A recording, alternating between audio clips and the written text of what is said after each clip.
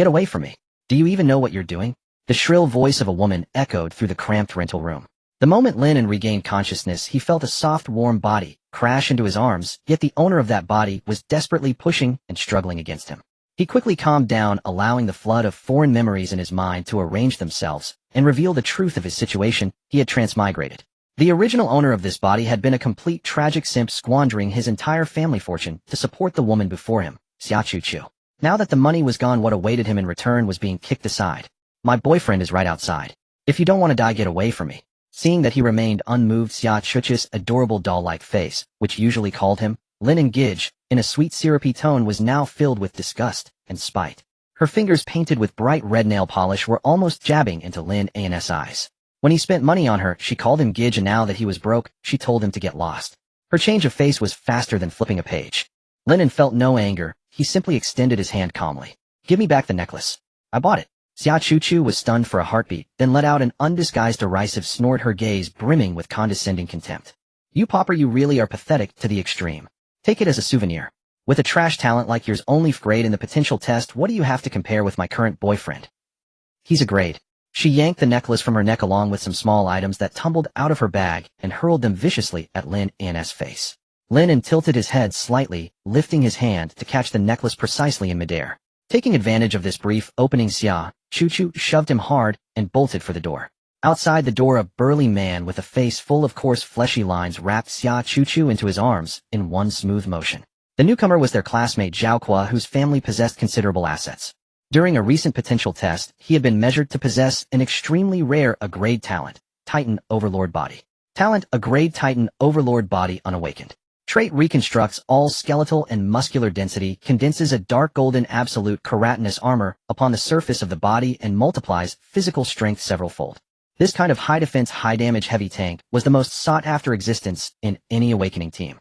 Zhao Qua stared down at Lin An from above, his eyes regarding him as if he were a filthy bug that could be crushed at any time, his face contorted with ferocity.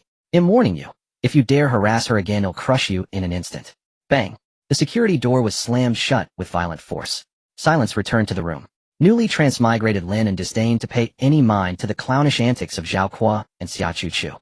First, the Alliance had an absolute protection decree for the unawakened, and the price for him to resort to violence would be unimaginably severe. Second, compared to them, the martial power system of this world was far more intriguing to Lin An.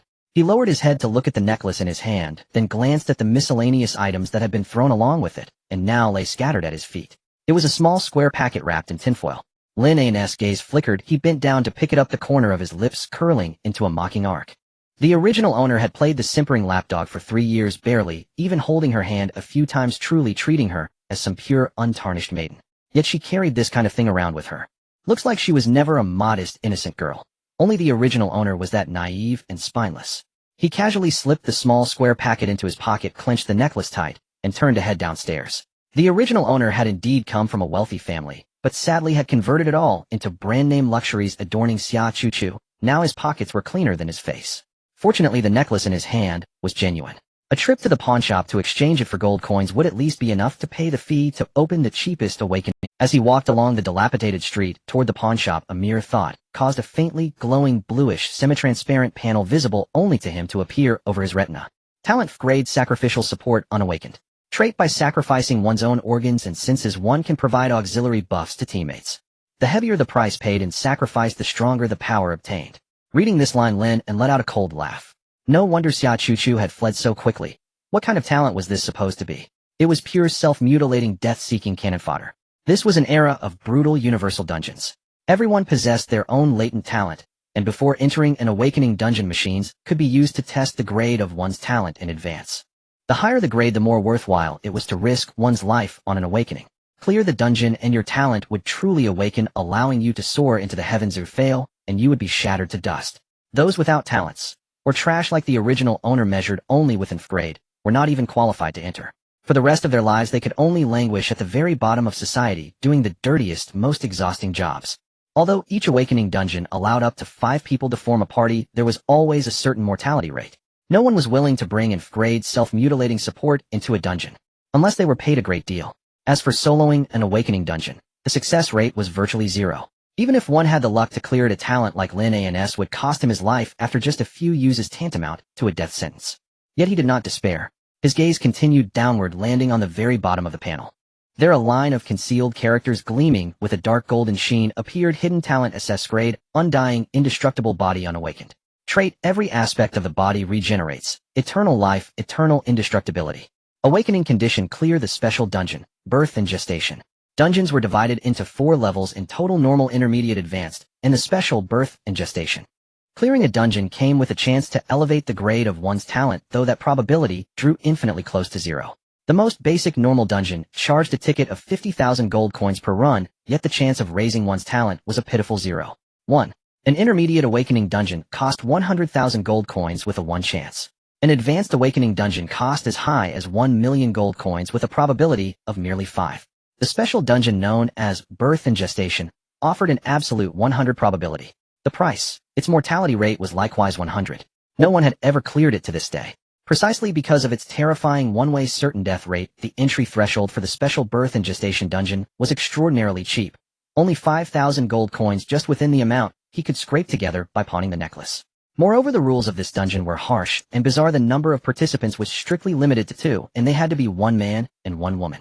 The reason was that in other awakening dungeons one could awaken their talent immediately upon entry and begin fighting. By contrast, the birth and gestation dungeon required the participants to first complete the most primitive task of reproduction and copulation before they could awaken their talents. A 100 death rate.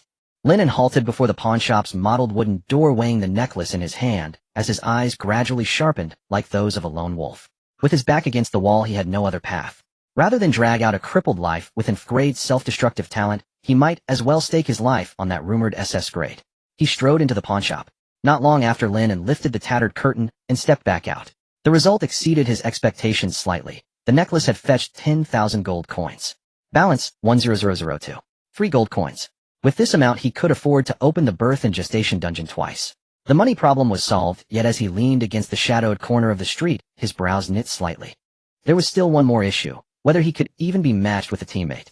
This was a slaughterhouse with a 100 death rate. What sane woman would volunteer to enter and throw her life away? He only had enough money to open it twice.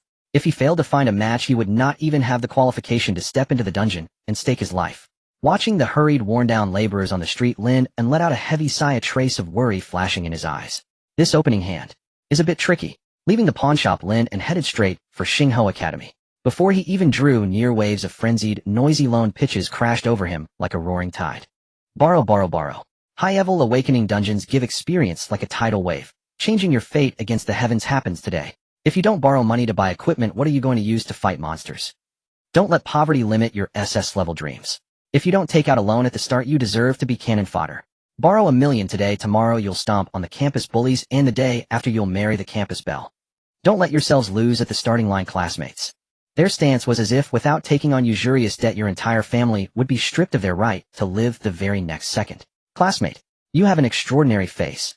Come try our 9 out 13 back, premium package guaranteed to carry you through the dungeon. A salesman in a sharp suit lunged at him like a rabid dog shoving a flyer, so close it was almost stuffed down Lin An's throat. Without even lifting his eyelids, Lin An walked straight into the school. The moment he stepped through the gates, unrestrained whispers surged around him like the incoming tide. Isn't that Lin An the one who just got dumped by Xia Chu? Sure is. He was her walking ATM for 3 whole years, and barely even held her hand a few times. What a waste of that handsome face. I heard he even blew all the compensation money his parents died to earn on Xia Chu.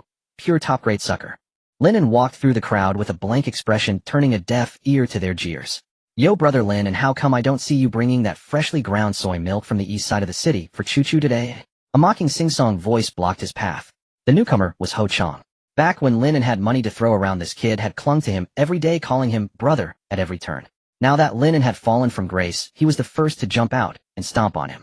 During the test 2 days ago, Ho Chong had stumbled into a stroke of dog's hit luck and measured out a clever talent. Clever blood-seeking hound unawakened trait greatly enhances olfactory nerves, allowing precise locking onto faint auras within a 10 li radius, and grants the legs a brief burst of explosive speed. Put simply, it was a support scouting talent good for tracking people and objects, but among low-level ordinary students it already counted as quite decent. Lin An halted, not even granting him a proper glance, and let out a cold laugh. No wonder you tested as a hound. You really have quite the keen dog nose. Who the hell are you calling a dog? Ho Chong's sore spot was hit, his face darkened to a sickly iron blue in an instant. Watching Lin An ignore him and walk away, Ho Chang ground his teeth and spat viciously onto the ground. TCH. What's a useless level trash putting on airs for? Once everyone finishes awakening and the campus ladder tournament officially begins, I'd like to see how long a piece of garbage who can't even get on the ladder rankings can keep struggling. The ladder tournament. The most brutal trial by which Xingho Academy allocated its core resources. Only strength mattered, life and death did not. Ignoring the curses behind him, Lin An walked straight toward the Awakening Dungeon Plaza at the center of the academy. Today was the first day after the talent tests ended. According to the rules, the next 5 days were the Awakening Dungeon open period. Anyone who paid enough gold coins as an entry fee could step into an Awakening Dungeon. Once inside, the Awakening Dungeon could not be exited midway. Those who cleared it would awaken, those who failed died. The vast plaza seethed with people, and in midair floated one glowing dungeon portal after another. Though the crowd was large, those daring enough to dive into a dungeon on the first day were few and far between. Most remained on the sidelines observing. After all, clearing a dungeon not only awakened one's talent, there was also a minuscule chance of upgrading its grade. It was the same logic as pity pulls in online games. The more cannon fodder who went in and failed ahead of you, the more people believed that when their turn came, that elusive probability would finally erupt. Everyone was waiting for others to pave the way. And go. At the edge of the stands, a rotund mound of flesh was waving wildly. Over here, over here. This was the Fatty Wong Bo, one of Lin An's former followers, and now his only remaining one. The Fatty's family circumstances were terribly poor. His parents were both Flevel unawakened, working year-round at the garbage processing plant, doing the filthiest, most exhausting jobs, unable to scrape together even 10,000 gold coins in a year. Precisely because of this, whenever Lin An casually let a little oil and water drip his way in the past, the Fatty had treated him like an elder brother from the bottom of his heart, rarely loyal and optimistic. "And go, I heard you dumped that woman, Xia Chu Chu." The Fatty deliberately raised his voice, waggling his brows to give Lin An a step down. News travels fast. Knowing his good intentions, Lin An made a casual joke. "Of course. Congratulations, Ngo, for returning to your senses and escaping the sea of suffering. Later this fat lord will treat you to a good meal on my dime." Lin An gave him a sidelong glance. "Save your money. Have you scraped together enough for your dungeon entry fee?" I've got it. The Fatty thumped his chest, giving Lin An a reassuring look before lowering his voice. "I borrowed a little high interest loan. This time this fat lord plans to go big.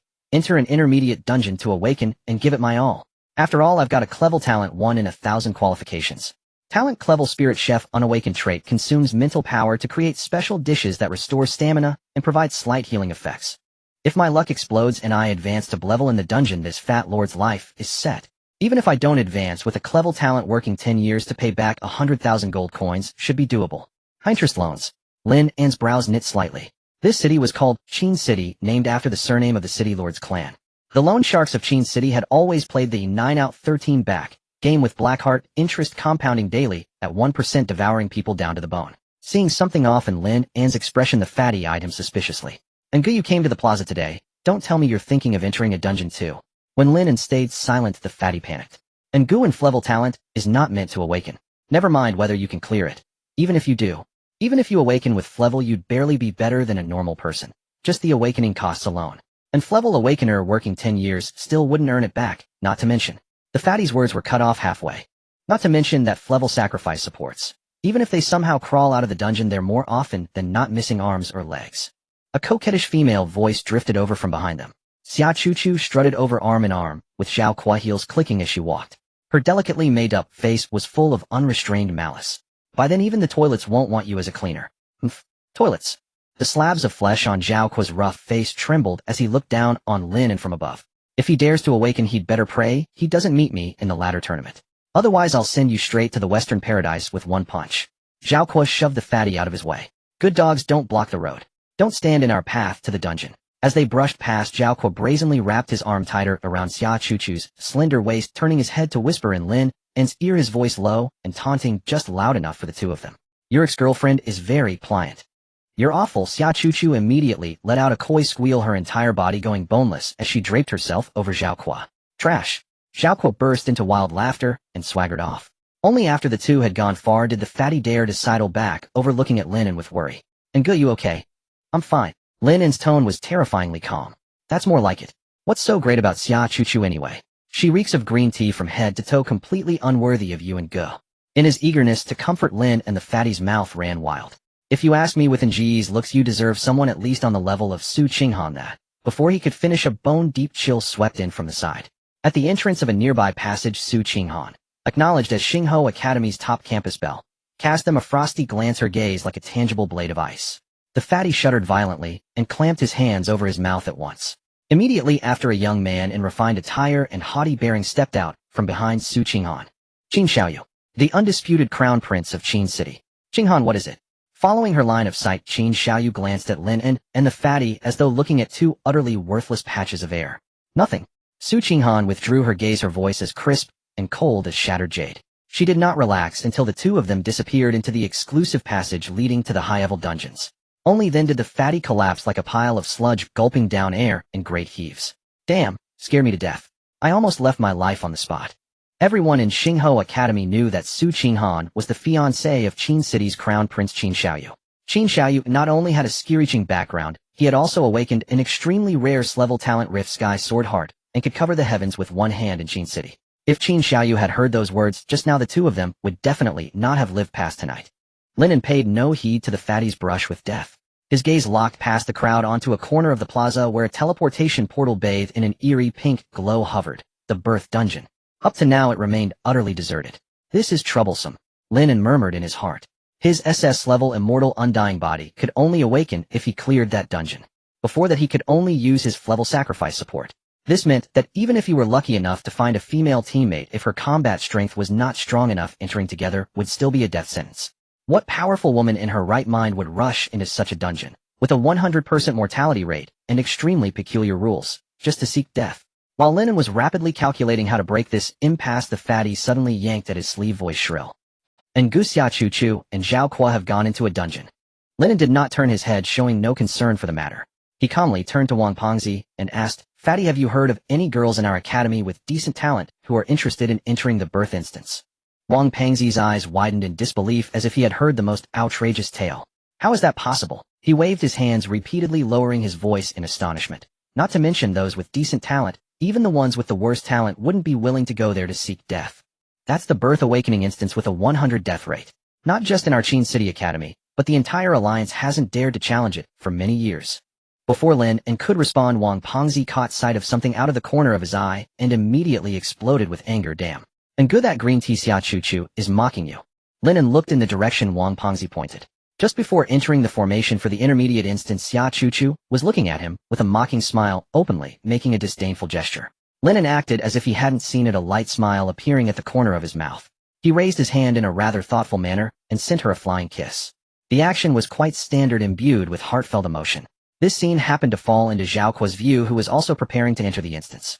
Zhao Kuo, who had just been smug a second ago, suddenly had a dark expression. He turned to glare at Xiaochu. Her gesture had just dropped, and her gaze was still lingering on Lin An. A strong sense of jealousy, an unnamed rage, surged in Zhao Kuo's eyes. What a lunatic! Xiaochu muttered under her breath, retracting her gaze only to meet Zhao Kuo's furious glare. She felt a flicker of confusion in her heart, but instinctively put on a flattering and charming smile. However, this flattering expression seemed to Zhao Kuo to carry an air of guilty conscience. Before the two could say much more, the light of the teleportation array suddenly brightened, drawing them and three other classmates with level talents into the intermediate instance. Nguyu. Wang Pengzi had seen Lin An's flying kiss clearly. He looked at Lin An with disappointment, his lips moved, but ultimately only a sigh escaped him as he shook his head. It's no wonder Fatty was overthinking. After all, Xiaochu had just publicly mocked him, and the next moment Lin An responded with a flying kiss.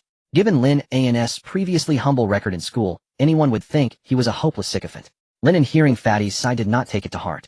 He suddenly scoffed. Xiaochu is quite impressive. She can even go after someone like Zhao Kuo.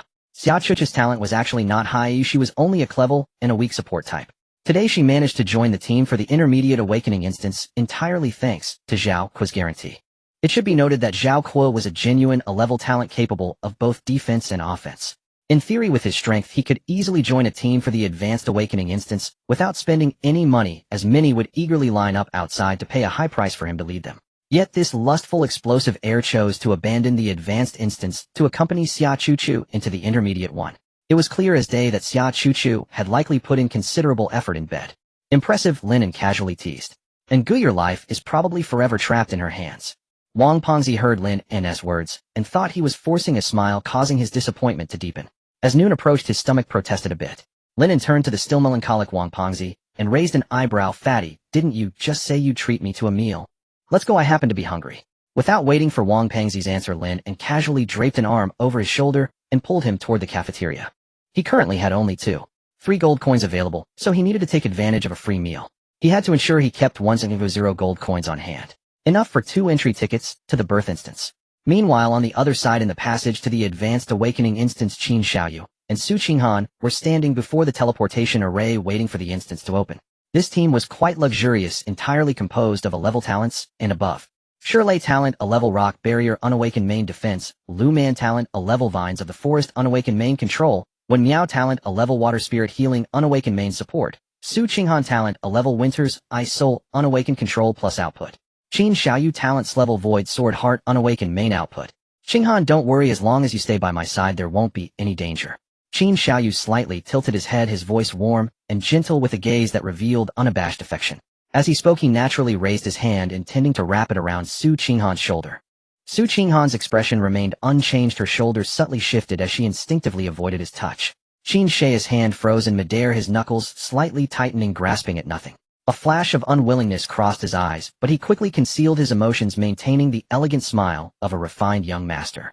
At that moment, a light, yet sharp sound of footsteps approached. A short-haired girl in fitted clothing walked through the passage and respectfully stopped beside Qin Xiaoyu, saying, "Young master, this is what the city lord asked me to bring to you." As soon as she appeared apart from Qin Xiaoyu and Su Qinghan, the other 3 level classmates in the group all gasped in awe, their expressions shifting from calm to deep respect and admiration. This must be Lord Hongya. The Earth-type defensive classmate whispered, his voice trembling with excitement. Absolutely. A super expert ranked highly on the Qin City leaderboard and a level talent of level 37, a 3rd-tier powerhouse. The Wood-type classmate followed up with a gulp. In this world where instances have only appeared for 20 years, level 37 is undoubtedly a top expert that ordinary people can only look up to. 20 years ago, instances began to randomly appear across various regions. As time passed, the number of instances has been increasing and their levels have been rising. Those instances that have yet to be cleared will continuously spawn instance monsters around them, and as time goes on, the monster's activity range will expand, encroaching on human living space. Only by successfully clearing an instance can a safe zone be established around it. The higher the instance's level, the larger and more stable the safe zone will be. Now the entire Qin City they reside in is built upon a cleared 4th-tier instance. And the city lord of Qin City, Qin Xiao's father Qin Jinxiao, is a peak 4th-tier expert at level 46, and one of the team members who led the successful clearing of that 4th-tier instance. Hongya respectfully presented a long sword that subtly glimmered with a greenish light, an entry-level instance weapon, the Qingfeng sword.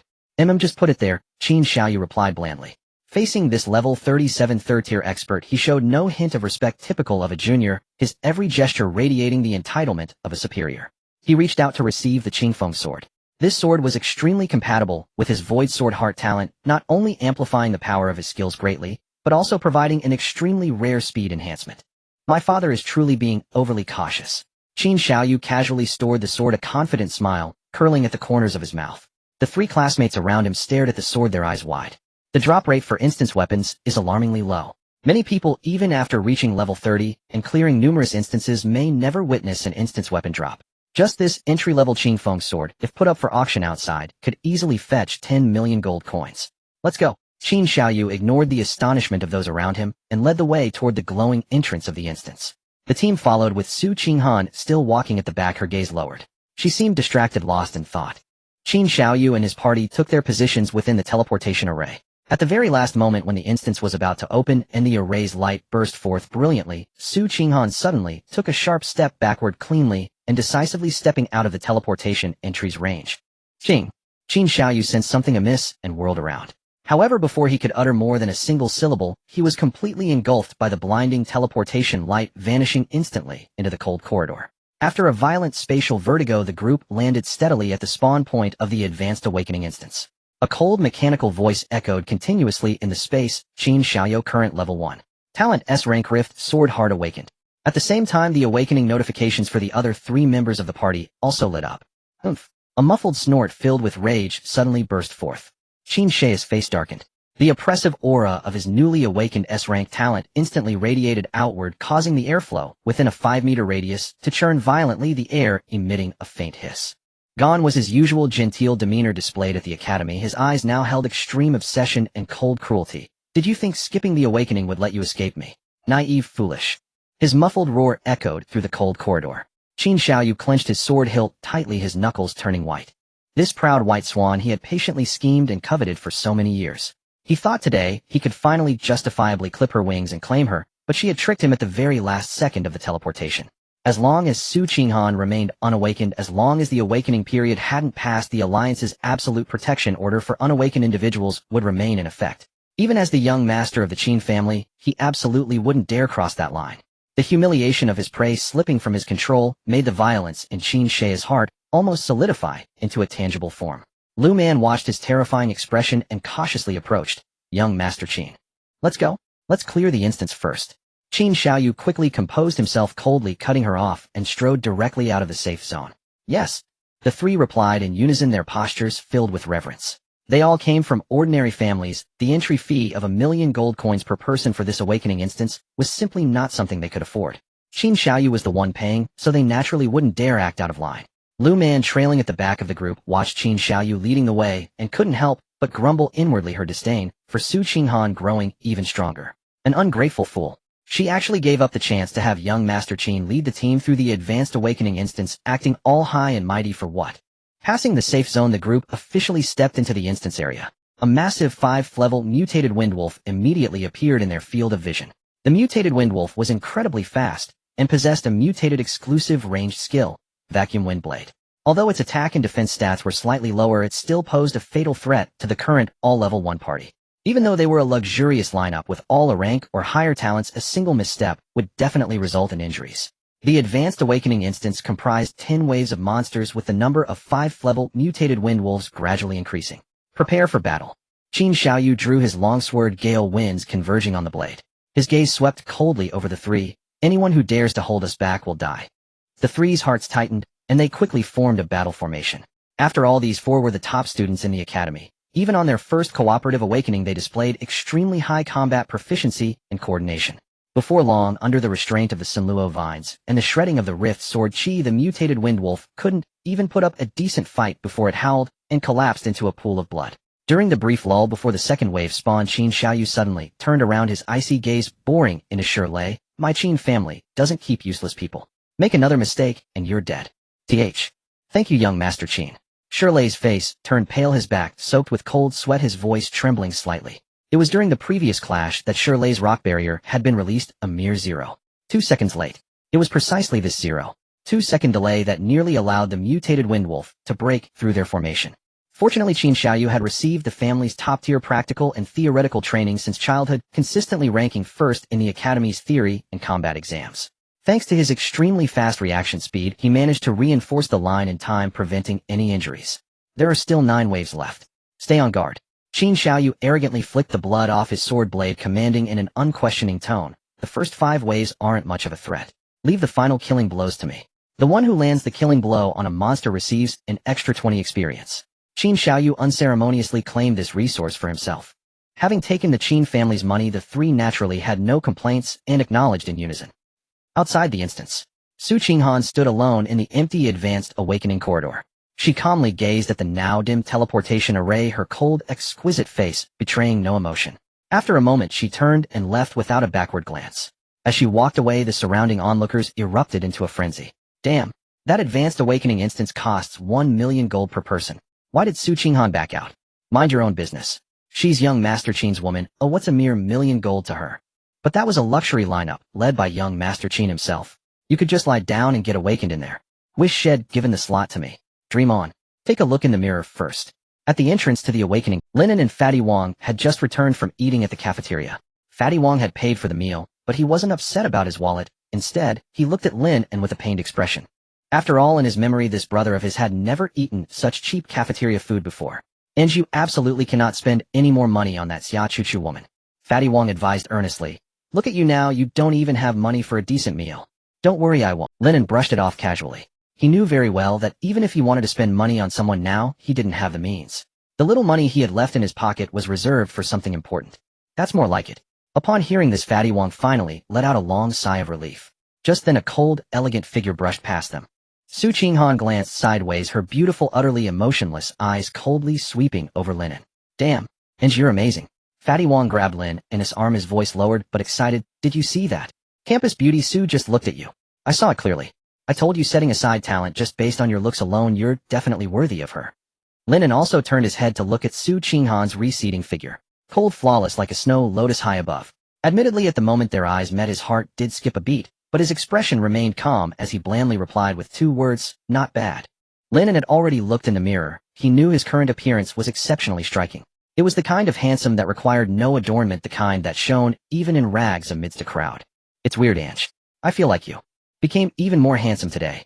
Fatty Wong scrutinized him suspiciously. Same face, but the vibe is totally different. Super handsome. Because I changed. Lin An said half jokingly, half seriously. Fatty Wong was a good guy, but he sure talked. Lin An casually fended off his teasing as they strolled leisurely to the spectator stands of the Awakening Plaza. Just as they sat down, a sudden gasp erupted from the crowd. Look, someone's coming out. Within the intermediate awakening passage, a flash of light appeared, revealing the figures of Zhao Kuo and his companions. The recently concluded awakening trial was not particularly challenging for them. The monsters in the intermediate dungeon were merely level 4 Gale Wolves in round 8, significantly weaker than the level 5 mutated Gale Wolves. With Zhao Kuo and a grade talent leading the team, it was almost a flawless victory. The few grade classmates who tagged along only suffered minor scratches, while Zhao Kuo and Xia Chuch's clothes remained unscathed. Except for the clear red and swollen handprint on Xia Chuch's face. She lowered her head, casting a resentful glance at Zhao Kuo out of the corner of her eye, feeling utterly frustrated. She simply couldn't understand why Zhao Kuo had suddenly become so irritable with her, even slapping her hard in front of others during the dungeon. Whispers immediately spread through the audience. As expected of a team led by a grade talent, almost everyone is unscathed. Those few who tagged along really hit the jackpot. Who can say otherwise? Thankfully, they did not trigger a talent upgrade, or I would truly be envious. Compared to Qin Shi's fixed elite team, the 3 individuals led by Zhao Kuo were merely lucky to be on board. Although they sustained minor injuries, they had come out unscathed. The experience boost from the Awakening dungeon was exceptionally generous. As soon as they exited the dungeon, Zhao Kuo leveled up to level 4, while the others reached level 3. Compared to other teams grinding through first-stage dungeons, this leveling speed was quite astonishing. Zhao Kuo snorted coldly, his gaze piercing through the crowd, locking onto Lin and in the audience with the ferocity of a venomous snake. After issuing a warning, he slightly turned his head, speaking in a tone only Xia Chuchu could hear, coldly stating, I will deal with you properly tonight. Don't worry, brother, Zhao will be satisfied. Although Xia Chuchu felt wrong, she immediately switched to a sweet and enthusiastic tone in response. Lin An, however, paid Zhao Kuo's murderous glare no mind. It was just clownish behavior. If he dared to act, Lin An would still regard him with disdain. Zhao Kuo would likely be dead in the second look. It was not permitted for unawakened individuals to fight, and for an awakener to strike an unawakened one, especially in the Awakening dungeon square, was utterly unacceptable. With Zhao Kuo's capabilities, even with 10 times his courage, he would not dare to cross the line in public. Look, Qin Xiao and the others are out too. The crowd erupted in astonished cries once more. The shimmering barrier of the advanced Awakening dungeon rippled, and the figures of Qin Xiaoyu and others appeared at the entrance. In stark contrast to Zhao Kuo's team, the advanced dungeon was evidently far more perilous. Aside from Qin Xiaoyu, who was unscathed, the others bore varying degrees of injuries. In particular, Shirley, who had borne the brunt of the damage, had his armor nearly shattered, blood dripping down the contour. My goodness, Qin Xiao is already level 7. The other 3 are at level 5, and some are even close to level 6. The experience rewards are truly exaggerated. Is this how advanced Awakening dungeons operate? It's a pity they still didn't trigger a talent upgrade. The chance of a talent level increase was something one could only hope for. Even with a 5 trigger rate in advanced dungeons, it remained exceedingly rare. However, since their team was 1 member short, they received an additional compensation bonus for experience points. Coupled with the inherent advantages of the advanced dungeon, their levels completely overshadowed Zhao Kuo's team. Lin An quickly scanned the team. Su Qinghan is surprisingly not in the team. In the original owner's memories, Su Qinghan and Qin Xiaoyu had been inseparable over the years. Wherever Su Qinghan was, Qin Xiaoyu was sure to be nearby. They were regarded as childhood sweethearts. Yet now, during such an important awakening ceremony, while Qin Xiaoyu successfully cleared the dungeon, Su Qinghan was nowhere to be found, leaving their 5-member team 1 person short. Recalling the desolate figure of Su Qinghan leaving alone, which he had glimpsed outside earlier, Lin An furrowed his brow, falling into deep thought. There was something wrong. Absolutely something wrong. The chubby guy beside him shivered as he looked at the team of only 4 at the entrance. And Gu Su Qinghan isn't in the team, as she wouldn't have died inside, would she? The chubby guy spoke nervously, preferring to believe that the Su Qinghan he saw outside was a ghost rather than accept that Qin Xiaoyu would not take her into an advanced dungeon. And Gu Wei. The chubby guy clutched Lin An's arm tightly, his voice trembling. The one we saw outside couldn't really have been her returning soul, could it?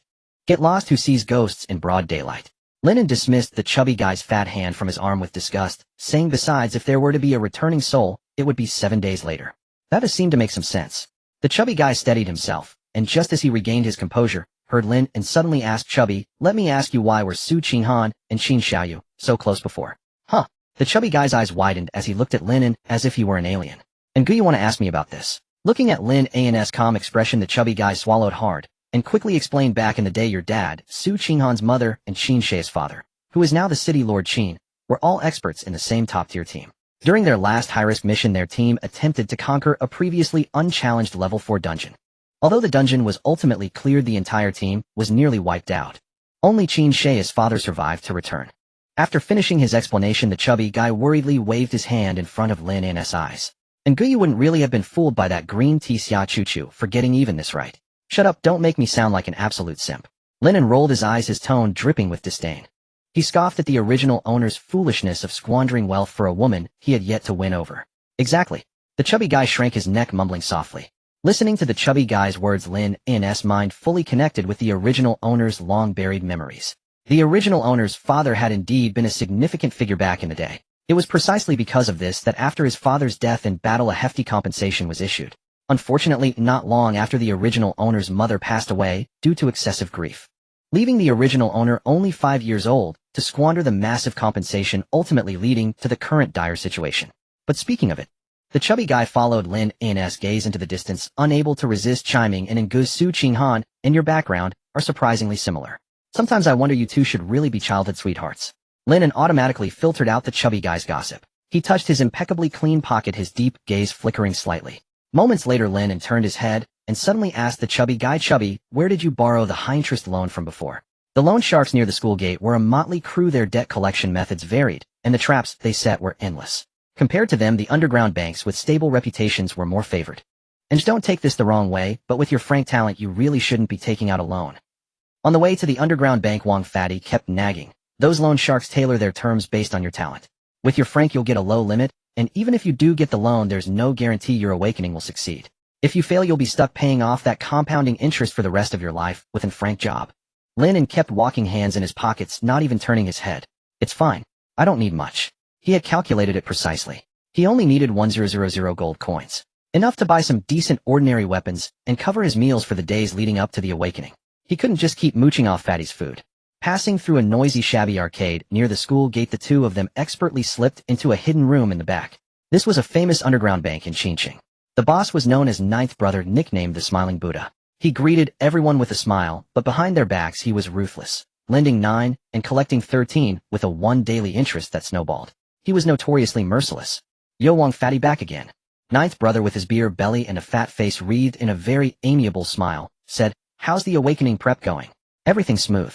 Fatty rubbed his hands together and greeted him with a fawning smile. Ninth Brother, still need to wait a bit. Anyway, the interest doesn't start until after the awakening day, so I figured I'd find someone else to cover for me for now. Today it's my aunt who needs a loan. Lin An stepped forward, also pulling a fawning smile onto his face. Ninth Brother, I'd like to take out a loan. He never judged by appearances, no matter how kind the person looked.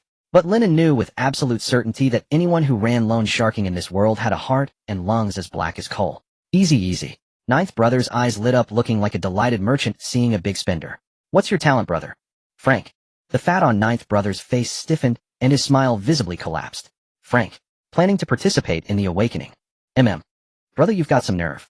Ninth Brother let out a derisive snort, leaned back in his chair, and spoke with a hint of mockery. But you know the rules. Frank talent is a dime a dozen. The most I can give you is 1000 gold coins. So what do you say? Taking it or not? He'll take it. Lin An didn't hesitate for a second, agreeing readily. Don't worry, Ninth Brother, he'll take it. Alright, Lin An, you're a man of action. Ninth Brother didn't dawdle either.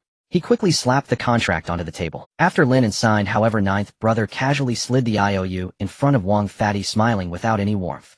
But you'll need to be his guarantor. He's an orphan. If he dies in a dungeon, who am I supposed to collect from? Lin An's face darkened instantly. He reached out and firmly grabbed Fatty's hand just as it was about to reach for the pen. He too was an orphan. If he died in the awakening dungeon, the loan would become bad debt.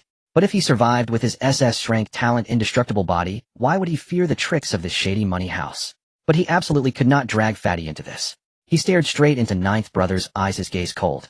Ninth Brother, he has nothing to do with me. It's not appropriate to make him a guarantor. It's just 1000 gold coins. Don't you trust me? Oh, quite the temper you've got.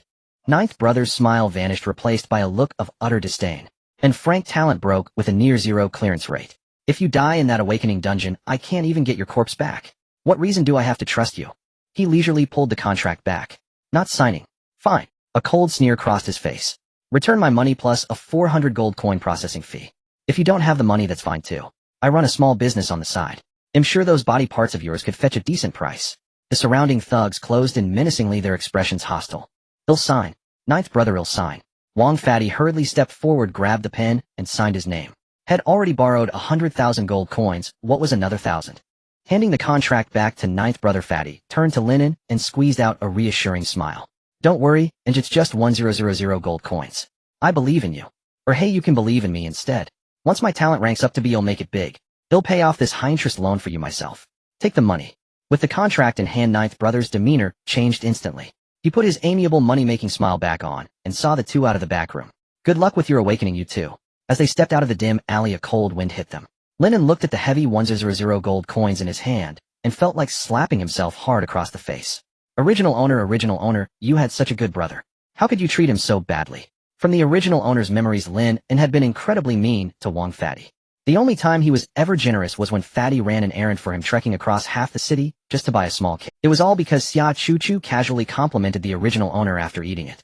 He was so overjoyed and cocky that he grandly gave Fatty 100 gold coins as an errand fee. But usually, the total amount had spent on Fatty over time was less than 100 gold coins. You damn well deserve to die. Lin An cursed the previous owner of his body under his breath, then walked out onto the street. Money's tight now. Every coin has to count.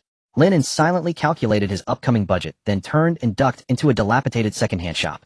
Half an hour later, he bought the cheapest funeral paper money he could find and also picked up a cheap transparent umbrella that looked like it would fall apart in a strong breeze. And 2 ordinary daggers with perfect balance, a roll of industrial nylon cord with astonishing tensile strength, a small box of discarded medical blades with the edges taped over with black tape, 2 large packs of the thickest industrial zip ties, plus a few packs of the cheapest quicklime powder and high-concentration chili extract. After settling the bill, it cost him exactly 980 gold coins. Lin An walked out of the shop feeling the only 3 coins he had left and fell into a brief silence. Well, I'm broke again. Lin An felt helpless.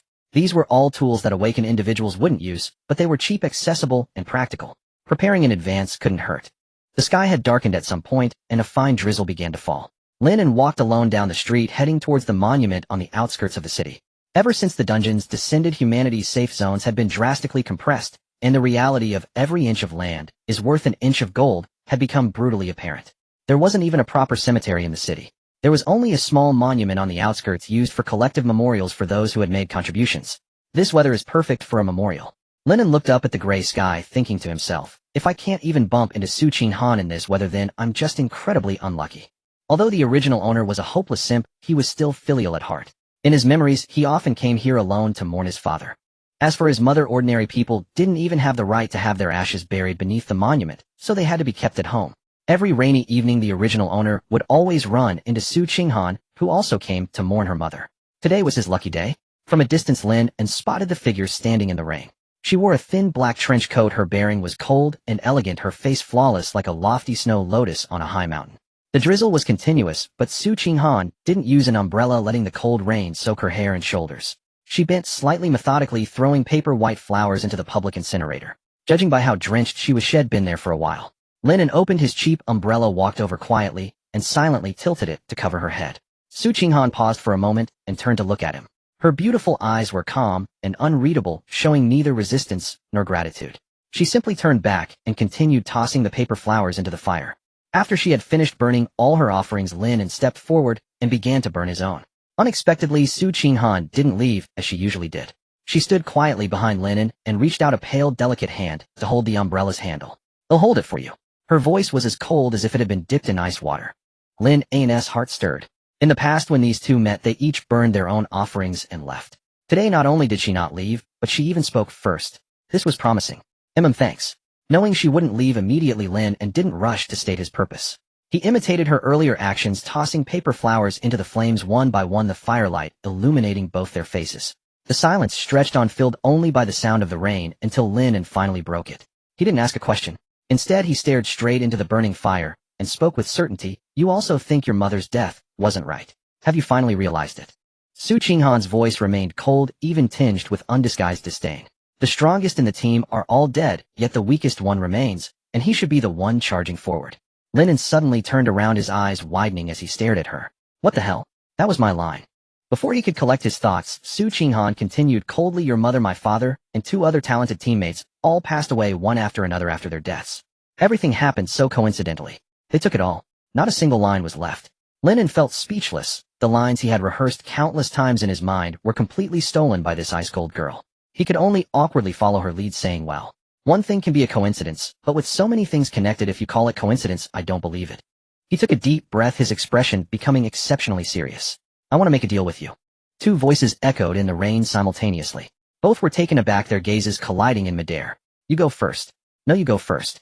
Once again, it was a perfect synchronization. Lin An took a deep breath, saying, you'll go first. Su Qinghan lowered her gaze, replying, you go first. Though they spoke simultaneously, at least this time, they reached a consensus for Lin An to speak first.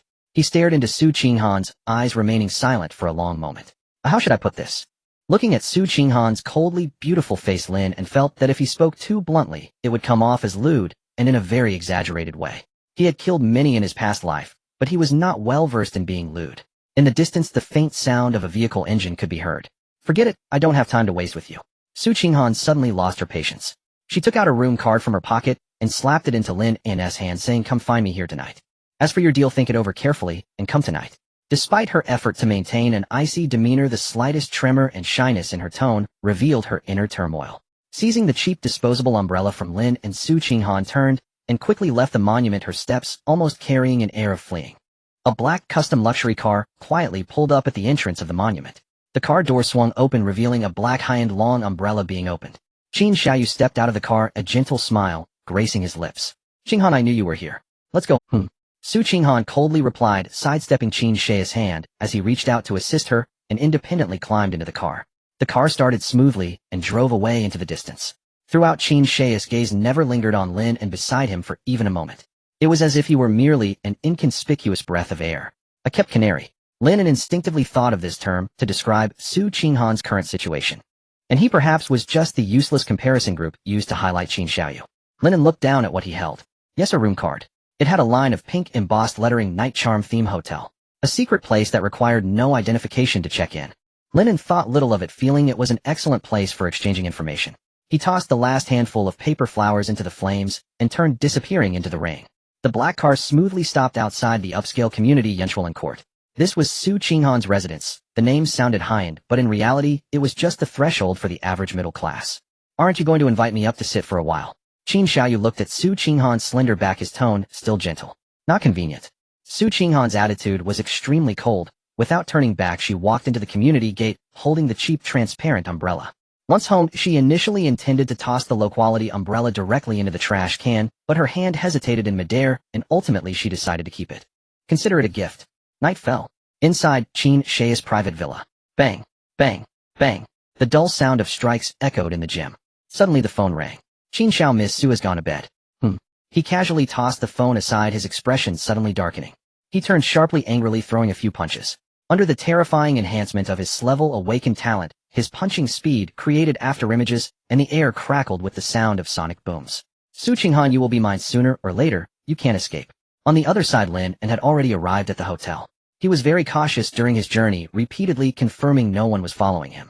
He knocked on the door, and when no response came, he took out the room card and swiped it to open the door. Upon entering, a warm, pink-purple atmosphere light greeted his eyes. In the massive central room stood an exaggerated electric water bed, and the surrounding walls were embedded with mirrors without dead angles. Not far away, a glass cabinet displayed an array of whips, handcuffs, and indescribable props, even featuring a semi-transparent hanging cage. Lin An felt speechless. This place was indeed improper, but the facilities were overly plentiful. Taking advantage of Su Qinghan's absence, he cautiously checked the room inside and out. Unexpectedly, this hotel was surprisingly legitimate, with no hidden cameras or anything of the sort discovered. Lying back on the soft, swaying electric waterbed, Lin An rubbed his temples, contemplating how to start. The awakening instance that even double-level talents couldn't clear, could he with level and in a level? No matter how he thought about it, it seemed like a death wish. Should he beat her first to prove his strength? Lin An was somewhat confident in his combat power. Although Su Qinghan was the second in practical combat in the school, it shouldn't be a problem for Lin An now. Before long, with a soft click, the door to the room was pushed open. Su Qinghan quickly slipped into the room, locking the door behind her.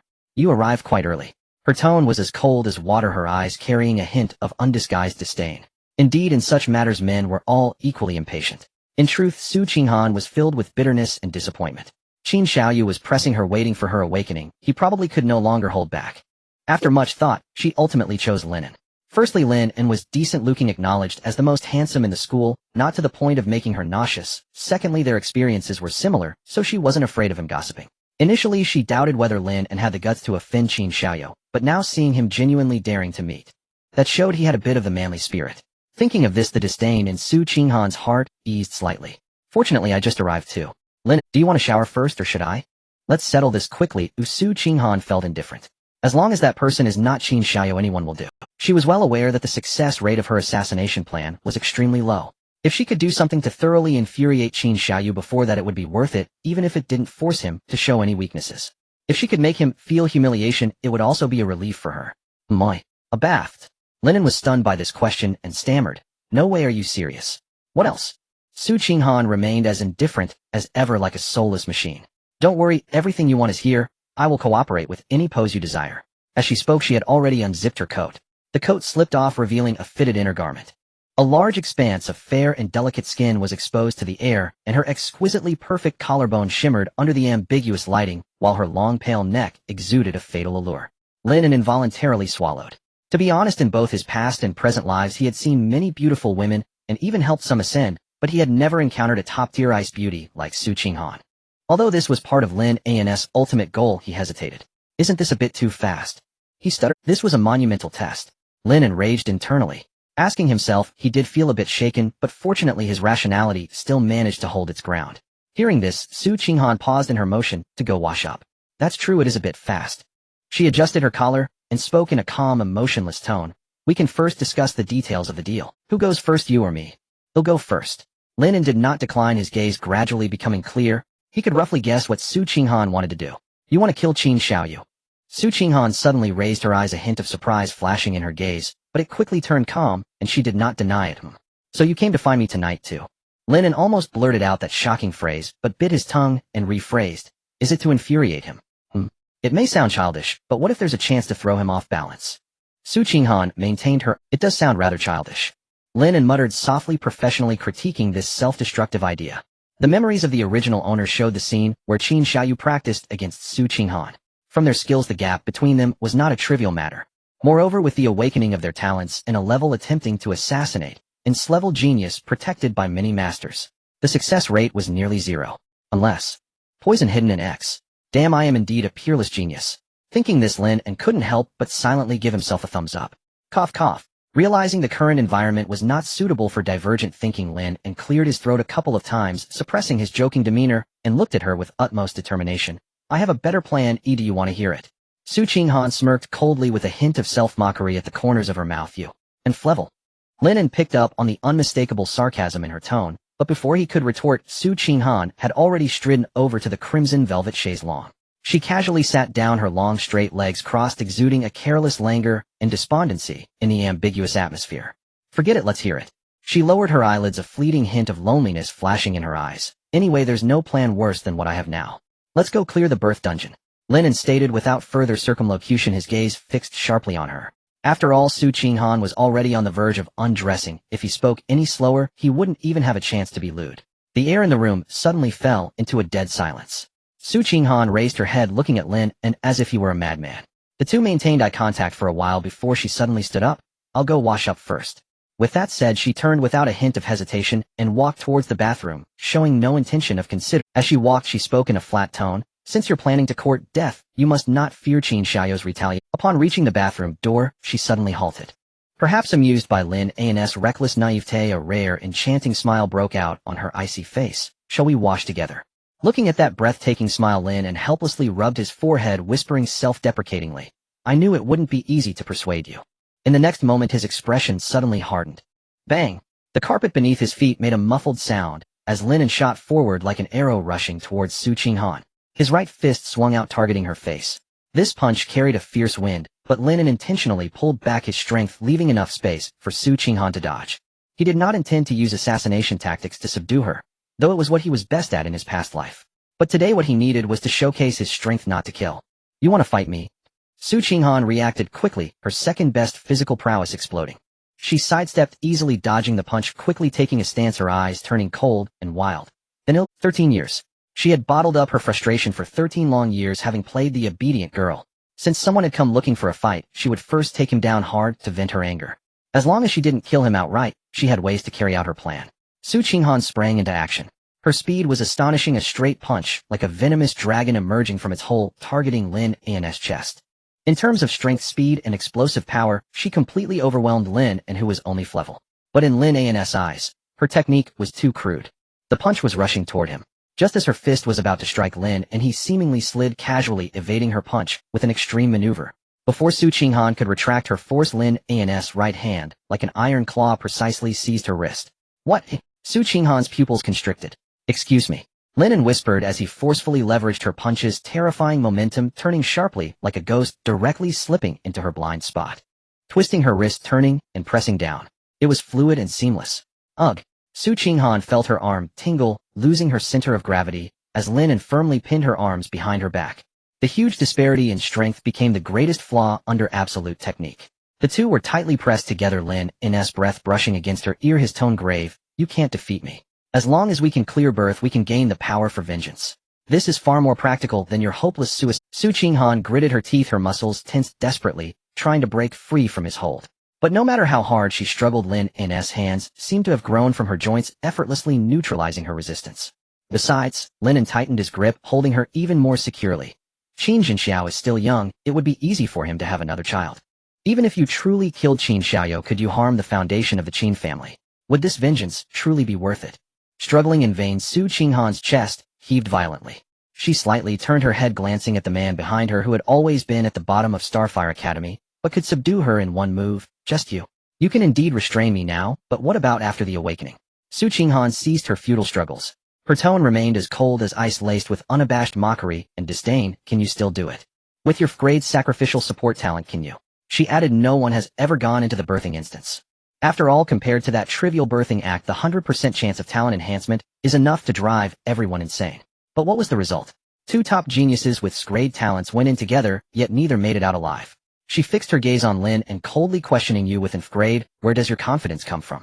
After saying all this in one breath, due to being firmly suppressed and the intense physical exertion earlier, a captivating blush uncontrollably appeared on her originally pale and cold cheeks. In this position, with her hands restrained behind her, she exuded a sense of being thoroughly bullied. Lin An looked at Su Qinghan, beneath him a hint of surprise flashing in his eyes. He truly didn't expect that this woman was so well aware of her own talent skills. Everyone at school considered him a useless grade with no awakening potential, and few knew the specifics of his abilities. It seemed that this cool school beauty had been observing him secretly for quite some time. So what will it be? Will you gamble? Since you've studied me, you should understand that the reason Sacrificial Support is rated F is because it depletes with each use, not because the ability is truly weak. Unlike other support-type talents, it doesn't consume mental energy. As long as I awaken, I can skip the growth phase and provide a boost comparable to high-tier supports. Lin An looked down at her, throwing out his last card. The air fell into a suffocating silence once more. Think it over, you have 4 days. Everything that needed to be said had been said. The rest depended on whether Su Qinghan had the courage. As that went without saying, even if she didn't enter the instance, Su Qinghan was already close to undressing, albeit as if it were a mere routine. Lin An released his grip, stood up, and turned to leave. However, just as he took 2 steps, a fierce gust of wind suddenly rushed at the back of his head. Su Qinghan erupted like a crouching female leopard. This time it was purely a sneak attack from behind, and the strike was ruthless, leaving no room whatsoever. Still not giving up. 2 seconds later. Bang! As expected, Su Qinghan's assault was instantly dismantled, and she was once again subdued by Lin An. Only this time Lin An showed a bit more tenderness, not pressing her onto the cold hard carpet, but instead pushing her down onto the large, deep red circular bed. Buzz, the facilities in the themed room were indeed advanced. The weight and noise of the two crashing onto the bed precisely triggered the electric waterbed sensory switch. The entire large bed immediately began to emit a dull hum accompanied by rhythmic undulations and intense vibrations. The position of male above and female below combined with the crazily shaking bed underneath. The scene was indescribably strange and enchanting.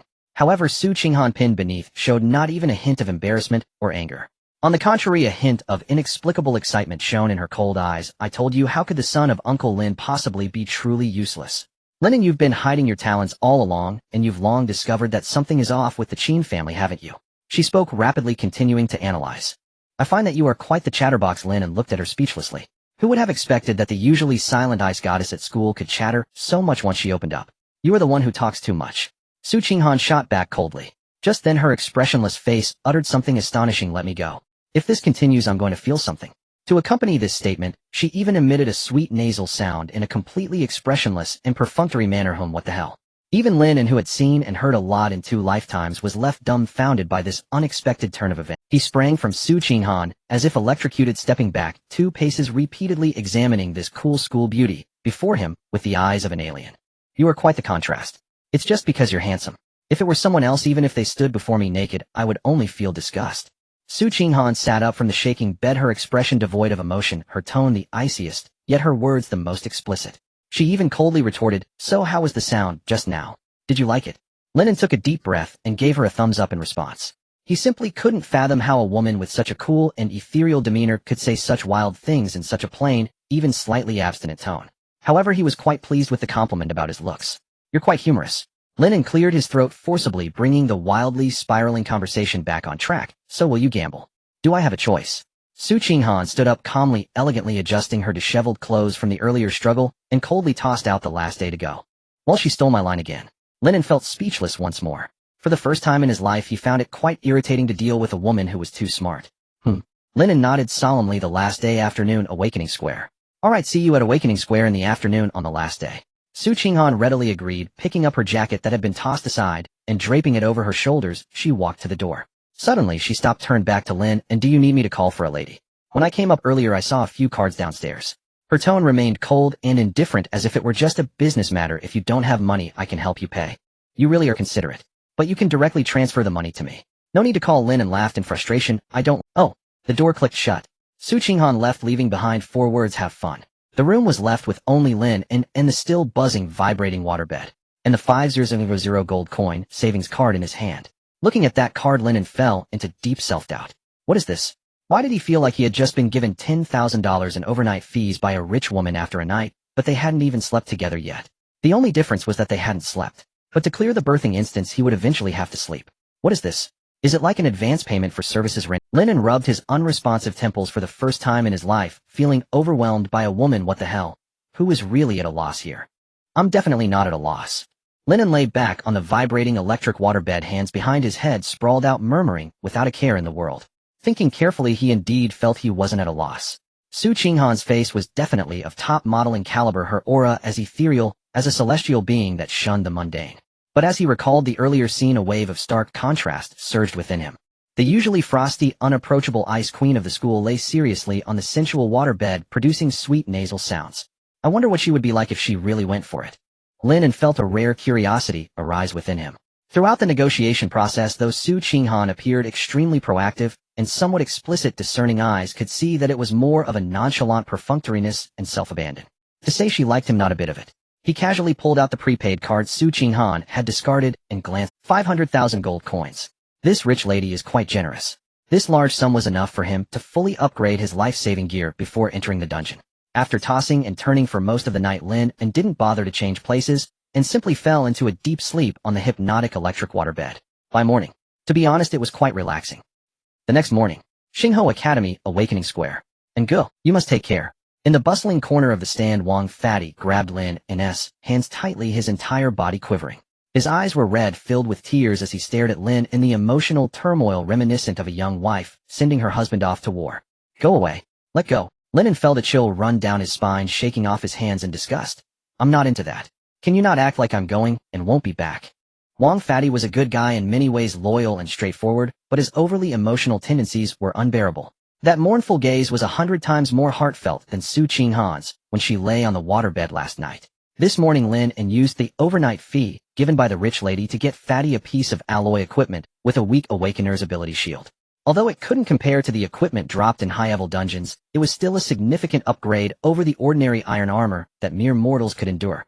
And Gu, I will remember your great kindness. Don't worry, when I Wang Fatty successfully awaken, I will repay you 100-fold. Wang Fatty sniffed after declaring his oath loudly, suddenly leaned in mysteriously to Lin An's ear, lowering his voice. And go if I really don't make it and die in there. The old broken automatic storage cabinet at the East Street corner box number 14, the password, is my birthday. All my family's possessions are in there. They will all be left to you. Without giving Lin An any chance to refuse, Wang Fatty wiped away a tear, resolutely turned around, and strode towards the awakening passage without looking back. Watching his broad yet slightly trembling figure, Lin An sighed softly. In this brutal society where talent is everything, ordinary people at the bottom could only rely on this life-risking plank to turn their fates around. Fatty was gambling with the high-interest loans of his entire family. If he won, the family would escape their fate at the bottom. If he lost, they would be devoured to the bone together. Lin An stood high in the stands, his gaze following Fatty's team as they walked towards the entrance of the intermediate awakening dungeon. The faces in this team were all impoverished students pushed to the brink. Except for the leader who had a level talent, the rest were all clever. This lineup in the intermediate dungeon passage, they were practically a vulnerable group going to deliver groceries. The overall clearance rate was below 20. Their decision to participate today was also well considered. On the first day of clearing the intermediate dungeon, not a single person had triggered the hidden reward for talent enhancement. Generally speaking, the more daring ones were on the field in the first few days. The stronger their abilities, the more confidence they had, and the atmosphere in the square was exhilarating, while the later it got, the remaining participants were mostly average in skill, harboring fears. As time passed, the number of failures and deaths increased. The atmosphere of the entire awakening square would shift from fervor to an unbearable heaviness. This was also the fundamental reason why Lin An and Su Qinghan set the time for the last afternoon. First, the last day was a chaotic mix. The scene was the most disordered, and Su Qinghan could use the chaos to temporarily escape Qin She's confinement. Second, by the last day's climax, the flow of people in the square would peak, and all the press channels would be present. When they cleared the dungeon and stepped out of the birth dungeon, the entire alliance would focus their attention on them, bearing the title of the first to clear it. With such explosive exposure, even without the alliance's unawakened protection prohibition, the Qin family would have to weigh the high cost before attempting anything against them. As for the possibility of not clearing it, Lin An did not consider it. After all, he had traversed here with a hidden SSS talent, a true protagonist template. In places where no one survives, opportunities presented themselves for the protagonist. At this moment at the dungeon entrance, are you sure you want to enter the intermediate passage? The staff responsible for registration scrutinized Fatty and his group, their gaze unabashedly sweeping over their shabby equipment and talent panels, a smirk creeping onto their lips. Yes, we are sure. Fatty and the others answered in unison, determined. Overestimating yourselves. The staff rolled their eyes, too lazy to argue, and directly stamped and allowed them to pass. After all, they had paid their life money watching the group step onto the interdimensional teleportation platform. He sneered. A bunch of cannon fodder, what a waste of money. Meanwhile, the enormous holographic projection above the stands clearly displayed the dismal configuration of Fatty's team to everyone. What the hell? 1B carrying 4CS. This configuration dares to enter the intermediate dungeon. Isn't this pure suicide? Who says otherwise? There are always these fools driven mad by poverty, really thinking they're the destined children of fate in novels, able to clear dungeons with a sliver of health and earn talent upgrades. The surrounding discussions were sharply critical. At that moment, a salesman in a suit, eyes darting, immediately approached the student who had just mocked the loudest. Hey, classmate. You can't say that. What if? Even if you don't upgrade your talent, the experience pool in the intermediate dungeon is enough to send someone soaring. Classmate, I see your face isn't ordinary. How about a loan package? Look, even clever talents dare to charge into the intermediate dungeon. You, a proper level, can't fall behind right at the start, can you? The stands were bustling, a chaotic scene. The teleportation platform glowed brightly, and the figures of Fatty and his group completely vanished into the dungeon passage. Lin An leaned against the railing, his expression calm. He held the large sum given by the rich lady, which could have easily cleared Fatty's high-interest debt in advance. But it wasn't that he was unwilling to part with the money, but it was a matter of principle. Fatty dared to enter the intermediate dungeon relying on that desperate fight-for-life spirit. If he helped him pay off the debt at this moment, it would be equivalent to draining the fierce determination to fight for survival from within him. Once that spirit was deflated, it could very well lead to his demise. Just as he weighed the next plan, two familiar, yet nauseating figures slowly walked into Lin An's view. Xia Chuchu was leaning most of her body against Zhao Kuo, and the two were walking towards the stands. Lin An's eyes narrowed slightly, keenly sensing something was off with Xia Chuchu. Although she had put on exquisite makeup today, it still couldn't hide the deep fatigue and weariness in her eyes. More noticeably, her legs seemed to struggle with every step, even trembling slightly and uncontrollably. That awkward way of walking, revealing extreme soreness and hidden pulling pain, would be understood at a glance by any adult man, making it clear what kind of cruel, intense battle had taken place on her last night. Had she been completely drained?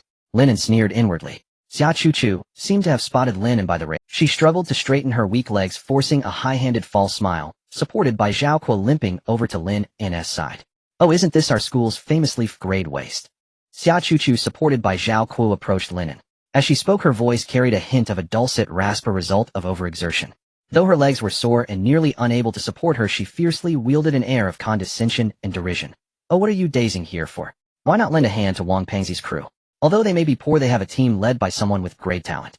Xia Chuchu chuckled lightly, her eyes filled with disdain. Surely they wouldn't look down on you, would they, eh? Well, it makes sense. After all, you're just a waste with great talent. Being a burden in the dungeon is only natural. No one would want you.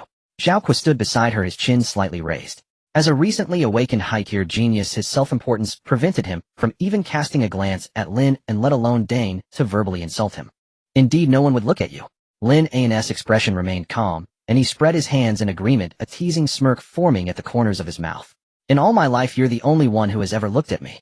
With that, he boldly raised his eyebrows at Xia Chuchu, throwing a meaningful flirtatious glance. You, what nonsense are you spouting? Upon hearing this, Xia Chuchu felt as if struck by lightning. She immediately sensed the sudden drop in Zhao Kuo's aura beside her, her face going pale as she frantically denied. Who would look at you? I've never looked at you from beginning to end. My previous interactions with you were merely to scam your money. You self-important. After yelling at Lin, and she hurriedly turned her head, tightly clutching Zhao Kuo's arm, her voice tinged with a noticeable sob. Brother, Zhao, please let me explain. It's really not true. I've only ever liked you. He is sowing discord. Watching Zhao Kuo's face darken with fury, Xia Chuchu's already weak legs began to tremble. Zhao Kuo took a deep breath, shifting his gaze from Xia Chuchu's panicked face to Lin An. He struggled to maintain his lofty genius demeanor, sneering, such lowly provocation won't work on me. Chuchu only likes me, I trust her. Though he spoke of trust, the hand he had wrapped around Xia Chuchu's waist tightened suddenly, his knuckles whitening from the hiss. The tremendous pressure dug into her soft flesh, causing Xia Chuchu to gasp sharply, almost crying out, but she bit her lip tightly to stifle any sound. Seeing the farcical display of their strained relationship, Lin An chuckled, shaking his head. Brother Zhao is indeed magnanimous. Lin An's gaze swept over Zhao Kuo, his tone suddenly turning playful. However, since you are so confident, I find myself a bit curious. As a great awakened individual, your physical prowess should be far beyond that of ordinary people. How is it that after a night of exertion, the stench of flame tiger venom pill, such a low-quality drug, still lingers on you today? The moment these words left his mouth, the air around them fell into an eerie silence. Lin An observed Zhao Kuo's increasingly stiff face, the mockery in his smile widening. A high-tier awakened individual, yet you still have to rely on such exhausting substances in secret just to barely manage with a woman. Brother Zhao, it seems your great talent hasn't been applied to your lower half. Watching Zhao Kuo's murderous glare, Lin An couldn't help but stifle a laugh within. It seemed he had hit the mark. He wasn't like Ho Chang, who was akin to a dog able to sniff out low-quality drugs. But to deal with such a self-absorbed genius using this petty rhetoric to provoke him was an interesting gamble. What if it struck a nerve? Clearly he had not only struck, but had precisely hit Zhao Kuo's sore spot. Zhao Kuo's face turned complete. Deep down he knew Lin An was lying. He had not taken any drugs. But the truth was even more humiliating than having taken drugs. His condition was so poor that even drugs would be ineffective, relying entirely on external substances to engage with others. This was the most unspeakable taboo in his heart. You're seeking death. Zhao Kuo's eyes instantly turned blood red, the strings of his reason snapping with a loud pop. Accompanied by a beast-like roar, his muscles swelled violently, unleashing the full power of his great talent, titanic dominance. His right fist, carrying a terrifying airflow that ripped through the air like a cannonball, hurtled towards Lin An's head with immense force. If that punch landed, given Lin An's current ordinary physique, his brain would surely splatter. Oh! Xia Chuchu screamed, trying to dodge, but Zhao Kuo's left arm, gripped in rage, tightly held her waist, the immense force nearly suffocating her, rendering her utterly immobile, forced to face the terrifying wind of the punch. Yet facing this lethal strike, Lin An didn't even blink, remaining indifferent with his hands in his pockets. Buzz! At the moment when the fist was merely half an inch away from Lin An's nose, the special campus card in his chest pocket suddenly radiated an intense blue light. A pale blue semi-transparent barrier covered in a complex array of hexagonal runes instantly unfolded, forming an insurmountable wall between the two. Bang! The deafening sound of the collision echoed like thunder in the stands. The barrier remained completely unyielding, not even rippling once. And that terrifying kinetic energy was violently rebounded back by the barrier with 100% of its force. Boom! Accompanied by the sound of something heavy hitting the ground. Zhao Kuo felt as if he had been struck by a heavy hammer, spitting out a mouthful of blood, and like a kite with a severed string, he flew back several meters, crashing and rolling on the ground for 7 or 8 circles before finally coming to a stop. Xia Chuchu, tightly held by Zhao Kuo, was not spared either. The rebounding force struck her, flinging her away and crashing heavily to the ground not far away, her already weak legs losing all feeling, her face as pale as paper. Lin An touched the warm campus card at his chest, his expression calm. Ever since the dungeon arrived, the global population had sharply decreased. To prevent the human race from facing extinction, the Alliance instituted extremely strict protective laws for the unawakened youth. Every campus card bears an imprint that can withstand a full force strike from a level 20 awakened individual, as long as one has not formally entered the dungeon to complete their awakening or has not exceeded the legal age for awakening. This layer of protection from the campus card is absolutely effective. This is the Alliance's investment to ensure that geniuses do not perish prematurely. Swish! A sound of something slicing through the air echoed as an imposing figure descended from the sky, landing heavily between the two. The newcomer, clad in a black trench coat, had a hawk-like sharp gaze. "It's nothing, just a misfire," Lin An said calmly, brushing off the matter. Lei Ming glanced deeply at Lin An, not pursuing the matter further, and coldly threw down 4 words before turning and soaring into the air like a great bird, leaving the scene dismissively. Lin An's mind was as clear as a mirror. The Alliance's iron law indeed prohibited striking against those who had not yet awakened. This could lead to serious consequences for Zhao Kuo, even imprisonment or capital punishment, or at the very least, it was just a matter of classmate sparring. Lei Ming didn't want to manage it because this was a matter that anyone could calculate. Punishing a newly awakened or ranked talent severely for an frank waste who had no future. It was simply impossible. As long as Zhao Kuo didn't actually kill him, the worst that might happen would just be a few words exchanged. This was the cruel reality. After Lei Ming left Lin and slowly walked up to Zhao Kuo, who lay on the ground like a dead dog. He looked down at him, a mocking smile returning to his lips. "Classmate Zhao Kuo, is there anything else?" Lin An elegantly brushed off non-existent dust from his clothes, his tone still as cold as water. "If there's nothing else, then get lost." Zhao Kuo's rank awakened talent was indeed monstrous. Despite such a tremendous backlash, he had not suffered any severe injuries. Zhao Kuo staggered to his feet. He stared fiercely at Lin, and his crimson eyes filled with resentful, killing intent. "Lin, and you have 4 days left. You'd better pray that you die in the awakening instance, for that will be the most merciful way for you to die." With that harsh threat, Zhao Kuo roughly yanked Xia Chuchu over and left the square without looking back. The two had not walked far when Lin An heard Zhao Kuo's low growl, suppressed with extreme rage and suspicion. "You bit. Did you tip him off saying that I'm incapable?" "I didn't. I really didn't." Xia Chuchu's terrified cries drifted in the wind. "Brother, Zhao, you're so powerful. I'm still in pain all over. How could I think you're not capable?" "Shut up. When we get back, I'll deal with you properly." Listening to that violent voice, Xia Chuchu's already unstable legs gave way completely, an uncontrollable fear rising from the depths of her eyes. She still clearly remembered that hellish night from last night. Zhao Kuo was simply incapable. He had only played a minuscule role before it ended, yet he brought out a whole array of cold, cruel tools to satisfy his twisted desire for control and vanity. Just thinking about having to experience it again made Xia Chuchu's frail body shiver like a fallen leaf in the cold wind, her heart filled with endless regret and despair. "Lin An, you wait for me." She attributed all her pain to Lin An. "You better truly awaken, because when I meet you in the ladder tournament, I will make you experience my suffering." Achoo! Lin An leaned back in his seat on the spectator's stand, yawning with boredom while rubbing his nose. "Damn, who's thinking of me from behind?" At this moment, it had been a full 2.5 hours since Wang Pengzi and his group entered the intermediate awakening instance. The entrance remained completely still. 1B leading 4 CS, these bottom-tier poor bastards really have guts. If they can clear it, it would be a miracle. Exactly, with no money they still risk their lives. Oh, wouldn't it be better to just play it safe in the beginner instance? Look at the few teams that went in behind them. They've cleared it long ago. This group has probably already died inside. Surrounding the spectator stands, several well-dressed students boredly chewed gum, occasionally letting out a few sarcastic remarks.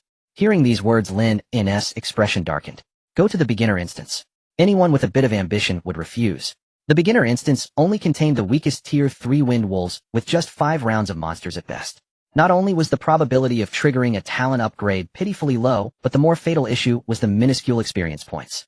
Those who came out of the beginner instance would barely be tier 3, while those who emerge from the intermediate instance start off crushing. The level difference is directly tied to the strength of one's mental power, and such an early advantage cannot simply be compensated for by later hard work and time. This is why the entry fee for high-level awakening instances is outrageously high, yet people still flock to it. The Alliance has set such exorbitant ticket prices as a cruel selection mechanism. Naturally, geniuses and wealthy individuals have investors, while those who are neither here nor there, unwilling to accept their fate, can only, like Wang Pengzi, take on high-interest loans for a gamble. Whether in my past life or this world, capital is always so cunning and predatory. Lin An rested his chin on one hand, politely and candidly lamenting. Look, it's lit up. Someone's coming out. What the hell? 1B leading 4 CS, they actually made it out. With a deep rumble from the intermediate awakening passage, light burst forth. The team information of Wang Pengzi and his group instantly refreshed on the massive holographic projection above the square. The entire spectator stand fell into a dead silence, then erupted into an uproar that threatened to topple the roof. What the hell? They must have stumbled upon good luck. Dear heavens, my eyes are blinded. On the big screen, the originally dismal rating of 1B4C twisted and reorganized under the dazzling golden light of the clearance settlement, finally fixing into the eye-blinding 1A leading 4B. Everyone's talents upgraded. What gives a? Just because they spent the longest time in there like turtles. This is why do these poor bastards get to upgrade as a whole?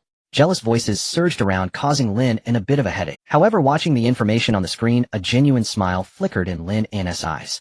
This fat man really made him win the gamble.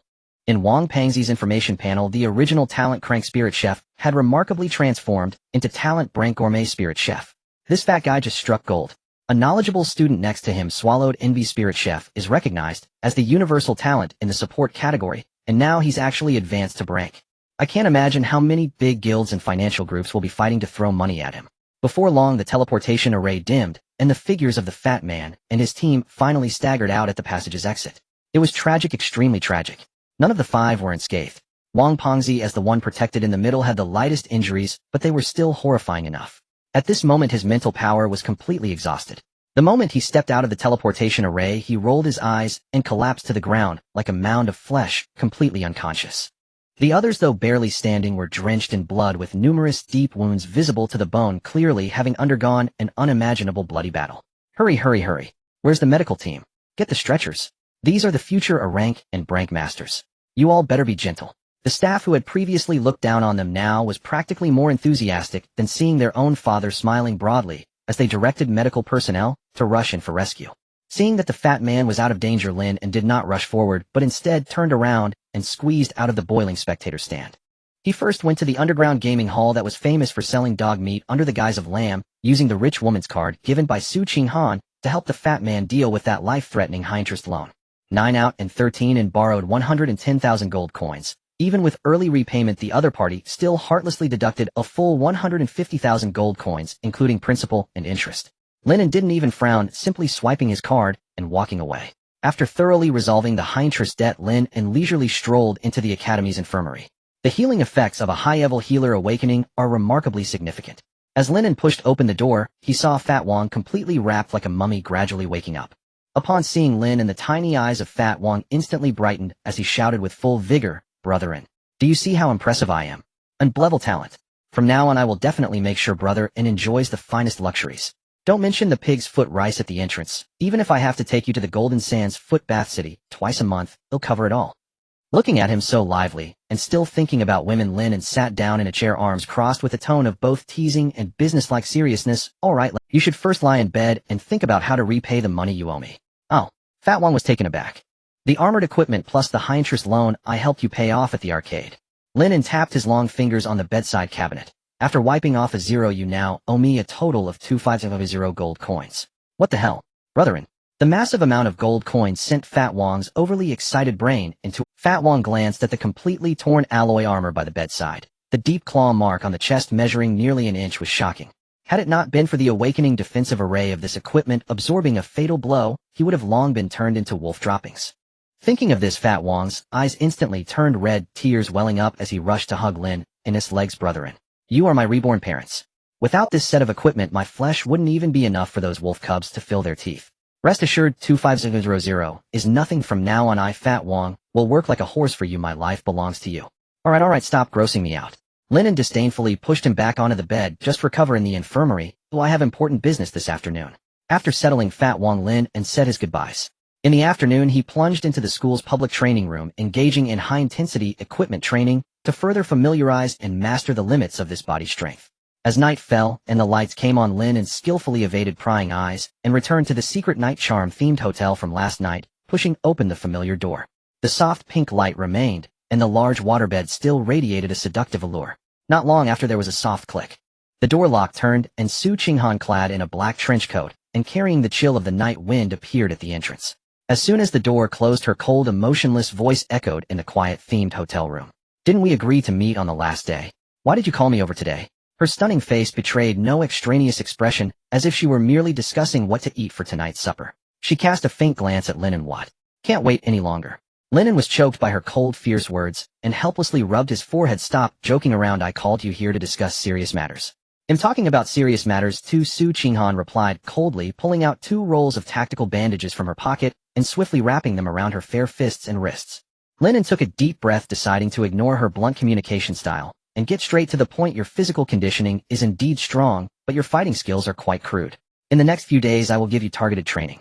I can't guarantee how much you will improve, but at least it will allow you to last a few more moves against me. Oh. Su Qinghan raised an eyebrow, her icy gaze measuring him up and down. Have you always been this including in bed?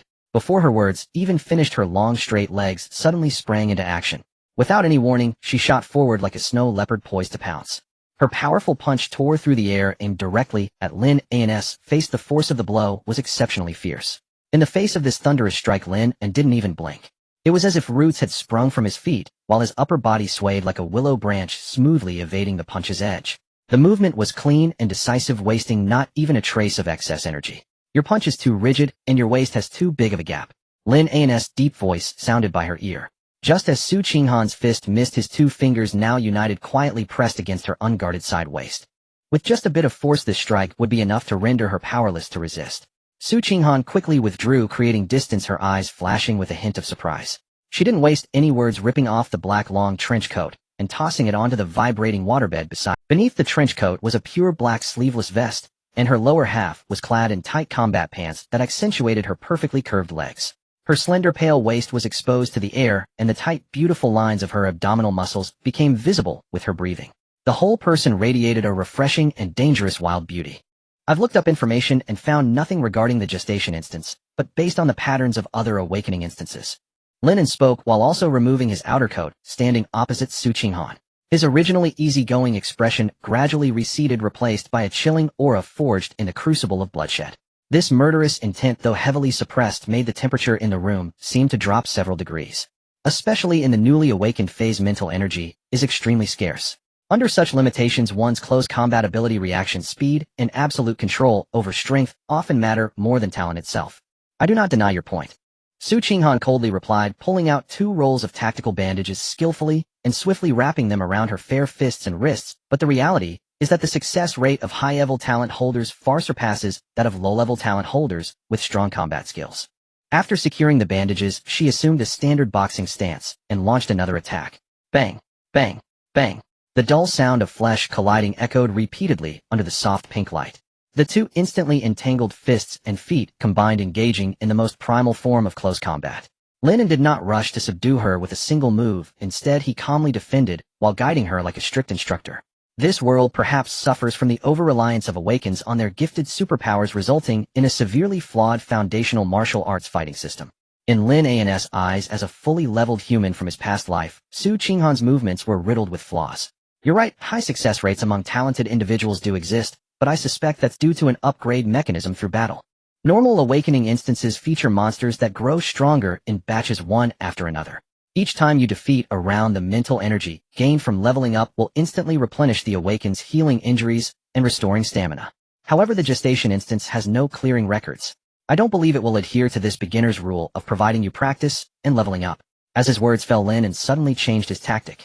Facing Su Qinghan's heavy punch coming straight at him, he did not dodge or evade, but instead suddenly sank his shoulder and dropped his elbow, merging his waist and horse stance. Using pure physical force technique, he met the punch head in. Bang! The tremendous recoil made Su Qinghan grunt, her whole body forced back 3 or 4 steps, her arm tingling. She steadied herself, staring intently at the man across from her. After all, she had received top-level physical training since childhood, exhibiting crushing superiority in both muscle density and absolute strength. According to the laws of physics, in a straightforward clash like that, Lin An should have been the one to be knocked back. But the reality was, Lin An stood unmoved. In her eternally frozen gaze, a strong shock finally emerged uncontrollably. If what I suspect is true, and there are no monsters in the instance to provide you with batch training and mental replenishment. Lin An retracted his fist, his gaze eerily calm. This means your level talent will be of limited help to us. Su Qinghan fell silent. She did not refute, for it was a fatal flaw. Her level talent, Winter Ice Spirit, required immense mental energy to control the extreme cold. Without the mental energy replenishment that comes with leveling up, relying on that meager level 1 mental energy right after awakening would likely leave her drained before even facing the weakest 5 rounds of monsters in a basic instance. In simple terms, we need to prepare for the possibility that we will become ordinary people inside, with no mental energy to use the whole time.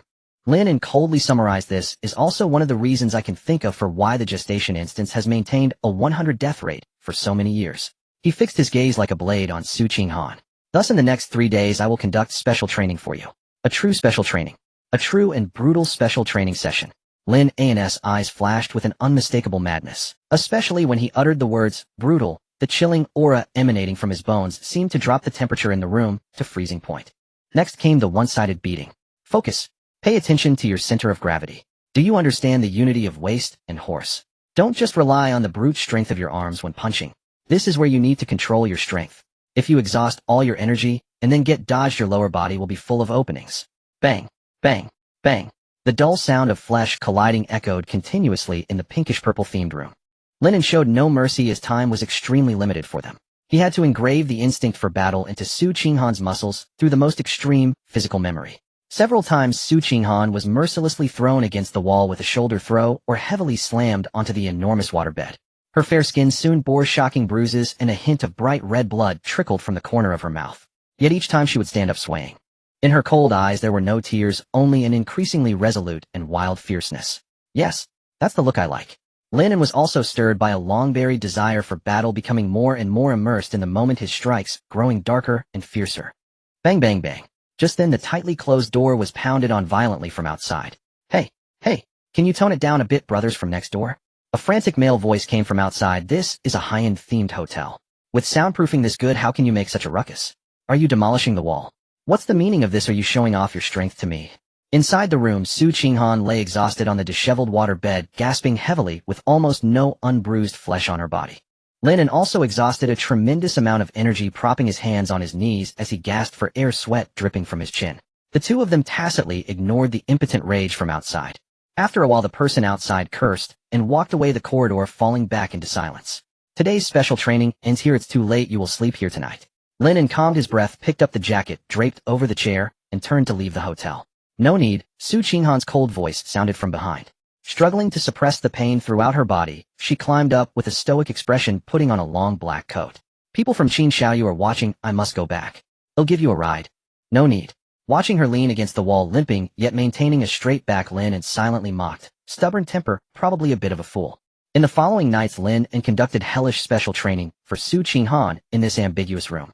Although he hit her hard each time, thankfully with the treatment of an awakener, as long as it wasn't a life-threatening injury, she could recover mostly by the next day. Until the deep night before the second to last day of awakening. The special training was coming to an end. Su Qinghan did not collapse to the ground like in previous days. Although her breathing was ragged, she managed to stand.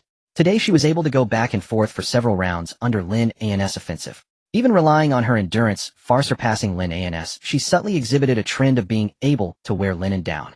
Progressing quite quickly today, I was going to. Lin An was indeed feeling a bit exhausted, and was about to wave his hand to end this sparring session early. However, just as he was halfway through speaking, Su Qinghan's gaze suddenly turned cold, and without warning a straight punch came roaring toward his face. Damn. This was the last thought that flashed through Lin An's mind. His stamina was depleted, leaving him with no time to evade. Bang! A solid punch. Lin An felt a sharp sting in his nose, and 2 streams of blood gushed out, causing him to lose balance and fall backward onto the ground. Your technique is indeed quite impressive, but your endurance is lacking. Su Qinghan expressionlessly approached him, looking down at Lin An sprawled on the ground, then extended a pale hand towards him. I hope your endurance in bed is better than it is now. Still wearing a serious, icy expression, she continued with words that were as sharp as a racing sports car. You are quite vengeful, aren't you? Lin An wiped his nosebleed, already somewhat immune to her cold demeanor that often led to suggestive remarks. He teased, reaching out to grasp her delicate hand, preparing to use her strength to stand up. But in the next second, Su Qinghan relaxed her grip and let go. Damn. Lin An lost his balance, and the back of his head thudded back onto the floor. Sorry, the foreplay was too professional, and it's a bit slippery. Su Qinghan looked down at him, her tone still like an emotionless reporter. Continuing at high speed without changing her expression. You are not only vengeful, but also quite scheming. Lin An lay on the ground, gritting his teeth as he gave his final verdict. Su Qinghan chose to ignore Lin An's comment. She turned around casually, putting on the windbreaker. The weapon you wanted, I left it here. Reaching the entrance, Su Qinghan placed a heavy black long box on the cabinet. Then she opened the door, and, hearing the click of the door locking, Lin An swiftly sprang up from the floor, hurried to the entrance, and opened the black box. Inside the box lay a pair of specially crafted short daggers, gently glowing with a faint blue light.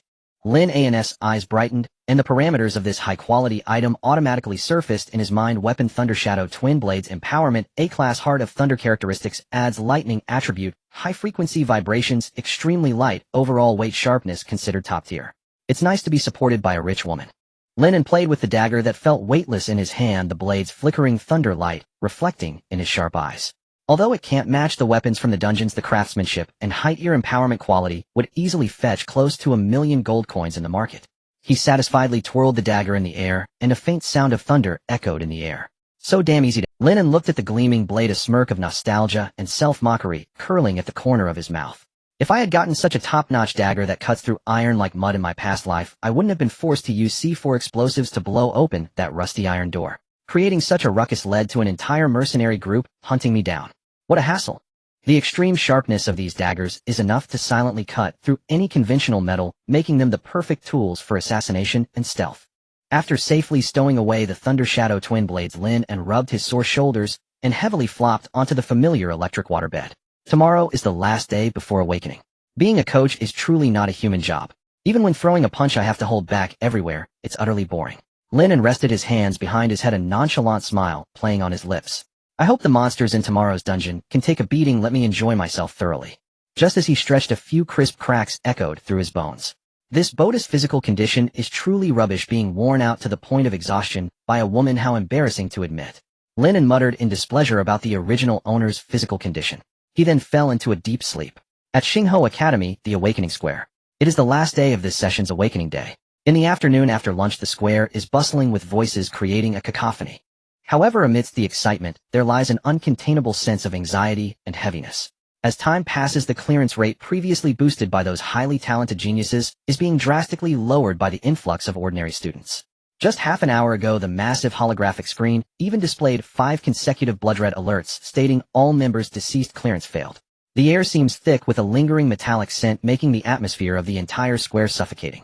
In the spectator area, Qin Xiaoyu, dressed in an exquisite white custom suit, spoke with just the right amount of apology in his tone. Among those yet to awaken in the academy, it's truly hard to find any promising candidates, leaving only a few grade students who barely qualify. As he spoke, he slightly raised his hand. His personal female bodyguard Hongya immediately stepped forward, respectfully presenting a slender redwood sword case. As the case opened, a bone-chilling cold rushed forth. This is a replica weapon produced from a level 1 dungeon, the Qin Shuang sword. Qin Xiaoyu glanced at the sword's shimmering icy light and gently introduced, it comes with the skill Frost Congeal, capable of slowing down monsters within a certain range. It also increases mental power by 220. This is the best weapon I could find that matches your talent. Su Qinghan did not even glance at him and directly reached for the long sword, radiating cold air, coldly uttering 2 words, thank you. Qin Xiaoyu was not angered, however a barely perceptible gloom flickered in his eyes. After so many years he had grown accustomed to Su Qinghan's icy demeanor. Cold to everyone, never exceeding 10 words in a sentence. You lot. Qin Xiaoyu turned his head to look at the few grade students standing rigidly behind him. Facing these individuals, he finally could not be bothered to feign gentleness. Although his tone remained normal, his inherent superiority was laid bare. Since the Qin family has paid, you should have the awareness of being a guard. Protect Qinghan fiercely in the dungeon. If anything happens to her, you should understand coming out alive is worse than dying inside. Yes. Yes. Rest assured, young Master Qin. The few of them responded in a flurry, drenched in sweat. Elsewhere on the outskirts of the square, Lin An had just spent money to treat Wang Pengzi to a deluxe pig trotter rice at the school gate, now strolling leisurely towards the awakening passage with his hands in his pockets. And good, can you please listen to my advice? You really don't need to go to the awakening dungeon and risk your life.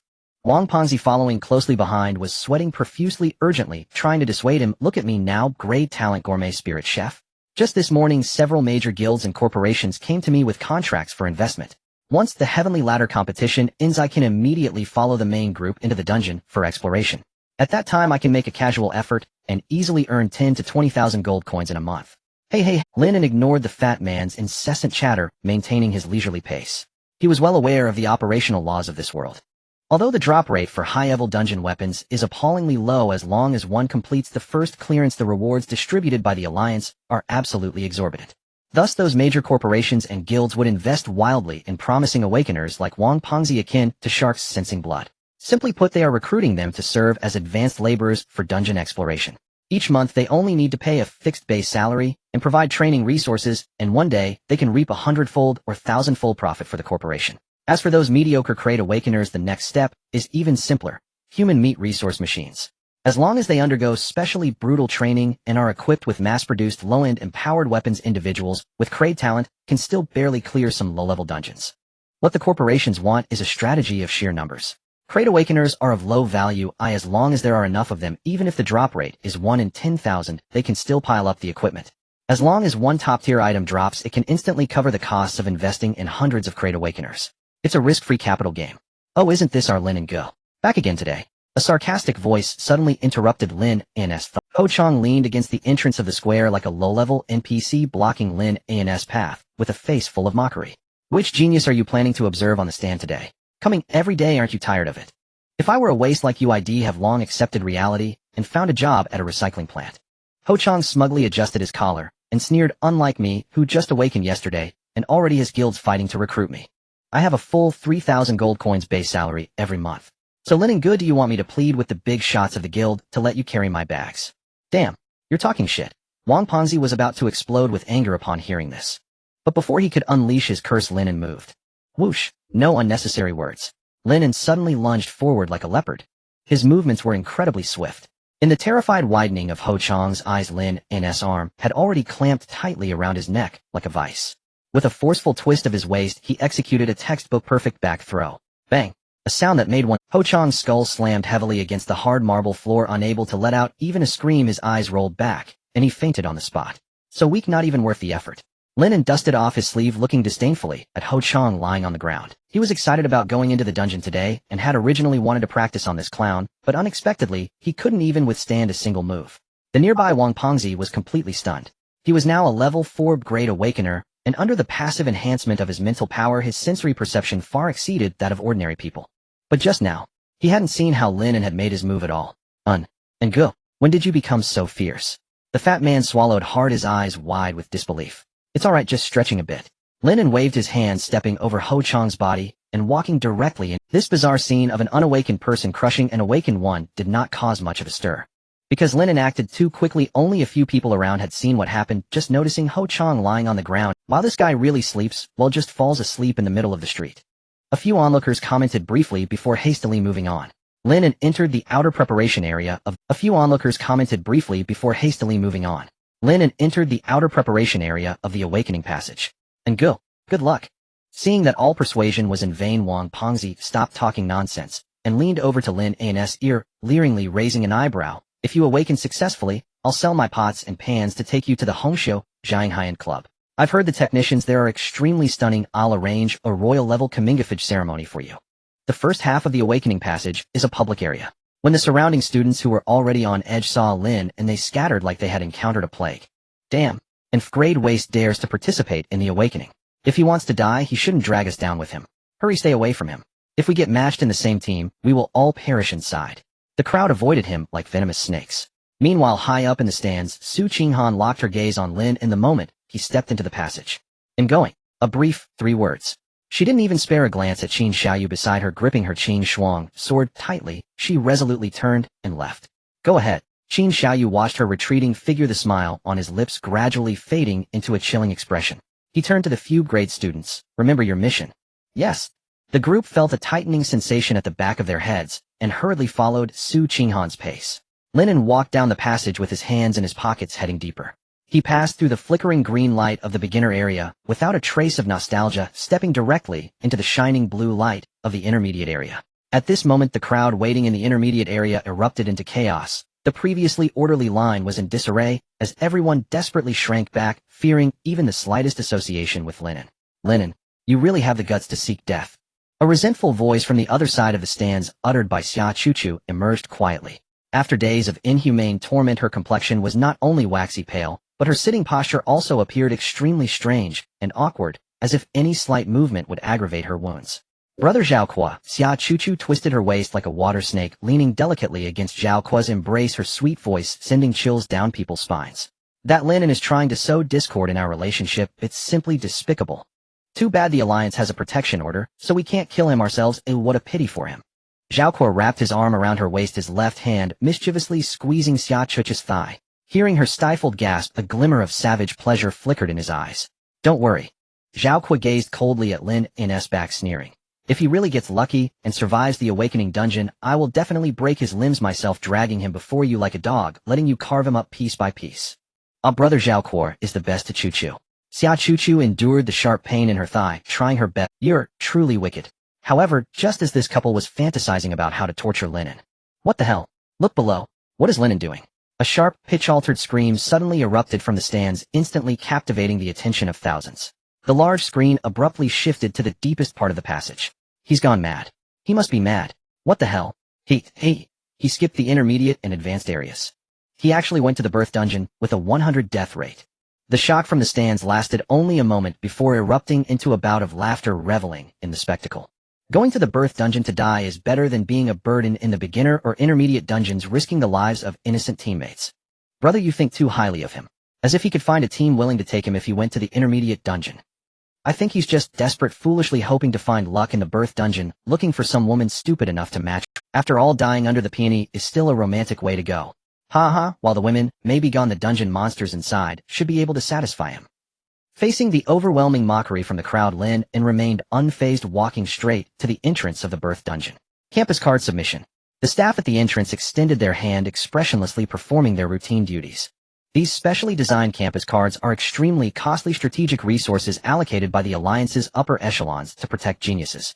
Each person must submit them before entering the awakening dungeon to prevent the loss of precious cards due to dying in the dungeon. Lin An calmly took out his campus card and handed it over, casually deducting the expensive ticket of 5,000 gold coins, stepping into the standby light circle of the dungeon's teleportation. He actually went in. In the special seat, Xia Chuchu stared hard at Lin An's back, a glimmer of extreme resentment and malice flashing in her eyes. Damn, how can he choose to commit suicide? How dare he go to his death so resolutely? Xia Chuchu's nails dug deeply into her palm, trembling with rage. Though she had relied on Zhaokuo to gain a position and resources envied by others, the price was enduring inhumane and perverse torment every night. The more she suffered, the more she frantically longed for the days when Lin An had been utterly devoted to her, caring for her every need. Yet this longing had not morphed into guilt. Instead, it twisted into a deeper, more ingrained hatred. Waste. All this is your fault, you waste. If it weren't for your pathetic talent, unable to provide me with what I desire, would I have to submit to the perversion of Zhaokuo? Xia Chuchu naturally took Lin An, who had always been devoted to her in this academy, as the target for her repression. But now he was about to die. Useless coward, you don't even have the courage to survive. A single person can also clear a dungeon as long as they have enough confidence to solo it. Some exceptionally confident geniuses choose to enter the awakening dungeon alone, enjoying high experience compensation. However, under the special awakening rules of the birth dungeon, entering alone equals having no chance of awakening. And a long-time unawakened student at the bottom of the tier entering a dungeon with a 100 death rate as a duo. No one believed Lin An could survive. No one thought that any sane person would willingly run to die alongside Lin An. Just as everyone was waiting to see Lin An being teleported to hell. What the hell? Look who that is. A high-pitched, altered scream suddenly erupted from the stands. Everyone whipped their heads around. They saw Su Qinghan, who had originally stood in line for the Advanced Awakening dungeon, suddenly turn and leave the queue without warning. The several grade students hired by the Qin family as bodyguards were dumbfounded, unable to comprehend what was happening. By the time they regained their senses, Su Qinghan, the several grade students hired by the Qin family as bodyguards were dumbfounded, unable to comprehend what was happening. By the time they regained their senses, Su Qinghan was already standing at the entrance of the birth dungeon. Campus card. The previously expressionless staff member now stared wide-eyed at the ice-cold campus beauty right in front of them. Qinghan. In the distance, Qin Shei's eyes were bloodshot and the facade of his hypocrisy shattered in an instant. The stands were far from the birth passage, and even if he unleashed all his speed, he wouldn't make it in time. Hongya, no matter what means you use, immediately stop her. Qin Xiaoyu shouted frantically. Su Qinghan quickly handed over the campus card. However, the staff member at the birth station deliberately slowed down his movements, intentionally stalling for time. This was the goddess. No man would personally escort his goddess to a hotel room, especially one from which she would never emerge. Su Qinghan remained cold and emotionless. At that moment, the hand holding the campus card lightly brushed against the staff member's hand. The instant their fingertips touched, an exquisitely delicate, yet icy sensation surged through the nerve ending straight to the crown of his head. The staff member shuddered violently, his breath halting abruptly. His brain instantly crashed. At that moment the stands erupted into applause due to the staff member's delay. Well done, brother. Keep her occupied. Damn, I was scared to death. Ew, I thought Lin and that useless fool was really going to take advantage of her. Look, the countdown for the teleportation portal has begun. That useless Lin An is destined to roll in there and meet his doom. Haha, let him go in alone to play with the monsters in there. Who knows, he might even awaken a new ability. The unbearable laughter and jeers echoed throughout. Taking advantage of the staff's delay, the few level students hired by the Chin family finally reacted. They charged towards the entrance of the birth instance like rabid dogs. Watching the countdown on the teleportation portal, Chin Shea's heart, which had been lodged in his throat, finally eased a little. However, the next instant, smack! A crisp, dull sound of flesh striking flesh suddenly exploded at the noisy entrance. Lin An, who had been waiting at the standby portal, had quietly appeared beside the staff member like a ghost. With no unnecessary movements, his hand struck down. A precise and ruthless palm strike landed directly on the staff member's carotid artery. The staff member, still lost in obsession, didn't even let out a sound before his eyes rolled back. Thud! He crumpled to the ground like a soft doll. What a bother! Lin An coldly shook his hand. Su Qinghan moved quickly, her toes lightly tapping as she entered the teleportation array just before the countdown finished. Lin An followed closely, stepping back into the portal and standing firmly beside her. Boom! The countdown reached 0. A blinding beam of light shot up into the sky, completely engulfing their figures. As the level students rushed forward, the light had already dissipated, leaving the teleportation array empty. Only the cold mechanical voice echoed in the plaza. Identity verification passed. Lin and level Sacrificial Support unawakened. Su Qinghan, a level Winter Eye Soul unawakened. The Birth Awakening instance has been activated. The entire area fell into silence. In the stands filled with tens of thousands, it was so quiet that one could hear a pin drop. Am I blind? Lin and that level loser just took the campus flower Su into the birth instance. Why just because he looks like a pretty boy. I'm also level. I also want to go to the campus flower for a tragic ending. A few level boys too afraid to enter the instance were madly pounding their thighs, nearly grinding their back teeth to dust. The noise from the stands was like an exploding oil pan, absurd, chaotic, and laced with a strong comedic flair. Amidst the boiling uproar, Qin Xiaoyu stared intensely at the now empty teleportation passage. His originally gentle face was now darkened, nearly dripping with malice. Lin An. He squeezed these two words through clenched teeth. His voice was barely a whisper, yet it exuded a madness that wished to peel the skin off Lin An. He couldn't understand how a bottom-ranked level loser could flirt with Su Qinghan right under his nose. But anyone with eyes could tell that their collaboration just now was definitely premeditated. What a deep-seated Lin An. Qin Xiaoyu felt a surge of wicked fire in his chest. He had thought that once today passed, Su Qinghan would be his. But now this cooked white swan was openly eloping with a loser in front of the entire school. What made him feel the most frustrated was that both of them were orphans without parents. Even if he wanted to vent his anger by taking someone down with him, he couldn't find a single relative to kill. He slightly turned his head and uttered in the cleanest, coldest voice, "Throw those 4 level losers into the high-level awakening instance." Without a trace of extra emotion, this minimalist command directly pronounced the death sentence for the 4 individuals. Without a master leading them, the survival rate for 4 ordinary level students in a high-level awakening instance was nearly 0. Han Ye's expression slightly tightened. Without saying another word, he bowed deeply yes. Only then did Qin Xiaoyu turn to leave, feeling a bit of the pent-up frustration dissipate.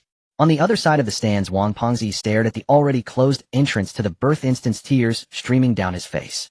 "Ngu, I saw it a long time ago. You are the destined man for the campus flower, Su." While wiping his tears, he cried and laughed. To publicly elope with the ice goddess for such a badass act, Wang Pengzi can brag about it for a lifetime. The more he wiped, the more tears flowed, cascading down his chubby cheeks.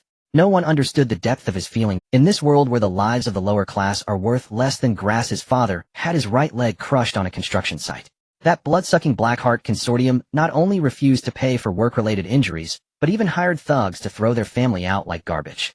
With no way to report it or seek help, even with their savings depleted, the suffocating feeling of helplessness that the lower class experienced nearly drove his family to drink pesticide. Coincidentally, Lin An had casually given him 1,000 gold coins at that time. To Lin An it was a trivial amount, but for Wang Pengzi's family, it was a lifeline to reattach a severed leg. This kindness was something Wang Pengzi could never forget. "Ngu, you will always be my one and only Ngu." Just as Wang Pengzi was mumbling with red eyes, a cold voice like a snake suddenly rang out behind him. "Do you know Lin An?" Hearing someone mention Lin An, Wang Pengzi shivered all over. Instantly his sadness vanished. Turning around, he proudly wiped his tears and snot from his face, puffing out his chest, loudly declaring, "Of course. I am his #1 bro. My Ngu, bang." Before he could finish his tough talk, Qin Shi's fist, infused with level violent power, slammed into Wang Pengzi's stomach like a cannonball, without warning. No mercy was shown. Puff! Wang Pengzi's massive body was struck as if by a truck, his feet leaving the ground, instantly spewing blood mixed with internal fragments. He crashed heavily onto the hard steps of the stands, curling up in pain, his vision darkening. The remnants of his body instinctively pushed out the unfinished words from the depths of his throat. Awesome. Qin Xiaoyu took out a pristine white handkerchief and disdainfully wiped the bloodstains from his knuckles. He looked down at the convulsing fat man on the ground, his gaze as cold as one observing a piece of meat ready for slaughter. Take him to the infirmary, don't let him die. Qin Xiaoyu pulled out a pristine white handkerchief and disdainfully wiped the blood on his knuckles. Then, as if discarding a pile of rotten garbage, he casually threw the dirty handkerchief onto Wang Pengzi's bloodied face and turned to coldly instruct Hong Yi. Yes. Hong Yi respectfully bowed her head, not daring to defy in the slightest. Qin Xiaoyu scoffed coldly, turned on his heel, and continued walking toward the exit of the corridor, a lingering ferocity and malice in his eyes. Amid the surrounding clamor, Qin Xiaoyu was like a viper, spitting venom, murmuring in a low voice.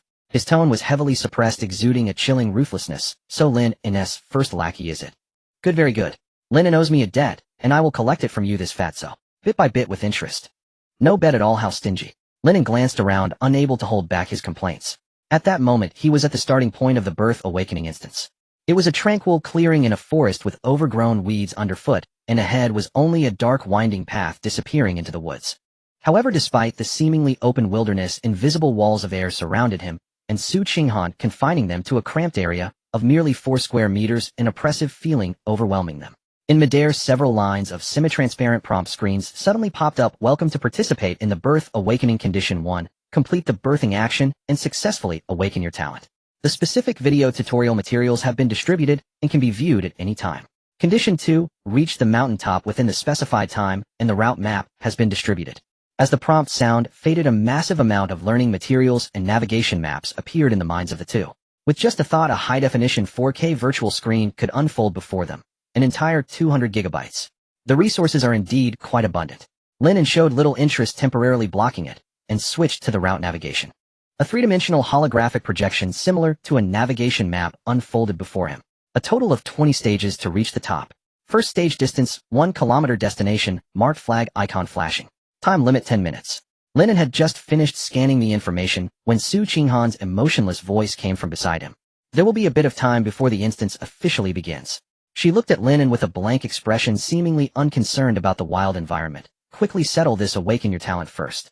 As soon as she finished speaking, she took a step closer to Lin An with her long legs. On the surface she was decisive, but in reality, aside from that step, she made no further movements.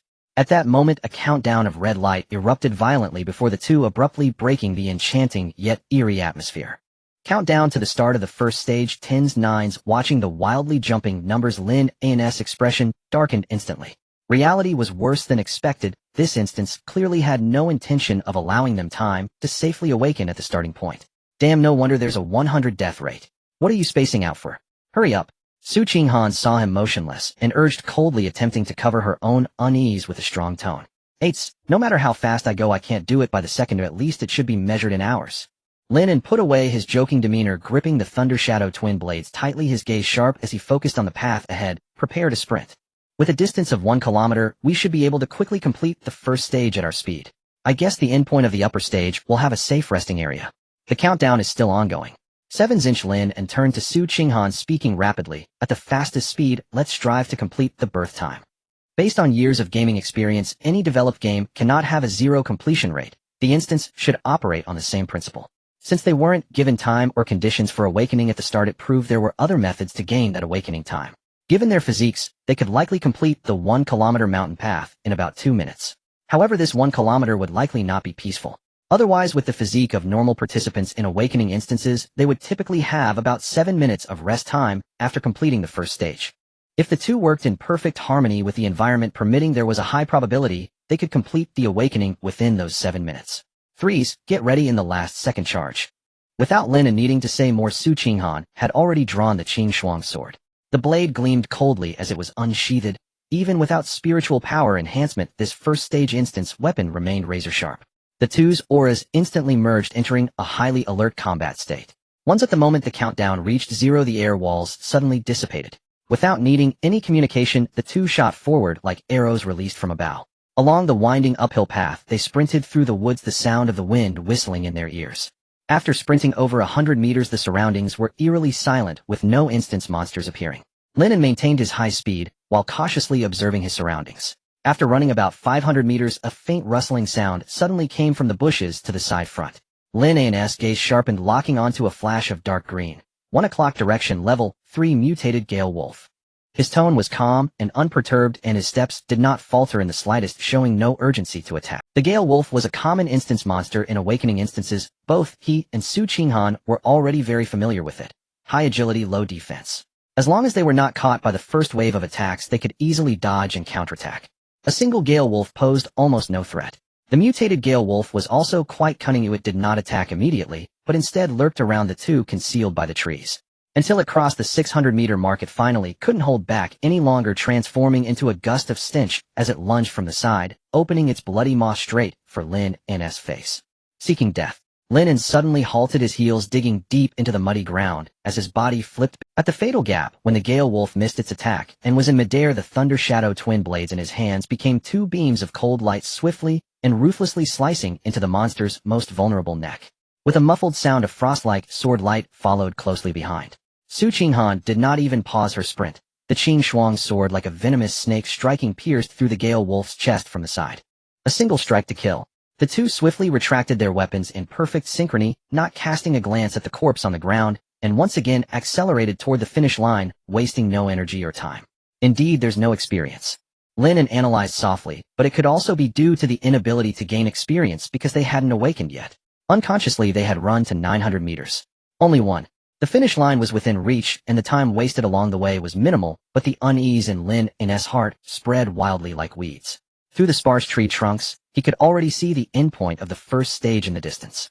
The problem was it was just an open space with no cover, marked only by an inconspicuous stone. Where was the shadow of a safe house? There were no barriers and no shelters, completely exposed to unknown danger. A few seconds later, the two crossed the finish line and skidded to a stop in the center of the clearing. Lin An bent down to pick up the stone, scanning the empty wasteland around him, his brows tightly knitted as he muttered, "They really are stingy, not even a safe house is provided. Are we awakening here?" Su Qinghan turned around, ignoring Lin An's words, looking at him with an expressionless face. "There are still 8 minutes left. That should be enough for you," she urged with a stern tone, even disregarding whether this open environment was safe. "It's normal to feel nervous for the first time. You don't need to." Lin An was about to say something when a blinding light screen suddenly popped up in midair, mercilessly interrupting them. First stage completed. Time taken 2 minutes 21 seconds. Remaining time 7 minutes 39 seconds. Before they could catch their breath, the characters on the panel shattered and reassembled into a new prompt. Second stage begins. Second stage distance 2 kilometers. The destination is marked, flag icon flashing. Time limit 17 minutes 39 seconds, including the remaining time from the first stage. Time limit 17 minutes 39 seconds, including the remaining time from the first phase. It's normal to be nervous the first time. You don't have to force yourself. Lin An stared at the panel floating in midair, quietly finishing the half-spoken sentence that had been interrupted earlier. But his expression quickly darkened.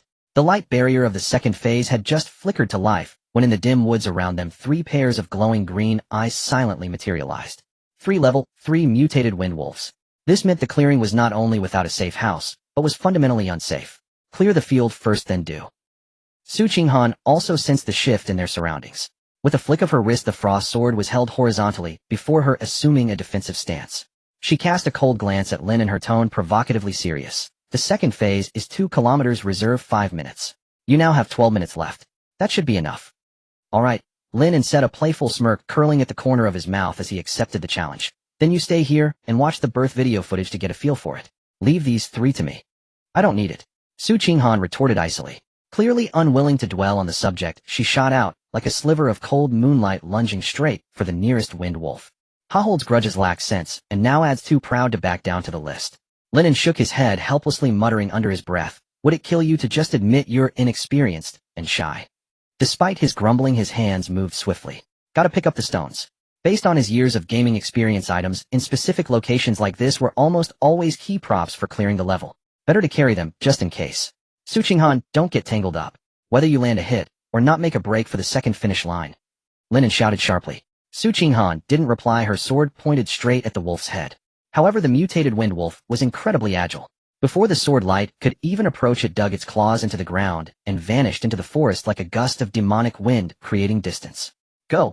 Seeing this, Lin An didn't hesitate.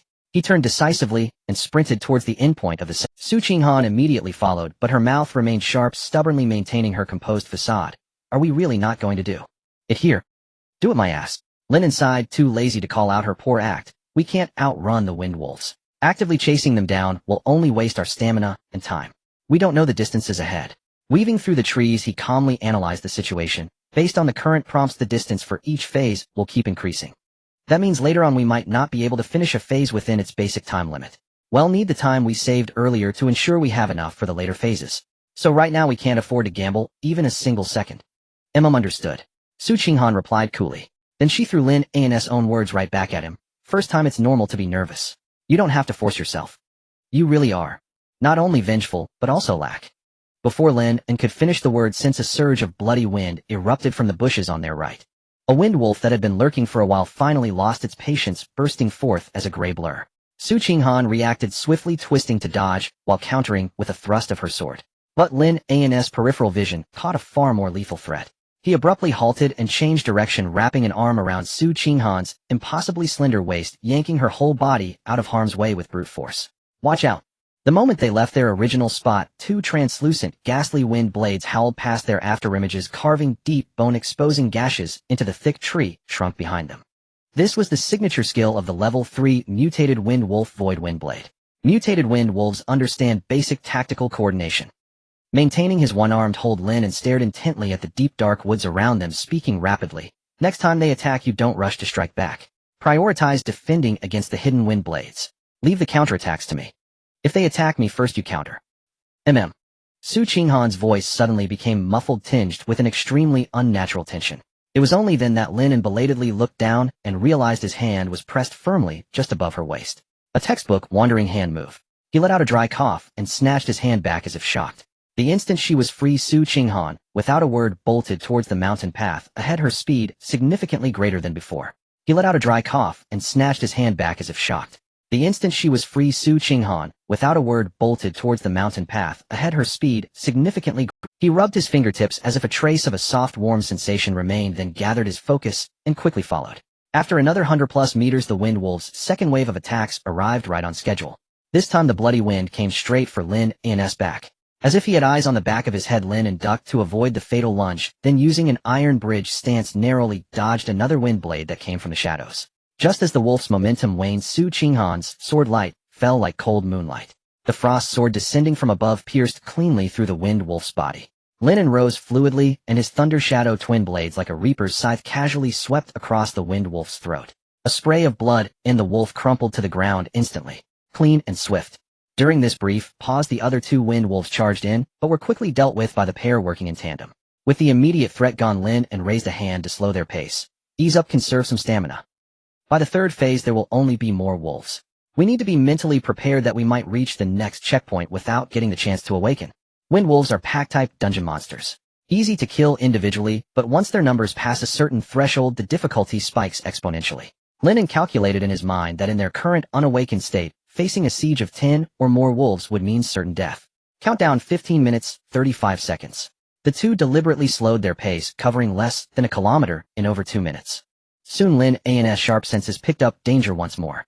Two more mutated wind wolves had set their sight. Something's off, Lin An warned in a low voice, glancing at the distance and time on the panel. We're still in the second phase area. Why are new monsters spawning again? Lin An analyzed the pattern as he ran. Perhaps sensing the pair's highly vigilant defensive stance, these two beasts were exceptionally cautious. They kept their distance, trailing from afar, only occasionally spitting a void wind blade to test the waters, but refusing to close in for an attack. Countdown 13 minutes, 50 seconds. Distance to phase 2 in 0.08 kilometers. Being strung along like this won't work. Lin An frowned slightly. Once we hit the third phase and they join up with the newly spawned pack, we'll be completely on the back foot. We need to show a weakness, lure them in. As soon as he finished speaking, Lin An's stride suddenly began. Feigning exhaustion, he stumbled heavily, his body not only moving out of Su Qinghan's protective range, but also exposing his back completely to the wolves. Beasts have incredibly sharp instincts. Seeing their prey present such a fatal opening, one of the wind wolves let out a low growl, and without hesitation lunged forward like a raging gale. However, what greeted it was a death trap woven long ago. The stumbling Lin An suddenly spun around, not a trace of panic in his eyes. He sidestepped smoothly, and Su Qinghan, in perfect sync, thrust her sword forward, pinning the beast instantly. One more to go. Lin An repeated the same trick, feigning instability again, to bait the last one. The level 3 low-intelligence monster's greed overpowered its reason, and the final stalker lunged at the bait. Just as Lin An raised his blades to finish it off, a sudden change occurred. From the silent woods, two extremely abrupt wind blades shot straight towards Lin An without any warning. Their speed was beyond any prediction. Lin An twisted his core with immense effort, halting his attack at the last possible moment, narrowly grazing past the wind blades. Fortunately, Su Qinghan was reliable. Her frost sword turned into a streak of cold light, mercilessly piercing the wolf that had taken the bait. Two more incoming. Lin An landed steadily, his gaze fixed on the right side of the forest, as he rapidly replayed the rhythm of the recent battle in his mind. 1 for the first phase, 3 for the first round of the second phase, 2 for the second round, and now another round. Just in this second phase, 7 have already appeared. A glint of sharp light flashed in his eyes. The interval between each wave of monsters is approximately 2 minutes. The holographic screen in midair glowed ominously. Countdown, 13 minutes, 37 seconds. Distance to the second phase, endpoint 0. 76 kilometers. Could it really be that a new wave refreshes every 2 minutes? Although Lin An had yet to fully grasp the underlying mechanism behind this, his rationality was screaming.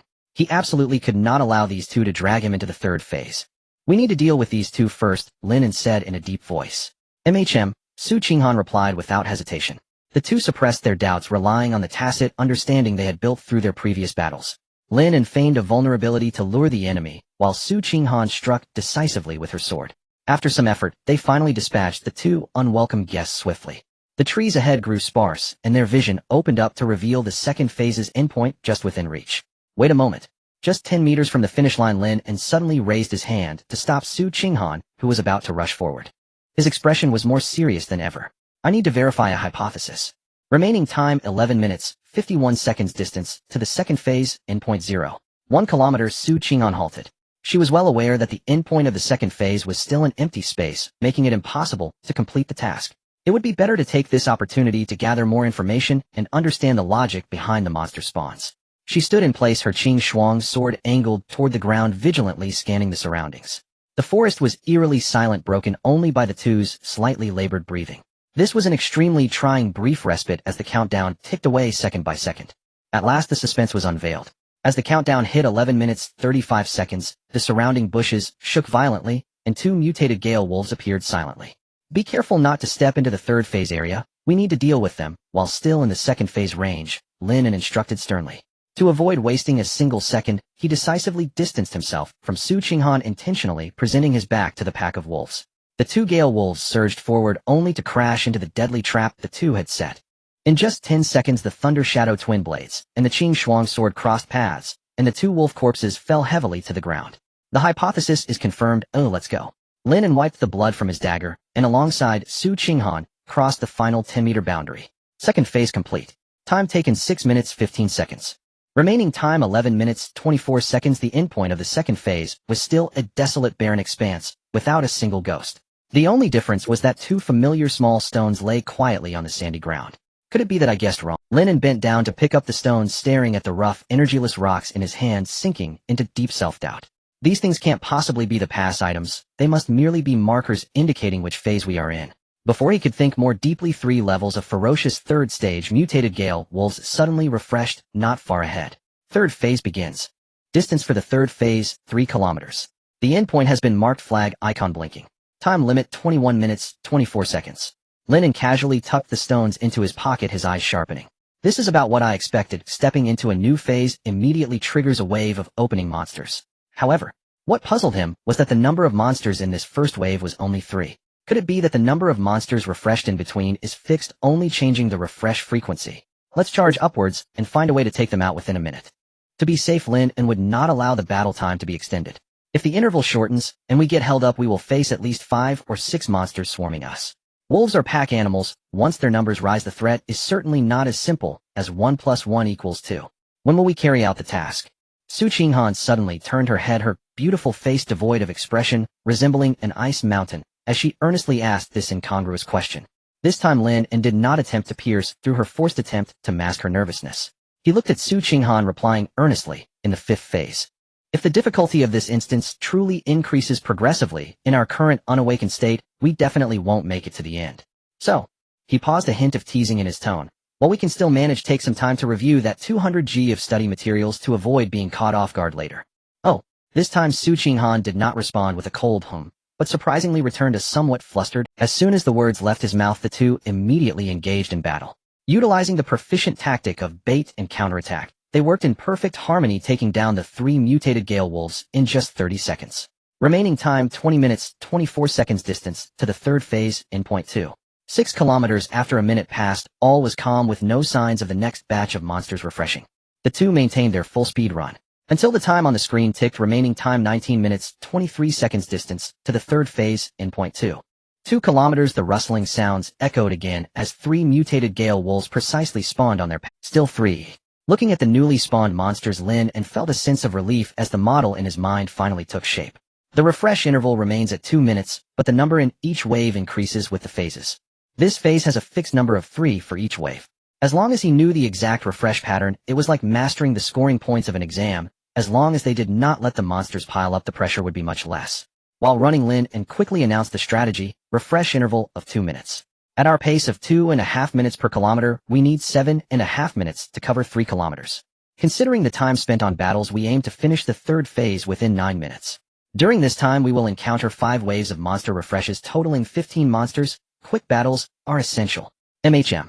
Su Qinghan simply and decisively acknowledged cold as a ruthless execution machine. The subsequent third phase proceeded smoothly under Lin An's meticulous calculations and the duo's seamless cooperation. All 15 Gale Wolves were slain without causing any disturbances. Finally, they reached the endpoint. Third phase complete. Time taken 9 minutes 15 seconds. Remaining time 12 minutes 9 seconds. On the ground lay 3 neatly arranged familiar stones. Lin An expertly picked up the stones, not giving them much chance to breathe, and the screen lit up again. Fourth phase distance 4 kilometers. The new endpoint has been marked. Time limit 22 minutes 9 seconds. Meanwhile, the surrounding air suddenly dropped, and 4 larger needle-like haired 4th-level mutated Gale Wolves appeared, exuding a nauseating stench. The number has become 4. On the holographic screen, the previously blinking red flag icon has vanished, replaced by an extremely clear. The endpoint icon of the 4th stage has changed. If all goes well, that cabin is likely our safe zone for completing the Birth Awakening. Upon hearing the words Birth Awakening, Su Qinghan's grip on her sword tightened, her knuckles turning slightly white from the force. But she immediately lifted her chin, forcing a calm facade, and coldly snorted, "Then you better run quickly. I'm afraid you won't have enough time. You really think of me in every way." Lin An's figure flickered as he drew closer to her cold, flawless. Seeing her instinctively flinch, he teased softly, "Don't worry, I'll exert a bit more effort on the upcoming path, and try to give you some time for viewing and learning." With that, both of them charged into the wolf pack. Although the speed of the Gale Wolves had risen to level 4, their increased speed and defense had not yet surpassed Lin An and Su Qinghan's threshold for dealing with them. The coordination of the 4 was also mediocre. The two maintained an extremely high level of focus, sprinting forward at a pace of 2.5 minutes per kilometer. Every 2 minutes a wave of 4 appeared. Under this high-intensity strain, the two fought fiercely for nearly 12 minutes, slashing down a total of 20 level 4 mutated Gale Wolves, until only 200 meters remained to the endpoint. Through the dense branches and leaves, a quaint and dilapidated, yet absolutely secluded cabin finally entered their sight. Huff! Huff! A series of high-intensity pursuits and battles had severely depleted their stamina.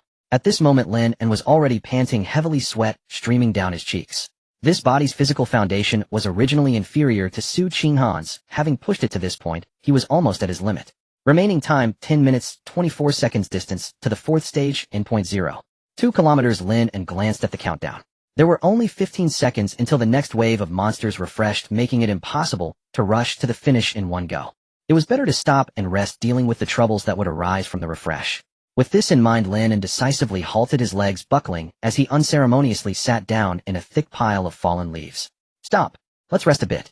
There are still 15 seconds until the next wave refresh." Su Qinghan also stopped. She stood beside Lin An, her tall figure slightly rising and falling with her rapid breaths. A few strands of hair, damp with sweat, clung tightly to her snow-white cheek, softening the coldness. She looked down at Lin An, who was exhausted on the ground, her slender fingers gripping the hilt of her sword. Though her gaze was slightly wandering, her tone remained as hard as stone. "When those 4 refresh, it'll act as you. Conserve some strength." She paused for a moment, imperceptibly biting her rosy lips, mustering the courage to add, "Save it for later. I don't like being too proactive." Seeing her stubborn demeanor trying to act like a seasoned veteran despite her evident nervousness, Lin An couldn't help but chuckle. Okay, I promise. I won't require your initiative. The 15-second countdown quickly came to an end.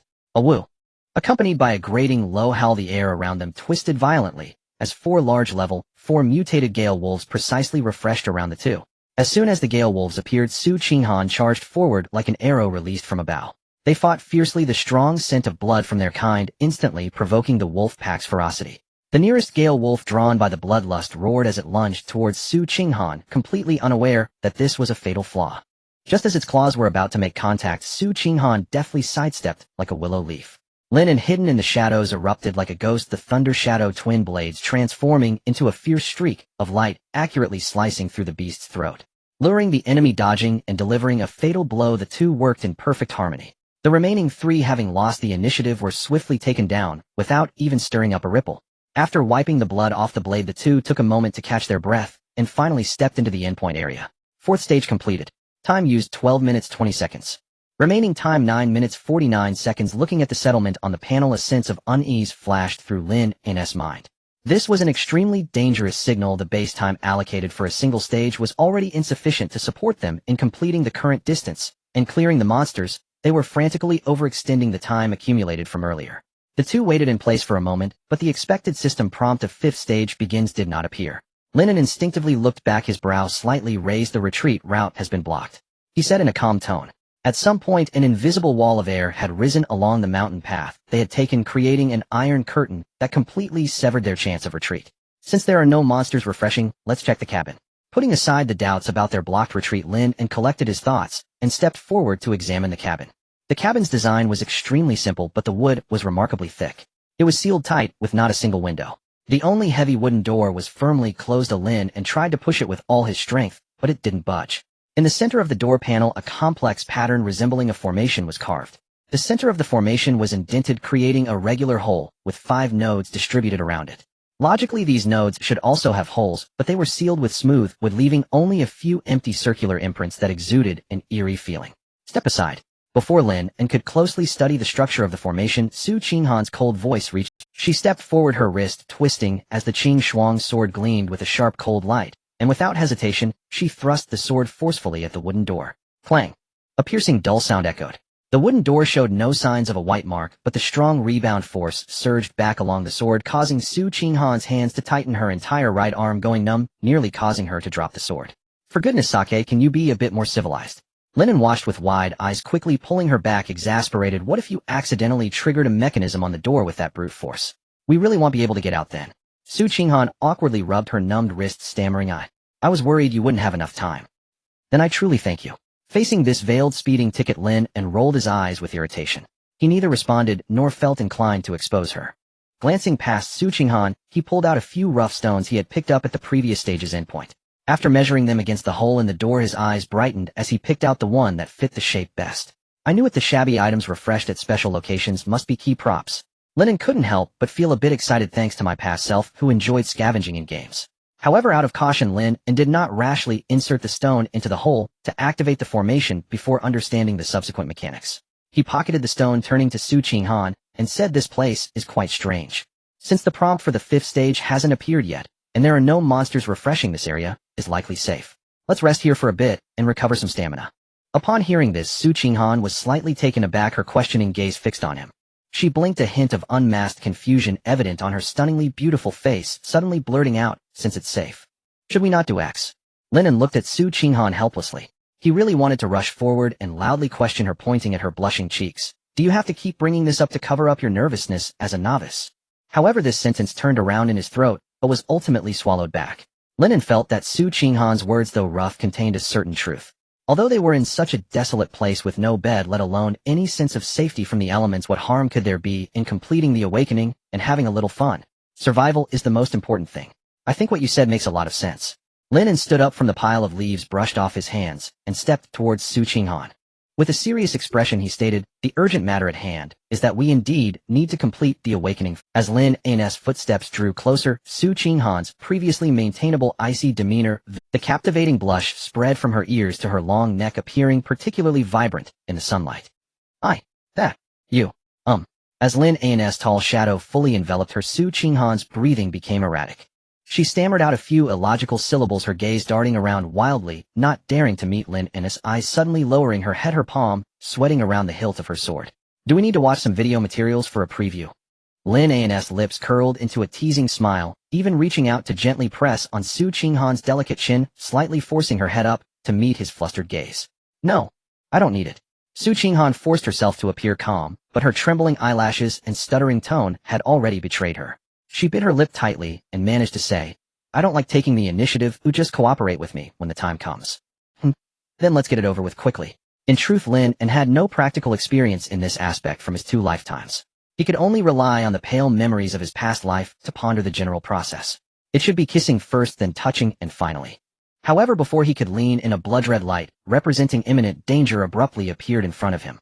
Stage 5 begins. Distance to stage 50 kilometers. New destination has been marked. Time limit 29 minutes and 49 seconds. Note the wooden cabin will be absolutely safe within the time limit. Please enter the cabin and complete the awakening to unlock stage 6 within the time limit. Almost at the same moment, the system prompt sounded. A fierce howl erupted. 5 much fiercer and more aggressive airstream wolves descended upon the forest around the 2 without warning. 5 level 5 mutated gale wolves. Lin An's expression changed drastically. Once the number of gale wolves exceeds 5, their innate pack tactics are completely activated, and their coordination multiplies geometrically, making them far superior to the previous 4 that were merely scattered combatants. In their current state, both Lin An and Su Qinghan, having not yet awakened, would need to exert considerable effort. He'll go open the door. Lin An decisively turned around, pressing the stone he had been holding tightly into the formation hole on the cabin door. Click! As the stone embedded, the pattern began to flow, and the second closed hole beside it slowly began to release its seal. Lin An's gaze swept over, his heart sinking. Unsealing countdown 10 seconds. Damn, I should have just shoved the stone in earlier. I must be crazy to be this cautious. Lin An couldn't help but curse. Being too clever had backfired. Every second now was a life and death game. He dared not delay for a moment, pulling Su Qinghan close to him, back against the cabin. Minimize our defensive area. The 2 pressed tightly against the wooden door, vigilantly watching their surroundings. As Lin An had expected, the 5 level 5 mutated gale wolves did not mindlessly charge like lower level monsters. They spread out around the 2 in a semicircular encirclement with ghostly steps. Low howls rose and fell. They were engaging in tactical communication. As soon as the 10 seconds were up, Lin An quickly slapped the second stone into the hole, and the countdown for the 3rd hole immediately lit up. Still a despairing 10 seconds. Unsealing countdown 10 seconds. Stuff all the remaining stones in. We need to hold out for at least 40 seconds. Lin An's eyes were fixed ahead, his speech rapid. But before that, we must find a way to kill at least one. If they merely defended, even if they survived these few seconds, and entered the cabin, if they couldn't complete the awakening in under a minute by the time the time limit ended, and they emerged, the monsters outside would surely exceed 10, and might even include those from stage 6. By then, even if they had awakened, escaping unharmed would be difficult. As they spoke, 2 gale wolves in front unleashed twin vacuum wind blades, testing their defenses. The 2 dodged left and right, creating a small gap. He'll provide a distraction. Su Qinghan called out, stepping forward 3 paces with her Qing Shuang sword, attempting to draw aggro with an old tactic. However, the coordination of the 5 wolves was alarmingly seamless. The situation instantly turned into an overwhelming 3 against 1. A massive lead wolf charged straight at her. 2 on either side lunged forward, using wind blades to block her movements, while the remaining 2 flanked from behind, effectively cutting off Lin An's route to rescue her. Su Qinghan retreat to the left. Lin An shouted, attempting to break through from the right. But the gale wolf assigned to keep an eye on him was extremely vigilant, avoiding contact with him entirely, nimbly leaping back to maintain a threatening distance. A heat-in charge wouldn't work. He had to resort to cunning. Using his position for cover, Lin An's fingers danced as he quickly tied several heightened-style, transparent fishing lines around the low trunks of nearby trees, setting up a simple tripwire trap. Su Qinghan, over here. In the short span of 8 seconds of extreme tension, Su Qinghan's left arm was already torn open by a claw, blood staining her sleeve. But her Qing Shuang sword was extraordinarily sharp, and despite the injury, she managed to sever one of the lead wolf's front legs. Seeing this, the pack immediately tightened their encirclement, refraining from recklessly advancing for the moment. Whoosh, whoosh, whoosh. Lin An's wrist flicked, and several sharp iron projectiles shot through the air, aimed directly at the wolves' faces. Although ordinary iron weapons couldn't break through the defenses of the level 5 gale wolves, merely sparking against their fur, this brief distraction successfully covered Su Qinghan's retreat back to the trap area Lin An had just set. The 2 reunited. At this point Lin An had also bound the tail rings of his two Thunder Shadow daggers with sturdy ropes, instantly transforming his close combat daggers into highly lethal mid-range meteor darts. Troublesome. These beasts' coordination has leapt to a whole new level. The wolf pack quickly adjusted the lead wolf, having been injured in the front leg, retreated to a secondary position, preparing wind blades for long-range harassment, while the other four divided their roles, two in front as main attackers and one on each side flanking from behind, completely sealing off their escape route. We need to retreat to the front of the cabin. As soon as she spoke, Su Qinghan covered her bleeding left arm and began to withdraw, with Lin An following closely behind. Seeing the encroaching pack of wolves forming a pincer attack, Lin An's gaze hardened as he directly pulled out a self-made tactical pepper smoke bomb, hurling it fiercely at the two gale wolves preparing to flank from the side. Boom! The acrid smoke mixed with spicy powder exploded instantly. The two wolves in the rear were caught off guard, their vision obstructed. Instinctively wanting to dash out of the smoke, they crashed headlong into the transparent fishing lines Lin An had set up, early tumbling into a chaotic heap. Good opportunity. The nearest one. Lin An showed no signs of retreat, his voice sharp. Su Qinghan, who had been falling back, displayed incredible execution. Her long legs unleashed astonishing power, the ground beneath her feet exploding as she darted forward like a blue lightning bolt, aiming straight for the nearest gale wolf. But this strike completely exposed her back to the remaining wolf on the side. As expected, the side gale wolf seized this fatal flaw, claws digging into the ground as it charged towards Su Qinghan's vulnerable back. In this critical moment, whoosh! A Thunder Shadow dagger connected by rope shot out from the edge of the smoke like a venomous snake, targeting the ambushing wolf's throat. The gale wolf midair turned in terror, forcing a limited evasive maneuver. Although the dagger missed its throat, it sliced off half of its ear. A piercing wolf howl erupted. Upon hearing the commotion behind her, Su Qinghan instantly reacted. She forcibly halted her original charge trajectory, using the momentum for a graceful slide, and turned her Qing Shuang sword glinting with a tragic moonlight as she reversed and stabbed precisely into the abdomen of the unbalanced gale wolf. If I had a partner like you in my past life, I wouldn't have died. Lin An generously cast an appreciative glance, abruptly yanking the wire to retract the dagger before turning to the cabin door and forcefully slamming the third stone into the hole. Time remaining for stage 5, 29 minutes and 19 seconds. 30 more seconds. The two leaned against the sturdy wooden door, their eyes fixed on the remaining defeated soldiers. With one companion down and two severely injured, the once flawless coordination of the wolf pack began to show cracks. The wind wolf, originally targeted by Su Qinghan, was clearly enraged. It did not wait for its struggling companion in the smoke. With a low growl, it charged back into battle alone. The lone wind wolf, having lost its tactical support, posed no threat in front of Lin An and Su Qinghan. Without any suspense, the two joined forces and swiftly took it down. The fourth stone was placed. 20 more seconds. Watching the three remaining wind wolves outside that no longer posed a fatal threat, Lin An let out a long breath, his tensed nerves finally relaxing slightly. He turned to look at the slightly panting Su Qinghan, his gaze landing on her still bleeding left arm. He handed her the remaining 2 stones. You rest for a bit and bandage your wound. Lin An's voice returned to its previous calmness, even carrying a hint of blatant teasing. By the way, turn on the video data from the dungeon. Once the door opens, we won't have much time to study slowly. Oh. Su Qinghan turned and quickly moved to the door to bandage her wound, leaving behind a single syllable that conveyed no discernible emotional fluctuation. As Lin An had anticipated, the remaining 3 wind wolves had completely abandoned their pack tactics. The lead wolf, having had its leg injured by Su Qinghan, remained cautious, crouching in the distance and growling, too afraid to advance. However, the crisis was not yet over. Roar!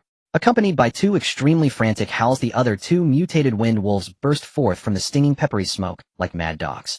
Their eyes were red and swollen from the irritation, tears and mucus smeared across their faces, obstructing their vision. But the intense pain did not deter them. Instead, it fully unleashed the ferocity ingrained in their wild instincts as they charged towards Lin An with reckless abandon. The fight of cornered beasts is the most deadly. The 2 creatures completely abandoned defense, their speed astonishing. Even as they sprinted and collided with the transparent fishing lines laid out by Lin An, the brutal force of impact snapped several heightened style lines. Bring it on. Lin An's gaze was icy, not retreating an inch. Just as the 2 mad wolves closed in, he sharply flicked his wrist. The dual blades of Thunder Shadow, linked by resilient steel wires, sliced through the air like 2 black venomous snakes, directly targeting one's throat. Clang! However, the irrational mutated wolf reacted in a bizarre manner, wildly shaking its massive head. The sharp blade failed to find its mark, instead embedding itself deeply into its sturdy shoulder blade with a dull thud. The excruciating pain drove the wolf further into madness as it charged forward regardless, while the other wolf seized the opportunity to open its bloody maw, the stench of blood rushing towards Lin An's face. Lin An's pupils constricted, forcibly twisting his waist and abdomen, his body rolled to the right at an extremely dangerous angle, narrowly avoiding the deadly bite. The wolf's teeth even grazed the few strands of hair on his forehead.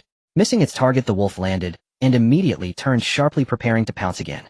The intense tugging and dodging made these brief seconds feel unbearably long. 10 seconds had passed. Su Qinghan took out the stones and pressed them into the hole in the door. With 10 seconds left, the countdown began. Meanwhile, Lin An was caught in the most dangerous close-quarters brawl. He yanked back the rope with his left hand, forcing the wind wolf with a knife in its shoulder to lose its balance, howling as it fell aside. But the remaining frenzied, mutated wolf had already reached him, its sharp claws striking heavily against Lin An's chest. There was no retreat. A fierce glint flashed in Lin An's eyes, and he decided not to dodge. He gripped the other Thunder Shadow blade, tightly meeting the oncoming stench of blood, his arm muscles bulging as he thrust upwards with precision and ferocity, driving the blade deep into the mutated wolf's gaping jaw. Splat!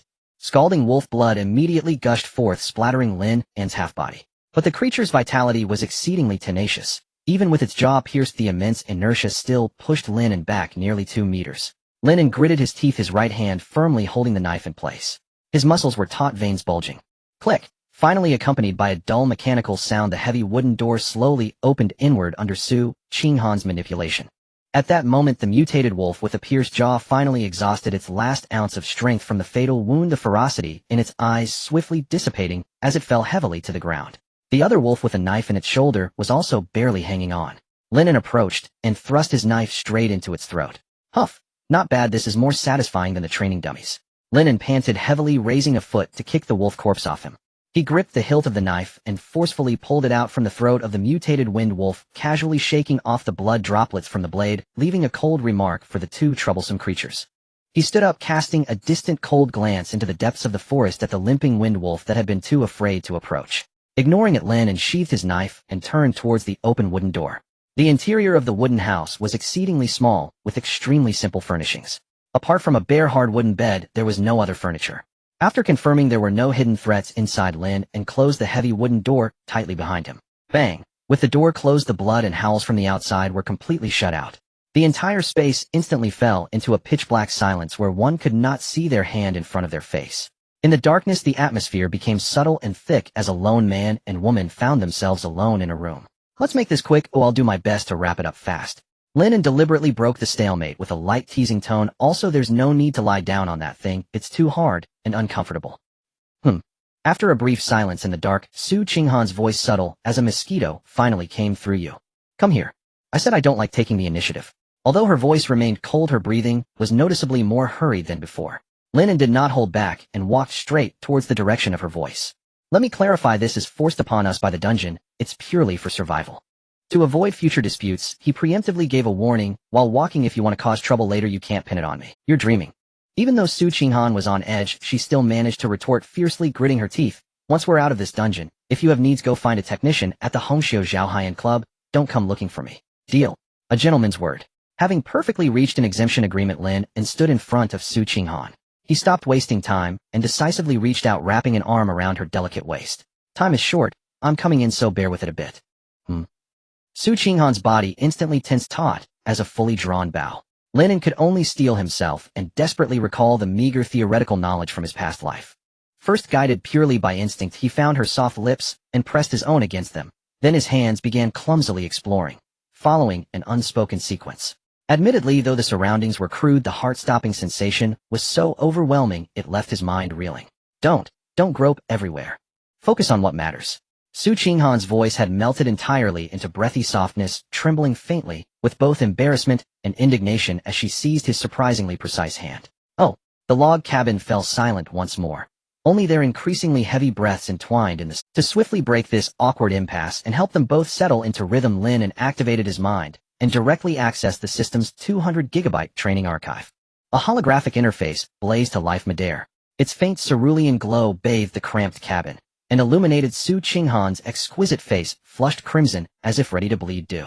As the audio from the instructional video played, the already suffocatingly intimate warmth inside the cabin surged uncontrollably upward until everything unfolded with effortless inevitability. The final step. Time remaining in Phase 5, 28 minutes, 25 seconds. Meanwhile, outside the instance at the Awakening Plaza of Xingho Academy, the sun sank low, gilding the plaza in amber twilight. Once thronged with voices, it now stood eerily empty, the awakened students having long since dispersed. Qin Xiaoyu stood alone at the plaza's edge, returning unbidden, his gaze locked unblinkingly on the teleportation array marking the Genesis awakening instance, his eyes shimmering with an unnerving abyssal light. How long? Qin Xiaoyu spoke coldly, his voice like shards of ice, devoid of any human warmth. My lord, 4 hours have passed. This year's awakening day draws to its close. Hongya bowed slightly beside him, tone immaculately composed. Calm, precise, utterly devoid of inflection, like a machine, reporting raw data. Clearly time flowed at unequal rates inside and outside the Genesis instance.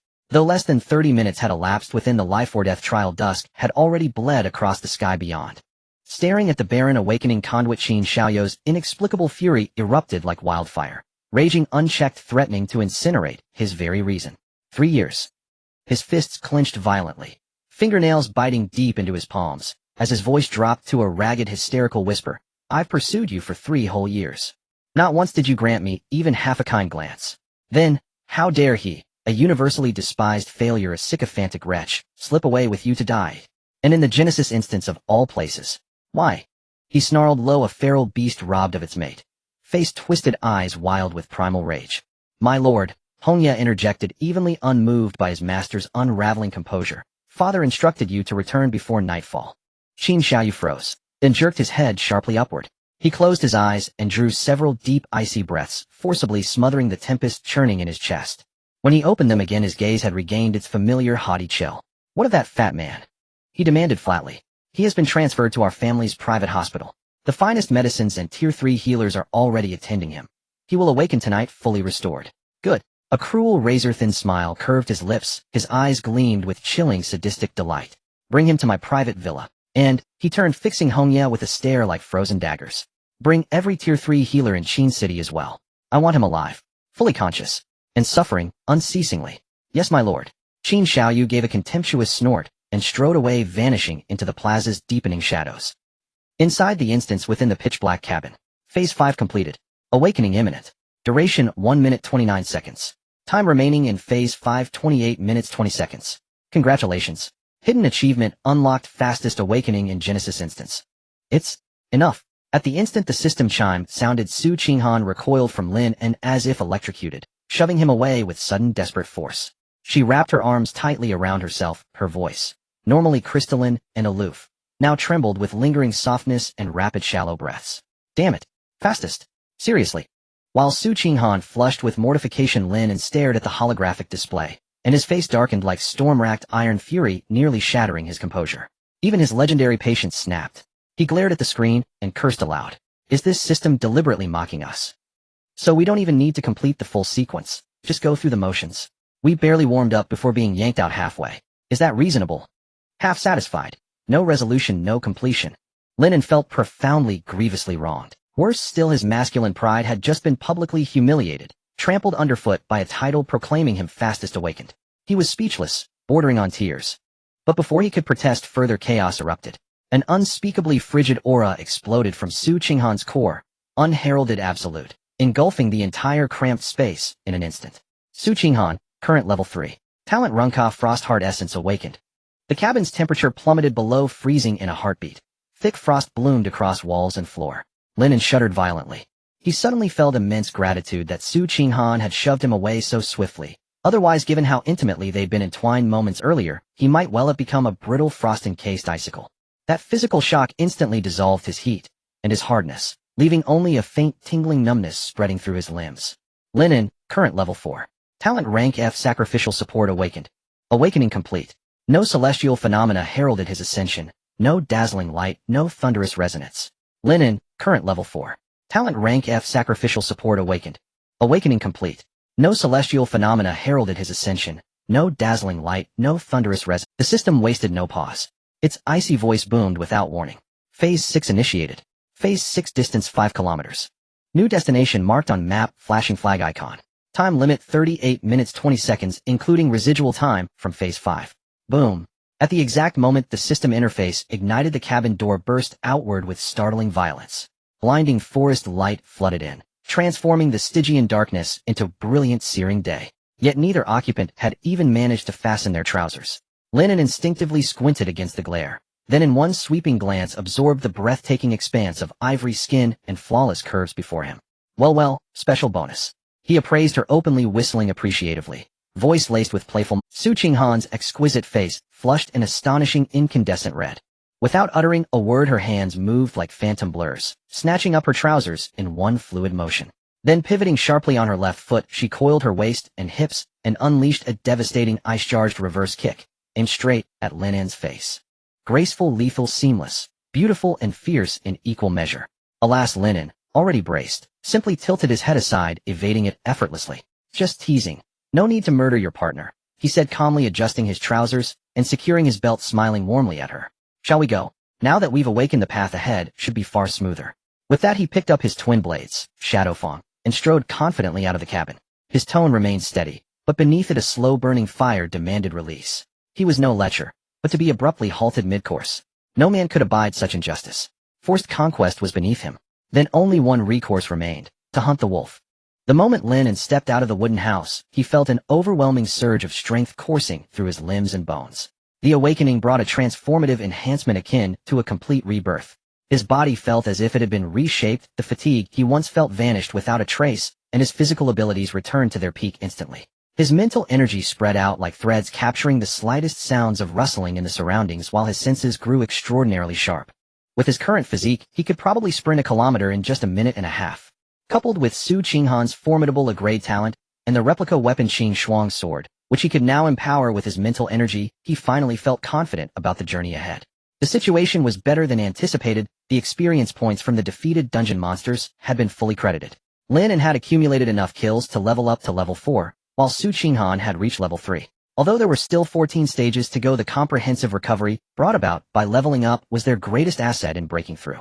Lin An's gaze swept over the invisible air wall behind the wooden house, and a cold smile crept into his heart. The design of this dungeon was incredibly sinister. Had it not been for his habit of scavenging random items in the game, he would likely have been unable to awaken due to failing to meet the conditions to unlock the wooden house. He would have been left to perish in this cursed place. As he withdrew his gaze, Lin An's expression turned sharp. In the dark forest directly in front of the wooden house, 6 brand new level 5 mutated gale wolves crouched low, their eerie green eyes fixed on them, growling hungrily. Adding to that were the remnants of a wolf with a severed leg. A total of 7 level 5 ferocious beasts blocked the path to the 6th stage. The good news was that the level of these dungeon monsters had not increased. A level 5 was likely the current cap. Without any unnecessary words, Lin An pushed off the ground, launching himself like an arrow. His speed had greatly increased after awakening, and the crippled wolf could not match his pace. In just a few breaths, death had descended. With the infusion of mental energy, the dual blades in Lin An's hands surged with lightning, the dazzling blue arcs of electricity dancing wildly. The dagger, which previously required significant force to pierce through wolf hide, now slid through as smoothly as a hot knife through butter. With a light stroke of the blade accompanied by the charred scent of electricity, the massive head of the crippled wolf soared into the sky, blood spraying like a fountain. This is the true high martial world. Lin An's eyes sparkled with fervent excitement. Feeling the terrifying power bursting forth from this body far beyond normal limits, he sensed that every cell within him was screaming and boiling with intensity. In that moment, his battle intent soared to an unprecedented peak. Su Qinghan, stay out of this. Lin An slowly turned to face the 6 encroaching mutated gale wolves. He did not adopt a defensive stance, yet the unmasked killing intent radiating from him forced several level 5 beasts to whimper lowly, their bodies involuntarily retreating a half-step. Sacrifice all body hair below the neck to replace speed enhancement. Lin An whispered softly in his heart. The moment the words left his mouth, he felt a chill wash over him. Without any sensation of mental energy withdrawal, grade sacrifice assistance activated instantly. Unlike others' auxiliary skills that come with strict limitations and backlash, his sacrifice ability was entirely unique. 0 mental consumption, 0 side effects, and it could provide him with an endless supply of buffs. Sacrifice successful speed increased by 30 for a duration of 30 seconds. 30%. Lin An raised an eyebrow, secretly delighted. He initially intended to use the inconsequential hair on his body for a small test, hoping for a 10 speed boost at most, yet it had skyrocketed to 30. This was an incredibly profitable deal. Imagining that after clearing the dungeon, he could awaken SS grade Immortal Body combined with this zero-cost, zero-side effect infinite assistance. A wild grin spread across Lin An's face. With the upper hand, he had no idea how to lose. 30 seconds was not a long time, but it was more than enough. Lin An's body suddenly sank, instantly transforming into a blur as he charged towards the nearest gale wolf. Under the limit of 30 enhancement, the speed he unleashed was even more terrifying than the already agile Gale. A woo. The remaining 5 wolves immediately reacted, opening their gaping jaws as several sharp vacuum blades of wind howled towards Lin An. But in this extreme high-speed movement, their erratic trajectories were riddled with flaws. Lin An didn't even slow down, a mere slight twist of his body allowed him to glide past the fatal wind blades like a ghost. There were no flashy movements. The combat instincts and killing techniques honed as a top assassin in his past life under this absolute speed enhancement transformed into the most perfect art of killing. With a swift motion the blade descended, and in a flash of lightning a Gale wolf had its throat cut cleanly. 30 seconds passed in the blink of an eye. When Lin An finally halted, the once menacing pack of wolves was left with only one solitary wolf, terrified and trembling in the corner among the remains of its kin. Before Lin An could raise his blade again, Su Qinghan transformed into a gust of cold wind and charged ahead. She poured her mental energy generously into the sword in her hand. With the full eruption of her grade talent Winter's Frost Spirit, the Qing Shuang sword unleashed a bone-chilling domain of extreme cold. The already terrified level 5 mutated Gale wolf had no chance to resist under the dual effects of freezing and slowing. The sword edge was icy and swift, slicing through the wolf's neck like a fleeting shadow, striking it down instantly. Where the Qing Shuang's sword passed, the blood that gushed out was frozen into crystal in an instant, clean and unspilled. Current phase countdown 37 minutes and 40 seconds. Distance to the 6th phase, endpoint 5 kilometers. Let's go. Lin An had fully adapted to this newfound power and didn't mind Su Qinghan taking the kill. This wave of kills successfully raised his level to level 5. Lin An felt a chill beneath him. Clearly the sacrificed items would not return, but the sense of fullness from leveling up restored his physical and mental energy to their peaks once more. The two of them did not pause at all. They transformed into 2 fleeting shadows, swiftly moving through the wood. The wind howled in his ears as Lin An turned to the girl beside him and quickly said, "My skills do not require mental energy consumption. You can take care of all the monsters we encounter next. We don't know if there will be even more formidable dungeon monsters in the upcoming stages. We need to prioritize leveling you up." Su Qinghan tightly gripped the Qing Shuang sword, responding coldly. The stress of the birthing task had lifted, and the process was quicker than expected, restoring her calm demeanor. The familiar banter and chatter faded away. Everything felt bland, devoid of emotion. Stage 6 task completed. Time taken 8 minutes and 30 seconds. Remaining time for Stage 5, 29 minutes and 50 seconds. The two of them smoothly completed the 6th stage, having slain a total of 18 level 5 mutated Gale wolves. Since all the final blows were dealt by Su Qinghan, Lin An's level remained at 5, while Su Qinghan easily reached level 6. Stage 7 begins. Distance for the 7th stage, 6 kilometers. The new endpoint has been marked on the map, flag icon flashing. 7 level 5 mutated Gale wolves appeared on the road ahead. But for the two at this moment, they posed no threat whatsoever. Accompanied by the continuous sound of slicing air, sword light, and lightning intertwined as they charged forward with unreserved speed. Every elevation and level instantly replenished their mental and physical energy, becoming their only perpetual engine for maintaining extreme bursts. No holding back, not a moment's pause. They locked their pace at a relentless 1 minute and 30 seconds per kilometer, far exceeding the limits of an ordinary. Time spent in this phase 9 minutes and 5 seconds. Remaining time for phase 7, 20 minutes and 45 seconds. Current levels: Su Qinghan level 7, Lin and level 6. Phase 8 begins.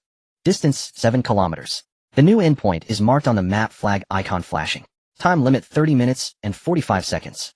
The road ahead grew longer, but the monsters continued to respawn every 2 minutes. By phase 8 the number of Gale wolves had increased to 8. The two said nothing, silently forcing their average speed up to 1 minute and 20 seconds per kilometer. The sound of the wind howled in their ears, until the notification for phase 13 rang out like a death knell. Phase 13 begins. Distance 12 kilometers. The new endpoint is marked on the map. Time limit 30 minutes and 45 seconds. Current levels: Su Qinghan level 8, Lin and level 7. Although the total time on the panel seemed to be around 30 minutes, appearing ample, Lin An's heart sank completely.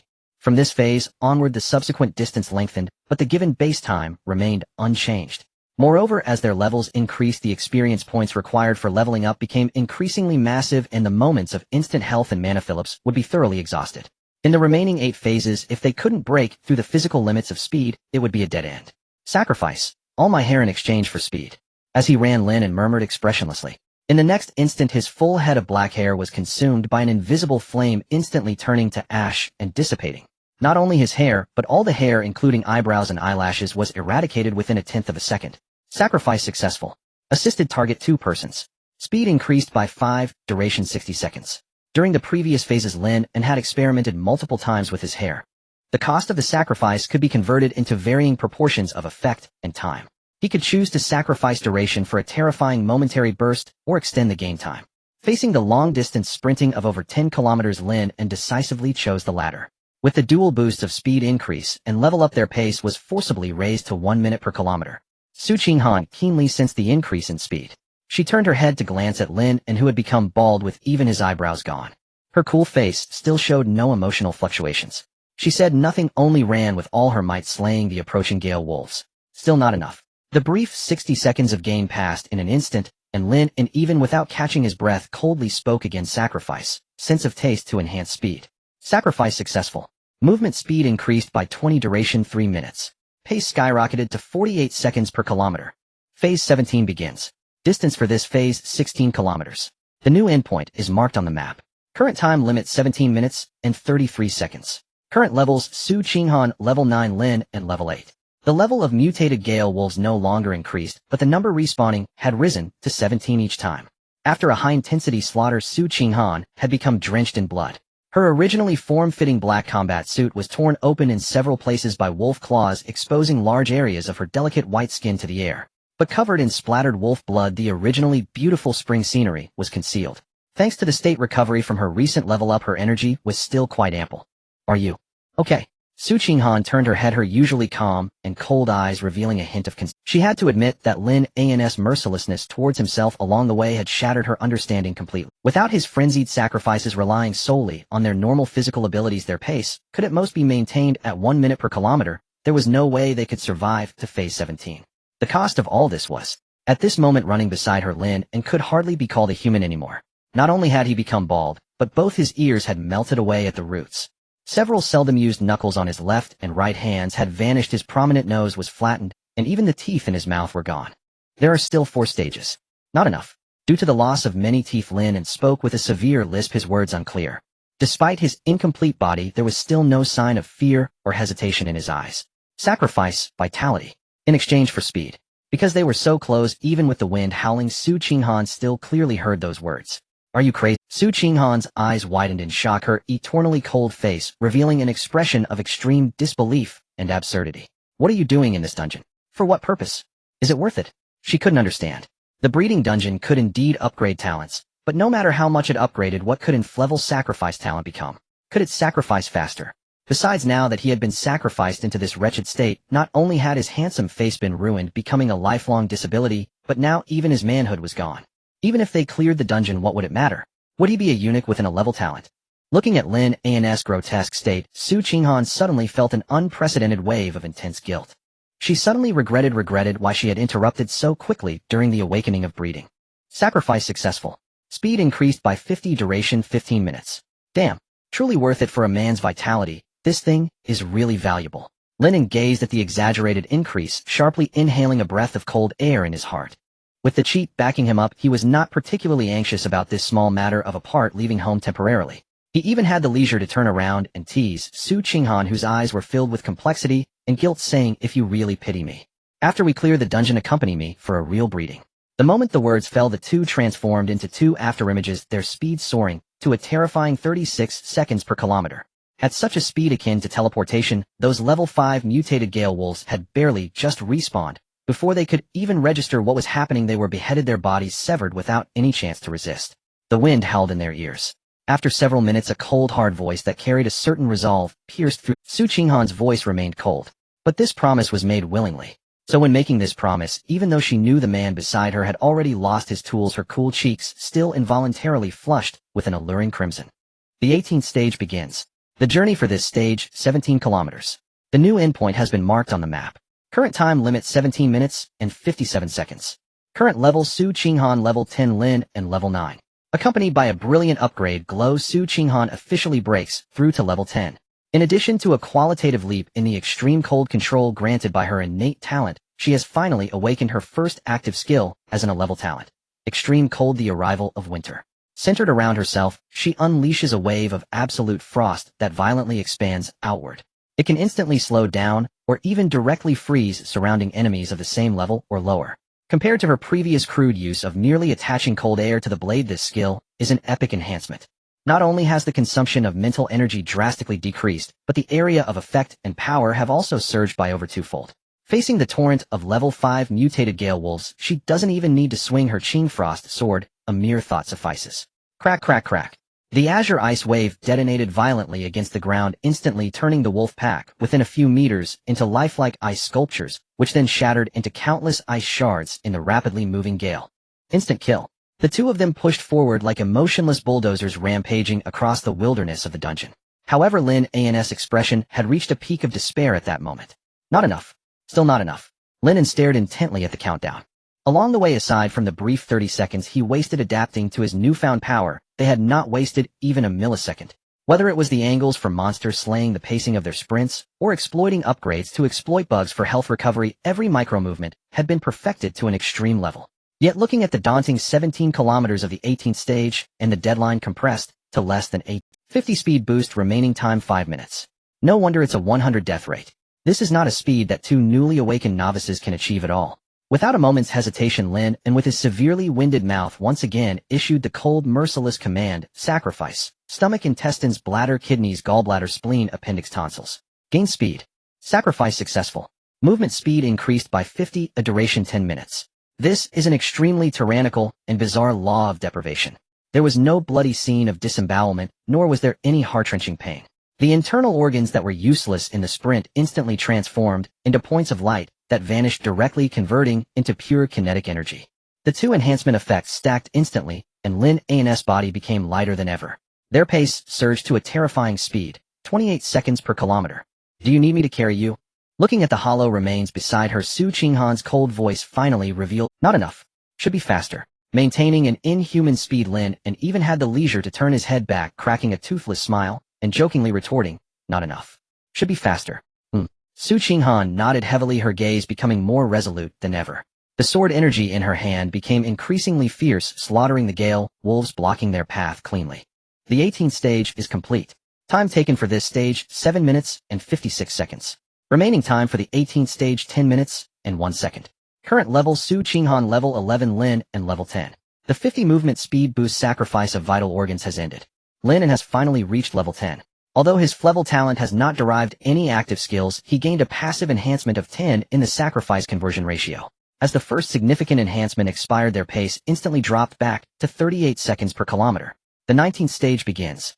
The journey for this stage, 18 kilometers. The new endpoint has been marked on the map. Current time limit 20 minutes and 1 second including surplus. Sacrifice. Sense of pain, sense of smell, all fingernails and toenails, palms. Gain speed. Lin An's hoarse, winded voice resounded once again. Sacrifice successful. Movement speed increased by 60, a duration 10 minutes. Accompanied by a burst of radiant light, Lin An's hands vanished at the wrists, transforming into two smooth sections that emitted a faint glow. With the 10 increase in conversion ratio, this enhancement is even more tyrannical. Their pace broke the limits again, 25 seconds per kilometer. Su Qinghan watched everything unfold, without speaking, desperately, pushing her limits, relentlessly unleashing skills to slay the wolf pack. She had completely changed. Before coming here, she merely harbored a mindset of self-destruction, thinking that even if she died, she would at least annoy Qin Xiaoyu. As for clearing the stage, even double-level prodigies had perished inside. What right did she in a level and in level waste have to survive? But now she finally understood why. It was all because of Lin An. Because of his level talent. Because of his extreme madness that allowed him to tear himself apart without batting an eye. Now Su Qinghan's mind was filled with just one thought: survive. Clear the stage. For Lin An. For herself, as long as she could live to see the light of day, she vowed to make Qin Xiaoyu pay in blood, avenging herself and Lin An.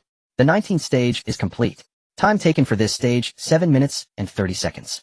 Remaining time for the 19th stage, 12 minutes and 31 seconds. The 20th stage, final stage, begins. The journey for this stage, 20 kilometers. The new endpoint has been marked on the map. Current time limit 22 minutes and 31 seconds including surplus. Current level: Su Qinghan, level 12, Lin An level 11. The final stage has finally arrived. Based on their current pace and remaining time, they have ample time. Theoretically, Lin An doesn't even need to make any more brutal sacrifices to steadily cross the finish line. Lin An. On Su Qinghan's eternally frozen face, a hint of relief finally surfaced as she struggled to form a smile. She was about to say, "No need for further sacrifices, we have one." However, just as she called his name, Lin An's extremely cold command abruptly interrupted her. Sacrifice. Left eye. Gain speed. Sacrifice successful. Movement speed increased by 30, duration 5 minutes. The speed, which had just decreased due to the end of the auxiliary effect, surged slightly back to 32 seconds per kilometer. Lin An did not gamble at all. As a top hunter who once walked the edge of life and death, he was all too aware of the consequences of being complacent. As long as they hadn't crossed the finish line, any theoretical possibility was not enough to be a lifeline. Crushing forward at the fastest speed and eliminating all unknown variables was the only optimal solution. After all, as long as they could clear the stage, the lost organs could be reformed. Not enough. The socket of the lost eyeball became a deep black hole. Lin An did not pause at all and continued to issue commands: sacrifice, all skin, gain speed, gain speed. The sacrifice was successful. Movement speed increased by 40, duration 10 minutes. A blinding stream of crimson light sliced through the air like a blade, and at that moment Lin An's skin vaporized and peeled away. There was no bloodshed, nor any cries of pain. Freed from the constraints of his skin, the bright red, tightly stretched muscle fibers and the membranes encasing his organs were fully exposed to the air. At this moment, he resembled a grotesque specimen crawling out of a hellish blood pit, utterly horrifying. Yet under the protection of a law that completely deprived him of pain, this had almost no impact on his movements. Bang! The shockwave exploded and speed surged once more to an ultimate frenzy. 24 seconds. Watching the horrific blood-red body beside him stripped of all human semblance, Su Qinghan found her words stuck in her throat, unable to be spoken. She knew in her heart that Lin An was sacrificing his life to eliminate even the slightest risk of an unexpected event. In other words, his madness was all for her. Suppressing the warmth rising in her heart, Su Qinghan's cold gaze was left with nothing but determination. Without uttering a word, she swung her Qingfra sword, creating a sonic boom beneath her feet. Charge. Stage 20 mission completed. Time taken for this stage, 8 minutes and 20 seconds. Remaining time for stage 20, 14 minutes and 11 seconds. Without further complications, as the two stood side by side at the pinnacle, the prompt indicating mission completion rang out on time. A faintly glowing ancient door gradually took shape ahead. At that moment, as the last breath of determination dissipated the terrifying side effects of sacrificing most of his organs, engulfed Lin An like a tsunami. Though the sensation of pain was still blocked, the ultimate weakness stemming from the essence of life caused his body to sway violently. Lean on me. Su Qinghan, quick-witted, steadied his arm firmly. Lin An did not force himself, and with her support the two entered the grand door ahead. The racing heartbeat signified their excitement. The birth awakening instance, which no one had ever completed, was understood by the world only through two meager pieces of information. 100 talent enhancement. 2. A maximum of 2 people can enter, and they must be 1 male and 1 female. And now they were the only 2 in the world to have cleared this place and completed their awakening. A dazzling white light flashed, and the prompt screen cascaded like a waterfall before their eyes. Congratulations to Su Qinghan and Lin An for clearing the birth awakening instance. Rewarded for the first birth awakening achievement. Reward settlement, 200 experience bonus talent advancement. Countdown to the end of the instance, 74 minutes and 11 seconds. Congratulations to Lin An for successfully awakening the SS level talent Undying Body. As the light faded, Lin An's consciousness awakened after a brief moment of disorientation. What came into view was an immaculate, elegantly arranged inner chamber. The room was spacious and bright, devoid of any unnecessary clutter. Only in the center was a large soft cloud bed, its curtains partially drawn, exuding a sense of tranquility. In the air, a faint, elusive fragrance quietly permeated. The scent initially seemed refined, but upon further inhalation it appeared to carry some kind of magic, seeping into his limbs and bones, with each breath quickening the flow of his blood and evoking the most primal stirrings in his heart. Lin An took a deep breath and looked down. Under the reshaping power of the Undying Body, his previously ghastly sacrificial flesh had completely restored, his skin glimmering with a gentle sheen. Across from him stood Su Qinghan quietly. The instance's formidable power had washed away her wounds and blood. At this moment her hair cascaded like a waterfall, her skin fairer than snow, and her cold eyes held an undeniable, unapproachable beauty. Yet those eyes that were once calm and serene now bore a hint of enchanting allure and moisture, affected by the fragrance that filled the air. The fragrance grew more intense. Lin An felt an overwhelming heat wash over him, and the strings of reason were gradually eroded by the scent. He raised his head right into Su Qinghan's gaze, which was also gradually tinted with crimson. Those cold eyes at this moment resembled a flame about to ignite. No superfluous words were spoken, and it was impossible to tell who took the first step. When their lips met forcefully, all reason instantly crumbled. Like dry tinder meeting a fierce flame. The fragrant air swirled, and the curtains moved without wind, completely enveloping the two intertwined figures in the room's romantic ambience. The final gift of birth. It began. Outside the birth instance, it had already been a whole week since Lin An and his companions stepped into the instance. At Xingho Academy, the ladder competition was in full swing. The evening's setting sun dyed the horizon blood red. Congratulations, young master, for successfully reaching level 9. At the exit, Hongya had long been waiting. She slightly lowered her head, her expression respectful and devoid of any turbulence as she reported, still the best result in this year's academy. Looking at the entire alliance, the highest level among this batch of newcomers was only level 10. Qin Xiaoyu had just emerged from the high-intensity ladder competition, showing no signs of fatigue. He paid no heed to Hongya's flattery, casually adjusting his slightly disheveled cuffs, his tone indifferent. What about that? He has awakened, and the healer is stabilizing his mental state. Qin Xiaoyu sneered. Bring him directly to my villa after the treatment. As usual, have a high-level healer waiting there. Understood. Qin Xiaoyu strode out of the school gates, entering the waiting luxury car as he drove away. The ladder competition, a special trial designed specifically for the fresh graduates of Xinghe Academy. Jointly created by high-level awakeners above level 50 within the alliance, projecting the low-level instances they had already conquered for new students to adapt to the brutal battles. Randomly matched with 5 people per team. Here the experience points gained from killing monsters are minimal, but its greatest advantage is absolute safety. In the latter instance, death would subject the brain to 100 realistic pain and despair of dying, but the physical body would remain unscathed, making it an excellent training ground for novices to quickly overcome their fears. However, due to the exaggerated resources required to maintain the projection, the Alliance only opens it briefly for 2 weeks during graduation season each year. Qin's private villa underground training ground. The recently deceased Wang Pengzi was now slumped on a cold metal chair, his eyes hollow, unable to find a single point of focus. In the week following Awakening Day, he had to enter the ladder competition at least 10 times a day, experiencing at least 10 real death experiences. Though his physical body remained intact, the abyssal terror of having his life forcibly stripped away had already pushed his mind to the brink of collapse.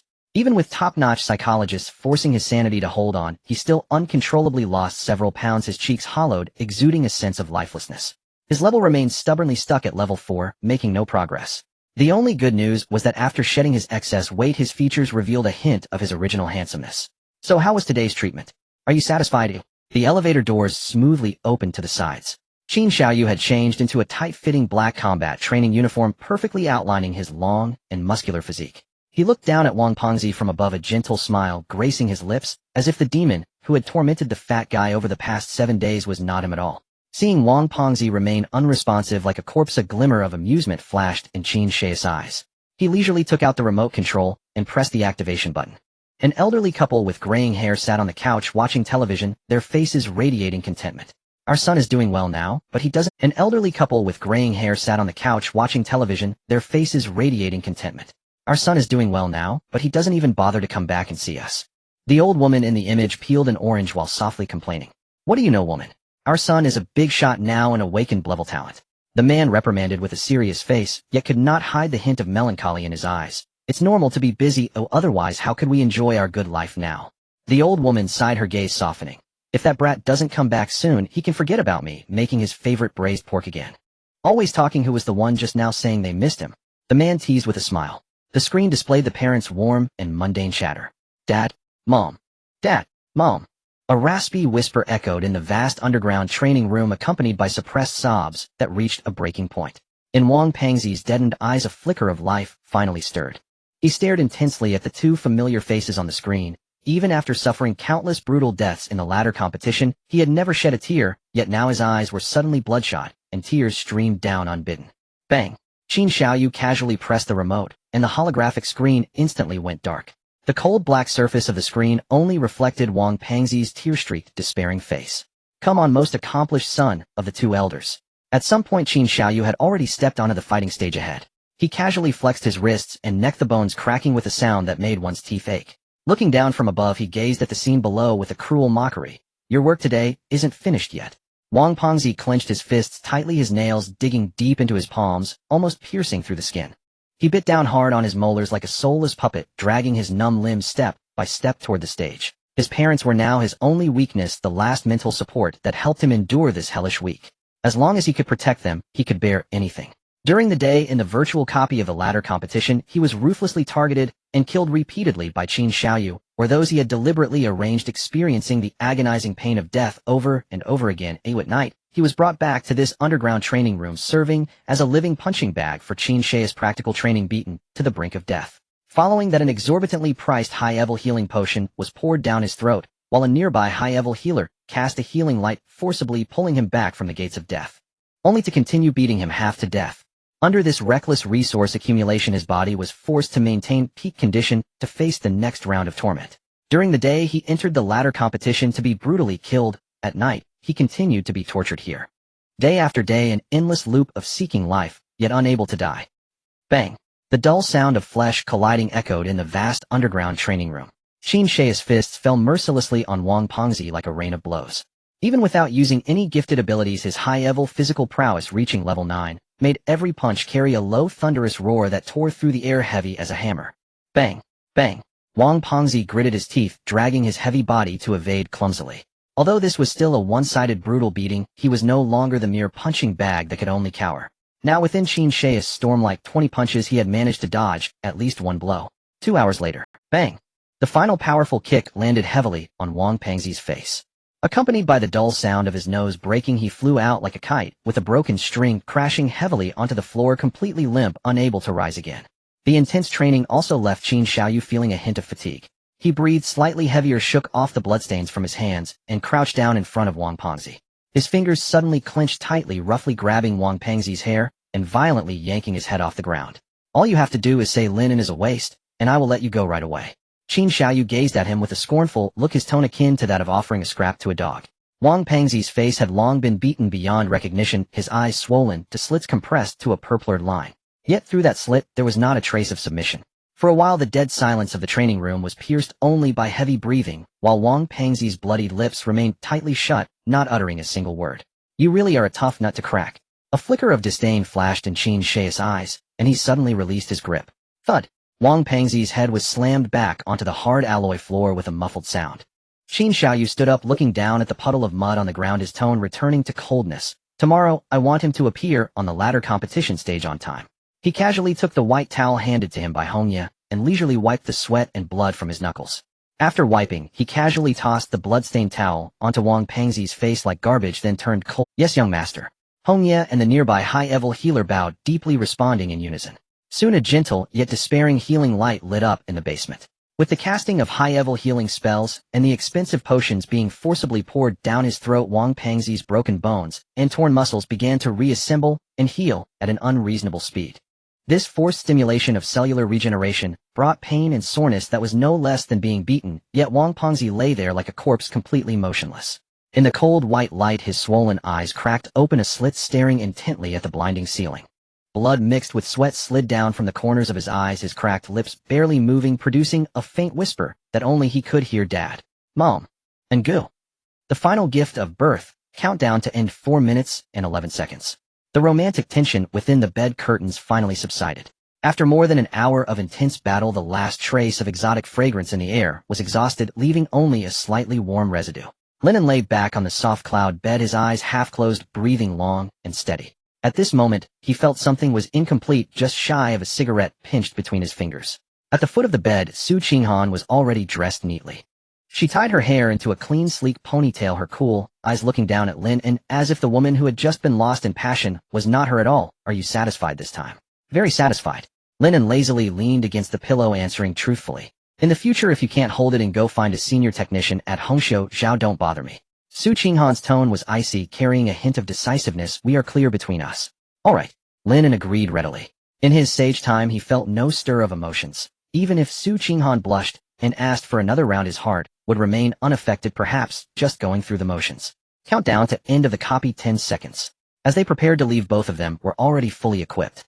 Although the battle damage on their clothes could not be repaired, both of them were spotless after the trial in the copy, their spirits at their peak, showing no signs of fatigue from clearing a hell-level copy. Lin An picked up his long coat and stepped forward to drape it over Su Qinghan's shoulders, perfectly covering the dazzling white exposed by her battle-damaged collar.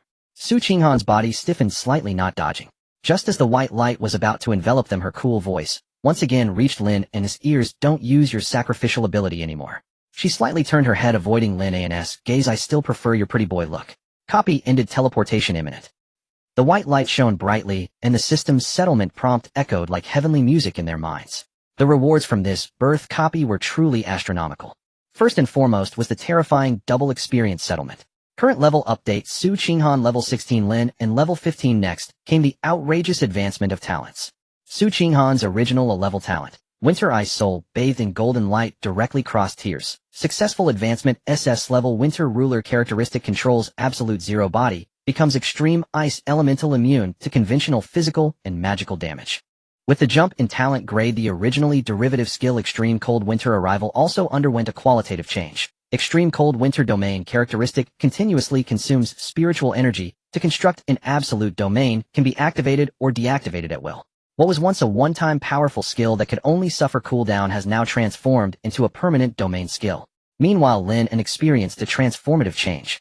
On the surface, his level Sacrificial Support still hung on the panel, showing no signs of activity. But in reality, aside from successfully awakening the hidden SS level Undying Immortal Body, the system also awarded a new talent as a clearing reward. Talent SS level World Destroying Black Dragon characteristic, none, no flashy description, but just from the strength of the first skill unlocked at level 10, it was undoubtedly a world-ending existence. In fact, this new talent as a clearing reward was supposed to be freely distributed between the two. However, seeing Lin An's unchanged level talent, Su Qinghan, unable to bear it, forcibly gave it to him. In addition, as the first pair of male and female players to clear the copy, they also triggered the ultimate hidden achievement reward. Gain status talent sharing under this absolute bond. Both parties' talents could be invoked mutually. This meant that Lin An at this moment held both Winter Ruler and World Destroying Black Dragon, two glaring SS level talents, along with a highly compatible hidden talent Undying Immortal Body of level Sacrificial ability. Riding the dragon's face, he genuinely didn't know how to lose. However, due to certain restrictions in the shared panel's view, Su Qinghan could only see Lin An's level Sacrificial Support and SS level World Destroying Black Dragon. She couldn't perceive the existence of Undying Immortal Body. I wonder if this Undying Immortal Body can take effect on her in the shared state. Lin An whispered as he looked at the cool girl beside him. In the next moment, the dazzling teleportation light completely engulfed their figures. Congratulations to Su Qinghan and Lin An for successfully clearing the Birth Awakening copy. At the exit of the latter competition, Xingho Academy, a slight spatial fluctuation accompanied by a flash of white light caused Wang Pengzi to stumble out of the chamber. With a thud, his legs suddenly weakened, and he nearly fell to his knees on the hard stone floor. At this moment, he was gasping for breath, drenched in cold sweat, his hands clutching his chest tightly. Though the death in the latter competition was harmless to his physical body, the utterly real pain of being brutally killed in the instance made him convulse and tremble uncontrollably. "Hey, be careful, Fat Master!" A hand swiftly reached out and tightly grasped his arm. His classmate Ho Chang supported him, wearing an exceedingly hypocritical smile. "This is your fourth match today. You can't just go down like this." Wang Pengzi's face was ashen, lacking even the strength to break free, and he merely shot a cold glance at him from the corner of his eye. "I say, Fat Master." Seeing Wang Pengzi's unyielding state, Ho Chang's smile gradually faded, morphing into unabashed mockery. "Lin An, that grade waste, is already dead, not even a trace left. What are you still holding on for?" He paused, then shifted to a tone that was half persuasive, half boastful. "Let's not even talk about whether he's dead or alive. Even if he were alive, wouldn't following young Master Qin be far more promising than sticking with that waste, Lin An? Look at me, I only have grade talent, and it's just been a week since the latter competition started, yet I'm already level 6. What about you? A dignified grade talent stuck at level 4A, unable to move. If you keep being so stubborn, by the time the latter competition ends and the official instances open, you won't even know how you died." Ho Chang's words seemed heartfelt on the surface, but they were merely his own calculations. Initially, he, like Wang Pengzi, was just a follower eating and drinking behind Lin An, and he had gained far more benefits from Lin An than Wang Pengzi. But once Awakening Day passed, seeing Lin An fall from grace, he immediately switched sides with his grade talent and became young Master Qin's most loyal sycophant. Now, watching the unyielding Wang Pengzi, each of his perseverances felt like a slap in the face to Ho Chang the traitor. This made him appear exceedingly shameless. In front of his new master, such shamelessness, if not concealed, would leave him feeling extremely insecure. Wang Pengzi remained silent. Dragging his numb legs, expression wooden and indifferent under Ho Chang's half-dragging, half-supporting, he walked toward the next death point. "So boring. With you looking like a dead pig, unafraid of boiling water, I've lost all interest in bullying you," Ho Chang said, visibly uninterested, as he could not find a sense of superiority from betraying Wang Pengzi. Now, with Ho Chang following young Master Qin, his core task was to escort Wang Pengzi to the latter competition at all times, occasionally joining the sniping team to personally participate in the tormenting of Wang Pengzi. "So boring. With you looking like a dead pig, unafraid of boiling water, I've lost all interest in bullying you," Ho Chang said, visibly uninterested, as he could not find a sense of superiority. That kind of torment, akin to being sliced into 1,000 pieces, was something no normal person could endure. He still clearly remembered the craziest incident 2 days ago when he hit too hard and shattered his own hand. When his consciousness returned, and he saw Wang Pengzi who was barely alive and could hardly be called human, Ho Chang was so frightened that he had 3 days of nightmares about being pursued by vengeful spirits. The two walked to the VIP queue entrance of the ladder competition. Compared to the crowded ordinary passage, this place was much quieter. Look at that fat guy again, isn't he too miserable? Who says otherwise? He's the one with the most participation in the ladder competition, yet he's still stuck at level. It's obvious without thinking what he has experienced inside. Respect to him for being such a tough guy, or if it were me, I would have collapsed mentally on the first day. The students around looking at Wang Pengzi, who resembled a walking corpse, couldn't help but whisper among themselves. Just then a sharp sarcastic voice cut through the crowd. "Pa. What tough guy? I think he deserves it. Who told him to provoke young Master Qin?" The speaker was a girl. Although her facial features were passably decent, her height of 1.50 m and weight of 150 pounds made her look like a solid meat pillar. At this moment, the meat pillar was cupping her heart with both hands, a sickening blush rising on her face. What kind of divine figure is young Master Qin? To even get a glance from him is a blessing for this fatso's ancestors. I wonder when young Master Qin will look at me more. As long as I can win his favor, even if he kills me in the ladder competition, I would willingly accept it. Around her there was a moment of stunned silence followed by an outburst of disgust. Ugh, sister, you're really disgusting. Even if you offered yourself, I'd find it nauseating. Could you please check your appearance before stepping out? Polluting the environment. Pa, you losers are just jealous of a bunch of bitter men who can't get any grapes, are just sour. The meat pillar girl placed her hands on her hips, unyieldingly arguing back. Ho Chang, ignoring the commotion around him, dutifully pushed Wang Pengzi into the teleportation array. With a flash of light, the sniping team, which had long been on standby, immediately followed up to ensure Wang Pengzi would not be left behind. As the teleportation array closed, Ho Chang's task for the morning was declared complete. Finally, I can go have a meal. He stretched, feeling particularly good as he didn't have to personally participate in the tournament today. Both his mood and appetite were surprisingly good. Meanwhile, at the exit of the high-level area of the ladder competition, as the teleportation array's light illuminated, Qin Xiaoyu stepped out leisurely. The surrounding area was packed tightly, and a group of academy girls trying to climb the social ladder immediately erupted in a tsunami of screams. Young Master Qin is mighty. Congratulations to young Master Qin for reaching level 10, leading the entire alliance. Young Master Qin, I want to have your babies.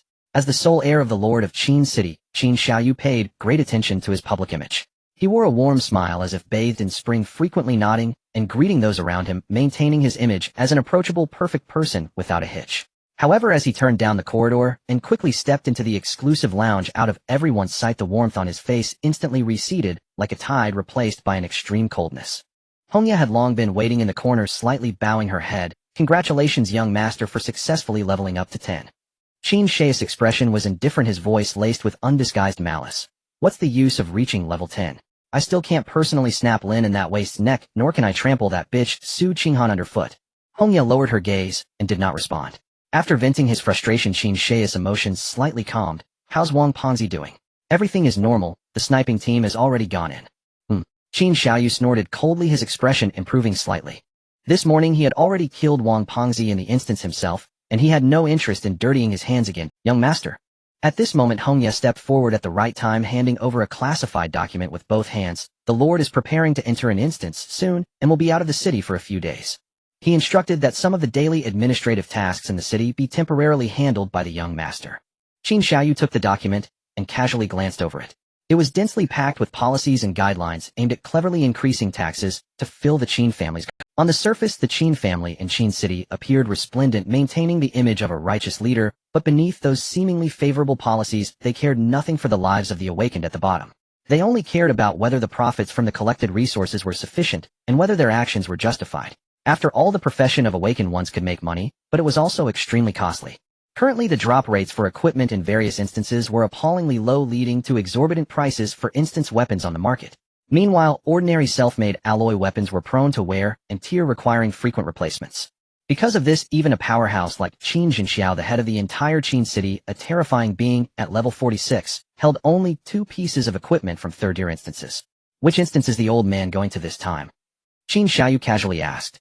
Third-tier unexplored instance about 100 kilometers from Qin City, Hongya reported accurately. Heh. Qin Xiaoyu let out a low mocking laugh, his gaze filled with disdain. My father really is regressing as he ages. At level 46, going to farm a mere third-tier instance. Hongya stood silently, neither agreeing nor disagreeing.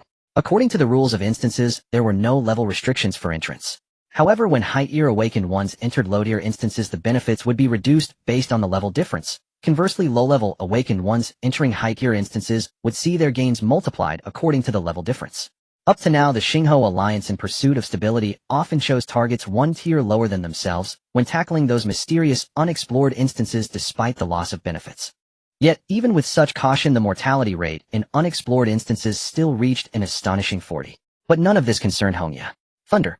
Qin Xiaoyu gazed at the dazzling bolt of lightning that flickered across the sky, his brow slapped. As the director of instruction at Xingho Academy and a level 38 lightning awakener, why was Thunder in such a hurry to rush to the awakening square? Wasn't the awakening day supposed to have concluded a week ago? Before he could ponder further, Hongya had already stepped forward, quickly presenting her tablet before his eyes. Young master, take a look at this. On the tablet screen, two bold red notifications from the Xingho Alliance flashed frantically, extremely eye-catching explosion. Birth Awakening Dungeon welcomes its epic first clear. Coordinates Qin City, Xingho Academy. Effective immediately, the Birth Awakening Dungeon is permanently closed. The first clear of births. Qin Shia's pupils constricted sharply as two familiar figures instantly surfaced in his mind. Only two people from Qin City Xingho Academy entered that dungeon this year. Lin An and Su Qinghan. They actually cleared it. Qin Xiaoyu stared fixatedly at the news on the screen. The composed facade he usually maintained showing the slightest crack, unable to calm down for a long time. After a moment, a glint of fierce intent surged in his eyes as he abruptly turned and strode towards the Awakening Dungeon square. Let's go take a look. Yes. The Awakening Dungeon served as the foundation for the globally interconnected mapping, and the announcement of the first clear and its permanent closure detonated the entire online discourse like a heavy nuclear bomb. The servers of major platforms were nearly paralyzed, and the campus forum of Qin City Xingho Academy erupted into chaos. No way. Is this for real? Did the Birth Awakening Dungeon really get cleared at our school, eh? The official red document from the Xingho Alliance, how could it be false? I testify. I just saw Director Thunder transform into lightning and rush towards the square. Something big is definitely happening. Who would dare enter Birth after all these years? Did the internet just get connected upstairs? Our academy's current cohort is indeed bold. There are really two people who got in. The campus beauty Su Qinghan and that grade waste Lin An. What a joke, they probably got chewed up by monsters and left with nothing but bones. How could it possibly be them? Shut up and hurry to the square to claim a spot. The truth will be revealed soon. As news spread, the students who had been hesitating on the periphery of the ladder competition, except for those unfortunate enough to be trapped in the dungeon, almost crazily rushed towards the Awakening Square. At this moment, at the Awakening Dungeon Square, crackle! Lightning flickered as Thunder's figure first appeared high. The large screen on-site repeatedly displayed the blood-red words of Birth First Clear, and its immediate permanent closure, the surroundings empty and dead silent. Thunder's gaze was like lightning coldly sweeping over the entire scene, finally landing on a hidden corner of the spectator stand. Zhaoqua and Xia Chuchu were hurriedly putting on their clothes. Especially Xia Chuchu, due to Thunder's sudden arrival, her clothes were disheveled, large swathes of her fair skin exposed, looking utterly disheveled, and Thunder caught quite a bit of the sight. Thunder merely cast a disinterested glance before retracting his gaze. As a level 38 grade powerhouse and the deputy head of the academy, he had seen countless exquisite women showing no interest in such a wild goose that had been played with. He stood with his hands clasped behind his back, staring intently at the entrance of Birth. Although no one had yet emerged from the reports across the web, it was undoubtedly true. With the principal absent, it was naturally up to him as the deputy to stabilize the scene at the first moment and witness this miracle that would surely be recorded in the annals of the Alliance. Before long, the square was overflowing with students rushing in from all directions. Even representatives from various corporations outside the academy, guild spies, and media reporters were using every privilege to rush over here madly. In the corner of the spectator stand, Zhaoqua, finally having tidied up his appearance, stared intently at the exit of Birth, his eyes filled with bloodthirsty excitement. Due to the noise from the crowd, the two who had originally been confused finally understood the situation. Lin An, you worthless fool, you actually came back alive. Zhaoqua tightened his embrace around Xia Chuchu, a cruel smile curling at the corners of his mouth. I was really afraid you died inside. I never expected that heaven would open its eyes and give me a chance to kill you myself. Relying on his grade talent Titan's dominance for powerful offense and defense, Zhaoqua had thrived in the ladder competition. His level had soared to 8, firmly seated in the academy's second tier. At this moment, he was extremely inflated with confidence. Beside him, Xia Chuchu's nails dug deep into her palms, biting her lip tightly. Lin An, you must come out in one piece. I want to see you get cut to pieces. She took a deep breath, forcibly suppressing the resentment in her heart, replacing it with a sweet and delicate smile, leaning softly against Zhaoqua, her voice sweet. Brother Zhaoqua, earlier Lin An used the campus card to set you up, and even deliberately stirred up our relationship. If he comes out later, you mustn't let him off easily. It's best to hand him over to me, so I can exact my revenge for you. Absolutely. Zhao Kuo's gaze turned fierce, not looking back as he fixed his eyes on the entrance. As soon as he comes out, I will take him down immediately. At that moment, a sudden uproar erupted from the crowd. Look! He's coming out!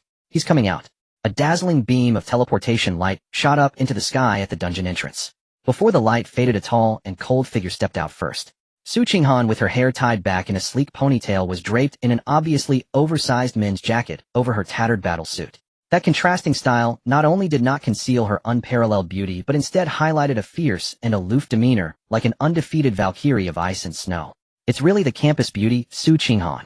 At the same time, the content on the central screen instantly changed, displaying her latest clearance data, cleared by Su Qinghan, level 16 talent, SS grade Winter Monarch silence.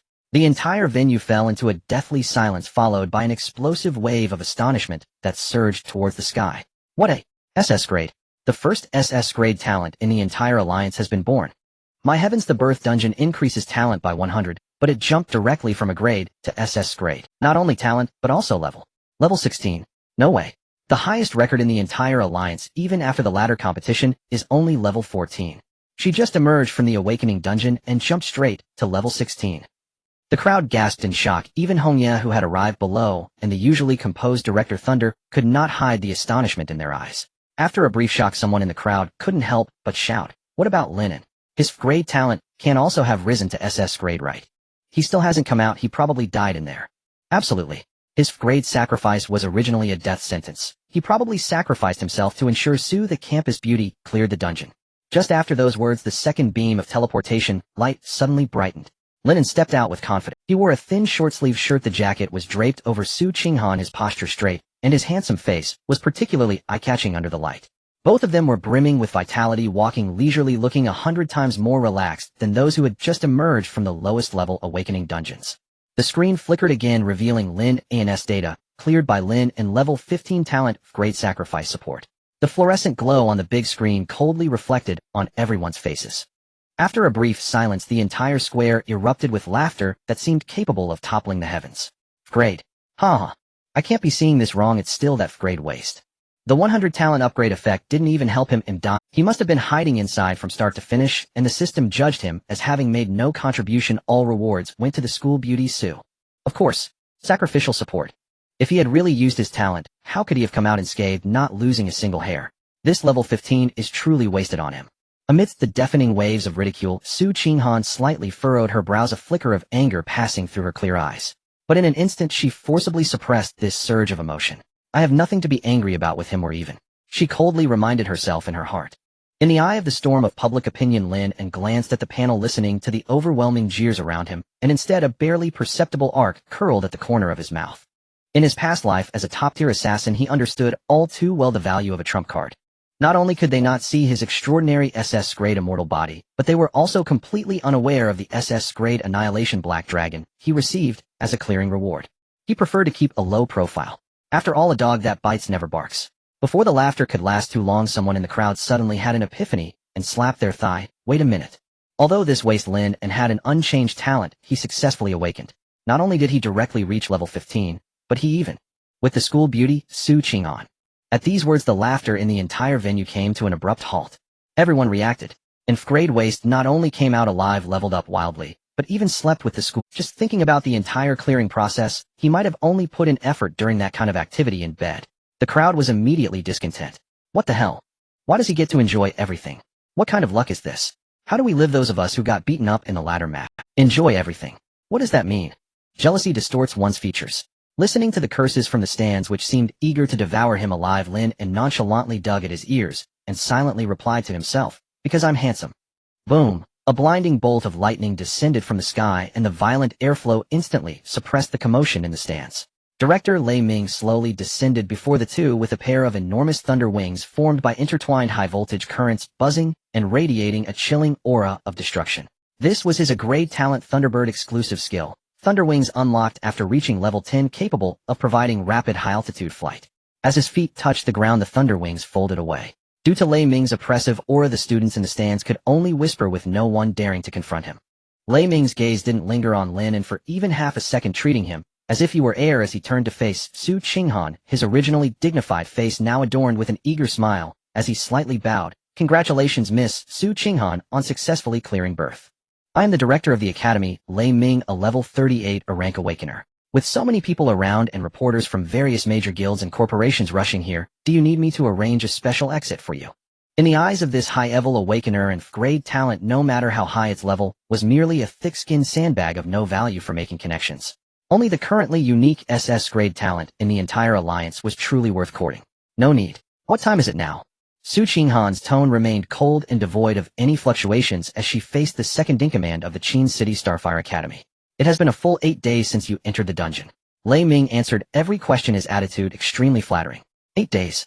Su Qinghan's pupils constricted. They had only spent a total of 6 hours in the dungeon, yet outside a full 8 days had passed. Unlike Lin An, who was carefree, her mind was racing.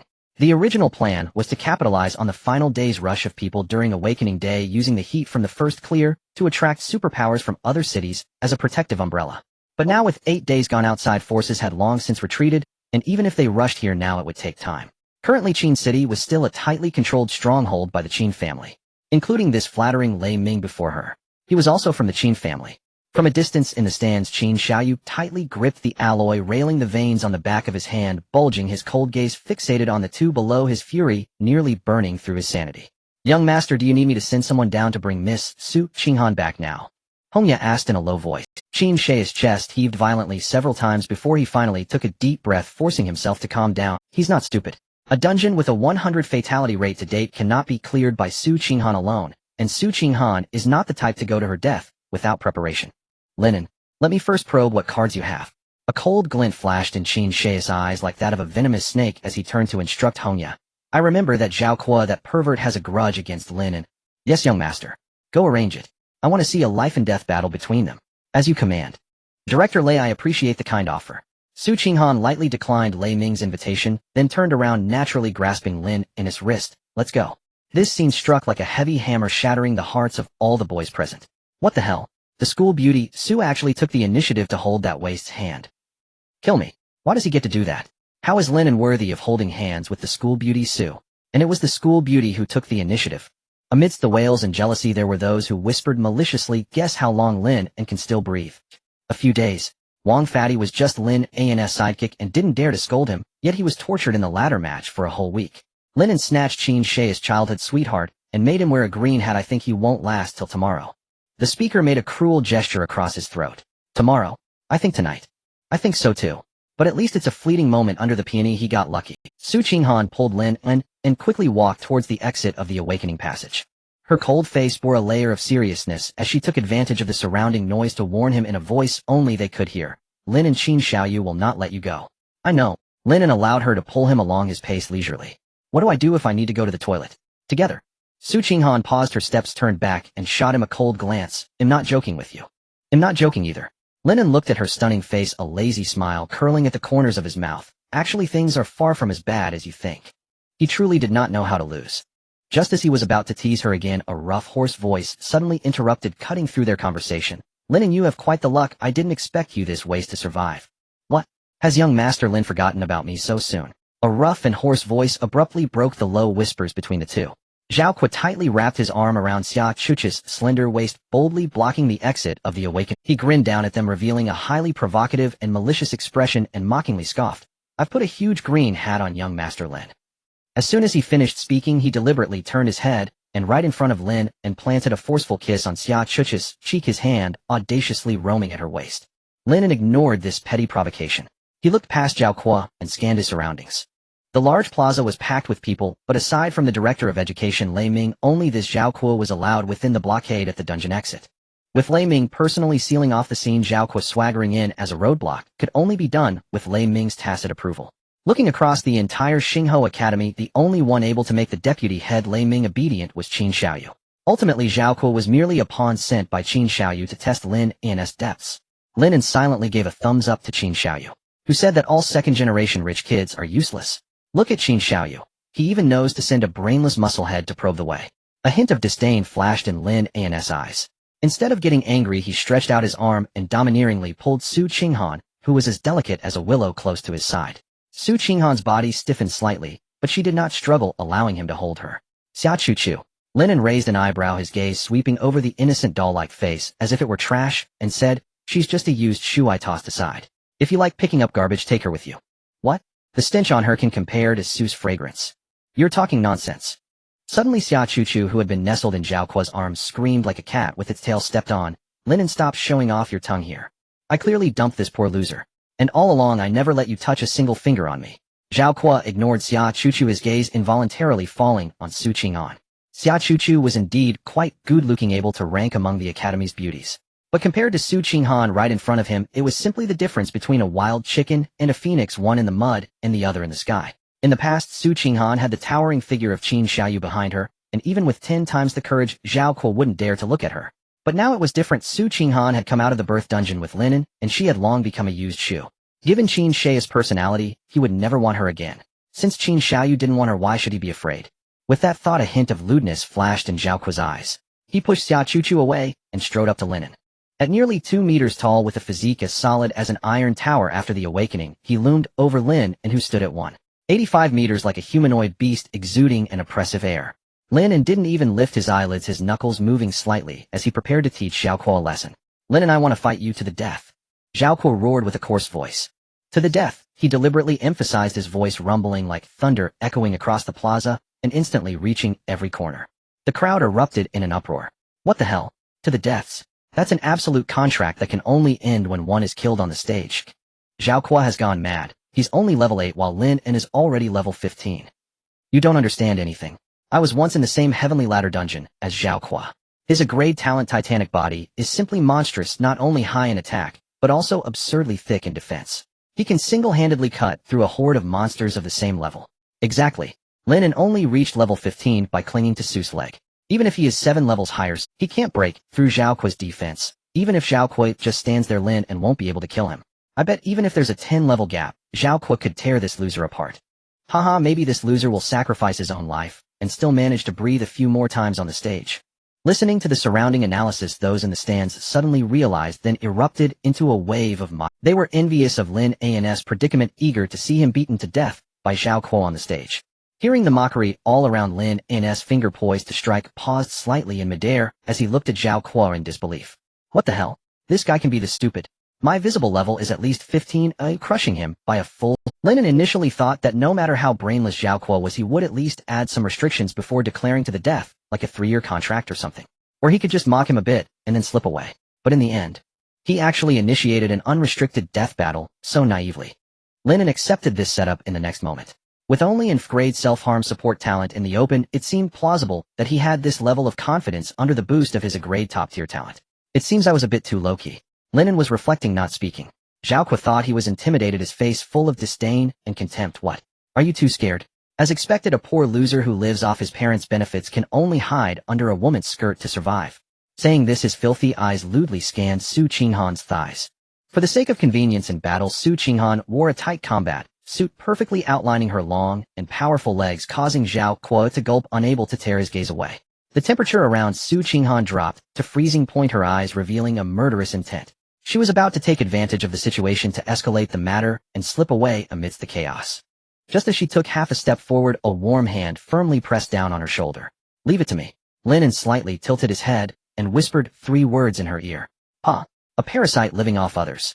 Seeing this, Zhao Kuo spat heavily, cursing even more harshly. A dignified level 15 afraid to accept my level 8 death battle invitation. I guess you might as well cut it off and go become a eunuch in the palace. The students in the stands, eager for excitement, joined in the ruckus, the intensity rivaling a market argument. Alright.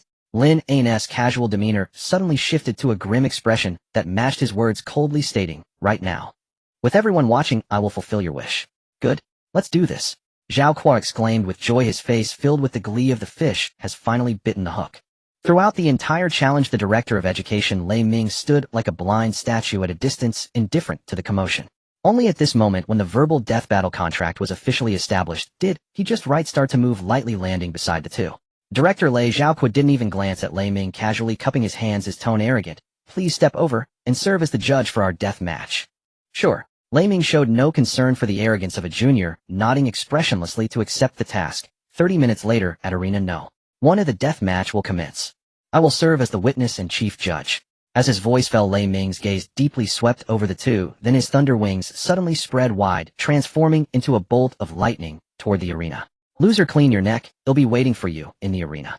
Zhao Kuo uttered a harsh remark, roughly pulling Xia Chuch's waist and swaggering away while laughing maniacally. Once the crowd dispersed, Su Qinghan forcefully slapped away Lin An's arm around her waist, her tone as cold as ice shards. Lin An, when we get on stage, try to stall as much time as possible. To survive and leave Qin City, we must hold out until the major forces from the outside arrive. Knowing Lin An's strength, she naturally wasn't worried about him losing. She just wanted to buy time for the other forces to arrive. Rest assured, I have it all figured out. Lin An moved his neck, the joints cracking. Instead of worrying about this, Lin An turned and leaned closer to Su Qinghan's ear, his tone full of teasing.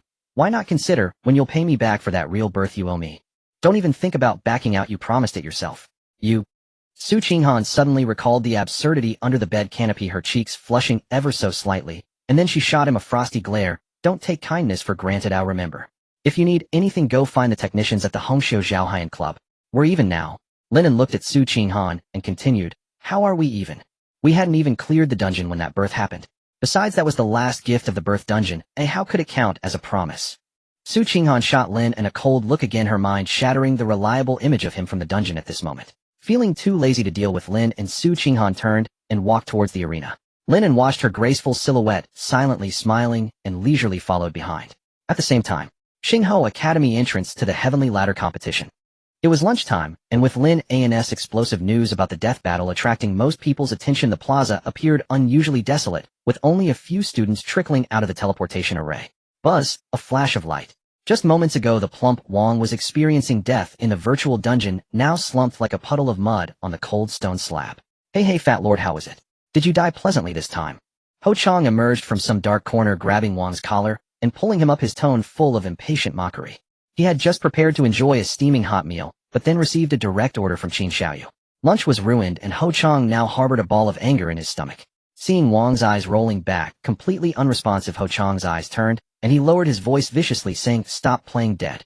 That waste Lin An has come back alive." Those 3 words struck Wang's lifeless soul like a shot of adrenaline. His previously vacant pupils suddenly contracted, erupting with a horrifying brilliance. Lin An, brother An. Wang suddenly grabbed Ho Chang's wrist, his nails digging into the flesh due to extreme force, his voice hoarse. Yes, he was lucky and managed to clear the birth, and his level has shot up to 15.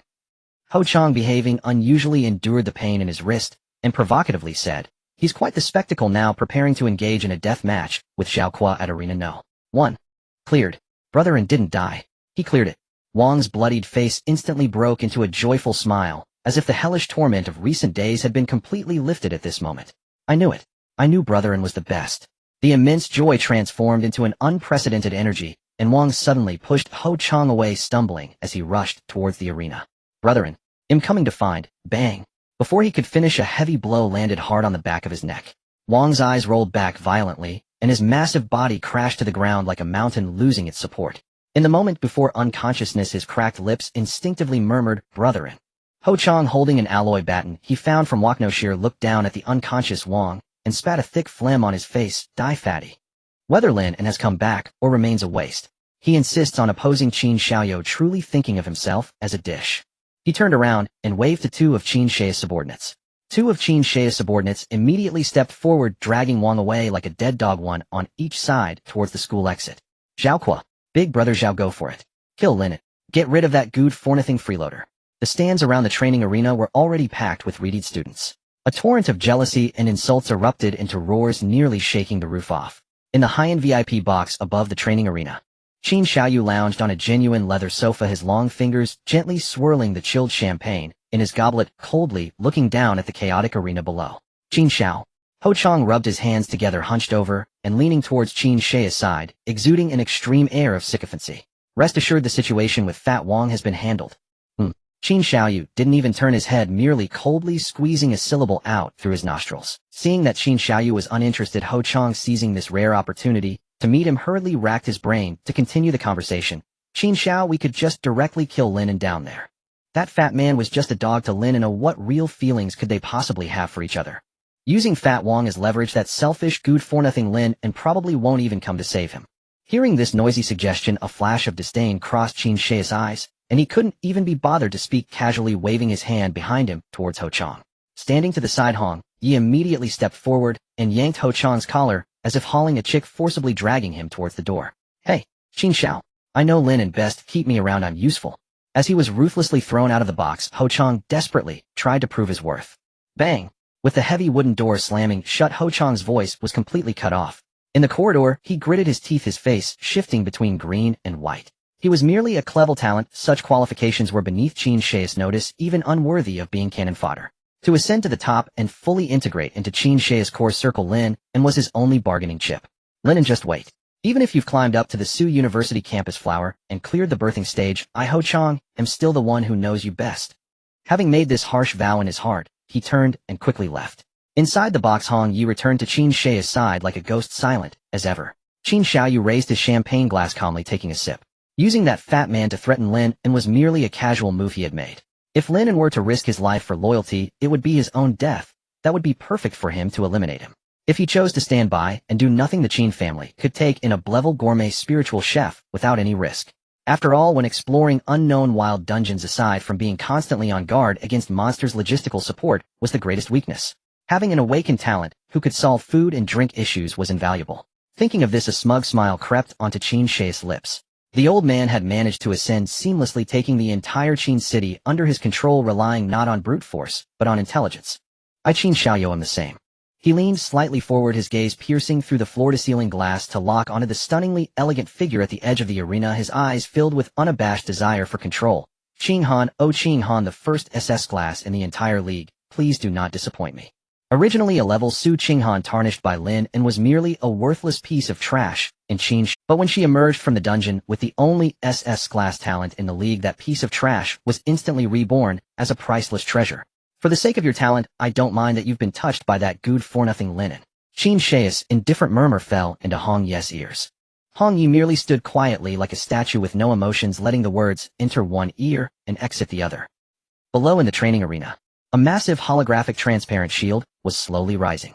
In the center of the arena, Zhao Kuo frantically tore off the upper half of his combat suit, revealing exaggerated muscles stacked like granite. He eagerly stretched his limbs, the joints cracking like popping beans. The director of education, Lei Ming, spread his dazzling lightning wings, silently hovering in midair, his tone indifferent. Are you all ready? I believe you are all clear on the rules of the death match. Once you step onto this arena, only one person can walk away alive. Director Lei, you really talk too much. Zhao Kuo, brimming with confidence, arrogantly interrupted Lei Ming's routine announcement, showing not the slightest respect or awe towards a stronger opponent. Lei Ming coldly glanced at him, not bothering to argue, and suddenly raised his voice, booming like thunder across the arena. Since both sides are ready, then the death match begins. With the shield completely closing, the stands erupted into chaos as gamblers shouted, "Come, come, come. The betting is open. How long do you think that good-for-nothing Lin An can hold out? I bet he won't last 10 seconds. I bet 1 minute. I bet 10 minutes. Zhao Kuo is definitely going to torture him slowly. Once you place your bets, there's no going back." On the arena, Zhao Kuo arrogantly flashed a thumbs-down sign at Lin An, his facial flab wrinkling together. "Good-for-nothing, are you ready to die? Don't worry, I will not let you die that easily. I will smash every bone in your body with my fists." Boom! Before his words were even finished, the floor tiles beneath Zhao Kuo cracked instantly, as his massive frame shot out like a cannonball. His speed was not particularly fast, but the sheer pressure of his raw power was extraordinarily imposing. Lin An's expression remained unchanged as he sidestepped. Zhao Kuo's fist, the size of a cauldron, barely grazed his afterimage and struck the air, producing a sound explosion. Next, Lin An moved as if he were strolling, dodging several of Zhao Kuo's relentless attacks effortlessly. "Is that all you can do, running like a mouse? Good-for-nothing," Zhao Kuo roared in fury. The gamblers who had bet on the match to end in 10 seconds were now regretting their choices, jumping up and cursing. "Lin An, you coward. Have the guts to take a punch from Big Brother Zhao." Outside the arena, only Su Qinghan breathed a sigh of relief in secret. She feared that Lin An, blinded by rage, would quickly end the match. As long as Lin An maintained his composure and delayed, there might still be hope. However, before she could fully relax, the situation on the arena changed dramatically. Lin An, who had been dodging, suddenly stopped in his tracks without warning. He did not retreat, but advanced, grounding his legs firmly, striking a perfectly standard stance for a direct punch. "Look, that idiot Lin An isn't running away anymore. He plans to face Zhao Kuo. What a total lack of self-awareness. Can Inflevel Physique withstand the Titan's dominance? If he faces this, his entire arm will definitely be destroyed on the spot. What a fool. If he had kept hiding like a turtle, he might have lasted longer." As Lin An seemed to court death, those who had bet on him to last a minute were outraged, and insults filled the stands.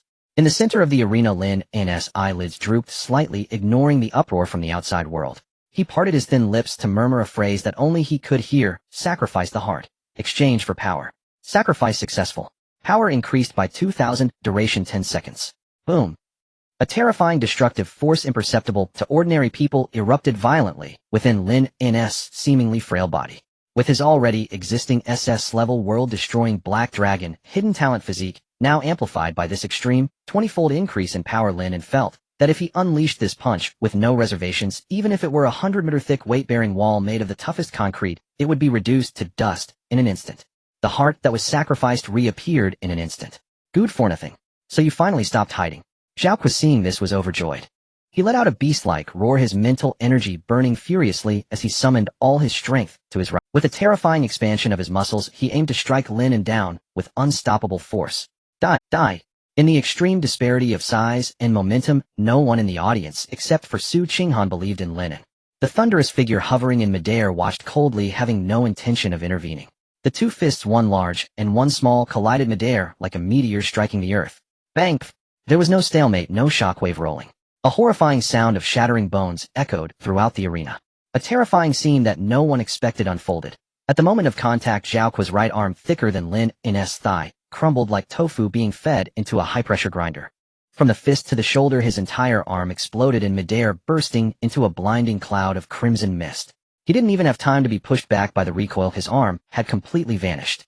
Zhao Kuo's bulging eyes filled instantly with incomprehensible shock and sheer terror as he stared blankly at his empty right shoulder, unable even to scream. Lin An's movements showed no sign of hesitation. He withdrew his fist, twisted his waist, and turned to kick. His right leg became a giant axe, striking fiercely at Zhao Kuo's broad chest. Crack! Visibly, Zhao Kuo's proud titan physique caved in horrifically like paper. Blood mixed with bits of internal organs gushed from his mouth like a fountain. His nearly 2-meter-tall body, akin to an iron tower, hurtled backward at an impossible speed, crashing heavily against the protective barrier, then sliding down to the ground like a puddle of mud. The arena fell into dead silence. The stands, which had just been filled with frantic cheers, were now so quiet that one could hear a pin drop. The thunderous figure's pupils constricted sharply, and with a fierce flap of his wings, he descended beside Zhao Kuo.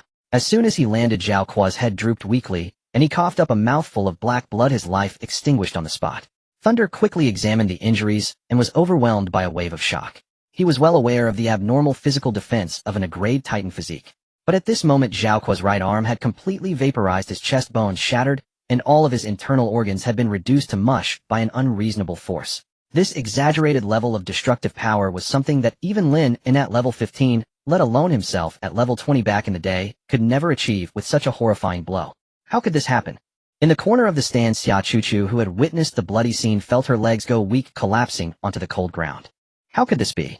She trembled violently, her whisper barely escaping her throat. Extreme fear engulfed her like icy seawater. The only thought racing through her mind was to escape. The further away, the better.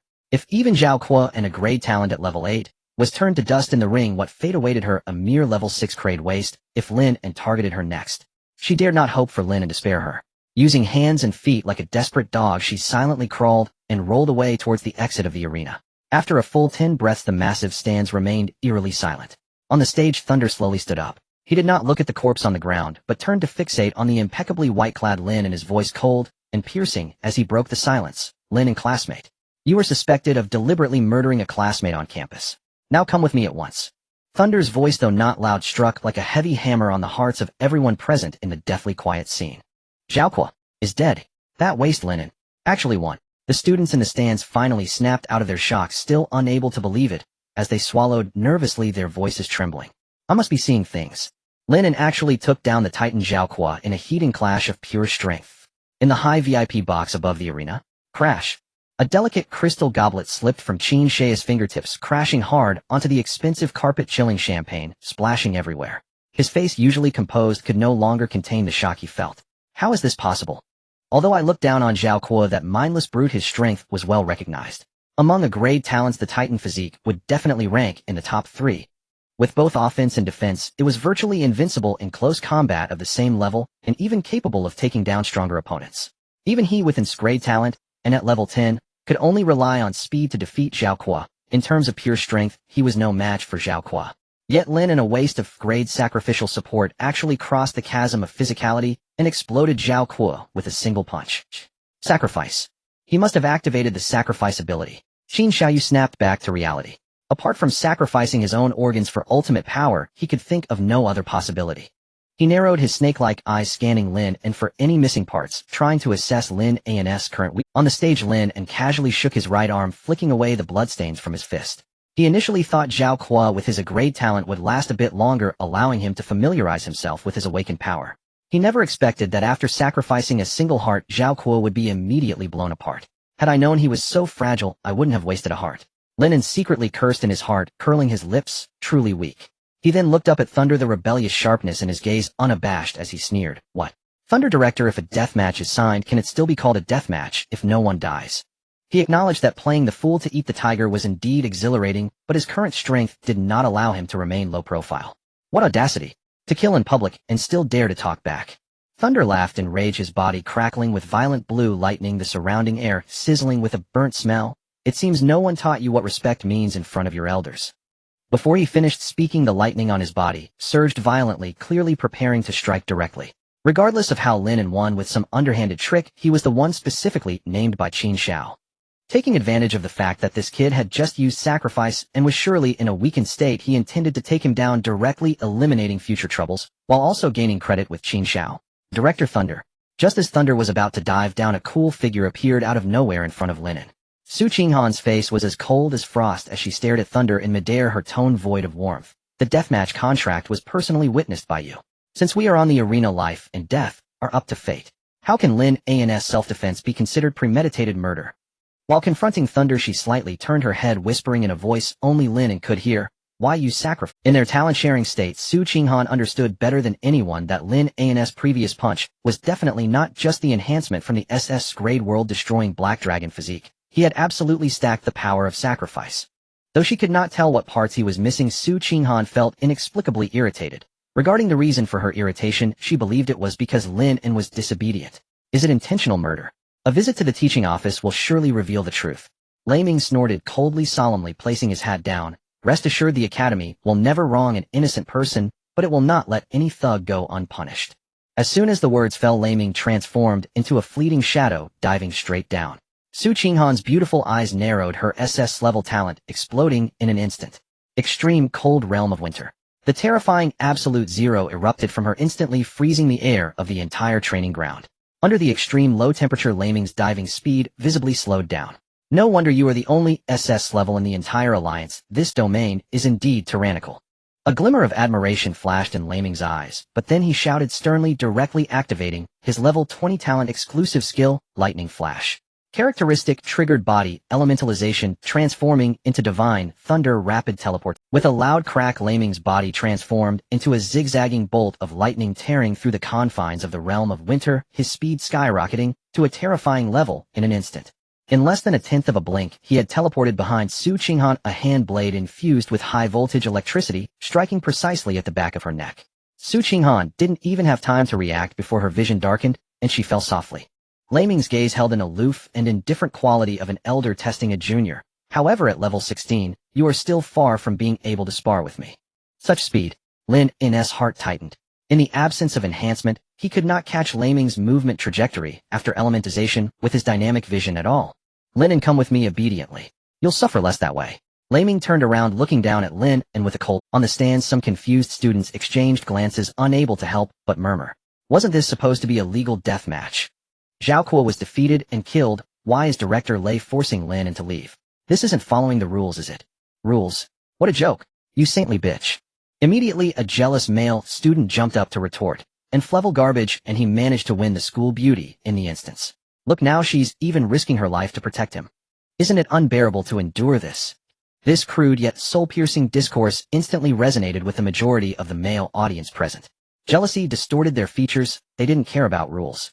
As long as Lin An was in trouble, they unconditionally supported Lei Ming. Only the girls pouted, siding with Lin An. First, Lin An was handsome.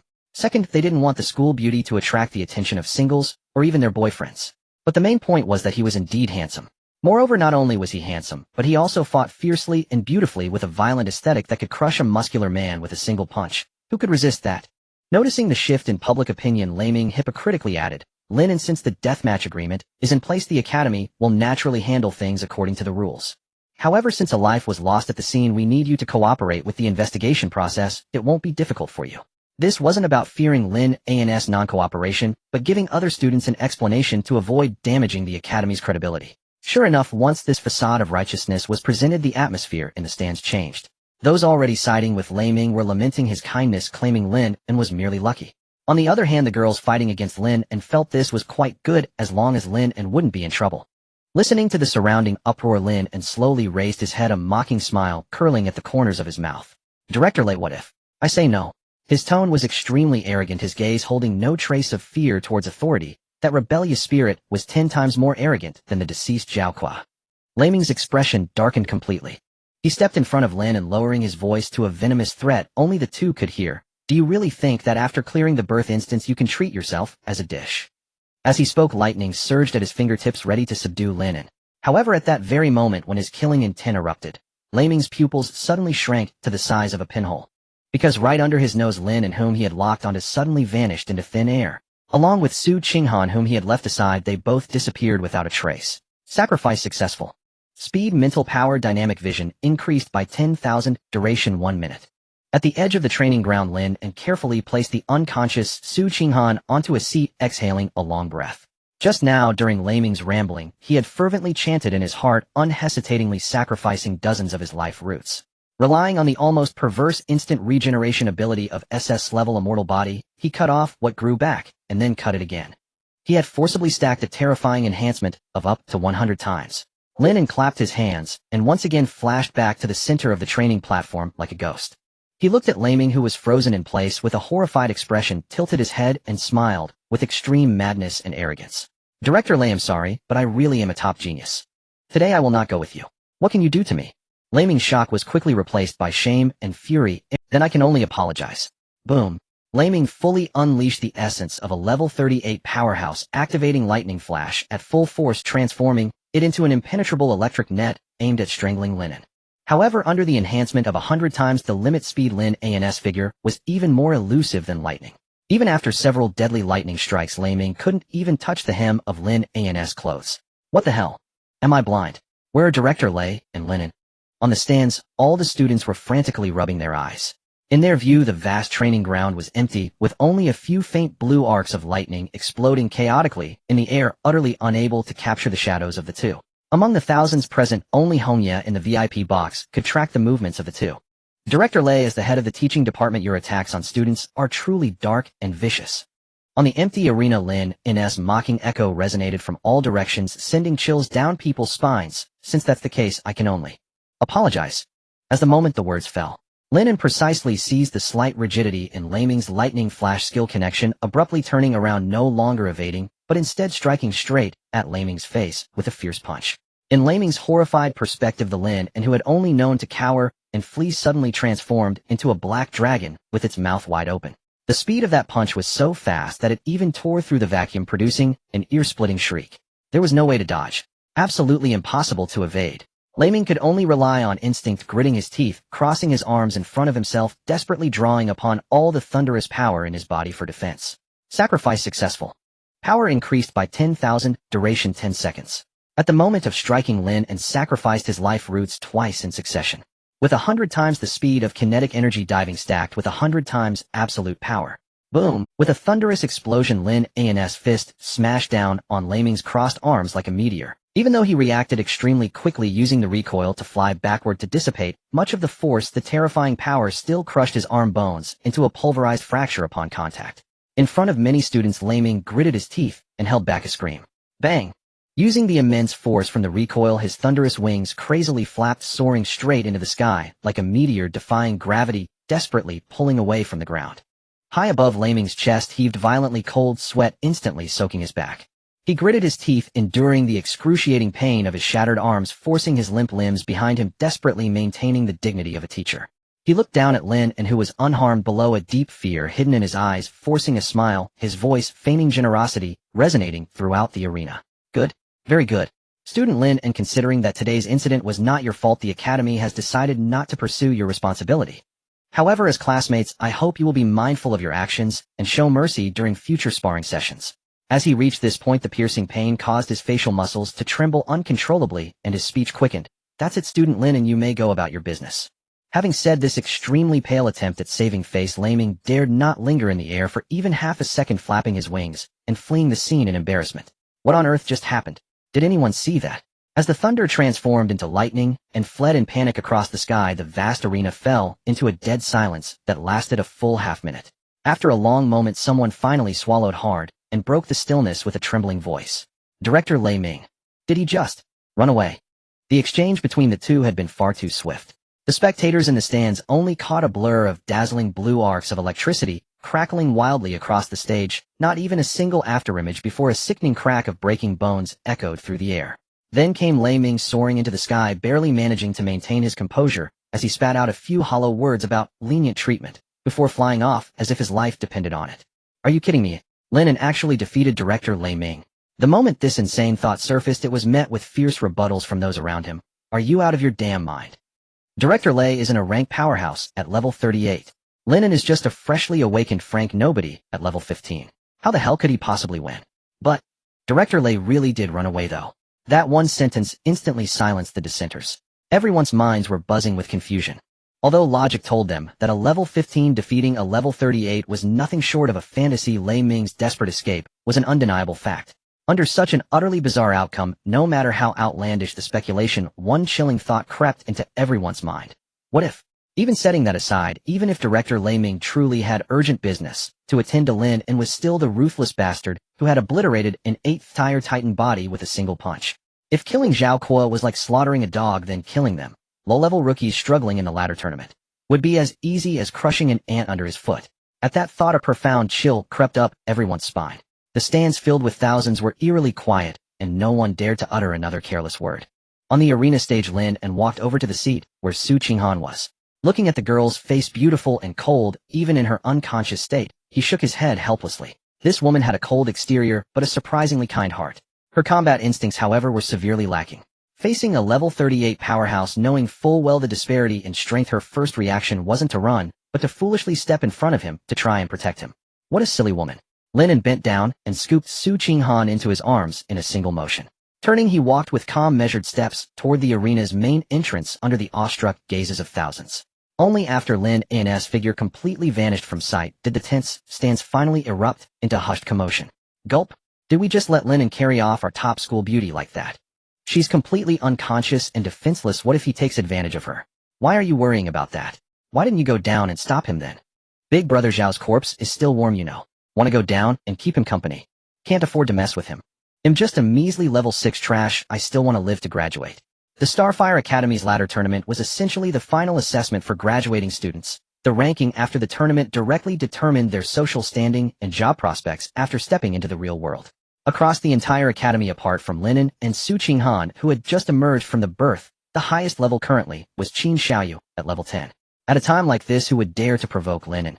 Just then a clueless kid in the crowd muttered in confusion. Come to think of it, with such a big incident happening, why hasn't young Master Qin made his move yet? Shut your stinking mouth. Before he could finish, the guy next to him paled in fright and clamped his hand over the kid's mouth, cursing through gritted teeth. If you want to die, don't drag us down with you. Who does young Master Qin think he is?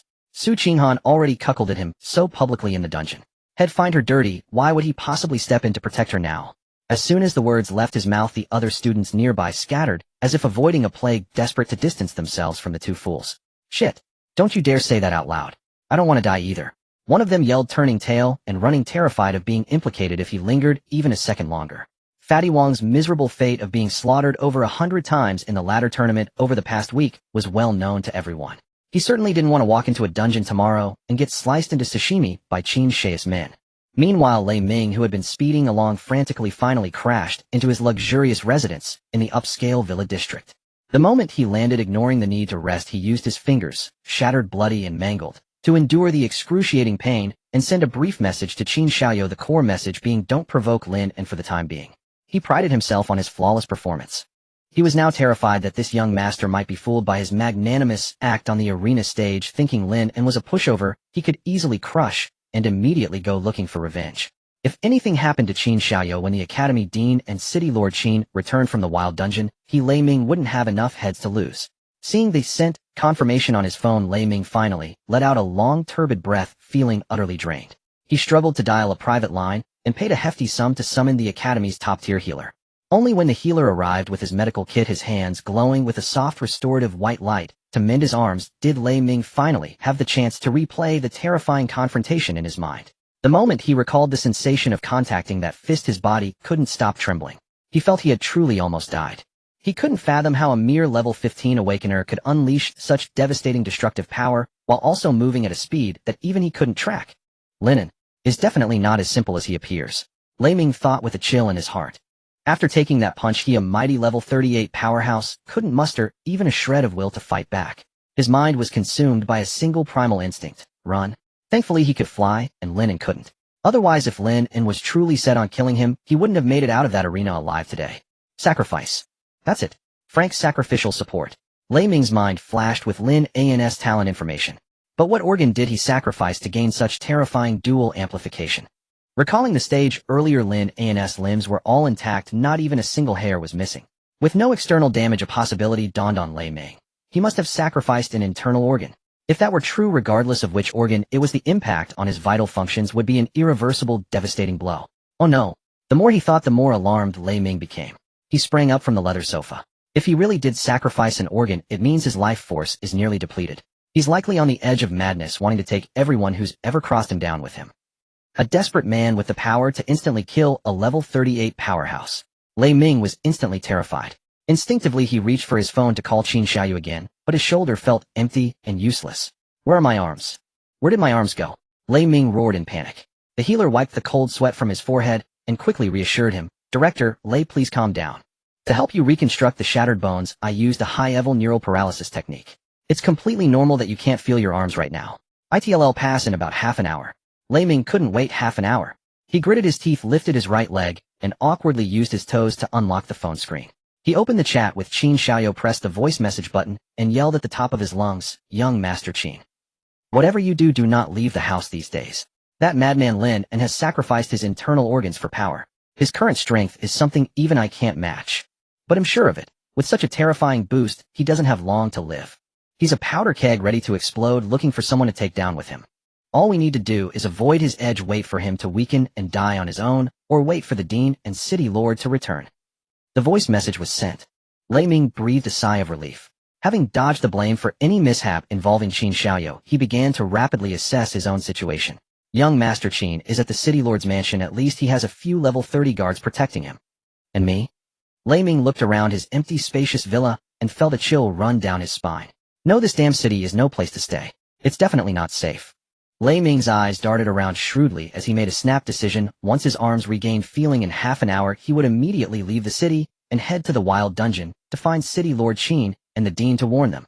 He remembered they had gone to a third-tier unconquered dungeon 100 kilometers away, and the areas they'd passed through only had second-tier monsters at most. For him, who could fly at high altitudes, the second-tier Wild Dungeon monsters were far more lovable and safer than that Lin An who might come knocking at any moment seeking mutual destruction. Being able to survive and climb to a high position at level 38 in this perilous high martial world wasn't just about talent and hard work. What he relied on was this trait etched into his very bones: caution. Lin An held the unconscious Su Qinghan. Just as he leaped out of the campus, he saw a crowd of people outside. The representatives from major financial groups and Qin City scouts from guilds and media reporters armed with cameras and microphones surrounded the academy's entrance like a pack of sharks sensing blood, leaving no room for even a fly to enter. Lin An's gaze turned slightly cold, too lazy to deal with these people. He quickly recited in his heart, and without hesitation sacrificed several times his vital essence, pushing his speed to the extreme. After multiple experiments, this method of sacrifice proved to be the most cost-effective. The wind howled past. Lin An's figure transformed into a blur that the naked eye could scarcely catch, leaping directly above the crowd's visual blind spot, racing back silently to the rented room near the slums. The interior was simply furnished, small in space, yet it was relatively clean and tidy. He walked straight to the bed and laid Su Qinghan on the somewhat cramped single bed. Before he could catch his breath, a series of abrupt knocks sounded at the door. Bang, bang, bang. Lin An's eyes instantly turned cold, his muscles tensed as he approached the door like a leopard poised to pounce. Peering through the peephole, he saw the dimly lit hallway empty, with not even a shadow in sight. Lin An flipped his wrist and forcefully opened the door. There was no ambush outside, only a white envelope without a signature quietly lying on the cold concrete floor. Lin An bent down to pick up the envelope, locking the door behind him. Tearing open the seal, inside was only a rough piece of paper with a line of provocation written on it. "Lin An, the most important person in your life is now in my hands. If you know what's good for you, come alone to the outskirts of the east side of the city by 6 o'clock tonight. Most important person. Lin An looked at the letter, a mocking cold smile curling at the corner of his mouth. In this damn world, I don't even have a relative, so who could possibly be the most important person? Just as the words left his lips, a plump figure flashed through Lin An's mind. Fatty. It dawned on him. The news of him clearing the birth hell instance had already exploded across the internet, and with the commotion earlier in the training field, if Wang Fatty was still free, he would have already come crying to cling to Lin An's leg. But until now he hadn't seen a single hair of Fatty. This damn Fatty must be saved. Lin An crumpled the letter into a ball and turned his gaze to the unconscious Su Qinghan on the bed. Though this girl was cold and aloof, she was a good person, and if he left her alone here, he really felt a bit uneasy. Lin An walked to the bed, lifted Su Qinghan's pale and delicate hand, drew out a sharp little dagger, and without hesitation cut into her palm. Blood began to seep from her fair palm. In the next moment her flesh quickly writhed and healed as if time was reversing. In the blink of an eye her palm was as smooth as before, leaving not a trace. Indeed, the immortal body talent is also shared with her, it's just that it doesn't appear on her panel. Lin An's heart settled slightly. Even if she can't die, leaving a fainted top-tier beauty alone in the slums. What if some ill-intentioned fool sneaks in and does something to her? Wouldn't I be in, even if she can't die, leaving a fainted top-tier beauty alone in the slums? What if some ill-intentioned fool sneaks in and does something to her? Wouldn't I be in deep trouble? Not acceptable. Lin An turned back, silently reciting in his heart, and directly sacrificed several times his liver to significantly enhance Su Qinghan's mental strength. At the same time he extended his thumb and pressed on her acupoint. Under the dual stimulation of immense mental energy and physical pain, it wasn't long before Su Qinghan's cold, beautiful eyes slowly opened. Awake. Lin An withdrew his hand, looking down at her from above, his tone flat. If you're awake, hurry back home by yourself. I have things to do. No need. Lin An didn't even turn his head. I told you. Su Qinghan sat up from the bed, her tone carrying an unreasonable stubbornness. You can't leave me for even a moment these days. Qin Xiaoyu will definitely not let you go. What are you going to do? Lin An stopped, turned his head, and looked at her with a teasing gaze. You want to protect me? Before Su Qinghan could retort, Lin An mercilessly activated his mocking mode. Forget it, Su the great school flower. You should reflect on yourself first, don't drag me down by following. Reflect on what? Su Qinghan frowned, a hint of confusion flashing in her eyes. Reflect on why you were knocked out by Lei Ming with one blow. Reflect on why, knowing that your strength is inferior, you didn't run away, but instead rushed in like a fool. Lin An's teasing faded, his expression turned cold, his tone extremely sharp. If it weren't for me today, you would have already been delivered to Qin Shi's bed by Lei Ming. Looking at Su Qinghan's cold face, he dropped the final heart-wrenching statement. Moreover, Su the great school flower, are you really that strong? With that, Lin An pushed the door open and left. In the narrow rental room, only Su Qinghan sat alone on the edge of the bed. Her brain felt a bit muddled, and Lin An's harsh question echoed endlessly in her ears. Are you strong? Indeed, is she strong? Is she stronger than Lin An? The answer was obvious: no. They were currently in an absolute state of talent sharing. Her SS-level ruler of winter could be used by Lin An without reservation at any time. He even had an SS-level world-destroying black dragon. Aside from being one level higher than him, there was fundamentally no barrier between their extraordinary powers. But in terms of combat awareness and fighting techniques, even 10 of her combined wouldn't suffice for Lin An to kill with one hand. Perhaps because during their time at the academy, Lin An had always been labeled as grade waste and received disdain from others, or perhaps in the latter part of the birth instance, when facing the mutated Storm Wolf pack, she had swung her sword to slay them, protecting him behind her. These subconscious accumulations made her feel instinctively after coming out that she was stronger than him and she should protect him. But it wasn't until that moment just now that she realized how weak and naive she appeared in front of this man. Truly ungrateful. Su Qinghan bit her alluring red lip, a hint of embarrassed anger flashing across her stunning face. She felt as if she had been bewitched, and even if she was indeed stronger than him, what right did she have to protect him? A man who took her body would be better off dead outside. She shook her head vigorously, forcibly shaking off the absurd worries and unnecessary emotional fluctuations from her mind. Then with a cold face, she stood up angrily and slammed the door behind her. Lin An left the rented apartment, his figure weaving through the dark alleys of the slums like a ghost, heading straight towards the eastern outskirts of the city. This foolish woman, if I don't give her a wake-up call one day, she might be sold off, while still counting money for others. Facing the night wind, Lin An pondered to himself. He had not revealed the trump card of the immortal body to Su.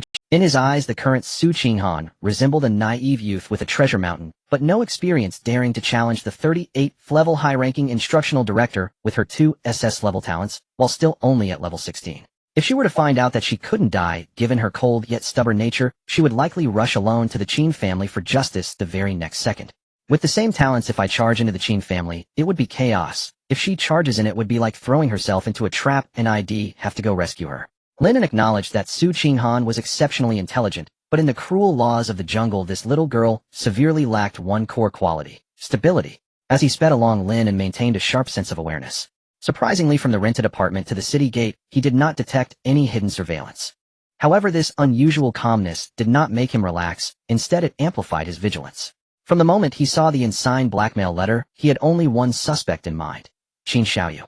Looking across the entire Qin city apart from this influential young master, he could not think of anyone else who would have such motivation and could control a level talent who had already caught the attention of several factions. Qin Xiaoyu was not foolish. He would never invite him out without leaving any backup.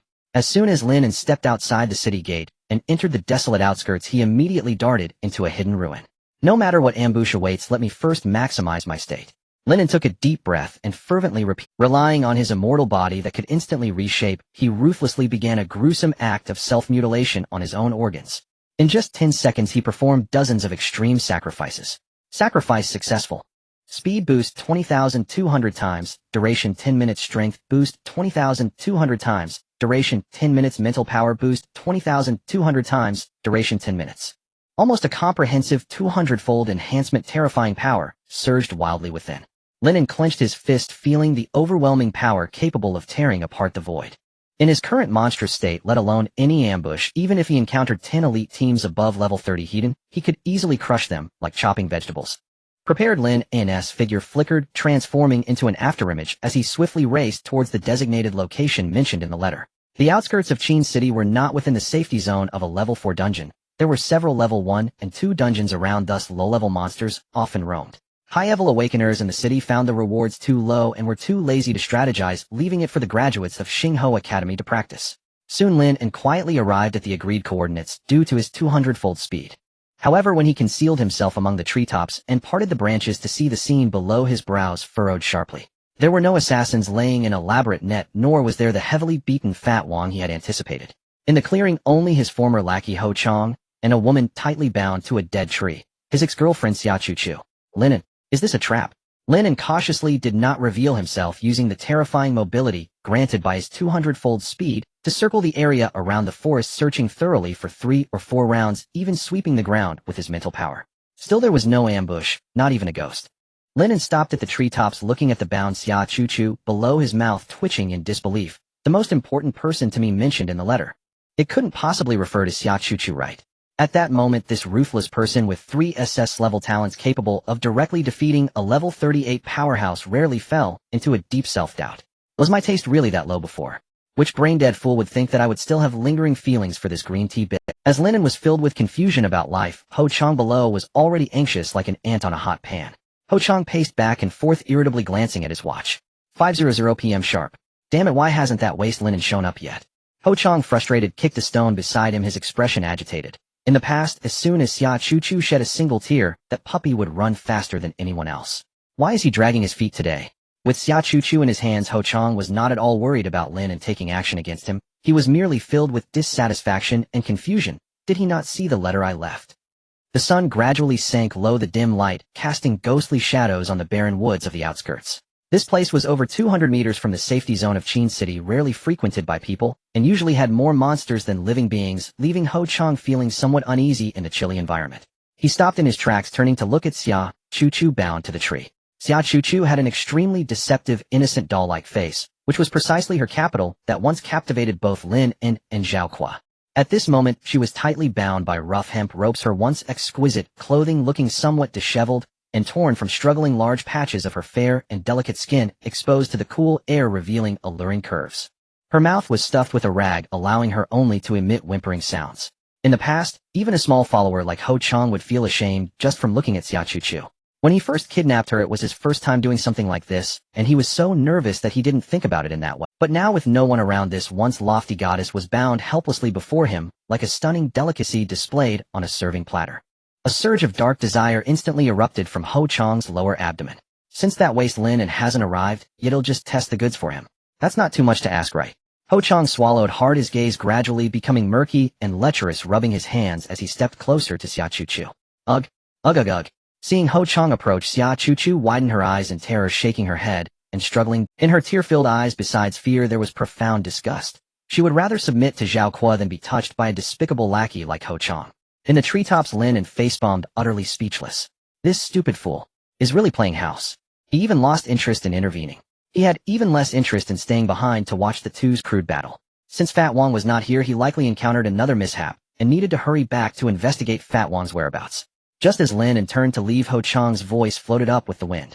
Xia Chuchu, you look really fucking beautiful. No wonder that waste Lin An was so mesmerized by you before you go east, and he wouldn't even dare to go west. Ho Chang approached the tree, extending his rough hand, greedily caressing Xia Chuchu's fair cheek. Ugh. Xia Chuchu felt a wave of nausea, turning her head in disgust, but Ho Chang forcefully grabbed her chin and turned it back. Ho Chang's heavy breathing hit her face, and his palm slid slowly along her smooth cheek, gradually making its way to her slender neck and delicate collarbone. The movement exuded a twisted enjoyment. That waste Lin An spent so much money, yet he barely held your hand. Today I won't spend a single penny, yet I can still have you. Ho Chang grew increasingly agitated, his eyes burning red. His palm trailed down his collarbone, recklessly wandering at the edge of that alluring soft jade's warmth. So good. The sensation is truly exquisite.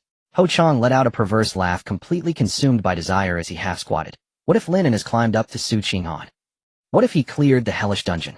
He can't even protect his own woman, isn't he just a green-haired turtle? He grasped Xia Chuchu's struggling legs tightly with both hands, diving down with a mad expression. Those who follow him, what good end could they possibly have? It's just that I have the sense to ally with young Master Qin early. Otherwise I would end up like that fat pig Wang, unable to survive or die. Above the treetops, Lin An, who was initially ready to leave, suddenly froze. Under the heightened perception of 200 times, every word from Ho Chang echoed like thunder in his ears. Fatty. Unable to survive, unable to die. Boom. A terrifying killing intent as tangible as reality instantly froze the temperature of the entire forest. Still below, Ho Chang, preparing to assault Xia Chuchu, felt an inexplicable, violent whirlwind sweep past. In the next moment, a large hand like an iron claw firmly grabbed the back of his collar, and he was lifted off the ground in an instant. Bang! Without even waiting for Ho Chang to see the surroundings, he was slammed against a sturdy tree trunk like a rag sack by an irresistible force. The withered tree shook violently, leaves falling like rain. Cough cough. Damn! Who is it? Who dares to ruin my plans? Ho Chang, dazed and bloodied, slid to the ground, his vision still unfocused as he began to curse loudly.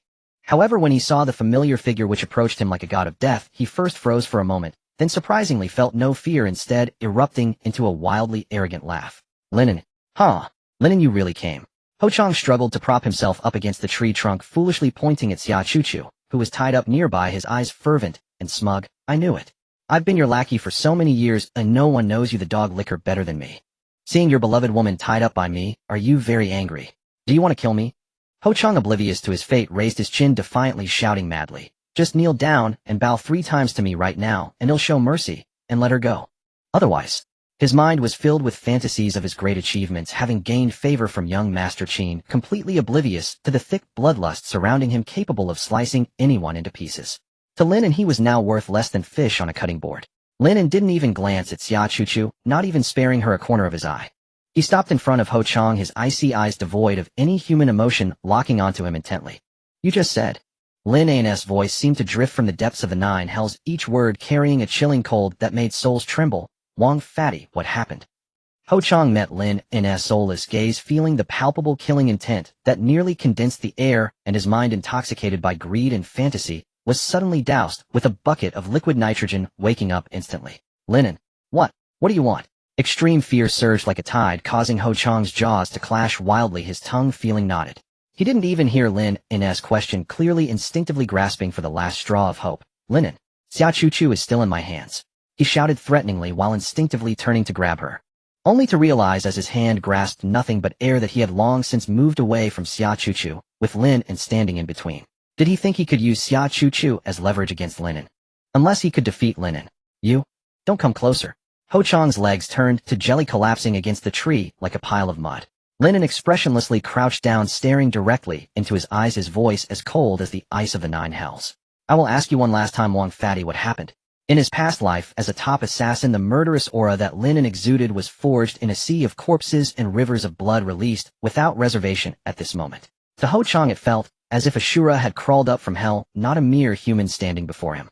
He swore that even the most terrifying, bloodthirsty monster in the Sky Ladder competition was nowhere near as horrifying as the man before him. Ho Chang's eyes widened in terror, his throat producing meaningless ha-ha sounds. A warm stream dripped down his pant, like the strong smell of urine permeating the air. He was so frightened that he had completely wet himself, his vocal cords shutting down, unable to utter a single coherent word. Lin An frowned in displeasure. He understood Ho Chang's physiological state. Extreme fear had led to nerve paralysis. But he had no patience to soothe the emotions of his prey. For such uncommunicative trash, he had more direct and efficient physical solutions. Lin An slowly raised his right hand, seemingly casually gripping Ho Chang's left knee. The fingers suddenly closed tightly, exerting force. Crack! The nauseating sound of bones shattering, accompanied by the dull thud of flesh being crushed, erupted abruptly in the tranquil forest. Ho Chang let out a blood-curdling scream that echoed like a slaughtered pig, his entire face contorting into an extremely bizarre shape.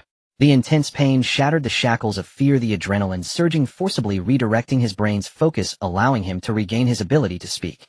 But he did not answer the question. Instead, like a lost dog, he begged frantically, "Lin An, brother An, spare me. I didn't mean it. I just wanted to tie up Xia Chu to hand her over to you. I absolutely had no other intention." He writhed in pain, drenched in sweat, howling, while desperately pointing at the woman behind Lin An. "Brother An, look, I've brought Xia Chu. I know you haven't touched her for all these years. She even put a green hat on you. Now in this wild and desolate place you can play however you want, do whatever you want to her. Please let me go." Hearing these disgusting words, Lin An's patience was completely exhausted. Without any expression, he extended his other hand, gripping Ho Chang's right knee. Crack! Another loud noise, both knees shattered. Ho Chang clutched his mangled legs, writhing on the ground in pain, cold sweat mixing with dirt covering his face. "I asked what happened to Wang Fatty." Lin An's voice was devoid of any fluctuation, as if he were merely crushing two dry twigs.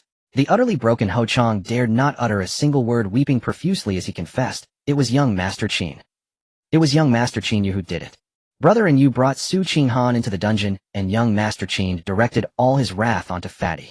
For the past 7 days he has been tormenting Fatty dozens of times in the Sky Ladder competition. At night, he would drag him back to the villa and beat him half to death. He even sent people to bring Wang Fatty's parents to a high-end apartment in the city, keeping them under surveillance 247, using them to threaten Fatty not to commit suicide or resist. "Brother, and I really haven't done anything. I'm just a dog following orders. It's all young Master Qin's coercion." Begging like a worm without legs, Ho Chang pressed his forehead against the ground, blood staining the dirt. Lin An coldly looked down at him. He was not a compassionate person by any means. Ignoring his pitiful pleas, Lin An struck, casually, directly crushing Ho Chang's throat, granting him a swift and clean end. The sounds of begging abruptly ceased. Ho Chang's shattered body twitched violently twice before crashing heavily into the mud. His wide-open eyes were frozen in ultimate terror, unable to close even in death. Lin An stood up and casually flicked the blood droplets from his fingertips. He didn't even look back, not sparing a glance at Xia Chu, who was tied to the tree. For this woman, he held neither undue desires nor deep-seated hatred. The petty jealousy and rivalry between the original owner and her seemed laughable and trivial to Lin An now. Right now, Wang Fatty was still unaware of what was happening. He had no time to waste here. Lin An exerted force beneath his feet, unleashing 200 times his speed once again, with a thunderous sound stirring a whirlwind as his form turned into a fleeting shadow, disappearing in an instant, heading straight for Qin City. On the withered tree, Xia Chu, bound tightly by rough hemp ropes, witnessed the entire scene unfold like a hellish battlefield. A few meters away, the horrifying corpse of Ho Chang with shattered knees and a grotesquely twisted neck stared wide-eyed, unblinking in her direction. The strong smell of blood surged into her nostrils. Having been cherished and spoiled since childhood, when had she ever seen such a bloody scene? Drip, drip. Warm liquid flowed uncontrollably down the inner side of her thigh, and she was so frightened that she wet herself on the spot. Extreme fear instantly breached her psychological defenses, sending her sanity teetering on the brink of collapse. Stimulated by her strong survival instincts, she didn't know where the strength came from, but she broke free from the loosened ropes like a madwoman. She stumbled and fell into the mud, rolling and scrambling to her feet. She didn't dare to scream as the intense fear had choked her vocal cords, only allowing her to emit ragged breaths like a wheezing bagpipe. Tears streamed down her face uncontrollably as Xia Chu resembled a headless fly, her face blank and filled with despair. She didn't even dare to look back at the gate of Qin City, because Lin An had just returned there. She absolutely did not believe that Lin An would let her go so easily, as she would rather die in the jaws of monsters in the wild dungeon than face Lin An's deathly visage again. Lin An arrived at the entrance of Qin City, and before he could step inside, he bumped into a familiar figure. Lei Ming. Lin An paused, coldly staring at the newcomer. Although it was called the city gate, there were usually no guards present, as the safety zone of the dungeon instance was protected by absolute rules, and no dungeon monsters could step foot here. Lei Ming clearly spotted Lin An at the first moment. In the instant their eyes met, the air seemed to freeze. Lei Ming's pupils suddenly constricted, his legs felt like they were weighed down, with lead firmly planted in place. A drop of cold sweat trickled down his temple as he struggled to swallow a dry lump in his throat. Under Lin An's emotionless gaze, Lei Ming's instincts blared alarms in his mind. If I don't speak up now, this person will definitely strike first. Lin An, you're here too, what a coincidence. Lei Ming forced a smile that looked worse than a cry. While feigning a casual greeting, he was inwardly slapping himself. Damn. Even at a time like this, why did I bother with the rules and come through the front gate? Wouldn't it have been better to fly out of a remote corner? But now it was too late for regret. Immediately, a bone-chilling chill shot up from his feet to the top of his head. Could this guy be specifically waiting? If it weren't for a deliberate ambush, how could such a sinister coincidence occur? He had originally speculated that Lin An would choose to perish together given his excessive sacrifices, which is why he had rushed to leave the city to avoid trouble only to run into him hidden. If he were to call this a coincidence, Lei Ming would never believe it. Lin An, I just remembered I have an urgent matter to attend to, so I'll take my leave now. Lei Ming forced his trembling voice to steady, laughing awkwardly as he cautiously tried to sidestep. During this time, his gaze was locked onto Lin An, not daring to look away for even a second. Lin An slightly lowered his eyes, silently clenching his fists. Without a doubt, Lei Ming was definitely a person of Qin Xiaoyu. However, Lin An actually held a fairly high opinion of this. As a dignified high-level awakener at level 38, facing a low-level student like Lin An who was only level 15, he could completely set aside his status and dignity, taking a punch and decisively fleeing without hesitation. This sharp insight and decisiveness were enough to prove that Lei Ming was no simple character. It seems I can't let you go now, Lin An murmured softly. Although he wasn't afraid of Lei Ming, he never had the habit of leaving himself a backdoor. At this critical moment, Lei Ming hastily leaving the city could only indicate two possibilities. Either he was frightened by his own strength and was preparing to escape from Qin City, or he was going to find reinforcements. Considering this person's cunning, Lin An leaned more towards the latter. The moment the distance between them widened, a glint of fierce intent flashed in Lei Ming's eyes, and his spiritual energy erupted. Lightning flash. Lightning wings. A blinding bolt of lightning erupted behind him, transforming him into a streak of lightning ready to take off. But he was quick. Lin An was even quicker. The moment he saw Lei Ming, Lin An had already been frantically sacrificing to boost his strength. Before Lei Ming could take off, Lin An had maximized his enhancements to a terrifying 200 times. Boom.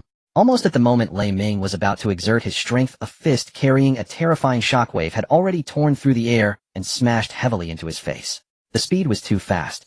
Lei Ming, who originally intended to escape into the sky, didn't have time to dodge. However, his combat experience was exceptionally rich, and he was well prepared. As his raging spiritual energy surged, 3 top-tier alloy enchanted shields glowing faintly instantly appeared before him. Bang! Lin An's fist struck heavily against the shield. Without a hint of suspense, the first shield enchanted by a level 3 expert held for just a moment before it crumbled like paper, exploding into shards. This force. How has it increased again? Could it be that this madman has sacrificed more organs, really intending to perish together with me? Lei Ming gritted his teeth, his arms in agony, his heart filled with dread. But when he saw Lin An's rosy face and his eyes free of fatigue through the fragments, a storm surged in his heart. With his condition, how could he possibly look like someone who has just sacrificed organs and is about to die? Crack! Crack! In a flash of lightning, the remaining 2 defensive shields also shattered into pieces. Losing his barriers, Lei Ming could only roar in anger, channeling lightning into his arms to brace for the punch. Boom! With a dull sound, Lei Ming was struck as if hit by lightning, flying out like a kite with its string cut. He felt as if his arms had been crushed by a heavy train, his bones crying out in unbearable pain, and his hands were numb to the point of losing feeling. What kind of monster is he really? Having barely survived this blow with 3 life-saving pieces of equipment, Lei Ming dared not hesitate for even a moment, immediately utilizing the violent recoil to push his lightning flash and lightning wings to their limits, desperately soaring into the sky. Lin An couldn't fly. This was his only chance of survival. Just in time before Lin An's second punch fell, Lei Ming successfully shot into the sky. In just a few seconds of confrontation, he had awkwardly escaped to an altitude of 50 meters, a full kilometer away from the city gate. Lei Ming looked down at Lin An from above, his tightly strung nerves finally relaxing. Lin An. Lei Ming's voice echoed down from the sky, tinged with an undeniable sense of guilt. I mean no harm against you, let's leave a line for each other, and we can meet again in the future. As soon as he finished speaking, he didn't dare linger, and turned to flee from this troublesome place. You can't escape. Lin An slightly lifted his head, his gaze indifferent, and his lips parted. Dragon wings activate. In the next instant, a force filled with an ancient, vast, and terrifying pressure erupted violently around. Accompanied by a clash of flesh and energy, a pair of massive, substantial black dragon wings obscuring the sky suddenly unfurled from Lin An's back. Sensing the upheaval behind him, Lei Ming instinctively turned around. This glance instantly sent chills down his spine. The youth who should have been helpless on the ground was now floating 10 meters above the ground. The enormous black dragon wings slowly flapped behind him, the pure black scales glistening with a chilling sheen under the sunlight, while dark flames swirled around him, as if tangible. His striking golden eyes radiated regal authority. Lin An gazed coldly at him, resembling a world-destroying demon stepping forth from the abyss. He can still fly. As the wings spread wide, an extremely terrifying bloodline suppression enveloped the entire sky, like an invisible prison. The black dragon descends. The skies are forbidden. SSS Rank world-destroying black dragon talent, with level 10 innate skill dragon wings. Originally, the suppression effect of Sky Forbidden could only affect awakeners of the same rank or lower. But now with Lin An boosted to an extreme 200 times the pressure of his dragon wings, had become terrifying enough to rival a top-level awakener at level 50. Under this supreme dragon's pressure, Lei Ming felt his heart skip a beat, and a shudder from the depths of his soul made his legs go weak. The lightning wings that had originally sparkled brightly behind him seemed to have been extinguished like a flame encountering a vacuum whoosh and went out. Without the support of power, Lei Ming fell straight down from 50 meters in the air like a bird with broken wings. Bang! The heavy impact on the ground made Lei Ming disregard the pain that felt like his body was falling apart. He pushed himself up with his hands, horrified, lifting his head to stare at the black figure with dragon wings slowly approaching him like a king. What kind of monster is he? Is he really only level 15? P.S. Thanks to Ice Mystic Realm, who loves the sunshade, for the first gift this book has received. Lin An unfurled his enormous black dragon wings, looking down from above with indifference at the Thunderous. His gaze swept over the scene. His brilliant golden eyes did not harbor any special ocular techniques, yet they exuded a natural, heart-stirring regal authority that made it difficult for anyone to meet his stare.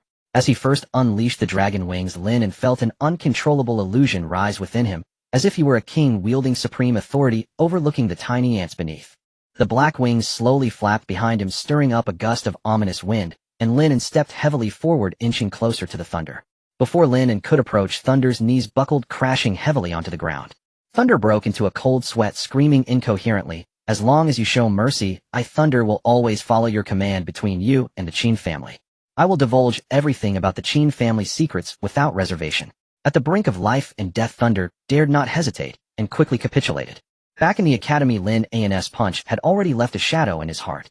He once thought that Lin An's power gained through sacrifice was ultimately limited, and he could never topple the behemoth that was the Qin family, which is why he stubbornly continued to side with Qin Jinxiao. But today's strike completely shattered his hopes. The terrifying strength Lin An displayed had utterly overturned his understanding. There was no way even the head of the Qin family, Qin Jinxiao, could unleash such overwhelming pressure. At that moment he was thoroughly convinced. He now stood only with Lin An. Thunder took a deep breath and hurriedly expressed, "Lin, and there has never been a deadly feud between us. Previously I was blind, but that was under the Qin family's orders. I was merely a pawn under someone else's control, forced to clash with you. But I, Thunder, am definitely not a two-faced hypocrite. I have no other beliefs. I only recognize the strong." He suddenly raised his head, his eyes filled with fervor and urgency. "In the future, I will not concern myself with your conflicts with other powers, but as for dealing with the Qin family, my blade will strike wherever you point. I have been with the Qin family for so many years and hold many core documents. You will definitely find them useful.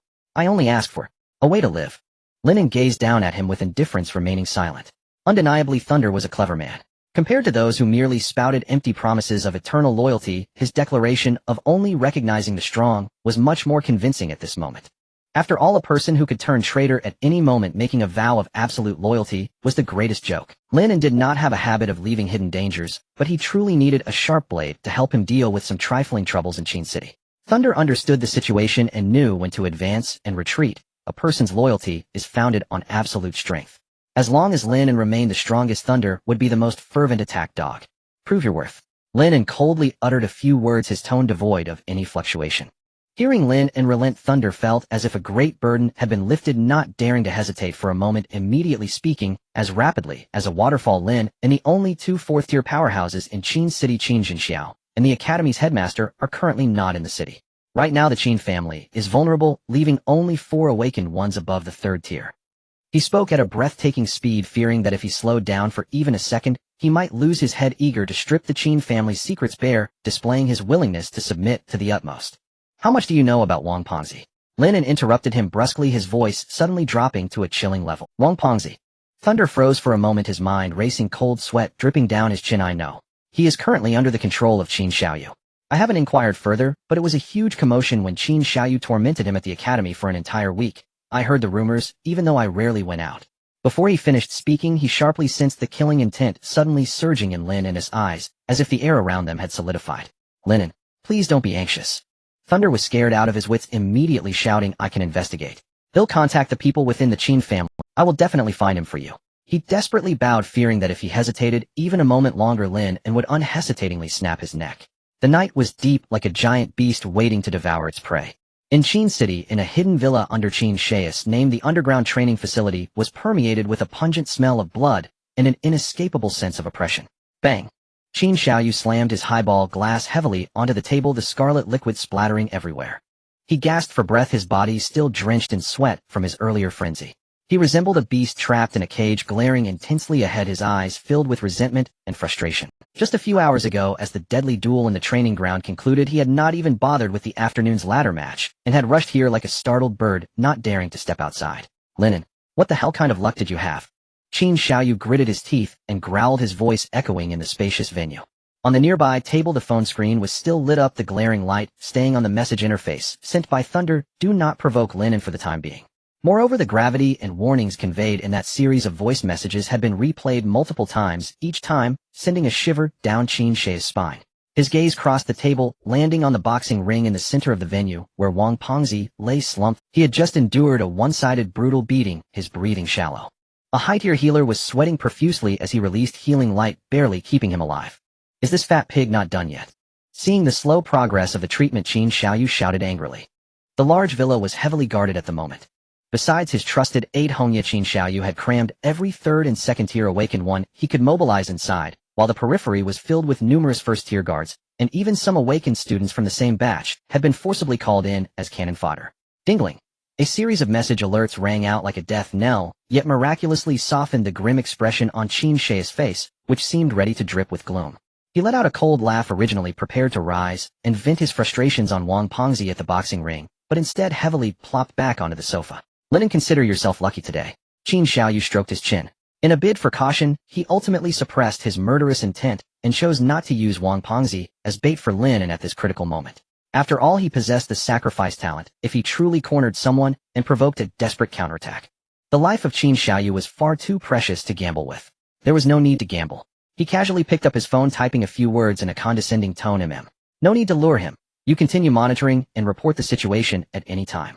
After sending the message, Qin Xiaoyu let out a long sigh. Hong Yi, he casually tossed his tie aside. Go prepare dinner. After speaking, he grabbed a towel nearby and turned towards the bathroom. Seeing the young master's unpredictable temper finally stabilized, the guards and servants around him collectively breathed a sigh of relief. If this young master truly went mad, they would inevitably be treated as punching bags and beaten alongside him. However, just a few steps out, Qin Xiaoyu suddenly froze in place. Something was off. He abruptly turned back, his sharp gaze locking on Hong Yi as he coldly asked, after Lei Ming returned, was anyone monitoring his movements?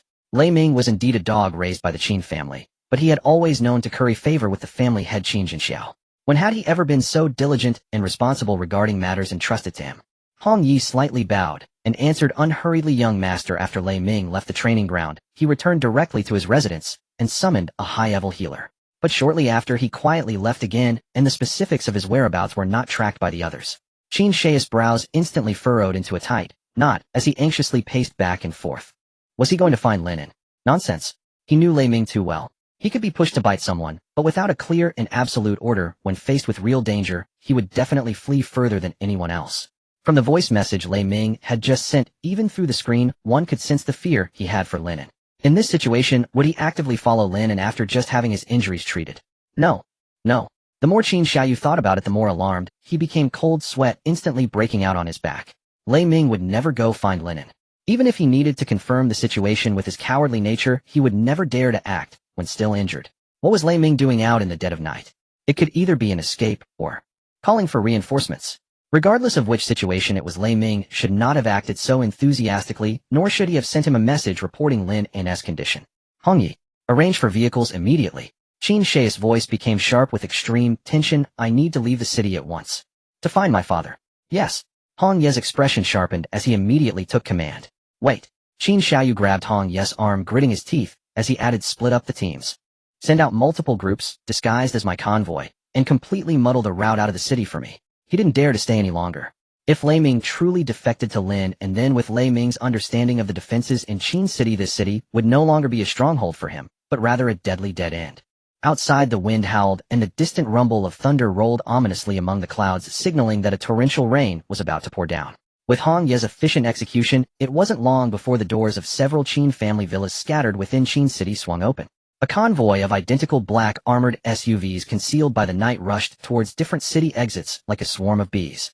Meanwhile, on another side, not far from a brightly lit villa belonging to the Qin family, on a concealed rooftop, Lei Ming looked at the reply on his phone, understanding dawning on him. He turned to the young man beside him, speaking in a low, flattering tone. Lin Xiaoqin Xiaoyu is inherently suspicious. He never intended to use Wang Pengzi as bait. However, from what I know of him, he is definitely in the same location as Wang Pengzi right now. Qin City is not that big, and the Qin family only has a few villas that won't take long to investigate. Lin Xiao. Lei Ming shifted his tone, intentionally building suspense as he leaned in closer, with a flattering expression. I have already verified the apartment where Wang Pengzi's parents are being held. Infiltrating to rescue them would pose no difficulty for Lin An. The only reason he hasn't acted yet is his concern that the Qin family might act rashly and harm Wang Pengzi's parents. Lin An did not shift his gaze from the villa below, his voice as cold as ice. You go protect them. Yes, I guarantee the mission will be accomplished. Lei Ming felt like he had been pardoned, immediately retracting his flattery and vanishing into the darkness, fearing that lingering for even a moment longer would result in Lin An leaving him behind. On the empty rooftop, the wind howled fiercely. Lin An stood quietly at the edge. Beneath him was Qin Xiaoyu's villa, illuminated as brightly as day. Then let's begin. The words, devoid of warmth, were instantly torn apart by the night wind. Cloaked by the thick darkness, a pair of cold, dark, golden vertical pupils quietly emerged, coldly observing the prey below. Ka-ka. The chilling sound of dislocated bones echoed as two massive dragon wings covered in dark scales burst forth from behind him, spreading like a canopy over the sky. The fierce wind billowed his dark night cloak, and at that moment the shadow of death loomed over the entire building. The rain began to fall, and it grew heavier. Cold raindrops pelted down densely. Su Qinghan held a cheap, transparent plastic umbrella quietly, standing in front of the communal incinerator.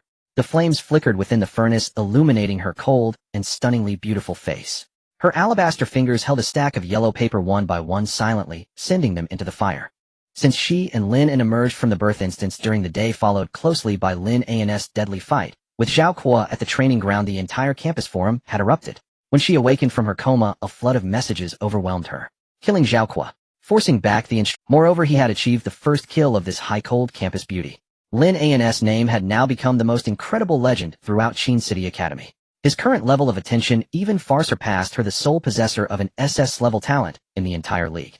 Everyone marveled at his combat power, but only she understood the cost that came with it. Lin An's sacrifice talent was indeed monstrous, but the price was equally chilling.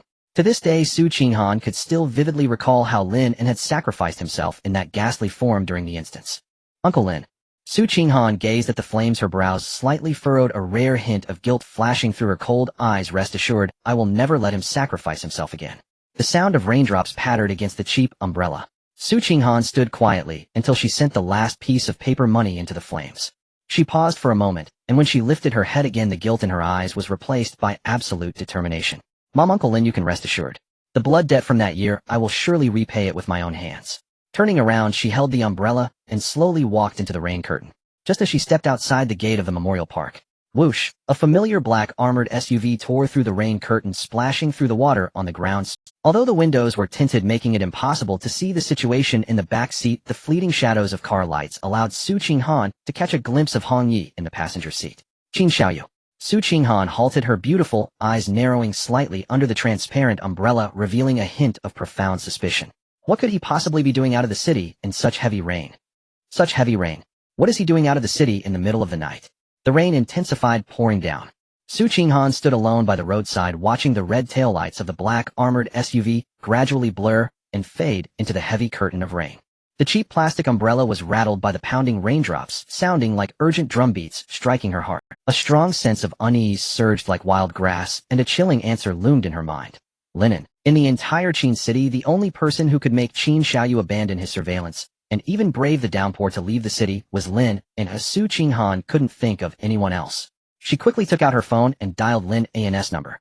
Sorry, the number you have dialed is currently unavailable.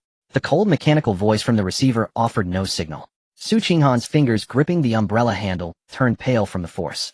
Lin An. He had just gone through a life-and-death battle with the director Lei Ming. Su Qinghan still did not understand how far he had pushed the sacrifice. If Qin Xiaoyu was taking this opportunity to pursue with Hong Ye's terrifying power at level 37, even if Lin An could win, he would undoubtedly pay an extremely heavy price. I just promised Uncle Lin that Lin An must not continue to use the sacrifice. Absolutely not. Su Qinghan clenched her silver teeth, a flicker of determination flashing in her eyes. SS level world-destroying black dragon. Shared talent level 10 attached skill dragon wings. A pair of illusory black dragon wings suddenly unfurled behind her. Limited by the significant gap in levels, her dragon wings were far less imposing than Lin An's, but in this downpour, they were enough to lift her into the air. Her figure transformed into a stream of black light, swiftly chasing after the direction the SUV had vanished into. Inside the SUV, the atmosphere was terrifyingly oppressive. Qin Xiaoyu huddled alone in the spacious back seat, tilting his head back to rest his eyes. Though he appeared calm, the slight tremor of his eyelids and tightly clenched fists betrayed his extreme anxiety. Outside the car, the rain poured down, and he was completely oblivious to the cold figure that brushed past the vehicle. In the passenger seat, Hong Ye casually raised her eyes to glance at the rearview mirror. On the roadside, the spot where Su Qinghan had stood was now empty, with only a cheap umbrella flipped by the wild wind, helplessly rolling in the muddy puddle. Seeing this scene, a chilling smile unconsciously appeared on Hong Ye's otherwise emotionless face, reminiscent of a machine. Buzz, buzz. A series of urgent vibrations from a phone rang out amidst the heavy rain. Lin An had just finished stealthily probing the second Qin family villa when he received a call from Lei Ming. Lin Xiao. Lei Ming lowered his voice, urgency in his tone. The Qin family is making a big move. Just now 8 identical SUVs departed from different strongholds heading towards different city gates. This Qin Xiaoyu is cautious and cunning. I suspect he has already sensed something amiss and is preparing to flee. Do you know their specific routes? Lin An floated silently in the night sky, allowing the fierce wind and rain to strike against his dragon wings. His voice was even colder than the rain. Yes, perhaps Qin Xiaoyu is in a hurry to escape and lacks manpower. My informants within the Qin family have just seen their deployment schedule and will send it to you immediately. Ding! A map marked with the departure points and exit routes of 8 vehicles was sent to Lin An's phone. Besides the villa, Lin An had just checked, there remained 6 highly suspicious vehicles. According to Lin An's habits from his past life, he would definitely analyze the most suspicious vehicles based on the routes and common sense before proceeding with precise tracking. But now, there was no need for that at all. Qin City was merely a micro-city-state built upon a level 4 dungeon, and its area was quite small. But now, there was no need for that at all. Qin City was merely a micro-city-state built upon a level 4 dungeon, and its area was quite small. The downpour reached its peak. The dark, golden vertical pupils in Lin An's eyes shone brightly as his dragon wings suddenly flapped, leaving behind a sound explosion. The chase officially began.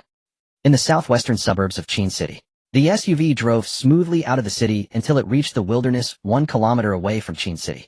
In the surrounding darkness, faint glimmers of low-tier dungeon monsters could already be seen wandering. Outside the city lay a vast wilderness. Moreover, with the natural cover of the torrential rain, any tracking methods would be completely severed. At this moment, looking at the outline of the primeval forest outside the window, Qin Xiaoyu finally slumped back in his seat, letting out a long sigh of relief. Safe. However, before he could fully relax, Hong Ye in the passenger seat suddenly spoke, without warning. Young master, we have a tale. Her tone remained flat, as if reporting the weather. Qin Xiaoyu's heart, which had just relaxed, was suddenly gripped by an invisible hand rising to his throat. He sat up straight, gripping the seat in front of him tightly, and forced himself to shout. Who is it? Lei Ming or Lin An? Neither. Hong Ye turned her head slowly. It's Miss Su Qinghan. This answer greatly surprised Qin Xiaoyu. He paused for a moment. Qinghan. How could she follow us in the middle of the night? The car was dead silent, and no one answered the question. After a while, Hong Ye asked lightly, do you need me to take care of it? How long do you need? Qin Xiaoyu asked through gritted teeth, his expression uncertain. 1 minute. A minute sounded short, but for Qin Xiaoyu at this moment it felt like walking on thin ice. He still vividly remembered the terrifying speed Lin An and Lei Ming had displayed in the training ground. 1 minute was enough for those 2 monsters to cover an extreme distance. But if he did not eliminate Su Qinghan with the speed of the SUV in the wilderness, it was only a matter of time before Lin An caught up. Qin Xiaoyu took a deep breath of the cold air, a fierce glint flashing in his eyes. Go. I give you 30 seconds, try to leave one alive. Understood.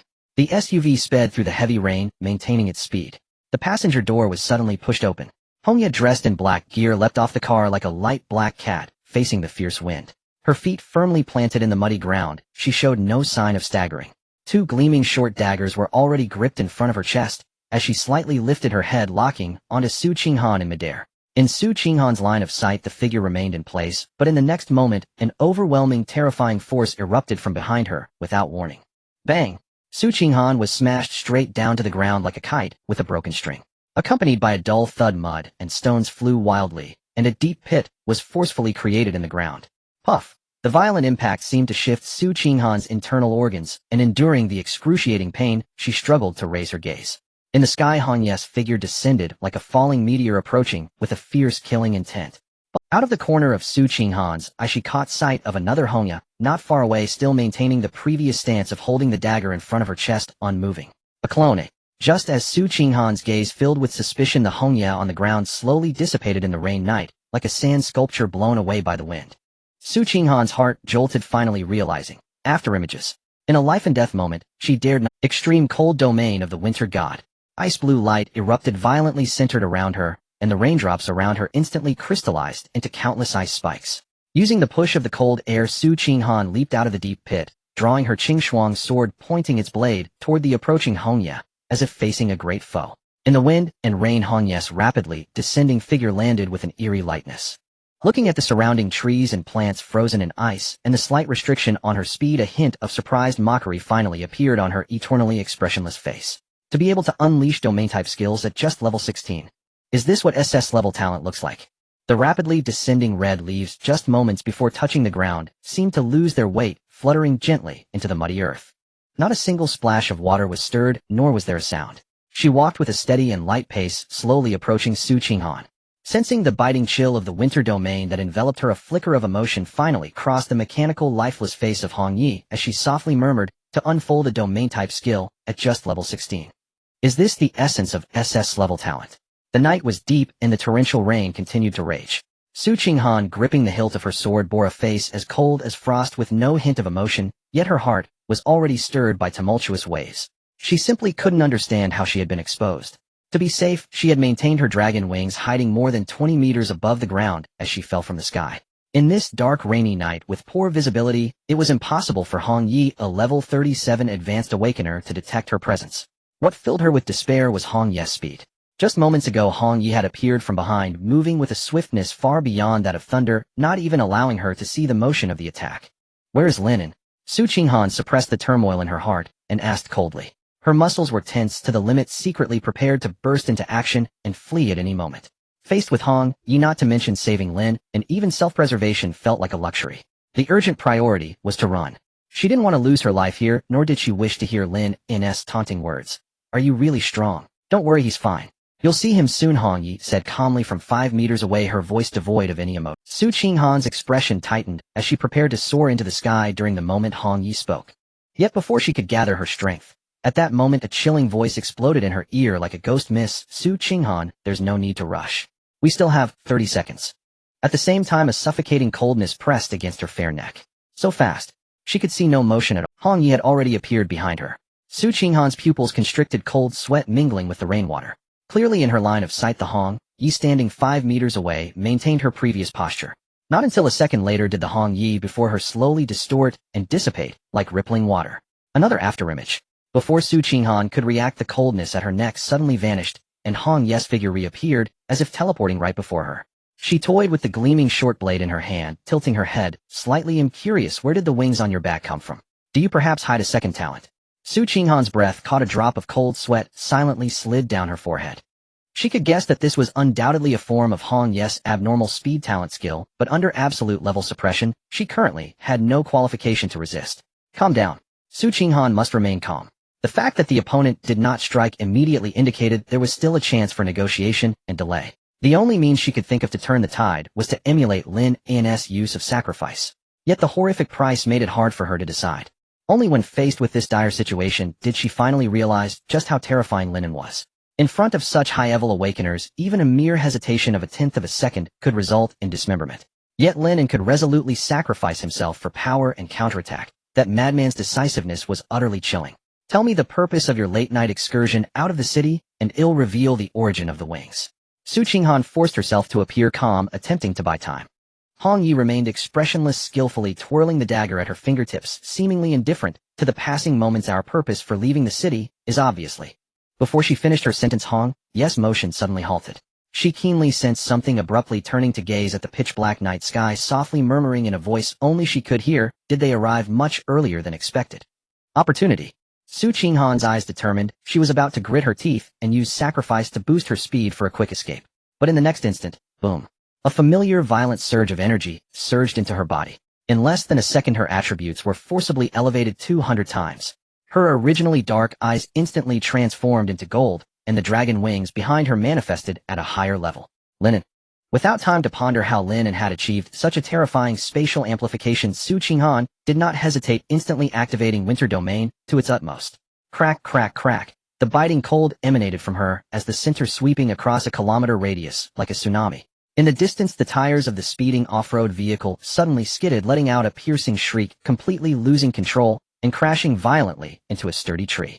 Bang! Originally resting in the backseat, Qin Xiaoyu was thrown into disarray by the massive inertia. Before he could assess the situation, he shouted furiously, "How the hell are you driving this car?" "Yes, sir." The driver trembled uncontrollably, struggling to speak. "The road is icy." Qin Xiaoyu's face darkened as he paused for a moment before looking out the window. At just one glance, he gasped in horror. Outside the window, he found that the world had transformed into a silent realm of ice and snow. The torrential rain that had once poured down had now turned into sharp ice shards, relentlessly battering the bulletproof roof with a sound that made one's teeth ache. Even someone as experienced as Qin Xiaoyu couldn't help but swallow hard. On the other side, at the center of the battle, with the terrifying 200 times amplification, Su Qinghan moved as fast as lightning, the Qin Shuang sword transforming into a beam of icy blue light, piercing mercilessly through the chest of the red-clad Hong Yi. However, the blade passed through without resistance, leaving no blood and feeling no tangible impact, and in the next moment, that figure scattered like water droplets. "Miss Su Qinghan, there's no need to rush." Hong Yi's voice wafted through the wind, and snow shifting from left to right. Even with a 200 times attribute increase, even under the deceleration effect of Winter Domain, Su Qinghan was horrified to find she could only catch fleeting afterimages, unable to lock onto Hong Yi's true form. Is she really only level 37? This despairing question flashed through both Su Qinghan and Lin An, who had just arrived at the battlefield. High above, Lin An, rushing with dragon wings, frowned tightly. The moment they entered this area, they lost sight of Hong Yi. Raindrops that had turned into ice shards fell incessantly, severely disrupting vision and perception. Lin An hovered warily in midair, his golden eyes scanning the icy surroundings frantically.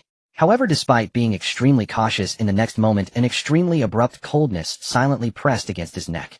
That emotionless voice whispered like a demon in Lin An's ear, "What an astonishing amplification effect. No wonder you could leave thunder incapacitated." At the moment those words fell, Hong Yi moved swiftly. Huffed. In Su Qinghan's suddenly widened eyes filled with shock, Lin An's neck was instantly severed. Warm blood gushed forth, and that familiar head leaped high from Lin An's body, then traced in suffocating afterimage, plummeting towards the abyssal darkness below. Lin An. Such a pity. Watching Lin An's headless body floating in midair, Hong Yi toyed with her dagger, emotionlessly uttering these three words. Lin An. As Su Qinghan watched Lin An perish before her eyes, her heart-wrenching scream instantly rent the... Her usually frosty eyes had completely turned into a realm of icy silence. Despair and extreme anger intertwined, causing her to hesitate no more as the remnants of her spiritual energy surged within her like boiling water. Sacrifice. However, before she could finish her words, like a ghost, Hong Yi had already approached her back. A precise and sharp chop struck down hard on Su Qinghan's fair neck. Ugh! A muffled groan caught in her throat. The light in Su Qinghan's eyes rapidly faded. Her tense body felt as if all strength had been drained, collapsing limply into the mud. With her unconsciousness, the Winter Domain that had originally covered a kilometer radius also lost its support, and the cold air quickly receded and collapsed like a tide. "Thank you for your domain." Hong Yi looked down upon the unconscious Su Qinghan, her voice still cold enough to freeze. "Otherwise I would have found it difficult to achieve this so easily." She then subtly glanced at the sky not far away. There, Lin An's headless body continued to float bizarrely under the support of the dragon wings.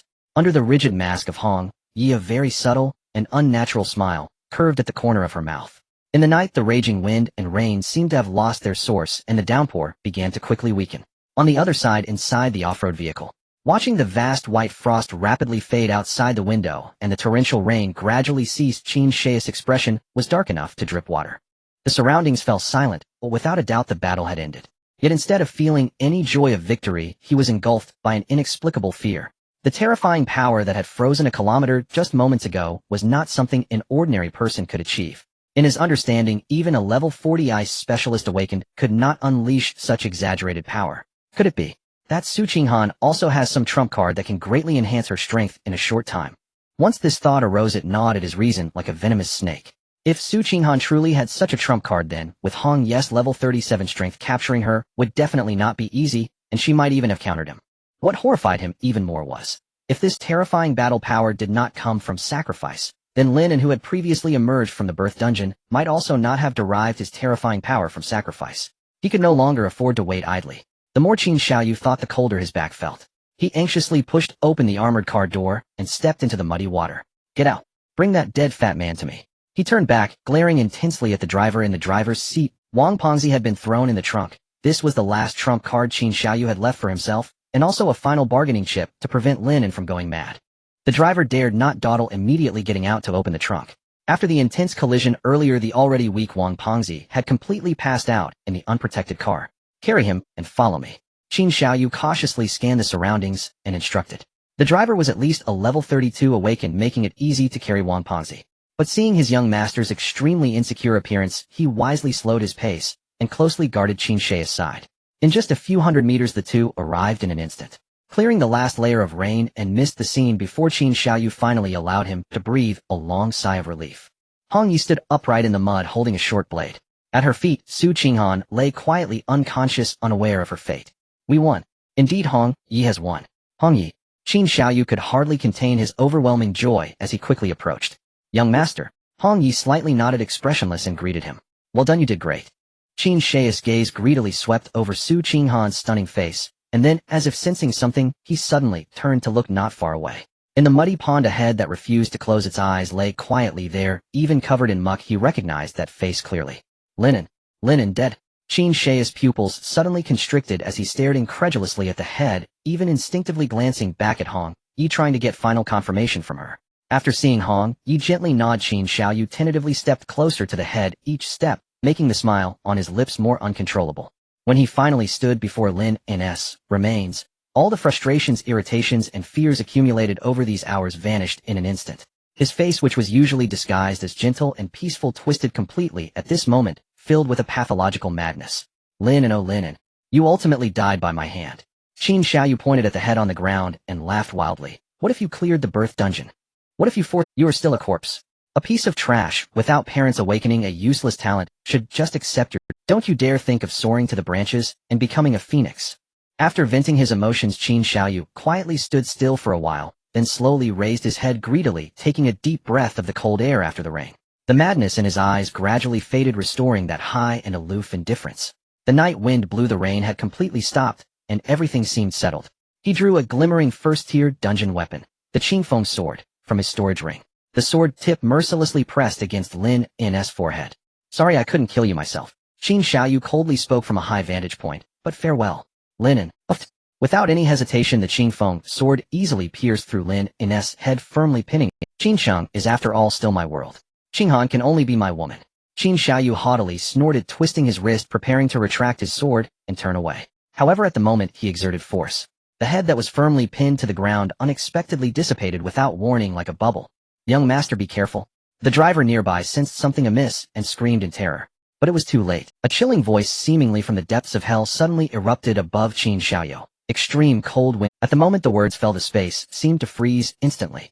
Crack, crack, crack. Bone-chilling frost appeared out of nowhere, rapidly creeping up along the soles of Qin Xiaoyu's shoes, which were standing in the muddy water. Calves, thighs, waist. Without giving even a tenth of a second for a reaction, the heavy ice layer completely sealed his entire body. This was not the type of vast domain that Su Qinghan had spread Lin and had forcibly compressed all the cold air into an incredibly small area, amplifying it infinitely, resulting in an absolute freeze that surged exponentially. But the moment his palm touched the edge of the ice sculpture, the violent extreme cold surged upwards from the point of contact, and before he could even let out a scream, but the ice that swiftly spread to his neck seized his last sound, freezing him completely. Meanwhile, the level 32 driver dropped Wang Pengzi and lunged forward like a mad dog protecting its master. But the moment his palm touched the edge of the ice sculpture, the violent extreme cold surged upwards from the point of contact, and before he could even let out a scream, he followed Qin Xiaoyu's path, being frozen in place. Cold winds howled. In the high sky, the headless Lin An was now floating perfectly intact. His wings behind him slowly flapped, and his golden eyes coldly watched the two frozen figures below, as if looking at two corpses. Next, only Hong Yi remained. Lin An slowly turned his head, refocusing his gaze on the coldly observing Hong Yi not far away. Combining the brief clash just now with his own decapitation process, Lin An's mind was frantically analyzing the opponent's skill mechanism. Compared to that level 38 laming, Lin An looked down at her, not hiding the curiosity in his eyes, voicing the question in his heart. Your strength seems a bit overly powerful. Are you really only level 37? Are you really only level 37?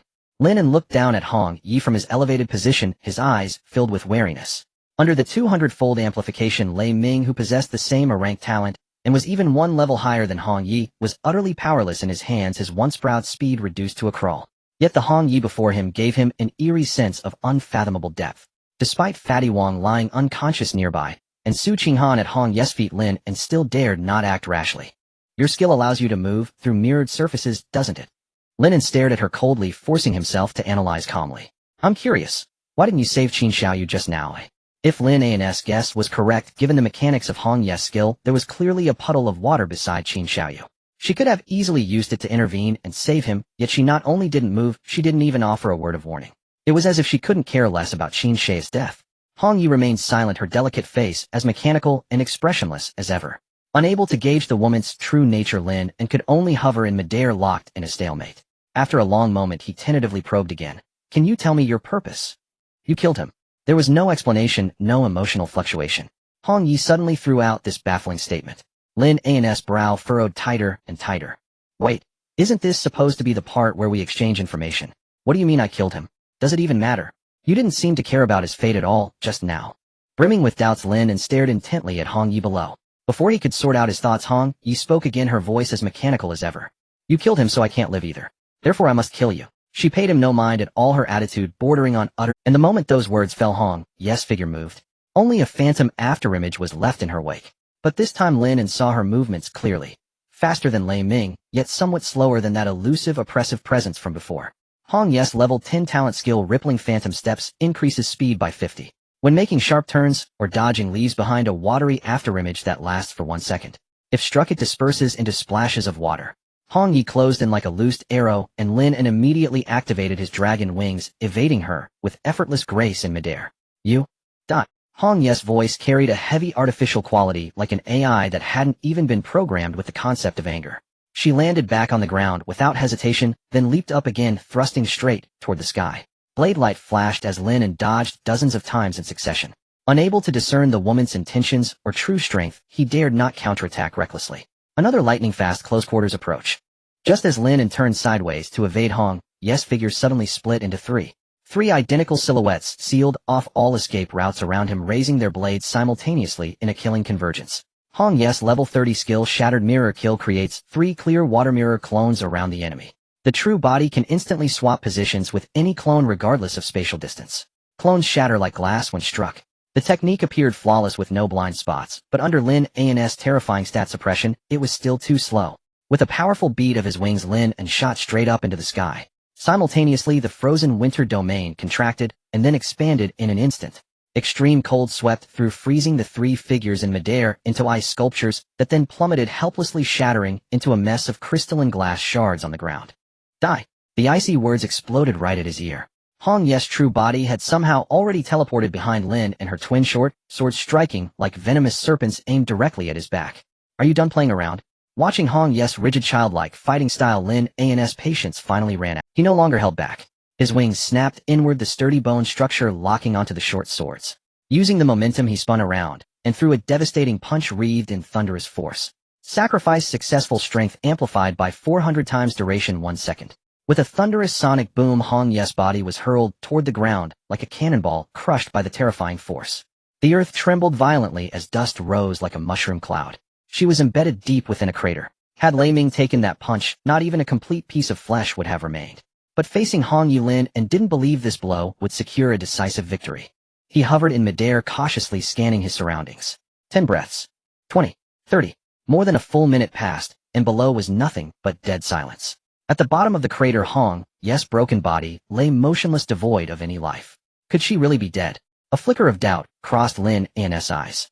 In this high-level strength-first world, he could currently sustain a 200-fold amplification for extended periods. Beyond that, his control would deteriorate sharply. Only brief 1-second bursts like before could preserve his agility. A 400-fold full power strike was absolutely comparable to the destructive force of a power-type professional above level 55. But his killer instinct honed over years of dancing on the edge of life and death screamed a frantic warning: this woman is most likely not dead. Lin An whipped out an iron dagger, flicked his wrist, and sent the blade streaking like a cold bolt of light. With a dull thud, it pierced straight through the chest of the driver's ice sculpture lying on the ground. The surroundings remained dead silent, no reaction whatsoever. Unconvinced, Lin An hurled another dagger at the frozen Qin Xiaoyu, still nothing. Finally, he threw a blade directly into Hong Ye's corpse in the crater, still lifeless. Even so, Lin An remained suspended in midair like a statue, maintaining the standoff for a full 30 minutes.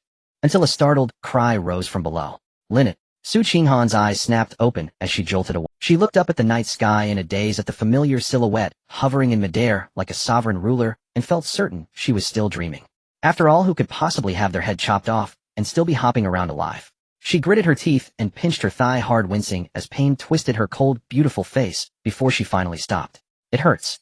So it's not a dream. Which means, I'm dead too, she murmured to herself. Hovering above, Lin An saw her muttering suspiciously below and cutting coldly. Su Qinghan, go check on Fatty Wong and bring him up. Hearing his familiar voice, Su Qinghan instinctively wanted to snap back. If we're both dead, why should I still listen to you?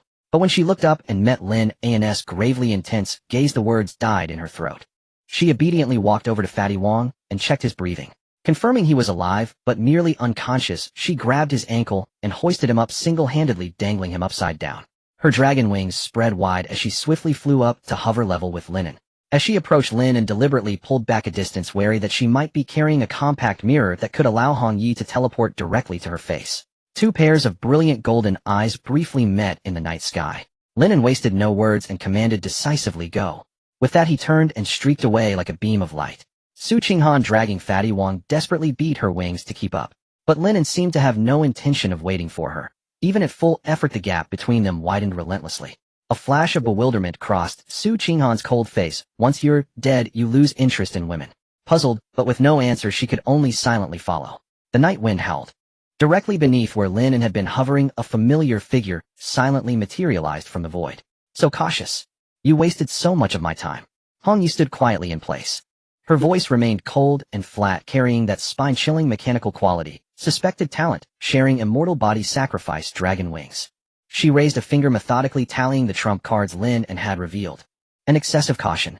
Having finished her inventory, she slowly lifted her head, her gaze drifting toward the night sky, where Lin An had vanished. On that face, which was perpetually as still as dead water, an extremely rare, faint smile emerged. She spoke softly into the silent night. Congratulations, Lin An. You've killed the level 37 me. Allow me to reintroduce myself. Dawn Society 09, codename the Phantom. A level 58 awakened strength talent. Mirror Bloom Waterthorn. Goodbye, Lin An. I very much look forward to our next meeting. The instant her words faded, the Hong Yi corpse at the bottom of the crater dissolved like foam. Not far away, the Qin Xiaoyu, who had been frozen in ice, was also gone without a trace. On the vast empty ground, only the driver's ice sculpture remained standing in grim silence.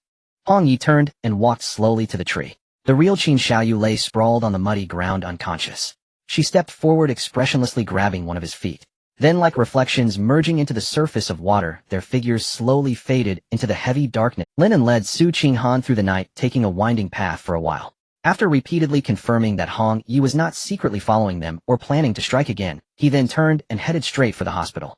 It was already night, with the hour hand barely pointing at 11 o'clock. The hospital lobby was not particularly empty, but it lacked the bustling crowd typical of an ordinary hospital from his past life. In this world, as long as the doctor is an awakener, even a severely injured person with broken bones and bleeding can be treated at an astonishing speed. As a result, very few people were hospitalized here. The corridors were almost devoid of nurses, with only a few on-duty awakeners occasionally moving between departments, while the air was filled with a faint scent of medicinal fluids and the fluctuations of spiritual energy. Lin An efficiently handed the unconscious Wang Pengzi over to the on-duty physician. After confirming that Wang Pengzi's life was not in danger and that he only needed a little rest, Lin An and Su Qinghan exited the ward, standing side by side in the quiet corridor. Lin An took out his phone and sent a message to Lei Ming asking him to bring Wang Pengzi's parents over. At that moment, Su Qinghan was beside him, staring curiously and seriously at everything in the corridor with her clear, cold eyes. Suddenly, she coldly remarked, "So this is what the world looks like after death. It seems there's not much difference from reality." Lin An's fingers typing on his phone suddenly paused. He turned to look at Su Qinghan's stunning profile, which exuded a touch of naive clarity and he was momentarily at a loss for words. After a long while, Lin An sighed helplessly. "He'll explain it to you later." They hadn't waited long in the corridor when a hurried sound of footsteps echoed from the end. Lei Ming arrived at the hospital sweating profusely with Wang Pangzi's parents in tow. "Little Pang. Where's my little Pang?" Wang Pangzi's mother was clearly frantic, her eyes red and swollen, her voice laced with obvious tears. As soon as she reached the door of the ward, she nearly clawed her way through, stumbling as she rushed inside. In contrast, Wang Pangzi's father remained relatively calm, though his composure was tinged with the restraint of a man burdened by life's hardships. He was a standard working-class man, slightly hunched with rough skin. When he stopped in his tracks and saw Lin An and Su Qinghan standing in the corridor, he clearly froze for a moment. Lin An stood tall with a handsome face. Su Qinghan exuded a cold elegance, her beauty unparalleled. Together they resembled exquisite figures stepping out of a painting, their every gesture radiating a calm that spoke of either wealth or nobility. Wang's father looked at the young people who had saved his son. His lips moved as he intended to extend his hand in gratitude. However, when he saw his own hands rough and calloused, his gesture froze midair. He instinctively tried to retract his hand. Thank you." Wang's father's voice was a little hoarse and trembling. Just as his hand was about to withdraw, Lin An reached out and firmly grasped the rough, calloused hand, giving it a "Uncle, it's fine. Wang Pangzi is not seriously hurt." Lin An looked at him with a calm and warm gaze, showing no signs of disdain. "Please go in and see him." Wang's father felt a warmth in his eyes, nodded heavily, and quickly turned to enter the ward. Lin An stood outside the door, looking through the glass on the ward door at the family gathered around the bedside, laughing and crying, warm and vibrant. A fleeting trace of barely perceptible envy flashed in his eyes. After a moment, he withdrew his gaze. "Let's go." Lin An turned around, leading Lei Ming and Su Qinghan out of the hospital and directly to Lei Ming's private villa. Lin An's rental apartment was simply too small, lacking even the space to turn around. While Su Qinghan was a young woman living alone, bringing two men to her home in the middle of the night was clearly inappropriate. In comparison, Lei Ming's spacious villa was the most suitable place at the moment. As soon as they entered, Lin An impatiently turned to ask Lei Ming, "How much do you know about Hong Yi?" Lei Ming paused while pouring water, looking slightly puzzled. "Hong Yi?" He furrowed his brows and recalled carefully for a moment before speaking. "Not much, really. I only know that she came to Qin City 5 years ago, and her family situation seems quite ordinary. She awakened a grade talent with a strength around level 37. Not long after arriving in Qin City, she joined the Qin family and started working for them. In these 5 years, I've only seen her make a move once. Her talent leans towards the assassin type, and her speed is indeed quite fast, but if we're talking about strength, she shouldn't be considered very strong." Lin An squinted his eyes. "If you were to fight her, what are your odds of winning?" Lei Ming answered confidently, without a second thought. "Conservatively speaking, it's about 4 to 6. I would be 6, and she would be 4. Being both in the assassin profession and focusing on speed, Lei Ming had absolute confidence in his strength. Based on the intensity of Hong Yi's move 5 years ago, and considering that he was 1 level higher, Lei Ming firmly believed that Hong Yi was definitely not his match. "Lin Xiao, have you encountered her?" Lei Ming said, a hint of pride unconsciously flashing across his face. But well, among the so-called experts left in the Qin family, she should be the highest level.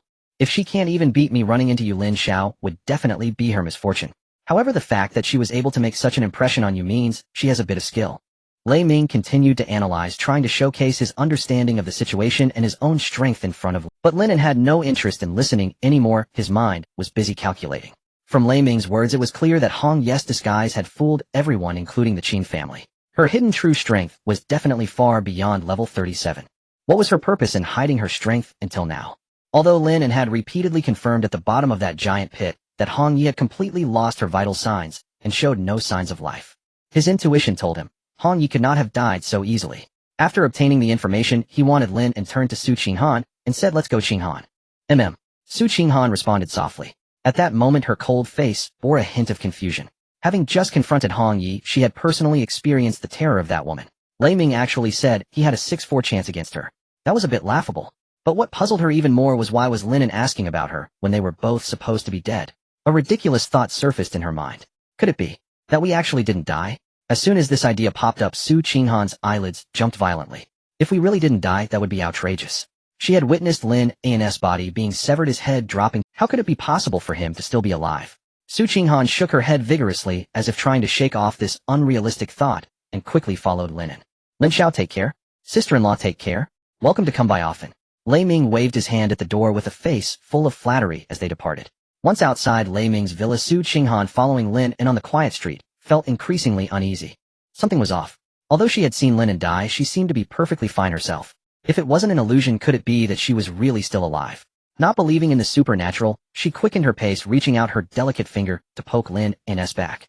It was warm, solid, and the muscles were quite firm. Su Qinghan's once sorrowful, yet beautiful face was quickly replaced by a deep confusion. Lin An, feeling the poke, stopped and turned to look at her. You don't still think him dead, do you? Isn't that the case? I saw your head fall off with my own eyes. Su Qinghan blinked, looking at Lin An with a slightly naive and innocent gaze, as if stating an irrefutable truth. Lin An looked at Su Qinghan's face, which had been cold as ice, but now bore a hint of naive foolishness. He couldn't help but feel a mix of amusement and exasperation, almost wanting to reach out and give her a good pinch on the cheek. We're not dead. Lin An sighed. Let's go back. They'll explain everything in detail when we get there. Come to my house, it's closer to mine. The two walked a distance and soon arrived at the residential complex where Su Qinghan lived. Pushing open the door, they entered a standard apartment of over 100 square meters. The interior decoration mirrored Su Qinghan's personality, minimalistic, exquisite, and even slightly. The color scheme was dominated by black, white, and gray, with the living room having almost no unnecessary clutter or decorations, and the furniture showcased a sleek modern style, impeccably clean.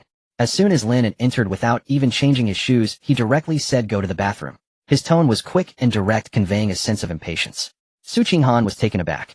The next moment, a hint of embarrassment and anger flushed her cheeks as she coldly glared at Lin An, gritting her teeth and saying, "Shouldn't you explain this to me first?" Originally on the way back, Lin An had kept his distance from her, and Su Qinghan thought he had changed after dying once, no longer being lecherous. But who would have thought that as soon as he stepped through the door, his true nature would be revealed?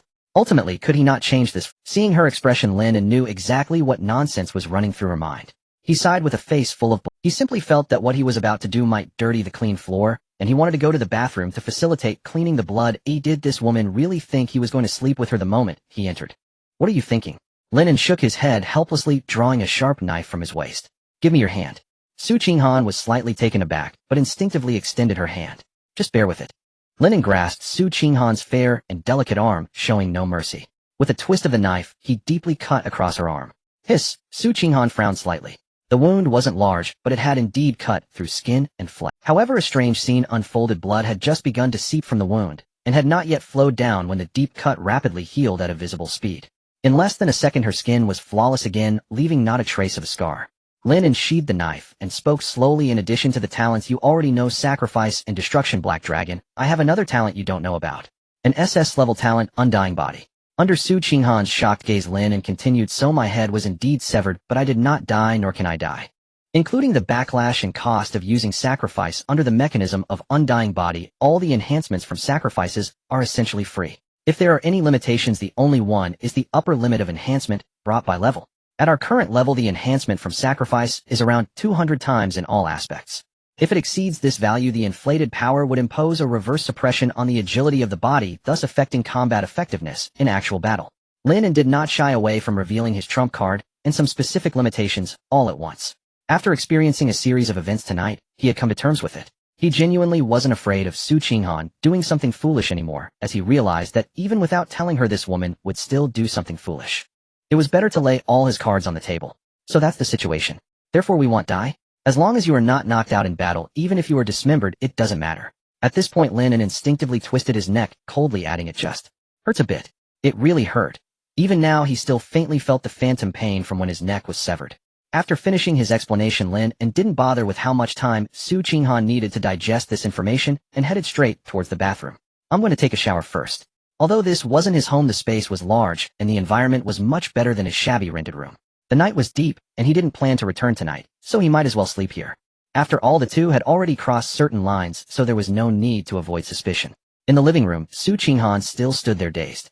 Undying. These 4 words felt like a fantastical dream to her. No, not just her, everyone who heard them would be shocked.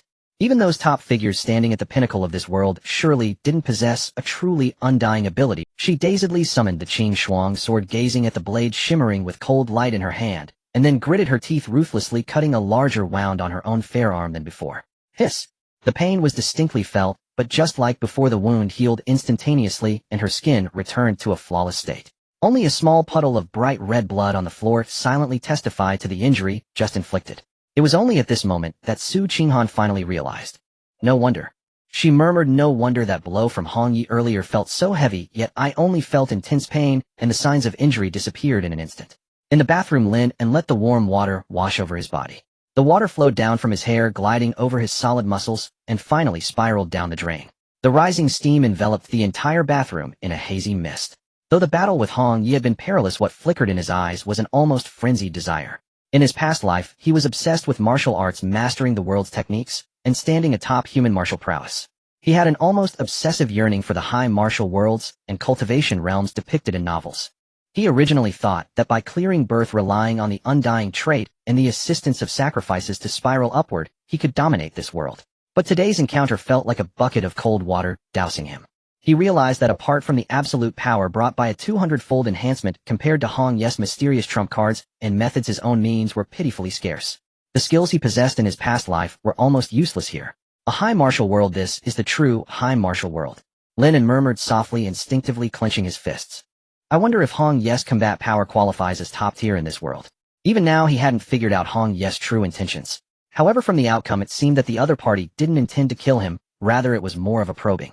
After letting the water wash away his fatigue for a while, Lin An turned off the water valve. He unceremoniously snatched the towel hanging on the wall that belonged to Su Qinghan, wrapping it haphazardly around himself, and stepped out of the bathroom with the clothes he had changed into.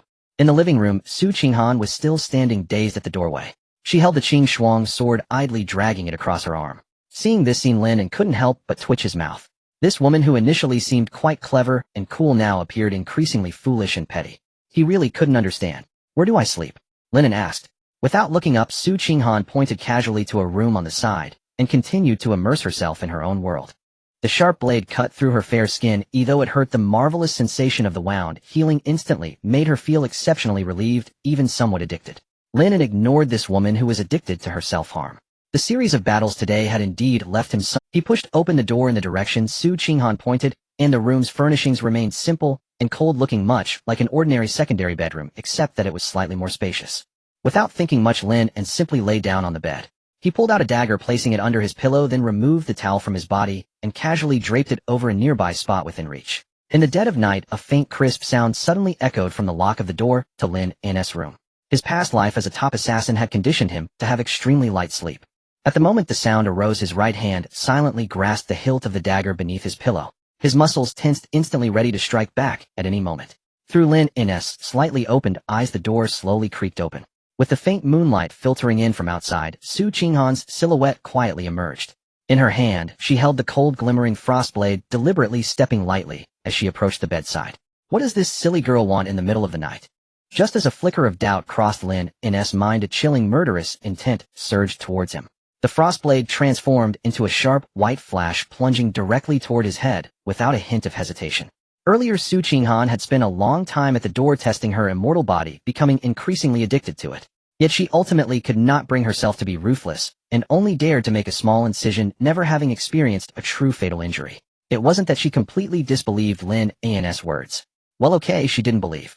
She couldn't recklessly trust someone else's words on such a serious matter as suicide, so she planned to use Lin An as an experimental subject while he slept. But she clearly underestimated the vigilance of a professional killer. Clang! Just as the frost blade was about to pierce, Lin An executed a perfectly timed roll, narrowly avoiding the blade. Using the momentum, he surged upward, dagger in hand, lunging toward her like a shadow. The bloodthirsty gleam of the dagger shone coldly, showing no mercy as it slashed toward Su Qinghan's fair neck. Neither of them utilized any sacrificial aids, purely relying on their instincts and close combat skills to clash Eden. In an instant, the room was filled with flashing blades and glimmering knives. The frost blade had a natural speed advantage, and with the principle of an inch longer is an inch stronger, it compensated for Su Qinghan's lack of combat experience. The two of them exchanged blows, instantly engaging in a fierce battle on the narrow bed. Blood splattered as one stabbed, while the other retaliated with a slash. They fought fiercely for over half an hour. Finally, the battle came to a halt with a muffled thud. Su Qinghan's long sword had completely pierced through Lin An's chest, while Lin An's dagger had brutally punctured Su Qinghan's throat. The originally pristine sheets were now stained a shocking red with blood. Lin An felt a tearing pain in his chest, his lips twitching as he gritted his teeth, and spoke. Have you had enough? Enough. Su Qinghan's voice was muffled and unclear as a dagger was lodged in her throat, carrying a hint of barely perceptible grievance. Let go together, Lin An said coldly. Perhaps having tasted the pain of nearing death, or perhaps having thoroughly validated her thoughts, Su Qinghan, who had previously pretended not to hear Lin An's repeated calls to stop, finally obeyed, and slowly withdrew the frost blade from Lin An's chest. Seeing her comply, Lin An finally released the other hand that was firmly pressing down on her chest. He then slowly pulled out the dagger that was embedded in her neck. Cough. Cough. The moment the dagger was removed, Su Qinghan began to cough violently while holding her. Thanks to the abnormal recovery ability of her immortal body, the wound healed completely in an instant with not a single drop of blood seeping out, leaving only waves of disturbing phantom pain. Su Qinghan shot Lin An a fierce glare. This guy truly had no sense of tenderness. She looked disdainfully at herself, the sticky smell of blood making her feel nauseous. She stood up and walked straight toward the bathroom, preparing to wash herself thoroughly. Lin An also stood up with a At this moment, he was also drenched in blood, the sticky scent making him feel sick. He had no intention of playing the gentleman, and similarly headed toward the bathroom outside. Lin An successfully entered the bathroom. Fortunately, this house had 2 bathrooms, leaving Su Qinghan with no choice but to enter the master bedroom's bathroom. Inside the master bedroom, the shower sprayed warm water. Su Qinghan stood in front of the mirror, allowing the water to wash over her delicate body. She touched her flawless skin, which bore no scars, and her heart trembled. At this moment, she finally completely believed in and accepted the immortal body, and almost invincible. After repeatedly washing with shower gel several times until not a hint of blood scent remained, replaced instead by a faint fragrance, Su Qinghan finally grabbed a clean towel to wrap around her body and stepped out of the bathroom. However, just as she stepped out of the bathroom, she collided with a solid wall of flesh. Before her startled cry could finish, Lin An's large hand had already clamped down on her wrist like an iron vice, forcefully pinning her against the wall. The distance between them was extremely close, so close that they could hear each other's heartbeats. In the middle of the night, you like to play, huh? Then I'll play with you enough. Lin An's heavy breathing sprayed against Su Qinghan's ear, carrying a hint of warmth that sent shivers down her spine. Before Su Qinghan could react, Lin An swept her up in his arms, brutally throwing her onto the spacious bed in the master bedroom. Thanks to you, the bed in the guest room now looks like a crime scene, making it impossible to sleep. Tonight, I can only sleep in the master bedroom. Lin An looked down at her from above, his eyes holding a hint of dangerous amusement. The bed in the master bedroom was soft, exuding the same faint fragrance as Su Qinghan. Su Qinghan felt a bit flustered, retreating slightly, and coldly insisting, I have a clean guest room. You can sleep there. No. Lin An leaned closer, his hot body pressing down on her, a rogue smile tugging at his lips. Today I simply want. Don't forget you still owe me one. Lin An's teasing and alluring voice fell, and he was about to take action. Su Qinghan was not someone who could easily concede, and the two of them began to struggle and wrestle again. Without the length advantage of the frostblade, relying solely on punches and kicks, Su Qinghan was as weak as a lamb awaiting slaughter before Lin An, being subdued in no time and unable to move. Warm breath lingered by her ear, and Lin An's hands began to grow somewhat unruly. Originally still gritting her teeth in resistance, Su Qinghan's body became soft under the assault of this violent and heated presence. Her resistance grew weaker. Finally, she somewhat resignedly closed her eyes, allowing her body to completely succumb to the man's onslaught. It must be said, this immortal body truly is the ultimate cheat that understands men better than anything else in this world. When that trace of resistance which should have vanished returned, the bloodthirst and possessiveness in Lin An's eyes were instantly ignited. Since injuries could reset infinitely and stamina could recover in an instant, then certain storms could naturally be unleashed without any restraint. Su Qinghan completely gave up on struggling, like a lone boat drifting with the waves amidst a storm. The long night was indeed endless. But when the two collided, that long night no longer felt slow. P.S. The sizes have been tested, dear readers, please cherish this. A night of chaos. The two of them had exerted themselves fiercely last night, falling into an exceptionally rare deep sleep. Until the following morning, when golden sunlight streamed through the floor-to-ceiling window onto the bed, Lin An slowly opened his eyes. At first glance, everything was a blur of white.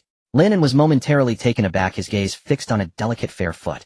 As he propped himself up, he couldn't help but chuckle. The usually aloof and proud Su Daxia was now sleeping upside down on the bed, her quilt trapped beneath her, completely defenseless. Following the line of her long straight legs upwards, Su Qinghan's strikingly beautiful face appeared even more enchanting in the morning light. Her delicate eyelashes fluttered gently, showing signs of waking. Lin An was quick to react. Before she could fully open her eyes, he deftly rolled off the bed and swiftly darted into the bathroom outside the master bedroom. After a casual rinse, he emerged wrapped in a towel, just as his phone in his pocket vibrated. Lei Ming had sent 2 messages. Lin Xiao, a senior from the Xingho Alliance headquarters, has come specifically requesting to meet you. The lead is a formidable level 45 character. I can't handle this. I need to trouble you to come. Lin An absent-mindedly dried his hair with one hand and casually typed a single word amount. Exiting the chat window, he began to search online for news about the Qin family. After searching for quite some time, he found that Qin City was eerily quiet without a hint of rumor. Could it be that Hong Yi helped clean up the aftermath? Remembering Lei Ming's words from last night, Lin An had now tacitly accepted that Hong Yi was still alive. If she truly had cleaned up the traces, it would indeed save him a lot of trouble. Just as he was pondering, he heard a faint sound of a door opening. Lin An looked up to see that Su Qinghan had finished washing up. She had changed into a sleek set of black fitted attire, her long hair tied into a neat high ponytail, exuding an air of elegance and coolness. Their eyes met, and both of them skillfully avoided the topic of last night, as if nothing had happened. Lin An put away his phone. The senior from the Xingho Alliance has arrived, specifically requesting to see us. We need to head to the academy. Su Qinghan said little, as this was originally her plan. Damn, have you guys seen the campus forum? That Lin An actually cohabitated with Su Daxiwa. At that moment, the Qin City Academy forum was in an uproar. The pinned post featured a candid photo of Su Qinghan and Lin An walking out of the neighborhood together this morning. The news of the birth, hell-level dungeon being cleared swept through the entire alliance. Su Qinghan's residence was no secret, and the entrance of the neighborhood was filled with media eager to get the scoop. Damn, if I'm not mistaken, that place is Su Daxiao's private residence, right?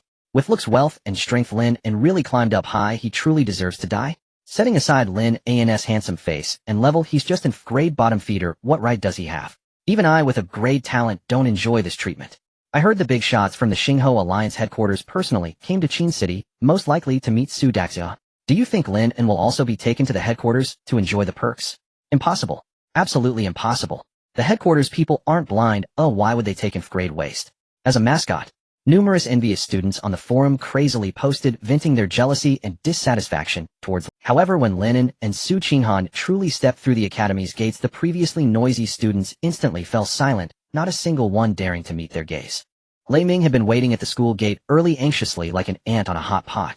As soon as he caught sight of Lin An, he no longer cared about his dignity as the director of education, rushing over with a flattering smile. Lin, Xiao, thank you both for making this special trip.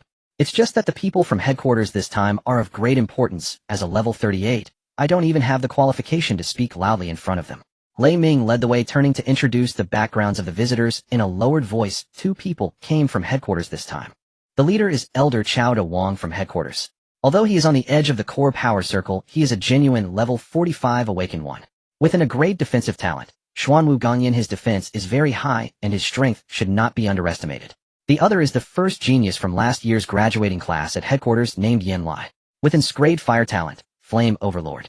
At only 20 years old, he is already a powerful level 32 awakened one. At this point, Lei Ming hesitated, chuckling awkwardly. The talent is indeed strong, but that temper, quite arrogant. Of course, with that capital, it's normal to be a bit arrogant. Not long after they arrived at the welcome pavilion of the academy, specifically used to host distinguished guests. Just as they pushed open the private room door, Lin An saw a young man sitting at the main seat. Yan Lai was lounging in his seat, almost slouched in the grand chair, exuding an extreme arrogance. Beside him sat an elderly man with a dignified appearance, his eyes closed in meditation. Lei Ming entered with a smile, hurrying in. Elder Chao, young master Yan, sorry to keep you waiting. I've brought the people. He stepped aside and introduced. These 2 are the students who cleared the birth dungeon, Lin and Su Qinghan. Elder Chao opened his eyes, responding indifferently, and then turned his gaze towards Yan Lai beside him. However, at this moment, Yan Lai's eyes were firmly glued to Su Qinghan. The raw possessiveness and admiration were completely unmasked. Although there were many beauties in Xingho City, he had never seen anyone as pure, cool, and proud as Su Qinghan. Tisk, in this remote place they could actually raise such a gem. Yan Lai marveled inwardly. After a long while, he finally withdrew some of his inappropriate gaze, raising a hand casually. Sit, please. He looked at Su Qinghan, striving to make his tone sound polite and gentlemanly, but his sticky gaze lingered on the exquisite outline of her collarbone and the lines of her fitted outfit. Miss Qinghan is truly impressive, managing to clear birth within grade.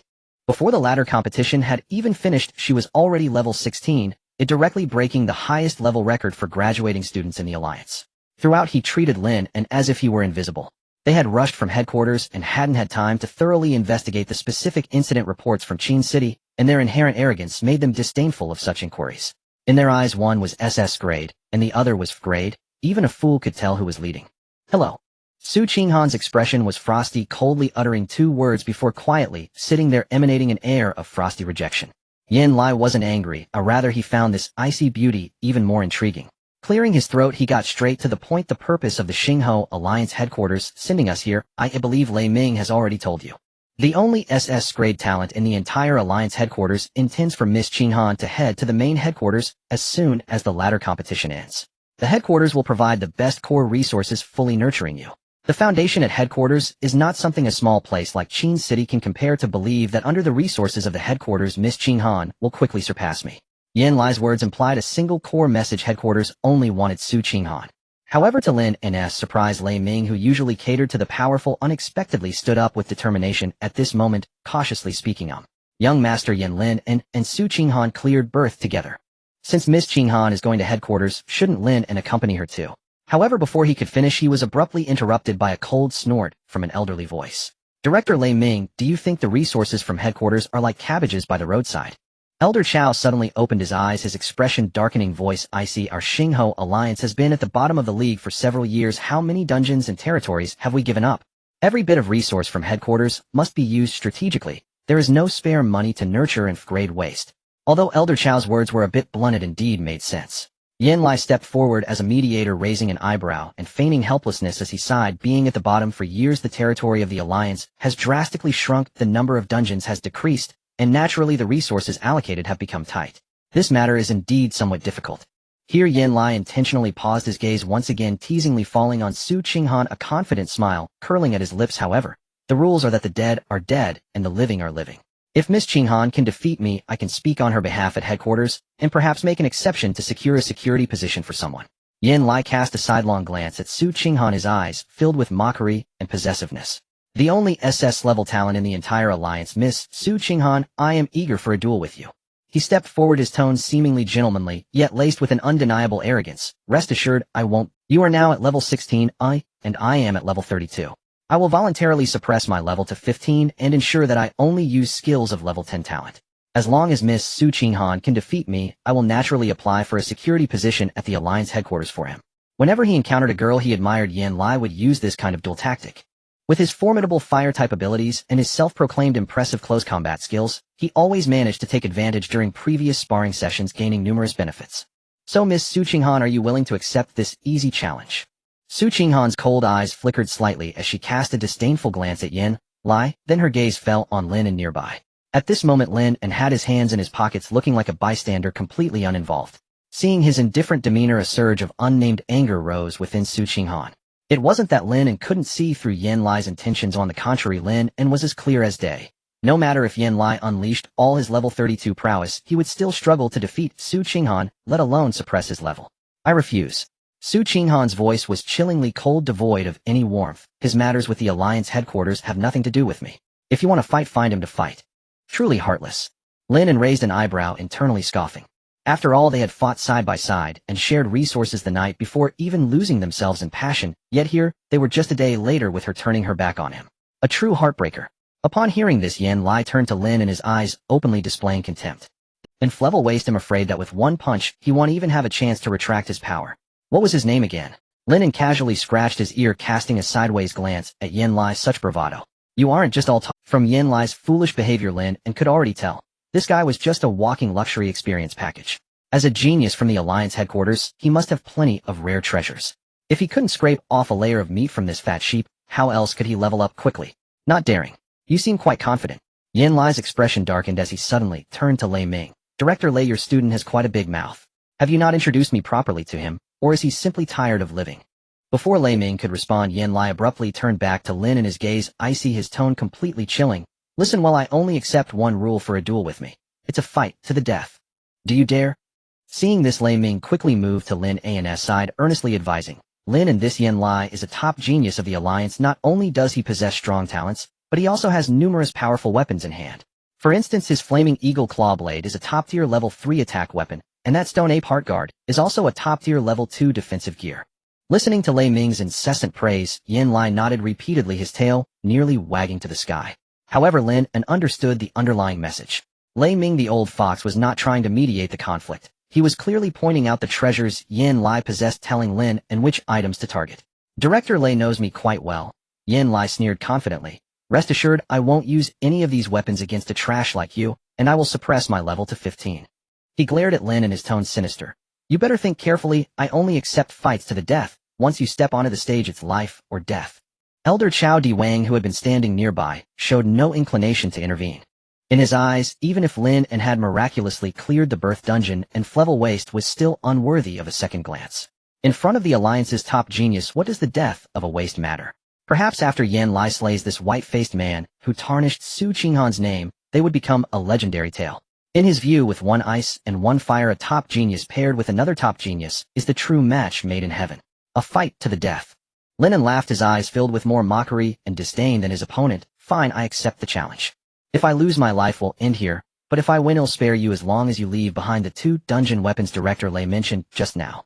The pair of Thunder Shadow twin blades that Su Qinghan had given him were merely ordinary alloy-empowered weapons, and after the intense battles in the Birth Dungeon, they had long since become heavily damaged versions, little more than 2 pieces of scrap metal. The divine gear that Yan Lai had delivered to him, especially that flaming eagle claw blade, made him drool with envy. It's a deal.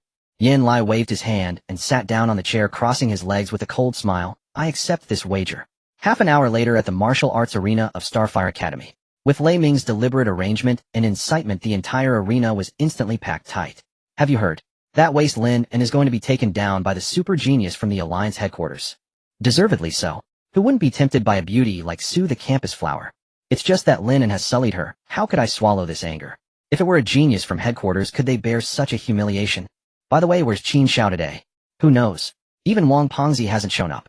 It's likely that Qin Xiao leveled up to level 10 yesterday, and has taken people out of the city for training in the Wild Dungeon, as he probably looks down on the experience lost in the school ladder match. The surrounding students whispered among themselves, discussing fervently, though they deliberately lowered their voices, fearing that Lin An, distant as he was, would overhear. No one noticed anything unusual. The Qin family is a colossal entity in Qin City. Even if Qin had mysteriously gone missing these past few days without any official news report, ordinary students merely assumed he had gone out for training, and no one would think deeper. As for Wang Pengzi, although physically unharmed, a week of inhumane torment had left him mentally numb. At that moment, he was at home with his parents, temporarily devoid of any desire to come to school. Lin Xiao, when you make your move later, you must spare him a breath. In the waiting area of the arena, Lei Ming whispered solemnly into Lin An's ear, soon the grand competition of the entire alliance will begin. Yan Lai is a prized gem of the headquarters. If you can fleece him of a few top-tier dungeon weapons, the alliance might accept it, but if you truly kill him, that level 45 old monster will likely tear you apart.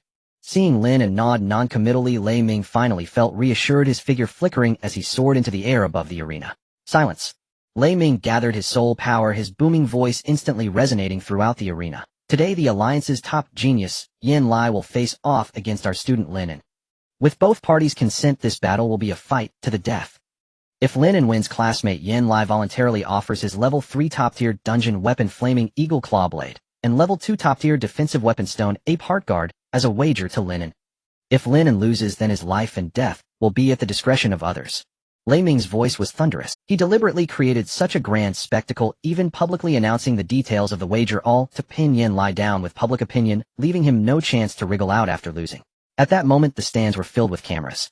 Countless reporters from the Alliance rushed to press their shutters, and several official live streams began broadcasting in real time across the internet. Various eye-catching sensational live stream titles flooded the screens, unprecedented. And Flevel Waste strikes back, forcefully confronting the Slevel top genius of the entire Alliance. The first to clear the Birth Dungeon, will today's myth shatter, or continue the miracle? With the Fire-type prodigy striking down with suppressed levels in a fight to the death, is it confidence or arrogance? The terrifying hype surrounding the Birth Dungeon's first clear, combined with such an explosive life-and-death wager, caused the online viewer counts in major streams to soar dramatically within minutes, instantly surpassing 100,000, with countless bullet comments rapidly refreshing. Under the watchful eyes of the crowd in the center of the arena, Yan Lai slowly stood up, flexing his wrists as the scorching Fire-type soul power began to boil. He fixed his gaze on the handsome young man before him, a cruel smile curling his lips. Lin An, you may prepare your last words. Yan Lai, with his fiery red hair, exuded an air of flamboyant arrogance. As the previous top genius of the Xinghe Alliance, the moment he appeared, he instantly attracted the fervent gazes of numerous female students in the audience. Waste, you can prepare your last words now. Yan Lai glanced sideways at Lin An, a cruel and arrogant smile curling at the corner of his mouth. In response, the barrage in the live stream went wild, with countless true fans starting to cheer for their master. Who is this person? How could he clear the Birth Dungeon? At this moment, the live stream thoughtfully displayed a comparison of the two participants' information at the edge of the screen. Lin An's prominently displayed Flevel Sacrificial Support talent seemed out of place, and even glaring compared to Yan Lai's dazzling Slevel talent. Wait, when did Flevel talent become capable of awakening successfully?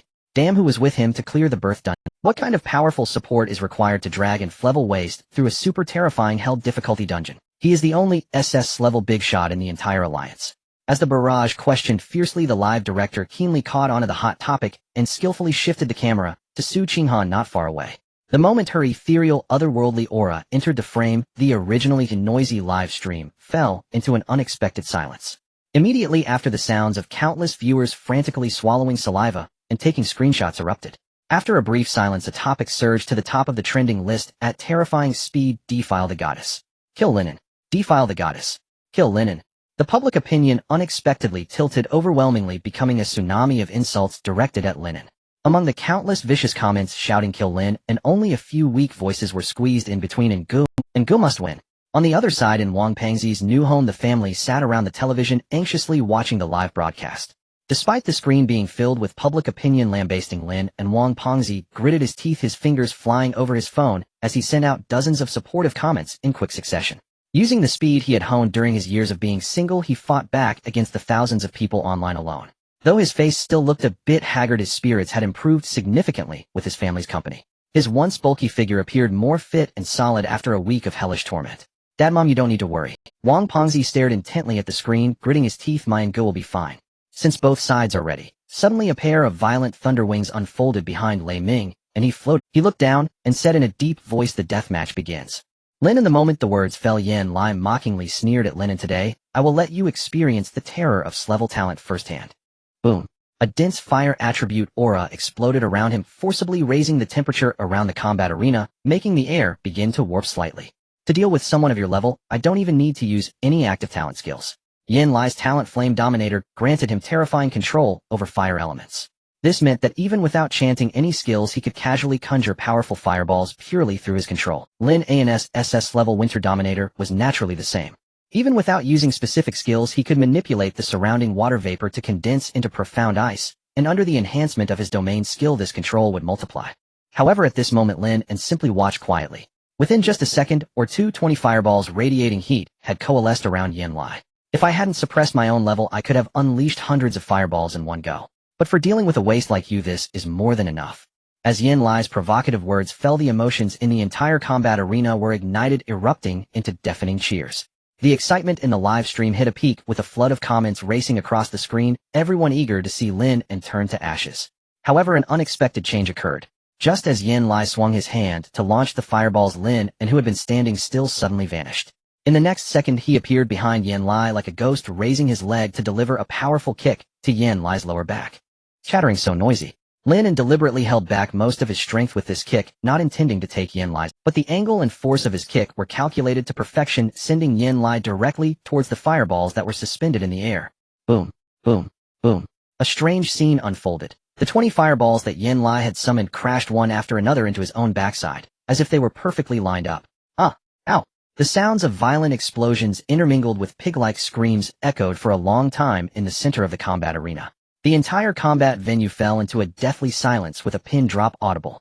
After several seconds, a trembling audience member finally voiced a question in the live stream. "Just now, how did Lin An appear there? Did you see it clearly?" "No. I didn't see anything at all." The screen unusually displayed a clear no. Not to mention the severely lagged footage captured by the camera's frame rate in the live stream. Even Elder Chao Di Wang, who sat on the podium with a power level of 45, could barely catch a glimpse of a residual shadow. Chao Duong was stunned, his heart churning with waves of shock. Putting himself in Lin An's shoes, if he faced such terrifying speed as a defensive expert, he could only immediately raise his shield with no time to counterattack. Too fast. This speed was absolutely beyond what a level 15 could achieve.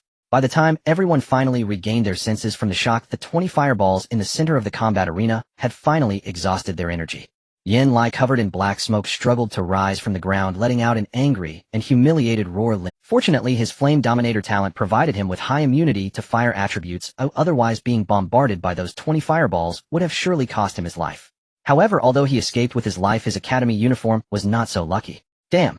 Look quickly, aren't there two blinding bright spots?" "Huh. His pants were burned through. That but is pretty white."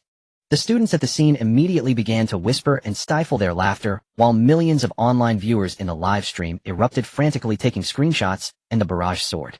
Seeing this, the live director backstage was stunned, his eyes nearly popping out, as he quickly slapped the technician beside him on the head. "What are you doing? Are you just sitting there? Hurry up and let the tech department censor this. Emergency censorship." Yes. The worker hurriedly began to operate. Although this operation greatly damaged the reputation of the previous top genius of the Xingho Alliance, it was clearly impossible for the director to abandon this explosive wealth and heat. As expected with the eruption of this wardrobe malfunction benefit, a large number of amused viewers flooded into the live stream. The online viewer count directly surpassed 1 million. Lin An, I want you dead. Feeling the strange glances around him and the chilling wind on his backside, Yan-Lai felt utterly humiliated. He frantically stood up and retreated, his spiritual power surging as he once again conjured a dense array of fireballs. Die for me. Junyin kindling. Junyin kindling. All fire damage will add a layer of indelible kindling mark on the target. Each layer of the mark reduces the target's fire resistance by 5, stacking up to 5 layers. When the mark is fully stacked or the target dies, it will cause an explosion. This move was undeniably fierce, but no matter how high Yan-Lai yelled, he could not change the situation. Just as those marked fireballs had just coalesced and were about to be shot out, Lin An's figure again flashed past like a teleport. Bang! With a dull thud, the fierce Yan-Lai was forcibly slammed down onto the cement ground by an overwhelming force. Then a size 42 foot accurately landed on his face, mercilessly trampling his arrogance beneath it. Enough, I don't have time to play house with you.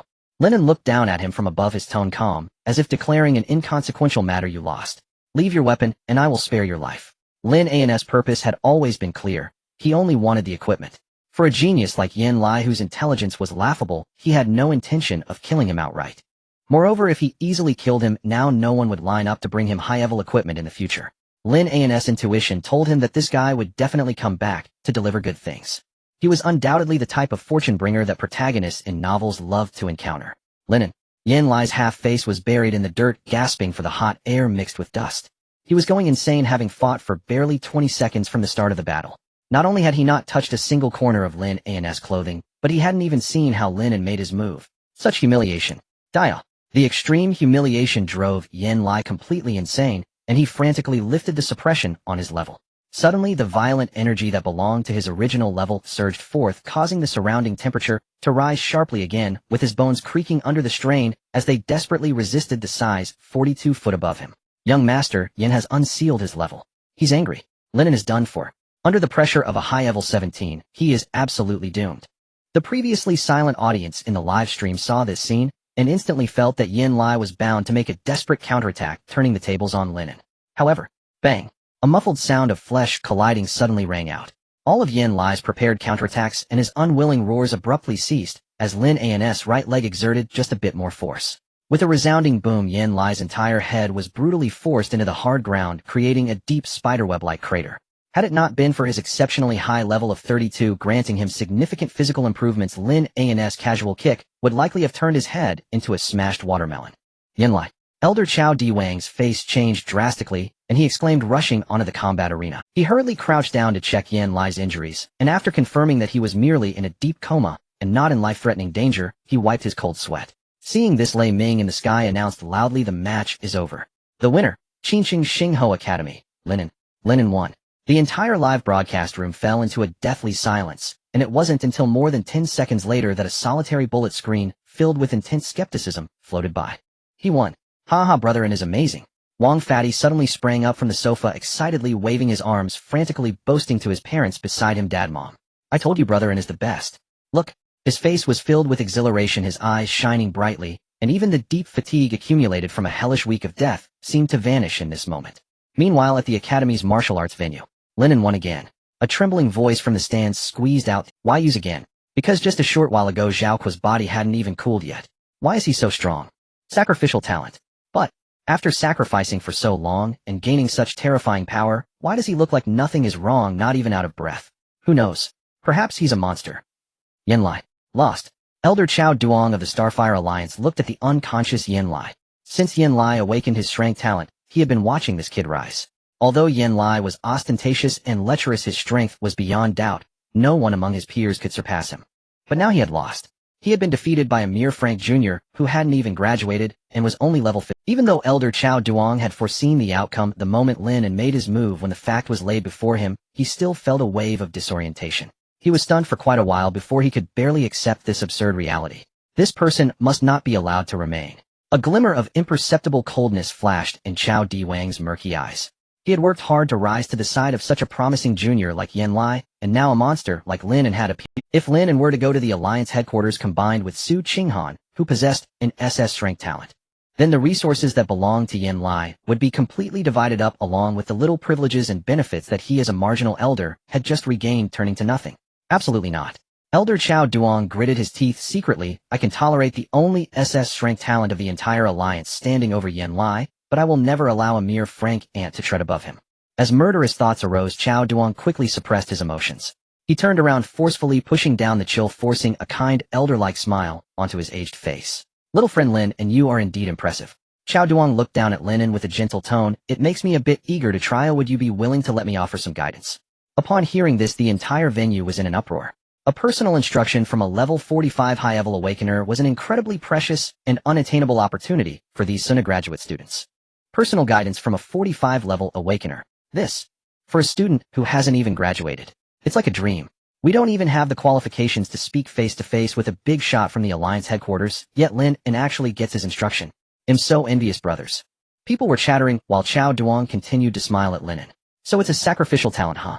I want to see how many more times you can sacrifice using your life force. Alright. Lin An raised his head wearing an innocent smile, then experienced the strength of Elder Chao. Lin An was just troubled about not finding a suitable sparring partner. He wanted to truly feel the difference in strength between him at level 45 and Lei Ming at level 38. Chao Duong and Qin Jinxiao both had a rank talents. If he couldn't even defeat this 45-level elder, then facing the 46-level Qin Jinxiao would be even more hopeless. Since the Red Leaf incident occurred, his originally flamboyant and arrogant heart had slightly restrained itself. The current Chao Duong was the best gauge of combat power. However, Elder Chao. Lin An shifted his tone, his gaze landing on the unconscious Yin Lai. Before we spar, please hand over Yin Lai's 2 replica weapons to me. They are my rightful spoils of war. Chao Diwang's face twitched violently. He naturally knew the value of those 2 weapons.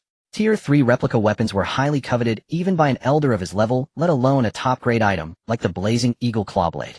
Just as Chao Duong hesitated, Director Lei Ming's booming voice timely echoed throughout the entire martial arts venue and live broadcast room. I believe Elder Chao from the Alliance headquarters and young Master Yin are reasonable and honorable people and would never go back on their word. Right. Director Lei's words put Chao Duong in a tight spot. Chao Diwang's mouth twitched again, forcing out a smile that was more grotesque than crying. Of course, a bet is a bet. With that, he had no choice but to painfully strip the replica weapons off Yin Lai and hand them over.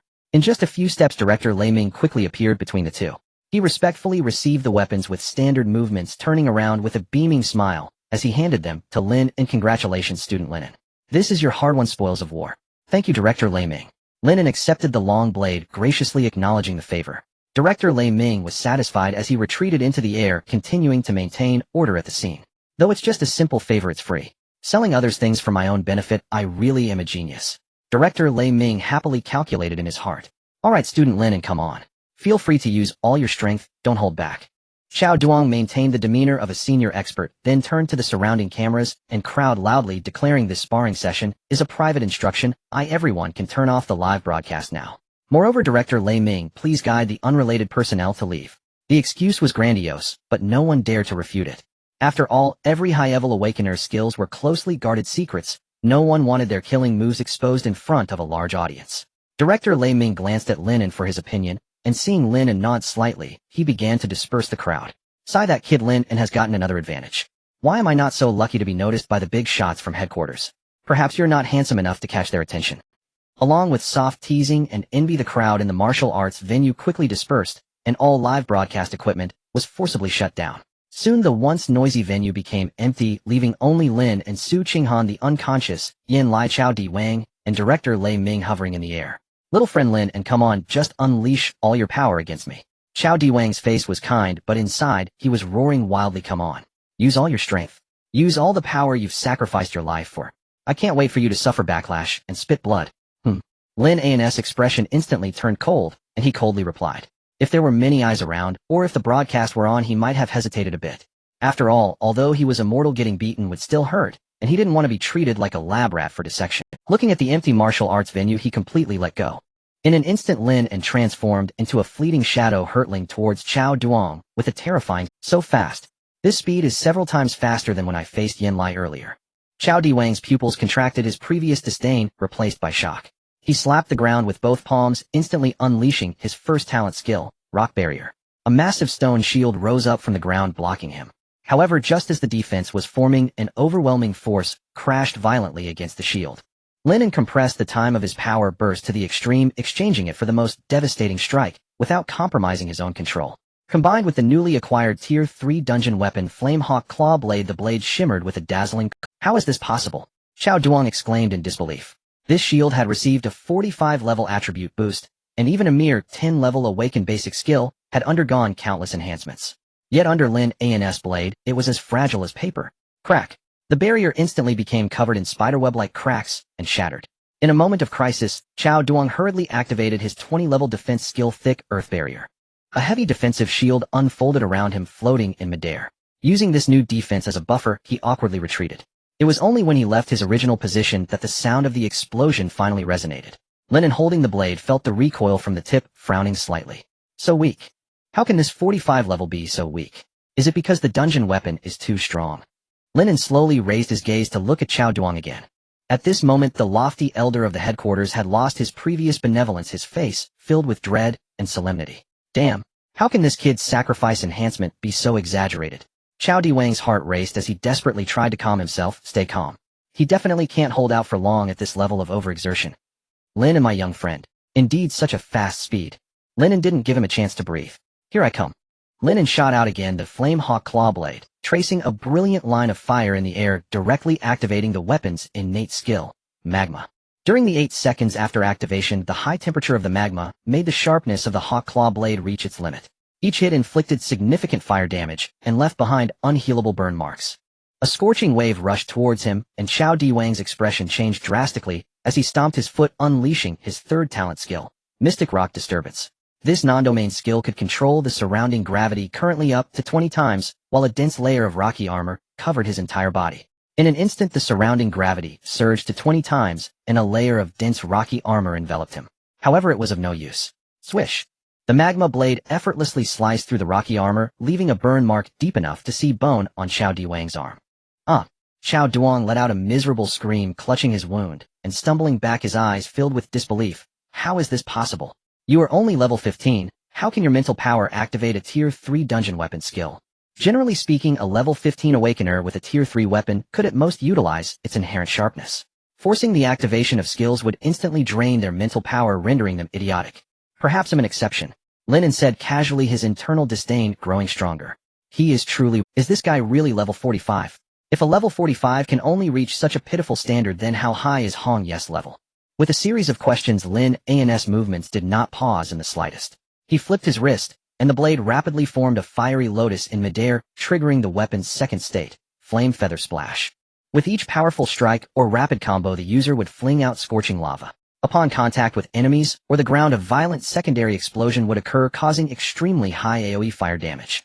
Boom, boom, boom. The training ground was instantly engulfed in a sea of fire. Are you crazy?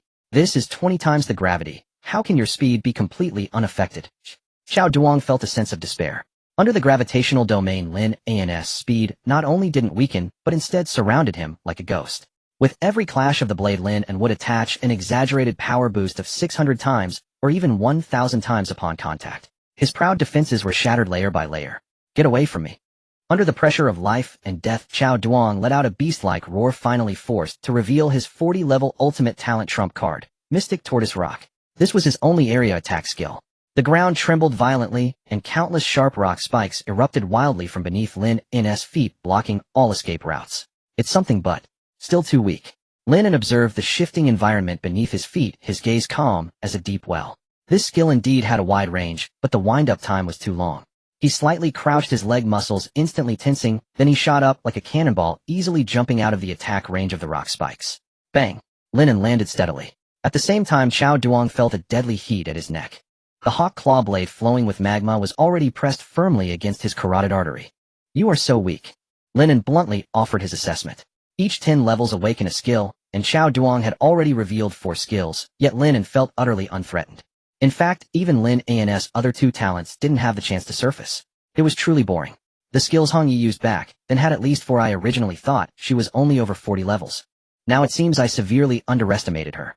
The test of combat power concluded. Lin An casually sheathed his long blade, not bothering to look at Xiao Duong, even once turning to call out to Su Qinghan and Lei Ming, leaving the training ground without a backward glance.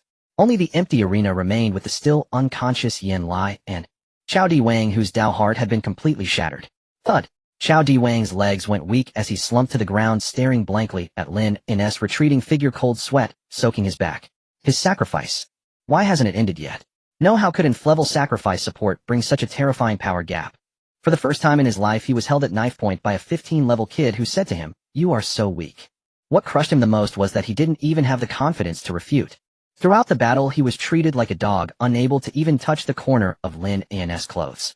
He initially thought this was a guidance session, where he would showcase his seniority, completely uncover Lin An's trump cards, and squeeze every bit of vitality out of him. But it ended up being a one-sided massacre session for the other side's test. Chao Duong was now extremely grateful that he had dismissed all reporters and live equipment earlier under the pretense of confidentiality. Otherwise, he would have thoroughly sunk his old face into the mud today. Lin Xiao, why not just kill them directly? On the way back, Lei Ming lagged half a step behind Lin and suddenly lowering his voice to speak, not minding Su Qinghan beside him.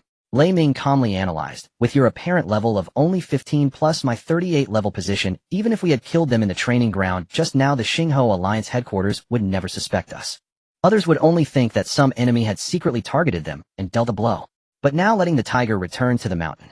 Lei Ming paused, his tone growing serious. "Lin Xiao, I feel this is not very secure." "It's fine." Lin An walked casually, his hands casually tucked in his pockets, his tone as calm as if discussing what to eat for tonight's supper.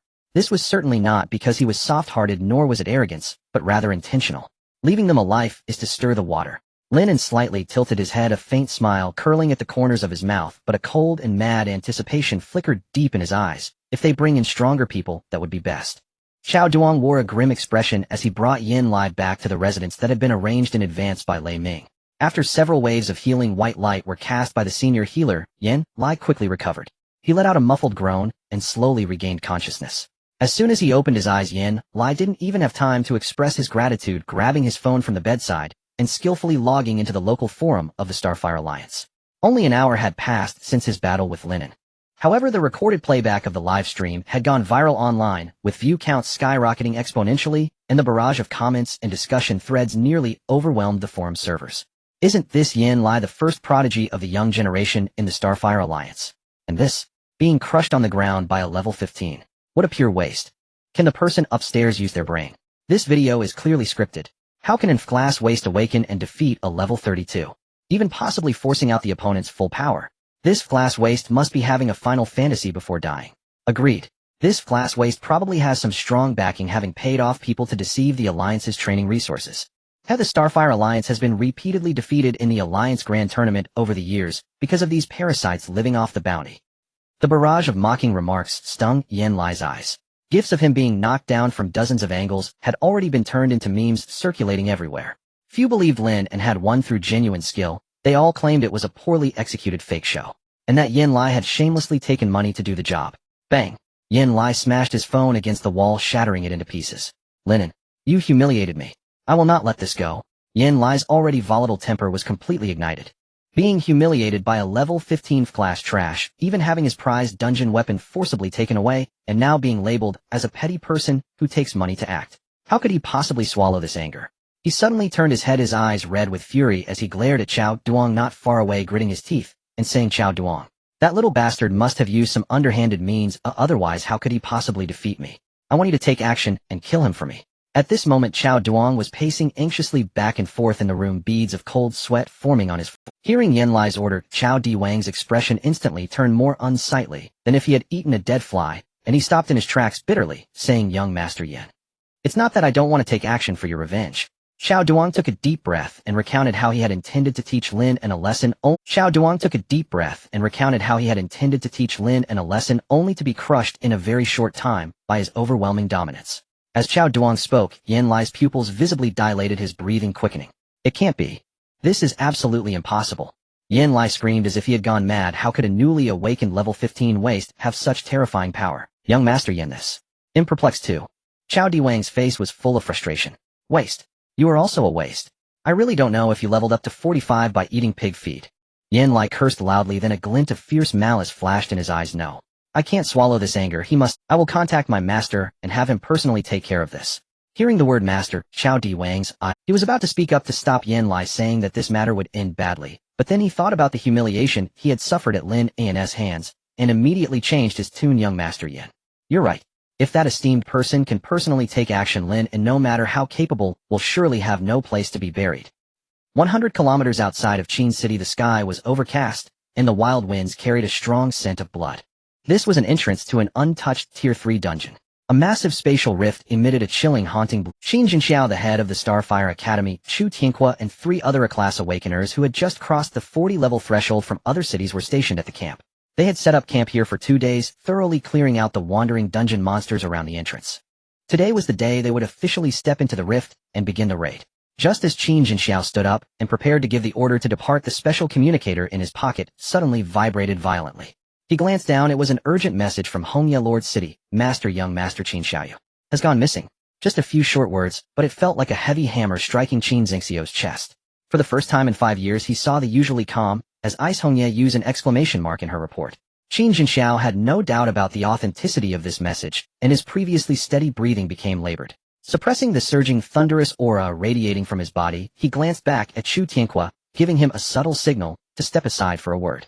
The two of them walked in tacit understanding to the edge of the camp behind a large rock, ensuring they remained in the peripheral vision of the other 3 40-level awakeners to avoid unnecessary suspicion. My son is missing. Qin Jinxiao tightly gripped the communicator, his knuckles turning white from the pressure, his voice deep, like a lion on the verge of madness. Hearing this, Chu Tianquo's pupils contracted sharply, his face full of shock as he lowered his voice in disbelief. Young Master Qin is missing. With Lei Ming stationed in Qin City along with Hongya and so many elite 30-level awakeners who could possibly have the audacity to take young Master Qin under their noses. I don't know. Qin Jinxiao gritted his teeth, the anger on his face already difficult to restrain, but the message from Hongya must be true. She even used an exclamation mark. The situation must have spiraled out of control. He abruptly lifted his head, staring intently at Chu Tianqua. Old Chu, we must delay our raid mission for a few days.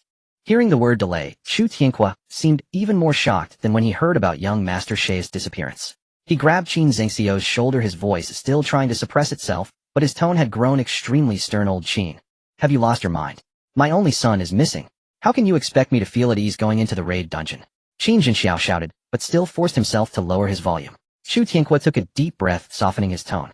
He glanced back at the camp not far away. The 3 40-level awakeners had clearly sensed something unusual, and although they did not approach, their peripheral vision was locked onto this spot, their muscles tensed, ready for anything. Chu Tianqua turned to face Qin Jinxiao, warning him word by word, think carefully about the consequences of refusing to execute the Alliance mission. If you leave now, you will immediately be placed on the Alliance's Steer Wanted list. If captured, the next step will be to be used as cannon fodder, forcibly sent to raid the Tier 4 dungeon. We both know just how terrifying the Tier 4 dungeon is. Hearing the words Tier 4 dungeon, Qin Jinxiao's angry pupils suddenly dilated sharply, a deep-seated fear creeping into his heart. He still could not forget the last time he was forced to participate in the Tier 4 dungeon. Even though he had now leveled up to 46, becoming stronger, facing the Tier 4 dungeon again would still be a matter of life and death. In the Starfire Alliance, every Awakener above level 40 must regularly accept the Alliance's compulsory assignment of dungeon raid missions. Generally speaking, Awakeners below level 50 are assigned Tier 3 dungeon raid tasks. However, in recent years, the assignment of Tier 4 dungeons has mysteriously increased. In order to avoid those Tier 4 tasks, Qin Jinxiao, now at level 46, and Chu Tianqua, at level 43, had spent countless gold coins and connections just to barely secure this Tier 3 dungeon raid mission. Yet even a Tier 3 dungeon has a survival rate of only 76. 91 for them, the elite above level 40. Old Qin, we've put half our wealth on the line for this quota. Chu Tianquo's tone carried a hint of pleading and resolve. Even if you are the highest level, don't forget this mission has a deadline. Exceeding it is equivalent to failure. If they fail, they will all have to go to the Tier 4 dungeon. Qin Jinxiao fell silent. He turned his head and looked. The 3 40-level Awakeners were coldly watching this side. If he dared to leave now, they would definitely be the first to move to stop him or report to their superiors. Is it worth risking his life in the certain death of the Tier 4 dungeon to save his son? If he died, the Qin family would be utterly finished. The wind howled by his ears. Qin Jinxiao slowly closed his eyes, taking a deep breath of the icy air. When he opened his eyes again, the struggle within them had been replaced by absolute coldness. All right, old Chu. Qin Jinxiao's voice was hoarse, but carried an icy, killing intent. The mission continues. But this time we must not hold back. We must act with utmost speed. Who dares to harm my son Qin Jinxiao? I will make them wish they were dead. The two returned to the central. Qin Jinxiao surveyed everyone. The terrifying pressure of a 46-level powerhouse unleashed, without reservation. Coldly ordering plans have changed. Once everyone enters the dungeon, unleash all firepower, immediately. Do not probe, do not hold back, give me the quickest kill to clear it. The other three exchanged glances, but had no objections. With a 46-level big shot willing to lead the charge and deal real damage combined with their thorough research on the dungeon monsters over the past 2 days, everyone was already brimming with confidence. As long as this big leg doesn't run away, they can fight as they please. Everyone quickly adjusted their status, checked their equipment, drew their weapons, and slowly stepped into the haunting blue spatial rift. At the entrance of the dungeon, they were already surrounded by dozens of elite awakeners above level 30, brought by their respective subordinates, all standing ready and surrounding the entrance tightly. This is a cruel rule of the dungeon. Each rift entrance can accommodate a maximum of 5 people in a team. During the raid, the entrance will remain open, and if the people inside encounter life-threatening danger, they can retreat through the entrance at any time. However, if their 5-member team is still inside and new teams forcefully occupy the slots to enter the dungeon, the original team's escape route will be completely sealed off, unless they successfully defeat the final boss and clear the dungeon. Otherwise, they can only be buried in the dungeon. The night in Qin City deepened. Inside Su Qinghan's residence, the air was thick with a sickening stench of blood. Lin An was silently wiping away the traces of the struggle in the guest bedroom with a rag. Su Qinghan was bound with coarse hemp rope and thrown onto the cold floor. As for the binding technique, Lin An had occasionally dabbled in certain niche videos in his past life, picking up methods that ordinary people wouldn't know. Putting them into practice now, they could be considered quite pleasing to the eye. Lin An, let me go. Su Qinghan glared at him, her clear cold voice laced with undisguised piercing killing intent. Lin An didn't bother stuffing a rag in her mouth. After all, his tutorials were never muted. If you don't want to be taken away as a lab rat for slicing and dicing, then shut up. Without even looking up, Lin An's tone carried a hint of exasperation. He really couldn't be bothered with this crazy woman. Who could put up with a temper like hers, always drawing a blade and stabbing people at the slightest provocation? Qin Jinxiao is only level 46. If the two of us join forces, we can definitely kill him. Whether from anger or the tight bindings, a rare blush crept onto Su Qinghan's icy, beautiful face. Lin An, what exactly are you afraid of? Lin An ignored her, calmly wadding up the blood-stained sheets and blankets into a ball and stuffing them into the washing. As the machine whirred to life, he walked back to stand before Su Qinghan, looking down at her with deep, profound eyes. Do you remember Hongya? Isn't she dead? Su Qinghan frowned, her eyes full of confusion. Though she had been unconscious that night before she left, she had clearly seen Hongya lying at the bottom of the pit, like a broken doll, with no signs of life. It seemed like she died. But I have a feeling she isn't so easy to kill. Lin An narrowed his eyes, a flicker of wariness. If Hongya truly wasn't dead, she would be the third person in this world to know his immortality secret. The combat power she displayed was terrifying. Compared to her, that level 45 Chao Duong today was pathetically weak, like a joke. I suspect Hongya is at least a level 50 awakened, and her talent might not just be a rank. Hearing Lin An's analysis, Su Qinghan remained unconvinced and snorted coldly. So you're scared? If she really has power above level 50, how could she serve under Qin Jinxiao, who's only level 46? Her words hit the nail on the head, which was exactly what puzzled Lin An. Just as he was about to respond, his phone vibrated and he pulled out the phone and saw a message from Lei Ming. Young Master Lin got intel. City Lord Qin and Dean Shu are returning ahead of schedule. Lin An quickly replied, what time? Lei Ming, 6 a.m. tomorrow. Staring at the words on the screen, a mocking cold smile curled at the corner of Lin An's mouth. Looks like the first show is about to begin. He put away his phone and turned his gaze to Su Qinghan, who was still struggling on the floor. I can take you to kill. Su Qinghan, who had been writhing desperately, instantly froze and stared intently into Lin An's eyes. Are you serious? I know where he is right now. Lin An crouched down, his gaze sweeping over her, without restraint, a wicked expression creeping onto his face. If you behave and do as I say, I'll let you go and take you to get your revenge. Facing Lin An's aggressive stare, Su Qinghan bit her lip. After a moment of internal struggle and hesitation, she turned her head away in shame and indignation, letting out an almost inaudible mm. After all, it wouldn't be the first time. Lin An didn't do anything shameful. To prepare for this opening gambit, Lin An spent a full 3 hours briefing Su Qinghan, then gathered all the necessary equipment for the operation, staying up the entire night. The next morning at 5 a.m., on the eastern outskirts of Qin City. This was a mandatory crossroads 5 kilometers from the main city. The sun had not yet risen, and the sky was just beginning to show a hint of pale light. The air was heavy with damp, chilling dew.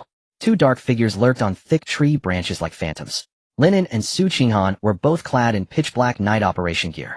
These specially made combat suits covered them from head to toe. Not only could you not make out their faces, but unless they spoke you couldn't even tell their gender. Apart from a slight difference in height, they wore the same style of night suits, looking like shadows cast from the same mold. Here they come. Lin An lowered his voice, his gaze fixed like a torch on the horizon. At the edge of his vision, 3 heavy off-road vehicles like steel beasts were speeding wildly towards the intersection. In the back seat of the first vehicle, Qin Jinxiao sat with his eyes slightly closed while a traveling healer beside him continuously channeled gentle healing white light into his body. Relying on absolute level suppression, his team had used only 3 hours to brutally tear through that Tier 3 dungeon with overwhelming force. Although they had suffered some injuries thanks to the high-level healer's constant restoration, their wounds were over 90% healed, and their peak combat power remained completely intact. Qin Jinxiao watched the increasingly close outline of Qin City through the window, his murderous rage filling the cramped vehicle. Dare to touch my son. Whoever you are, I will skin you alive and tear you limb from limb. The convoy sped along the wilderness road. In his fury, Qin Jinxiao failed to notice that the crystal-clear dew on the roadside leaves was visibly turning to frost, radiating a bone-chilling cold. Suddenly a change occurred. Despite it being the height of summer, a large patch of hard, thick ice inexplicably formed on the road surface. Bang, crack!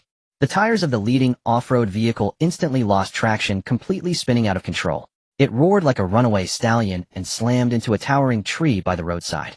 Accompanied by the piercing screech of twisting metal, the front of the vehicle crumpled inwards. The 2 vehicles behind reacted swiftly, their tires screeching as they locked up, barely managing to skid to a halt. The moment the convoy was forced to stop, the surrounding temperature instantly returned to normal. The thick ice on the road vaporized into mist and vanished without a trace, as if the lethal freeze had been nothing but an illusion. Inside the vehicle, Qin Jinxiao shoved the door open and roared furiously at the driver's seat. What the hell are you doing? City Lord, I don't know, it was fine, and then suddenly we started sliding. The driver was so scared he couldn't even— Qin Jinxiao snorted coldly, not bothering to give him another glance. Since his injuries were no longer a concern and Qin City was just a stone's throw away, he decided to abandon the vehicle and sprint back to the city. For a powerhouse of level 46, moving at full speed was far faster than that broken-down off-road vehicle. However, the moment he took a single step, a figure as dark as ink soundlessly blocked the road ahead like a ghost. Who goes there? Qin Jinxiao halted, his gaze sweeping over the dark figure with extreme contempt.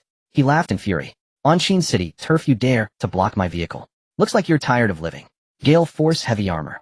Without a single word of waste, terrifying cyan airflow suddenly erupted from around Qin Jinxiao. The violent gale swirled rapidly around his body, instantly condensing into an impenetrable suit of wind armor. Already teetering on the edge of fury, he had no intention of giving the man in black any chance. He stomped the ground hard, leaving a deep crater in the dirt. His entire body transformed into a cyan cannonball, launching a heavy punch that tore through the air, aimed directly at the black figure's face. Die.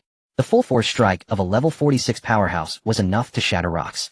Facing this overwhelming punch, Lin An in black didn't retreat, but advanced his right fist, quietly gathering power as he threw a punch heat. Sacrifice successful. 1000x power boost lasting 0.5 seconds. Crack. A bone-chilling sound of fracturing echoed across the morning wilderness. In just a single exchange of blows, Qin Jinxiao, who possessed the A-rank defensive talent Storm Iwar Body, let out a muffled groan. His proud right arm twisted and snapped like rotten wood upon contact, and his entire body, like a kite with its string cut, was sent flying backward by this terrifying monstrous force. Amidst the swirling dust, the man in black didn't pursue, merely slowly retracting his fist. City Lord. The icy syllables penetrated the pitch-black mask. Lin An looked at him as if he were looking at a dead man. 13 years. Lin An has come to collect your life. Lin An. Qin Jinxiao clutched his twisted right arm, and after a brief moment of recollection, his face twisted in horror. How could it be you? Of course he knew who Lin An was. The worthless son of the captain of the raid team. He had once sabotaged the notorious slacker now infamous at Starfire Academy. What about Xiaoyu? Did you kidnap him too? Qin Jinxiao frantically circulated his inner energy to suppress his wounds while screaming his accusations hoarsely. At the same time, he subtly turned and flashed a covert hand signal to Chu Tianqua, the academy dean, on the vehicle behind. Qin Xiaoyu. Lin An replied with unnerving calm, he's dead. But rest assured, City Lord Qin, I'll be sending you down to meet him right now. Before the words even faded, another eruption of anomalies occurred.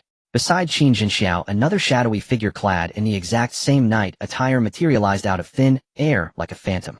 Fortunately, Chu Tianqua had already entered a state of absolute combat readiness.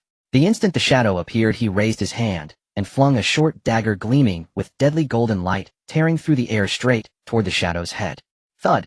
The razor-sharp dagger pierced deep into the shadow's skull. Yet the figure seemed to feel no pain whatsoever, utterly indifferent to the fatal headshot. The long sword in her hand traced a vicious arc of cold light as she brought it down without mercy. Qin Jinxiao let out a heart-rending scream as his already fractured right arm was severed cleanly at the shoulder by that ruthless strike, blood gushing like a fountain. The moment the blow landed, the shadow that had been headshot vanished instantly. And directly ahead, the black-clad Lin An reappeared silently in his original spot.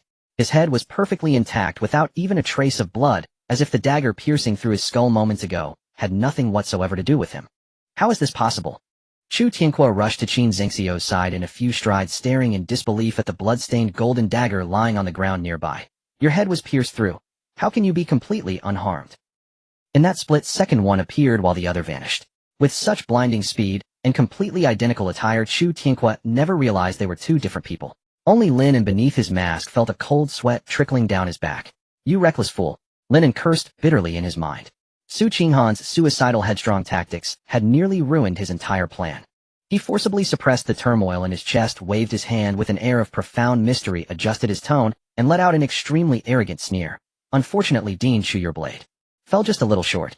As the words faded, Lin An's form vanished once more like a phantom. A bone-chilling murderous intent instantly enveloped the entire scene. Qin Zhengxiu's group had already pressed back-to-back into an extremely tight defensive formation. The moment Lin An disappeared, Qin Zhenxiao and Chu Tianque exchanged a glance, daring not to show the slightest arrogance any longer, and their inner energy erupted like a bursting dam. Gale Force Heavy Armor. Reviving Breeze. Pressure Abyss. Qin Zhengxiu's eyes nearly split at the corners as he hurled out 3 major skills in rapid succession. Howling winds surged, and a healing green radiance tightly enveloped Qin Zhenxiao, as the gruesome wound where his right arm had been severed with bone visible began to writhe and knit together at a visible speed. Simultaneously, a terrifying gravitational collapse took shape around them. The pressure abyss, like a black hole, frantically dragged at everything in its vicinity. Metal Summoning Formation. Chu Tianque followed with a furious roar, unleashing his own level 30 skill. In midair, the ambient metal elements within 100 meters were forcibly extracted and compressed, instantly crystallizing into a formidable metallic confinement formation, an ironclad bulwark that shielded the group at its center, humming with readiness. With several high-tier skills deployed simultaneously, this nearly impregnable turtle's hell defense did seem to stifle the offensive rhythm of Lin An and Su Qinghan. But skills, after all, have their limits. Once their mana was depleted and the skills entered their cooldown CD vacuum period, a one-sided massacre would inevitably await them. Old Qin, who in the hell did you piss off? Chu Tianque stared intently at the swaying shadows of the surrounding trees, his face dark enough to drip water. That brief clash just now, the enemy's uncanny footwork, overbearing strength, and terrifying regenerative ability, sent chills down his spine. This is definitely a high-tier awakened of no less than level 48. Lin An. Qin Zhenxiao gritted his molars, the muscles in his face twitching slightly. He's the biggest dead weight in this year's batch at your academy. What a... Chu Tianque whipped his head around in utter disbelief, a brat just about to graduate. How could he possibly possess such freakish strengths? You're asking me. Who the hell am I supposed to ask? Qin Zhengxiu's already frayed nerves snapped, and he roared in a loss of composure. But after the outburst, staring at the dark silent woods beyond, he took a deep breath, forcibly suppressed the fear in his heart, and lowered his voice. It can't be him alone. He must have spent a fortune to hire a top-tier assassin. To be able to hire an assassin of this caliber. Chu Tianque muttered to himself, an uncontrollable chill creeping up his spine. The appearance fee for a powerhouse of this level would probably exceed the entire value of Qin City itself. Where would a student like him get that kind of money? Damn it. Qin Zhenxiao clenched his fists so tightly that his nails dug deep into his palms, a storm of sinister regret churning in his eyes. I should have killed him when I had the chance. He didn't respond to Chu Tianque, but his heart was bleeding. Back when the Lin family had fallen, Qin Zhenxiao had stripped them clean, swallowing up the vast empire of Lin An's family whole, and finally tossing out a paltry compensation, as if shooing away a beggar. He racked his brain, unable to figure out how this kid had managed to hire an assassin. Time ticked by agonizing second, and the oppressive air seemed to solidify. The skill light maintaining the great formation began to flicker violently, energy draining at an alarming rate, with collapse mere moments away. At this time, on a dark canopy, not far from the battlefield. The show is about to begin. Two figures looked down at the desperate struggle below. A VIP-level vantage point taking in every detail. Bound hand and foot, Qin Xiaoyu curled up among the branches. Witnessing his father and the other's desperate plight below, tears of terror streamed down uncontrollably, and desperate whimpers escaped his throat. Shoo! Hongye tilted her head, slightly pressing a slender finger to her red lips in a gesture for silence. Her voice remained devoid of emotion, cold as ice. Newcomer, keep it down. Enjoy this grand performance staged just for you. Inside the metallic formation, the light grew ever dimmer. We can't just burn through our reserves. We have to run. Cold sweat beaded on Qin Zhengxiu's forehead as he spoke decisively. The skills will end soon, and when they do we won't have a shred of room to fight back. Go! Chu Tianque wasted no words, bellowing with grim resolve. Under the final fading cover of their skills, the group, like startled birds, fled desperately toward the direction of Qin City. But splitting their focus between maintaining the defensive skills and forcing a breakthrough severely hampered their speed. The hunter lurking in the shadows, by contrast, clung to them like a relentless leech. They had barely covered 500 meters when a sharp crack rang out. The metallic formation shattered into pieces, and the pressure abyss dissipated with it. The skill vacuum period had arrived. The group's frantic footsteps screeched to a halt. On the path ahead which they were forced to take, Lin An's tall figure stood blocking the way, having appeared there who knows when. In the faint light of dawn he lifted his gaze slightly, his eyes as indifferent as death itself, and his soft voice detonated through the deathly still air. This road is closed. This road is blocked. As soon as the words fell, Lin An's figure shot out like an arrow released from a bow. He gripped the flame eagle claw blade tightly, and the skill melted edge activated in an instant. A flash of red light passed by, and the entire blade turned into a blinding crimson in an instant, as if he wielded a blazing fire. On the other side, Su Qinghan, who was about to strike, abruptly halted her steps. Before this hunt, they had already agreed that only one person could act at the same time, and no other talents besides sacrifice assistance could be revealed. TSK. Su Qinghan spat lightly, unwilling, and restrained her aura, remaining still. No one noted. Above her head, Hong Yi held Qin Xiaoyu with one hand, standing silently in the air, looking down indifferently at everything below. In the distance at the moment Lin An launched his attack, Qin Jinxiao also moved. He exchanged a knowing glance with Chu Tianque, both of them curling their lips into a secretive and cunning smirk. Absolute eye of the wind. 100 swords returned to flow, great waterfall. Their lips moved slightly, and the inaudible murmurs dissipated in the wind. A sudden change occurred. As Lin An approached, an overwhelming, terrifying pulling force far surpassing pressure abyss erupted around Qin Jinxiao, crazily tugging at Lin An's body. At the same time, facing the rising morning sun, dozens of tiny gold elements crazily gathered in midair 5 meters above, instantly transforming into hundreds of flickering daggers. Behind them, the 3 off-road vehicles had inexplicably disintegrated, all metal components forcibly stripped away, merging into this rain of death. This move had been accumulating power in the shadows since they decided to flee. The 2 level 40 talent skills erupted simultaneously. Qin Zhengxiu's suffocating gravitational control, combined with Chu Tianquo's large-scale slaughter technique, firmly locked onto the unavoidable Lin An. Years of life and death partnership, this combination technique had never failed, and they had absolute confidence. No matter who you are. Seeing Lin An completely trapped, the smug expressions of Qin Jinxiao and Chu Tianque instantly transformed into extreme arrogance. Qin Jinxiao's features were slightly wild with excitement as he roared arrogantly. Dare to oppose me, Qin Jinxiao, go die. Facing this inevitable killing situation, Lin An, however, revealed a mocking cold smile. His figure did not stagnate at all. Instead, he surged forward again, boosted by that pulling force. Sacrifice successful. Gain 1000 times speed boost. Lasting 0.2 seconds. Sacrifice successful. Gain 1000 times strength boost. Lasting 0.2 seconds. Before making a move, Lin An had seen through the tricks of these two and acted decisively before Su Qinghan. At this moment, the original attribute limit of 2000 times was instantly raised. Under the frenzied pull of Qin Jinxiao, the downside of Lin An being unable to control his body due to the explosive increase in attributes was easily resolved.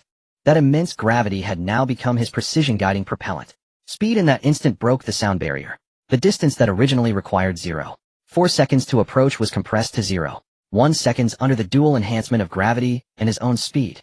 In Qin Zhengxiu's rapidly narrowing pupils, the fist wrapped in the aura of destruction was infinitely boom.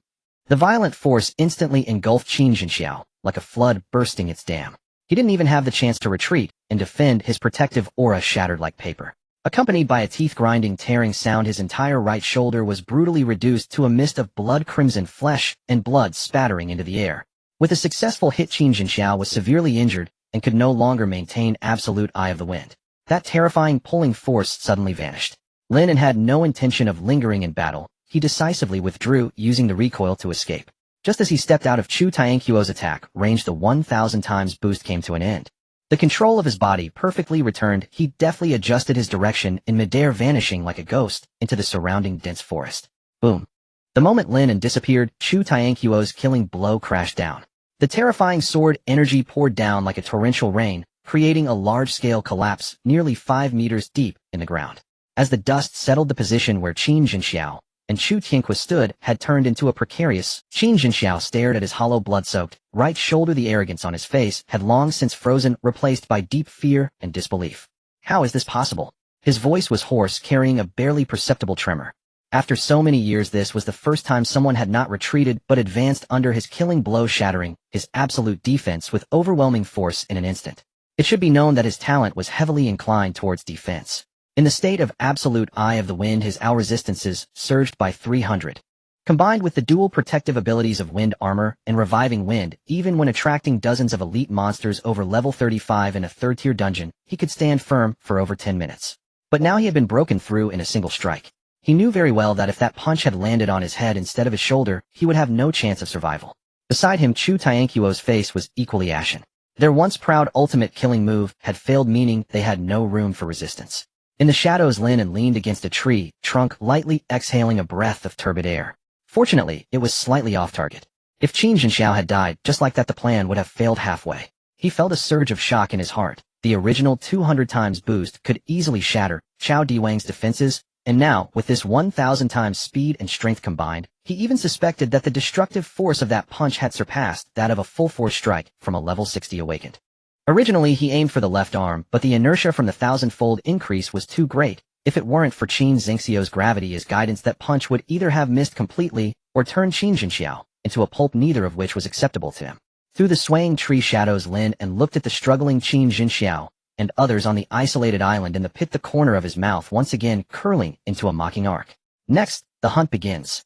Without Lin An issuing any commands, Su Qinghan, who had long been poised to strike, dashed out like an arrow released from a bow. The same ferocity, the same unreasonable speed. Aside from the weapon in her hand being a standard long sword, there was no difference in her momentum or stance.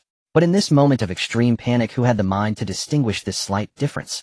Su Qinghan transformed into a merciless reaper. Every time she charged in and out like a ghost, she would precisely take a life or leave a deep wound visible to the bone on Qin Jinxiao's broken body.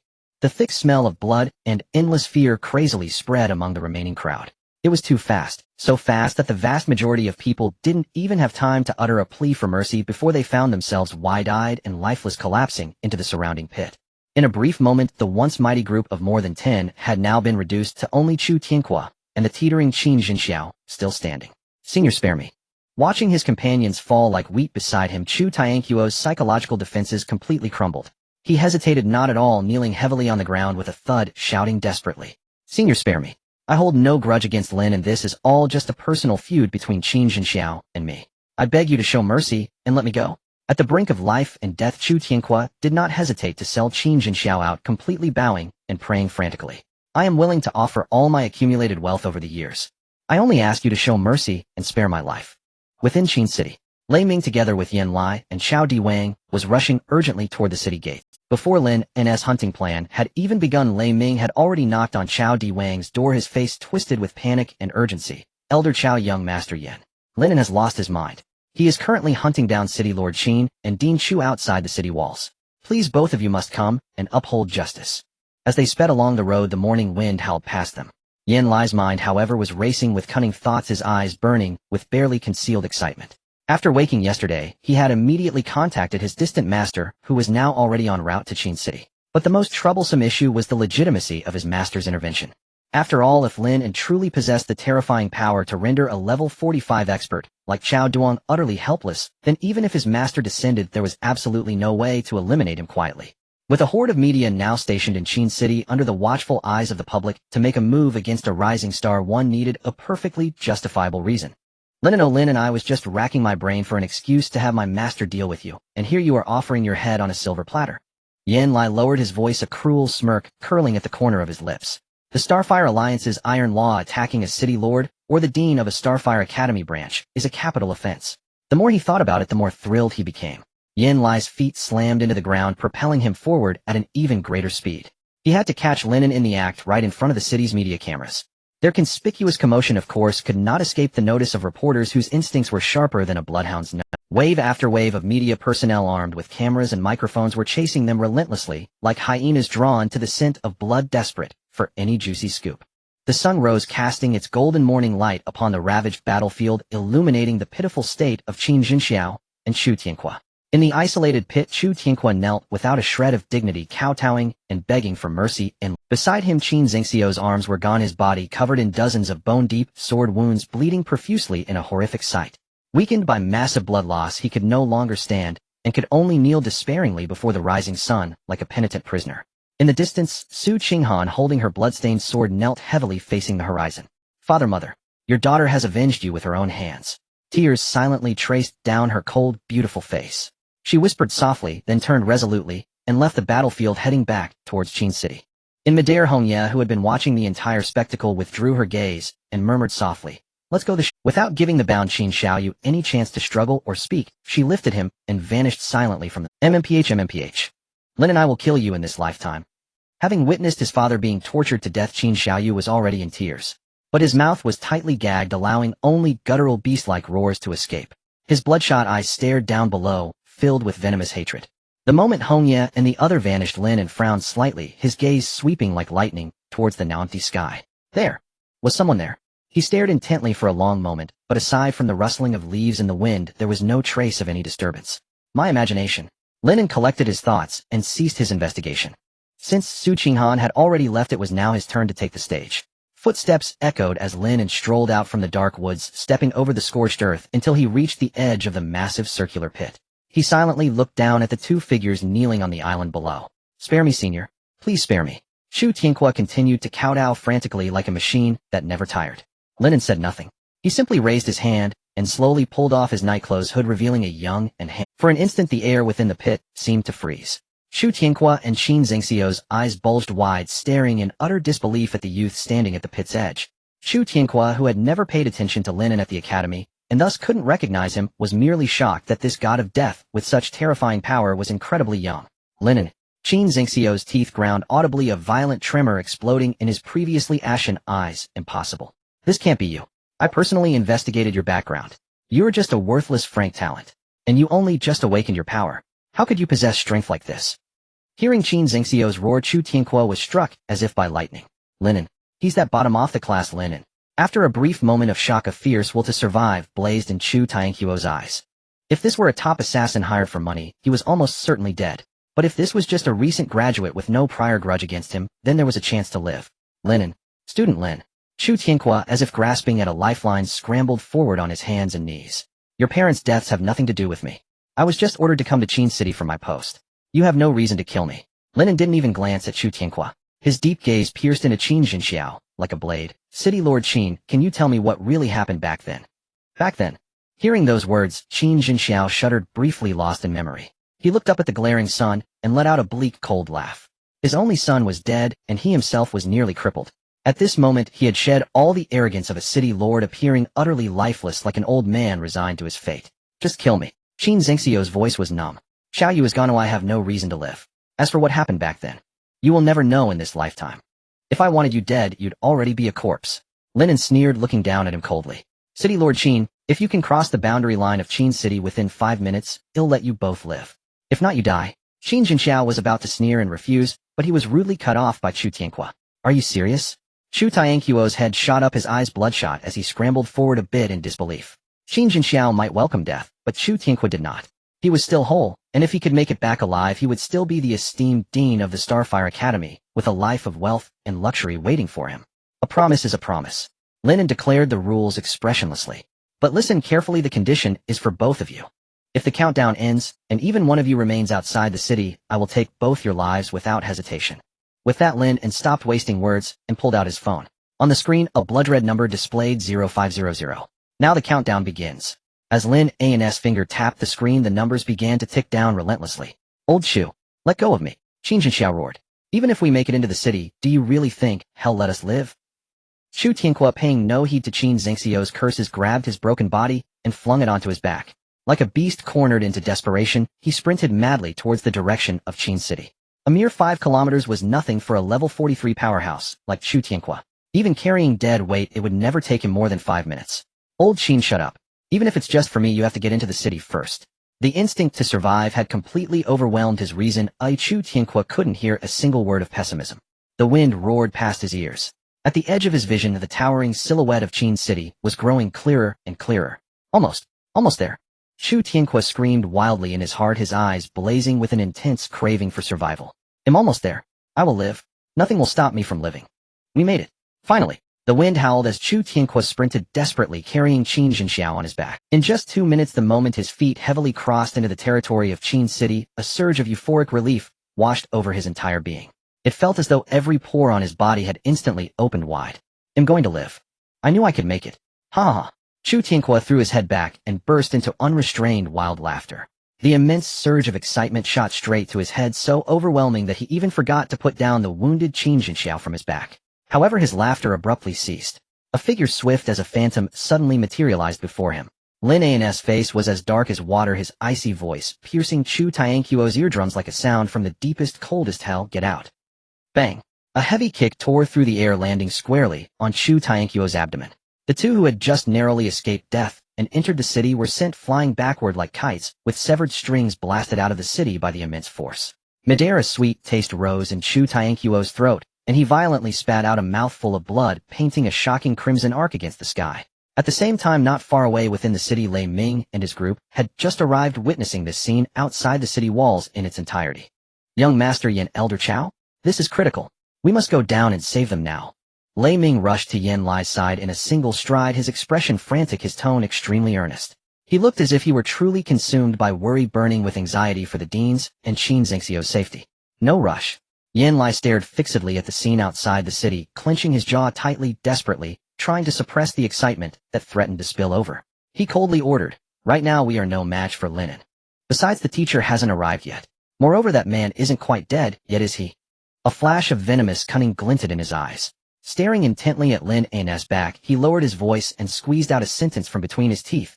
"Lin An, your death is sealed today." Before long, media reporters from all walks of life who had caught wind of the news swarmed in like sharks, scenting blood, shouldering their long guns and cannons, cameras, and microphones. "Oh my God, isn't that City Lord Qin and Dean Shu? The one attacking them is Lin An. Impossible. They are awakened at level 40. How could they be beaten into such a miserable state by Lin An?" Staring at the messy scene and the two disheveled, pathetic VPs, the crowd exchanged bewildered glances, gasps of shock rising and falling one after another. Despite their shock, no one was willing to miss out on this monumental exclusive headline. Everyone prioritized setting up their equipment, camera flashes blazing in a frenzy. Some swift media outlets even started broadcasting live to the entire network right on the spot. Outside the city, Lin An held a plain, unremarkable sword looking like a merciless Azura. Step by step, slow yet immensely oppressive, he walked towards the two crumpled figures on the ground. "Dean Shu." Lin An paused slightly, his voice flat and devoid of any emotion. "You have 3 minutes. Either you die or you tell me what happened back then." Heh. Qin Jinxiao, lying nearby, was panting heavily. "Old Shu, I told you long ago he would never let us go." Out of the corner of his eye, he noticed the dense array of cameras at the city gate. Finally giving up the struggle altogether, he stared blankly at the gray sky, a bitter yet resigned smile tugging at his lips. "Well, look at this. In front of the whole of Qin City. We're going to lose the last shred of our dignity too." "Shut your mouth."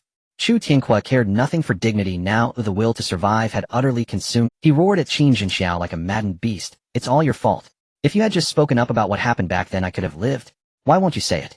His eyes bloodshot, his voice filled with hysterical breakdown. "This grudge is between you and him. Why drag me into it? Why won't you just say it?" Chu Tianque was incandescent with rage. He still had residual strength within him, even the capacity to fight, but Lin An's overwhelming power had utterly shattered his Dao heart and fighting spirit. Whenever he met Lin An's cold, indifferent eyes, he couldn't muster a single shred of will to resist.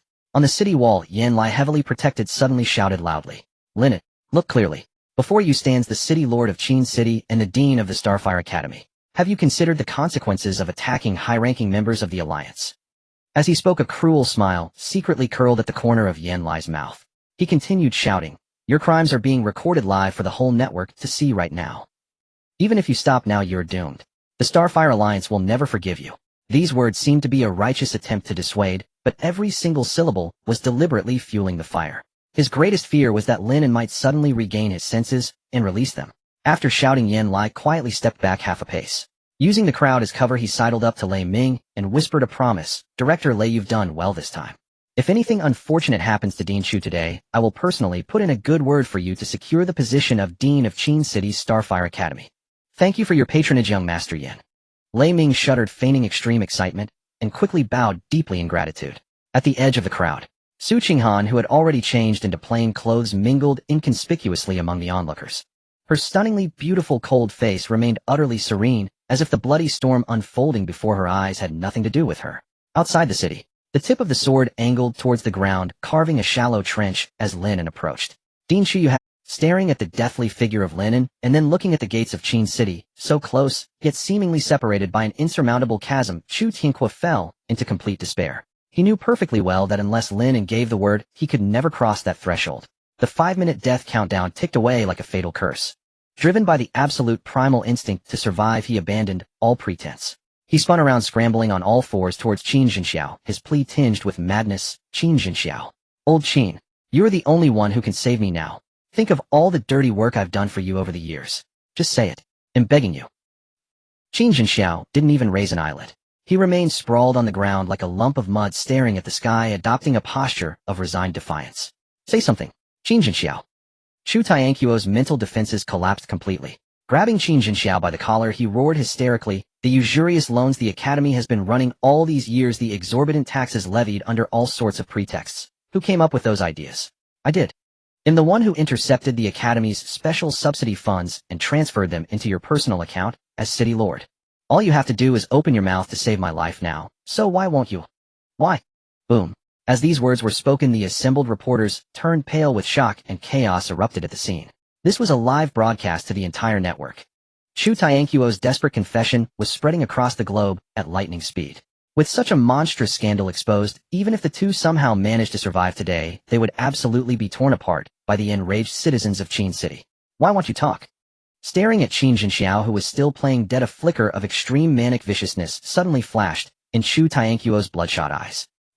The metallic star energy around them gathered violently, instantly condensing in his palm into a sharp, gleaming dagger. "Qin Jinxiao, you force my hand." Flash. A flash of cold light, and the sharp dagger was mercilessly plunged deep into Qin Jinxiao's thigh. "Talk, old Qin. I didn't want it to come to this."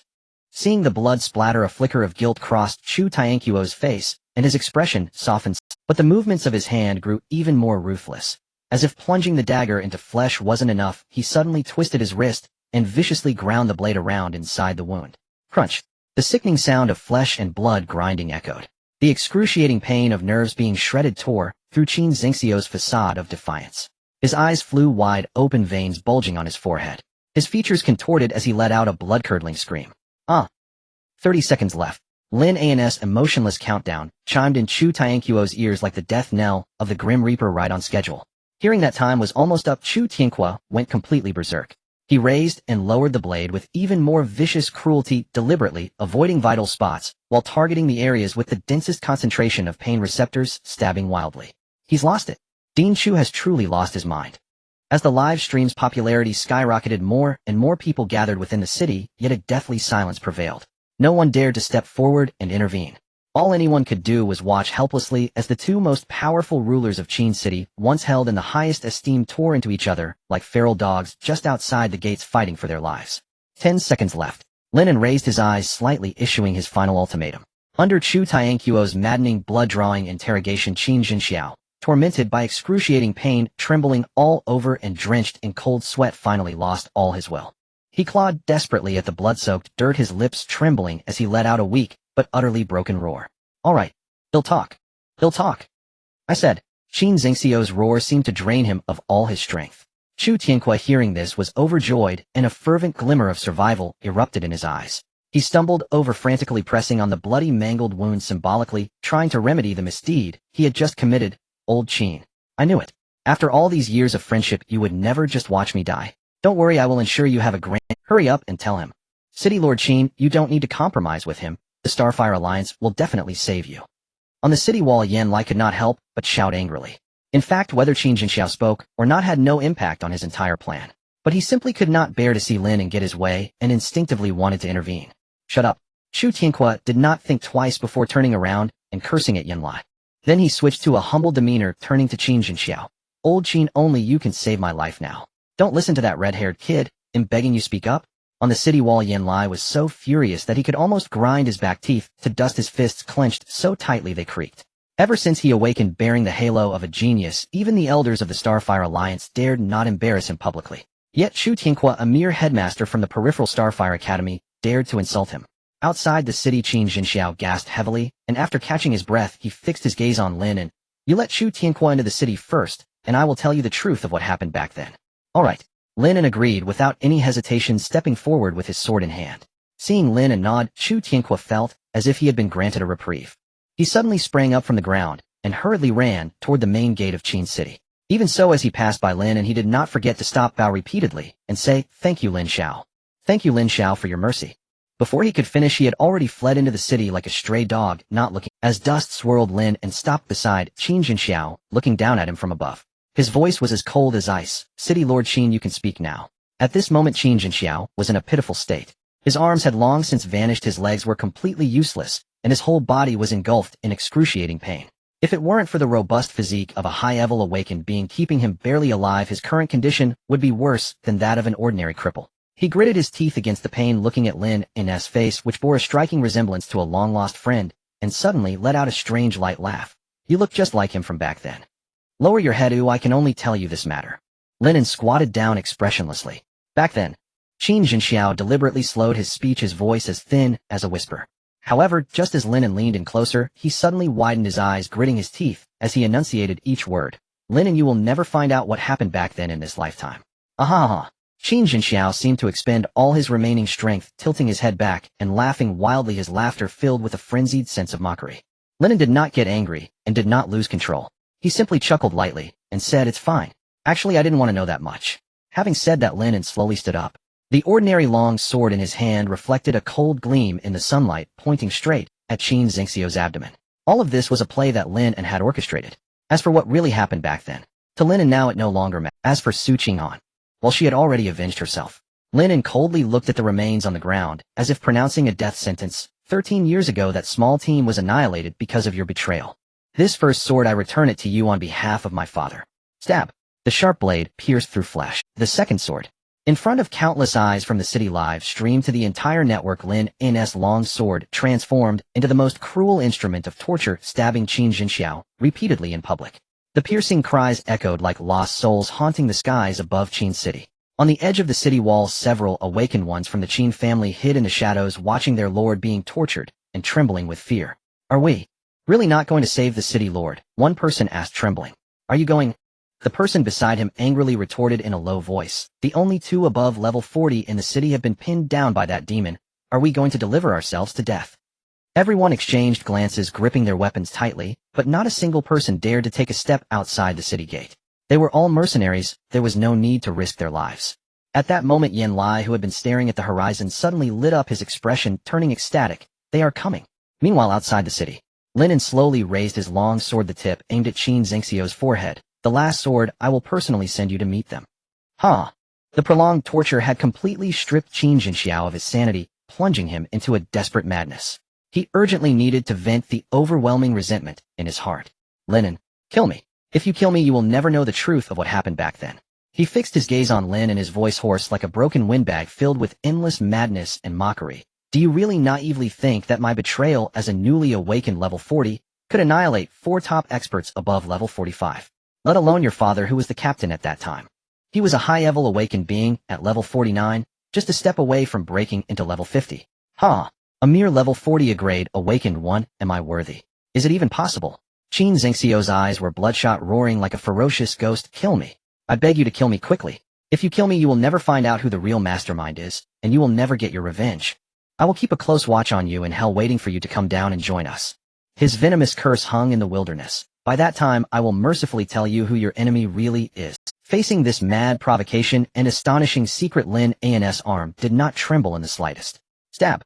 The long sword turned into a beam of light, instantly piercing through Qin Jinxiao's skull. That arrogant and resentful laughter abruptly ceased.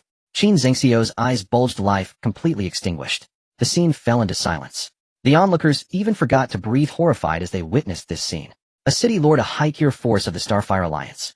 In the history of the Alliance since its establishment, this was the first time a city lord had been publicly executed in the wild rather than tragically dying in a dungeon. He really killed the city lord. Just as everyone was still recovering from shock, Yan Lai suddenly stepped forward, his voice booming. "Lin An, you dare to publicly kill a city lord? The laws of the Starfire Alliance will never tolerate such a bloodthirst. After reprimanding Yen, Lai abruptly turned around facing the empty sky, his expression instantly becoming extremely respectful. As he bowed deeply, Student Yen, Lai respectfully requests Teacher Gu Yen to act and suppress this villain. Beside him, Chao Duong also knelt down, loudly echoing. Elder Chao Duong of the Starfire Alliance respectfully requests Elder 10th to take action and eliminate the villain. After a pause, a voice filled with infinite pressure like thunder erupted from nowhere, carrying the undeniable aura of a superior being. Since the establishment of the Starfire Alliance, this is the first time someone has dared to publicly kill a city lord. Immediately thereafter, a dazzling red light appeared at the edge of the sky. That red light approached with incredible speed, and moments later it hovered steadily above the crowd. A pair of fiery red wings that obscured the sky slowly unfolded, an overwhelming heat instantly sweeping the area, warping the very air as the temperature around surged several levels. Student Yen Lai, I have seen Teacher Gu Yen. Chao Diwang, I have seen Elder 10th. The people in the city all looked up, staring blankly at the divine figure in midair. Outside the city, Lin An slowly withdrew his bloodied long sword. He looked up at the imperious middle-aged man, a smirk of barely concealed mockery and fervor crossing his lips. The good show has begun. The 10th Elder. It's actually him. After a moment of stunned silence, someone in the crowd finally reacted, letting out an incredulous gasp. The 10th Elder of the Starfire Alliance. A terrifying existence as a level 59 class awakened, a pinnacle powerhouse, merely a single step away from the level 60 threshold. He actually came in person. I never imagined I'd witness a legendary figure like him make a move in my lifetime. The immense shock overwhelmed everyone's senses so much so that they even forgot to pay their respects, staring blankly at the sky. In a corner, Chu Tianhua, who had just fled into the city in a miserable dog-like state, stared intently at the demigod-like figure hovering in the air. He was dazed for a moment, then his lips trembled slightly as he murmured softly, "The 10th Elder. The 10th Elder."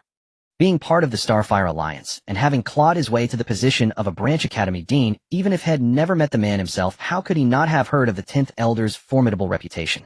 Among the many elders of the Starfire Alliance, only those ranked in the top 10 for combat prowess truly stepped into the core power circle of the Alliance. Above them, there was only the unfathomable Alliance Master himself. Each of them was a top-tier awakened, standing at the pinnacle of humanity, uniformly blessed with heaven-defying class talents. In Chu Tianhuo's despairing eyes, a frantic spark of hope ignited instantly, as if he had grasped the last lifeline thrown to him. Right? The 10th Elder. With the 10th Elder personally taking action, he's sure to crush that bastard Lin An to death. Once Lin An is dead, my reputation will be saved, and it'll still be the glorious Academy Dean. How could Chu Tianhua swallow the immense humiliation of being chased around like a dog by a mere level 15? As long as there was even a sliver of a chance to have Lin An killed, he would cling to it desperately. I can't beat him, but the 10th Elder can. Absolutely can. With that thought, Chu Tianhua scrambled frantically to the most conspicuous spot, and with a heavy thud knelt before Gu Yen in midair. He slammed his head against the stone floor with resounding cracks, screaming at the top of his lungs, "Dean of the Qingxing Starfire Academy, paying respects to the 10th Elder. I humbly request the 10th Elder to uphold justice and strike down this madman." Only when Chu Tianhuo's piercing pig-slaughter-like shout rang out did the crowd snap back to their senses. Everyone dropped to their knees in a wave, bowing their heads and saluting, shouting in unison, "Greetings, 10th." The 10th Elder Gu Yen had been present for less than a minute and hadn't even lifted a finger yet, but the live streaming rooms opened by the onlookers had already completely exploded.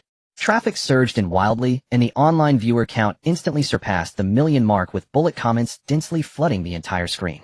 In midair, Gu Yen looked down coldly at Lin An from his commanding height. His facial features were remarkably youthful, exquisitely chiseled, even more delicate and handsome than many women's. His long hair danced wildly in the wind, and he wore a luxurious fiery red robe embroidered with a soaring phoenix, radiating an air of noble opulence. With one hand he toyed with a folding fan, but the most eye-catching feature was the pair of enormous wings formed from pure flames spread wide behind his back, casting him in an imposing and supremely arrogant light. Level 15. Gu Yan's gaze swept past Lin and glanced at Qin Jinxiao, who was pinned under Lin An's foot, then flickered over to Chu Tianhua, kneeling on the side, a look of undisguised contempt flashing in his eyes. A playful smirk curled at the corner of his mouth. Interesting. Too bad. It's just in frank trash talent. With a crisp snap, the folding fan in Gu Yan's hand closed shut. He slowly pointed the closed fan at Lin An, and his thin lips parted slightly, uttering two words, "Flame feathers." The very next instant, in the void around Lin An, thousands of burning fire feathers materialized without any warning. They surrounded Lin An tightly from all directions, each feather radiating terrifying heat, causing even the surrounding air to distort violently from the scorching temperature. The temperature around them shot up abruptly, as if they had instantly been plunged into a molten lava hell. Lin An. Gu Yan spoke slowly like a deity from the highest heavens, his tone carrying an arrogant condescension. I admire you. Surrender now, enter the dungeon, and contribute what's left of your strength for the Starfire Alliance. Otherwise you die. Lin An narrowed his eyes and surveyed his surroundings. Although the fire feathers were still dozens of meters away, the terrifying wave of heat crashing into him was already suffocating. The ambient temperature had soared to at least 50 degrees Celsius. There's absolutely no blind spot to dodge. Lin An's mind raced. If I spread my dragon wings, maybe I could withstand this hit, but no, I can't expose that.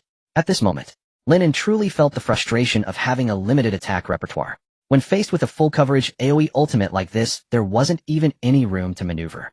Looks like after I deal with this situation, I need to find a way to level up fast. Lin An sighed, then looked up again, meeting the gaze of that godlike figure high above. Then his left hand, which wasn't holding his blade, slowly raised, pointing directly at Gu Yan in midair. Then under the gaze of everyone present and millions of netizens online, Lin An crisply raised a single plain and simple middle finger.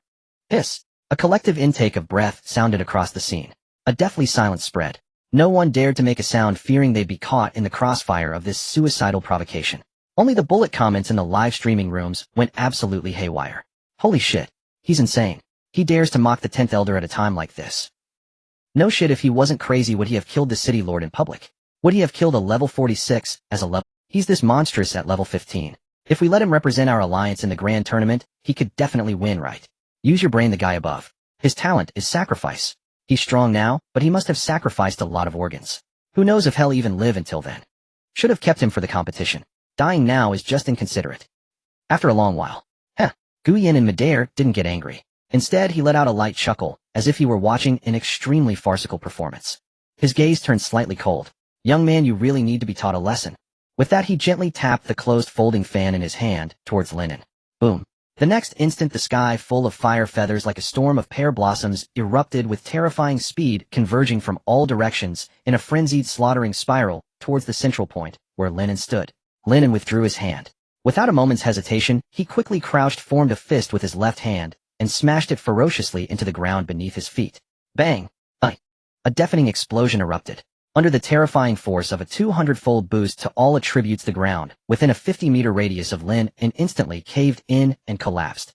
The massive recoil kicked up a thick cloud of dust and debris, completely obscuring everyone's vision.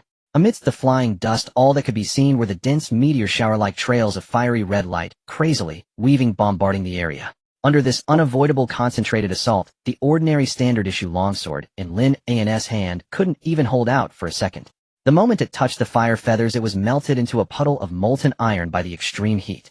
The killing storm formed by thousands of fire feathers bombarded the ground indiscriminately. This terrifying rain of fire lasted for over 10 seconds before finally ceasing. The smoke and dust began to slowly dissipate with the heat waves. The entire scene was dead silent. Everyone naturally assumed that Lin An was nothing but ashes now. After all, under such an apocalyptic, indiscriminate bombardment, even with his bizarre talent, surviving at level 15 was impossible. Truly overestimating himself. Yen Lai, watching from afar at the devastated ruins below, let out a proud snort. However, the moment his words faded, a weak but clear voice suddenly emanated from the not yet cleared smoke. TSK, this is a bit of a problem now. Lin An stood in the settling dust. The ground beneath his feet, scorched by the extreme heat, had partially vitrified, turning into dark red magma. Thanks to the passive effect of his undying indestructible body, his body was completely unharmed, not even a single hair was singed. The only awkward part was, his clothes had long been incinerated into nothingness by the extreme temperatures. He stood there stark naked, muttering to himself with a headache, my clothes are gone. This is going to be so embarrassing. Couldn't a water or ice mage have come? Why did it have to be someone who plays with fire? He complained, extremely dissatisfied. Outside the smoke. Wait. Am I hearing things? I thought I heard Lin An's voice. Someone in the crowd swallowed hard, speaking as if they'd seen a ghost. Actually, it wasn't just him. Most people present had heard it, but no one dared to believe that Lin An could still be breathing after such an attack. It can't be. A voice of doubt had just arisen. The next instant, Lin An's voice, full of vigor and even carrying a hint of disdain, pierced through the last layer of smoke, echoing clearly in everyone's ears. 10th Elder, is that all you've got? Lin An's strike against the ground stirred up a massive cloud of dust, completely obscuring everyone's vision. No one saw Lin An being pierced like a hedgehog amidst the rain of fire feathers. As the dust slowly settled, everyone could only see a bare figure standing upright in the center of the ruins like a javelin. Not only was Lin An alive, but he slowly raised his hand and made an internationally recognized gesture towards the 10th Elder in midair. he raised his middle finger. 10th Elder, is this all you've got? The arena fell into dead silence. Isn't that a bit exaggerated? An F-grade sacrificial support talent can unleash such absurd combat power. Everyone understood that the rain of fire feathers, just now, was merely a casual strike from Gu Yan. But that was a casual strike from a top-level powerhouse at level 59. Even Xiao Di Wang, who was present at level 45 and possessed an A-grade main defense talent, wouldn't dare to say he could withstand such an attack with ease. Xiao Duong swallowed nervously in the crowd, silently adding, whether I can withstand it or not is another story, but at least I can guarantee my clothes are still intact. To withstand a level 59 attack at level 15. Even if this sacrificial talent can only be used once, the gap in power it demonstrates. How is this any different from cheating? Everyone was taken aback. Their shock was so great that they temporarily overlooked Lin An's current embarrassing naked state. Of course there were exceptions like Su Qinghan. At this moment, she was blushing as she stared in Lin An's direction. Though this wasn't her first time seeing it, it was indeed the first time she witnessed it so completely and transparently. Upon closer inspection, her blushing cheeks even bore a hint of gritted teeth embarrassment. Ha ha ha. In midair, Gu Yan laughed in fury, his laughter deafening. Is this all? What if this is all? I never expected that one day I, Gu Yan, would be publicly mocked by a wet-behind Thiers Jr. Lin and I am becoming more and more interested in you. Just as Gu Yan burst into laughter, Lin An moved. He suddenly bent his knees. The ground beneath him instantly crumbled, and he shot upwards like a cannonball, directly aiming for Gu Yan's face. His right hand tightened into a fist, compressing all his strength to the extreme, and he swung it out forcefully. Sacrifice successful. Power amplification 1,000 times. Sustain 0. 2 seconds. Bang!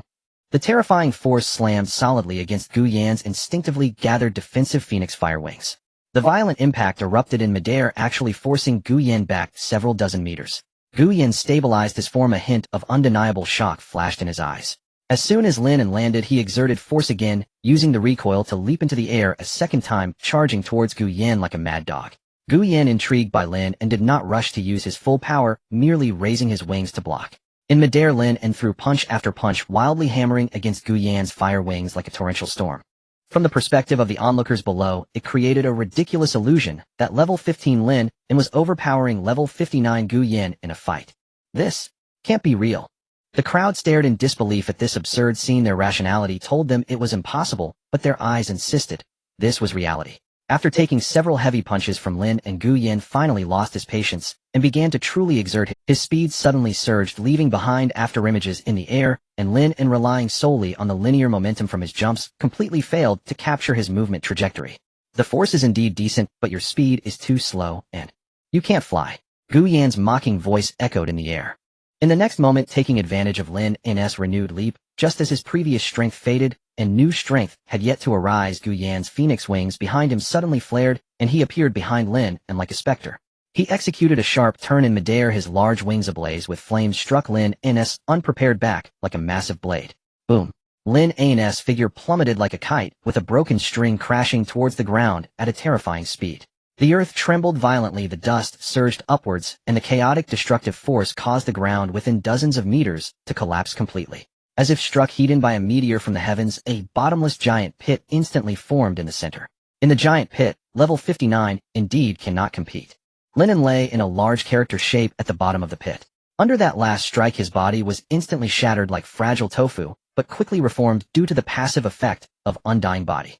He looked up at the swirling dust above, calculating rapidly in his heart. Without exposing his other two major talents, there was simply no way to fight. Even if he unleashed his other two major talents, he would likely still be unable to win. However, although Gu Yan was incredibly strong, Lin An felt that he was still less oppressive than Hong Yi. Could it be that Hong Yi is above level 59? Over level 60. Even as the dust had yet to settle, Gu Yan had already caught onto the faint but steady movement at the bottom of the pit. You actually haven't died after taking that hit. How interesting. Gu Yan's mouth curled into a cold smile of intrigue, a fleeting thought of accepting a disciple even passing through his mind. But he quickly extinguished that thought. What a pity, F-grade is just F-grade, destined to be a waste that cannot stand on the stage. He flapped his wings, slowly descending towards the bottom of the pit like a deity. The onlookers outside were nearly wide-eyed at this sight. No way, he's still not dead. If he doesn't die now, I truly have to wonder if this kid has awakened an undying body. Gu Yan hovered directly above Lin An, suddenly flapping his wings. A fierce wind swept through, instantly dispersing the dust at the bottom of the pit, revealing Lin An lying deep within the ruins. Do you know why the talent level determines a person's potential in the world of awakeners? Gu Yan looked down at him from above, his tone arrogant. awakeners gain a talent skill every 10 levels. While any level of talent can awaken skills, the effects are worlds apart. The reason Scrade is not only because its power and effects far exceed the norm, but mainly due to the skill it gains at level 50. Guyan chuckled lightly. Little guy, you're quite interesting, and you've made my time enjoyable. So as a reward, I'll generously let you witness what a true Scrade looks like. As soon as the words fell, Guyan shouted, Domain, Nirvana Flame Realm. In an instant, a dark red barrier rapidly expanded outwards, centered on Guyan. The surrounding space was instantly enveloped. Wherever the barrier spread, it was as if the apocalypse had arrived. Trees, building debris, and even wandering monsters nearby turned to pitch-black charcoal the moment they touched the red light. Even the soil and hard rocks on the ground began to melt like candles, gradually transforming into bubbling dark red magma. Moreover, within this domain, Lin An found that he could no longer focus his gaze on Guyan. The latter's speed had doubled. Little guy, this is the symbol of the qualitative change of Scrade talent at level 50, domain skill. Guyan's voice seemed to resonate from all directions, simultaneously carrying suffocating pressure. Within this domain, not only do I receive a 100 amplification of all attributes, but all skill cooldowns are significantly reduced, and I can provide an additional 200 amplification for all skills along with various environmental damage brought by the domain itself. And for a grade talents to obtain a domain 1, needs to be at level 60, or let alone the other talents below that. This is the absolute chasm brought about by talent levels. Guyan's laughter grew increasingly flamboyant and unrestrained, echoing throughout the scorching domain. So no matter how exaggerated the enhancements your talent can provide, Fgrade is still Fgrade, it will always be a waste. Outside the domain, under the dual cover of terrifying heat and the dark red barrier, the onlookers could no longer see what was happening inside. Even with Guyan's deliberate isolation, not a single sound could escape. Within the domain, heat waves surged. Embored. After a while, Guyan's figure suddenly appeared directly above Lin An. At the same time, a radiant longbow appeared in his hands, an exquisite weapon forged entirely from ultimate flames. As Guyan slowly drew the bowstring, an arrow with a sense of destruction rapidly coalesced its tip, locking firmly onto Lin An at the bottom of the pit.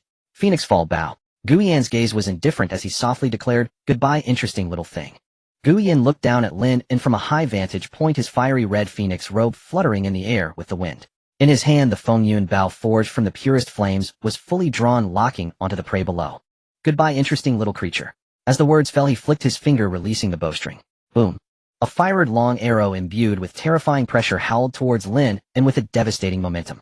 However, while the arrow's might was alarming, its speed was not so despairing. At least Lin An felt he could still salvage the situation. Just as the arrow was about to pierce through the top of his head, Lin An suddenly exerted force with his legs, propelling himself backward like a taut bow, narrowly evading the deadly strike. Watching the arrow brush past him and crash heavily to the ground, Lin An felt a moment of relief in his heart. I've dodged it. However, an unexpected turn of events occurred.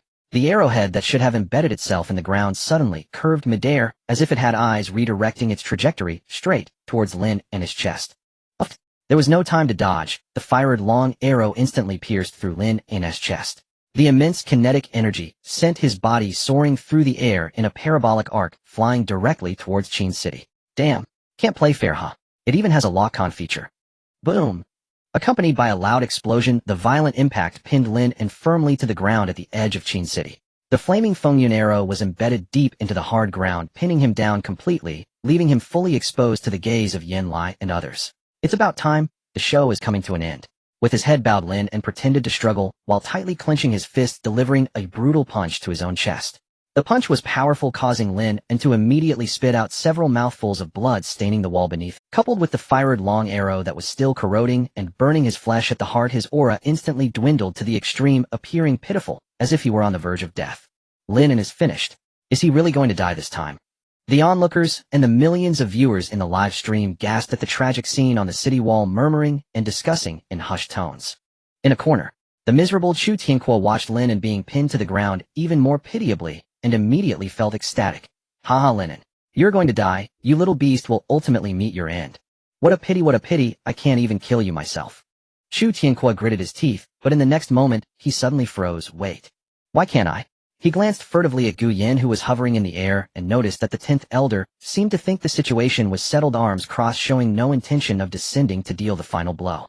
And not far below Lin An, whom he loathed. Although he was close to dying, he hadn't completely breathed his last. Yes, why can't I kill him myself? Haha, why? Seeing his enemy in such a wretched state, the fear in Chu Tianquo's heart was already dispersed by a twisted sense of pleasure. In an unnoticed corner, his crazed brain, driven by jealousy, urged his body step by step towards Lin An on the ground. Lin An, I'm going to send you on your way personally. Staring at the unmoving Lin An, who seemed to have passed out, Chu Tianhua increased his pace, almost breaking into a run. Finally, someone in the crowd noticed him. Look, isn't that Director Chu? What's he doing over there now? Damn, is he really trying to take advantage of Lin An's predicament to deliver a death blow? That's too low. Chu Tianhua was now oblivious to the sounds around him. He frantically activated his innate ability, and with a flash of blinding golden light, a sharp long sword forged from pure gold elements quickly took shape in his hand. His expression grew increasingly sinister and deranged. Lin An, die for me. At last he charged. Looking at Lin An, who was firmly pinned down and appeared to be dead, Chu Tianhua grinned wickedly, raising the golden long sword high, aiming for Lin An's forehead. It's all your fault. If it weren't for you, this little beast, how could I have lost face? How could all my deeds have been exposed? A useless frank loser should have gone to hell long ago. With a whoosh, the sharp sword plunged straight down. However, the blade did not pierce Lin An's head as he had expected. A bloodied hand suddenly rose, firmly gripping the descending sword's edge like a vice. Seeking death. A chilling, bone-piercing voice unexpectedly exploded in Chu Tianhua's ears. The voice was not loud, but to Chu Tianhua, it was like the king of hell from the depths of the underworld had climbed up to claim his life, instantly extinguishing all of his madness, leaving him too terrified to even think of resisting. In the terrified, ghostly gaze of Chu Tianhua, the Lin An, who should have been dying, surprisingly gripped his sword blade with one hand, forcefully pulling himself up from the ground and gradually standing straight. How is this possible? How can this be possible? You've been shot through the heart. How can you still have the strength to resist? This is impossible. A wave of immense fear washed over Chu Tianhua, completely drowning him. His legs went weak, and he crashed to the ground with a thud, the sword hilt slipping from his grasp, as if electrocuted. He crawled backward like a worm, desperately using his hands and feet to retreat, a warm, foul liquid spreading down his pants. The dignified branch director was actually scared to the point of wetting himself. Don't kill me. I beg you, don't kill me. Lin An didn't even spare him a glance, casually waving the golden long sword in his hand. A cold arc of light flashed by, and Chu Tianhua's pleas abruptly ceased. A thin line of blood appeared around his neck, followed by a spurt of blood, his corpse separating and rolling aside. He must be a monster, right? The crowd of onlookers fell into a complete stupor. The lethal fired long arrow was still firmly embedded in Lin An's heart, yet at this moment, he held a long sword standing upright, his silhouette resembling an immortal war god, instilling fear in all. But in the next second, this war god seemed to have finally exhausted his last ounce of strength, his body suddenly toppling forward. He instinctively thrust the long sword hard into the ground, barely maintaining a kneeling posture. Sacrifice my entire body, Lin An silently recited in his heart. As the command was given, his kneeling form began to dissolve into specks of light from his hair, face to his torso, disintegrating from top to bottom. In just a few seconds, Lin An's figure completely turned to ash under the watchful gazes of countless eyes, leaving no trace behind. Looking at the empty ground, some in the crowd finally dared to breathe deeply. This time, he should be completely dead. Of course, he turned to ash and scattered. If he could jump out again, I'd eat that sword on the spot. Phew. The crowd collectively sighed in relief. The performance Lin An displayed today was simply too monstrous. That indestructible mad aura suffocated everyone. Fortunately, everything had finally come to an end. Gu Yin hovered in midair, frowning slightly as he looked down at the spot where Lin An had fallen, murmuring softly. Was it the backlash from the cost of the sacrifice? He was well aware of his technique. The Feng Yun Bao focused on penetration and burning. It would never cause a person to dissipate into particles of light like this. So the only explanation is, Lin An's sacrifice duration had come to an end. Little fellow, you've truly provided me with quite a bit of amusement. Gu Yin sneered disdainfully, then turned with Yin Lai Chao Di Wang and Lei Ming, heading towards the direction of Xingho Academy. As the leaders departed, the crowd gradually dispersed. Among them, Su Qinghan silently followed the flow of people walking away. More than half an hour later, Su Qinghan, who had already walked far away, quietly returned to the desolate outskirts of Qin City. At this moment, the surroundings were empty. A gentle breeze blew as if she were the only one standing still. Finally, they've all left. The recovery of the undying body is too fast. I had to sacrifice so many times. Suddenly, a lazy voice of complaint echoed abruptly in the air. Following that, countless specks of light began to rapidly gather at the spot where Lin An had died. From the head to the waist, and then to the legs. A living person was pieced together out of thin air. How embarrassing. Oh, I lost all my clothes. Lin An looked down at his bare state and sighed helplessly. Su Qinghan's usually cold face instantly turned bright red. She abruptly turned her head, not daring to look that way, and simply tossed a clean outfit she had already prepared over her, voice icy yet tinged with a hint of nervousness. Put this on. Thanks. Lin An quickly donned the clothes, instantly feeling refreshed. Although the image of him fighting naked and ultimately dying in the streets had likely spread wildly online, at least on the surface, he was now a dead man completely out of everyone's sight. Indeed, it's the easiest when the sixth is hiding in the shadows to grow stronger, Lin An remarked. Su Qinghan, with her back to him, took a deep breath to calm herself down, then turned around and coldly said, I will set off to Xingho City soon. If you want to find me in the future, go there. After saying that, she decisively turned to leave. Lin An, however, quickly grabbed her wrist, a teasing smile creeping onto his face. Miss Su, is that how you plan to leave? Have you forgotten something? You still owe me one. She turned back, her beautiful eyes locked onto Lin An's infuriating face, and after a long pause, she bit her lip and coldly threw down a single sentence. Come to my house tonight. The video of Lin An's battle is currently going viral online, stirring up a frenzy across the world. Meanwhile, the night has quietly descended upon Qin City. Under the shroud of darkness, Lin An moved stealthily like a phantom, making his way into Su Qinghan's residence. First, I'll take a shower. The bathroom door swung open, and Su Qinghan emerged wrapped in a bathrobe amidst the mist. She glanced at Lin and her stunningly beautiful face, still maintaining its cool demeanor, yet her tone was undeniably assertive. As the night deepened, a chilly wind began to rise. After finally dealing with Elder Tenth and Yan Lai at the academy, Lei Ming found an excuse to slip away, quietly heading straight to the outskirts of Qin City. As he approached the desolate woods, he caught sight of a faint flicker of firelight dancing in the darkness. Someone was building a fire in the dead of night. Lei Ming concealed his presence, stealthily moving closer, like a night owl hiding in the shadows to get a better look. Wang Pengzi was sitting cross-legged on the ground, a rusty iron basin in front of him, the flickering firelight casting shadows on his slightly haggard face. In front of the iron basin stood a makeshift wooden grave marker, leaning awkwardly. At that moment, Wang Pengzi had lost a considerable amount of weight. His once plump figure now seemed somewhat sturdy and robust. As he added yellow paper to the basin, he murmured softly, Ngu, I always knew you were the strongest. He paused, the firelight reflecting in his reddened eyes. I didn't mistake my big brother. You will always be my big brother. At just level 15, you managed to stir up such a tremendous commotion, even the likes of the Lord of Qin City and Ding Shu were killed by you. Wang Pengzi sniffed, his voice slowly turning into a suppressed sob. If you could reach level 40, I believe that old bastard Gu Yin wouldn't be able to touch you either. The paper money turned to ashes and the fire swirling up into the night sky. And Gu, may you rest well on your journey. Wang Pengzi wiped away his tears, gritting his teeth as he spoke. Wang Pengzi may lack talent, but I don't have the ability to take revenge for you. But don't worry, I will definitely make something of myself. By then I will spare no expense to hire someone to avenge you. When I reach the underworld, I will make sure to claim my achievements in front of you. He scattered the last handful of paper money into the iron basin, his emotions gradually calming. The flames consumed the yellow paper, drying the sorrow on his face, transforming it into a resolute expression. In the next life, I will still be your little brother. Wang Pengzi stood up, dusting off his clothes, and strode away with, on the other side in Su Qinghan's bedroom, springtime light intertwined with pain. You? Be gentle. Su Qinghan frowned slightly, unable to suppress a muffled moan. Is this not gentle enough? Lin An continued his movements without pause, a teasing smile curling at the corners of his mouth. You were much harsher when you stabbed yourself with a knife. Upon hearing his taunt, Su Qinghan's face flushed with a mix of shame and anger. She raised her hand to strike back, but was firmly restrained by Lin An, pinning her down on the soft bed. Don't move around. Lin An lowered his voice, a hint of unyielding dominance lacing his tone. I don't want this room to be filled with the stench of blood again. In the woods outside the city, this fat guy is indeed loyal and righteous. After confirming Wang Pengzi had left, Lei Ming stepped out from the shadows, softly reflecting. He descended slowly in front of the makeshift grave marker that Wang Pengzi had erected, looking down at the dying embers in the basin. Lei Ming reached into his storage space and pulled out a bottle of strong liquor, uncorking it. I don't know if young Master Lin drinks, but I took the liberty of bringing you a bottle. He tilted his wrist, pouring the clear liquor onto the soil in front of the grave marker, then tilted his head back and took a big swig. Young Master Lin, thanks to you, I am about to become the dean. Lei Ming gazed at the grave marker, his eyes filled with complexity, his tone expressing genuine gratitude. With the death of Chu Tianqua, the Qin City Xingho Academy was left without a dean. With Yan Lai's assistance, the position of dean would soon fall into Lei Ming's hands.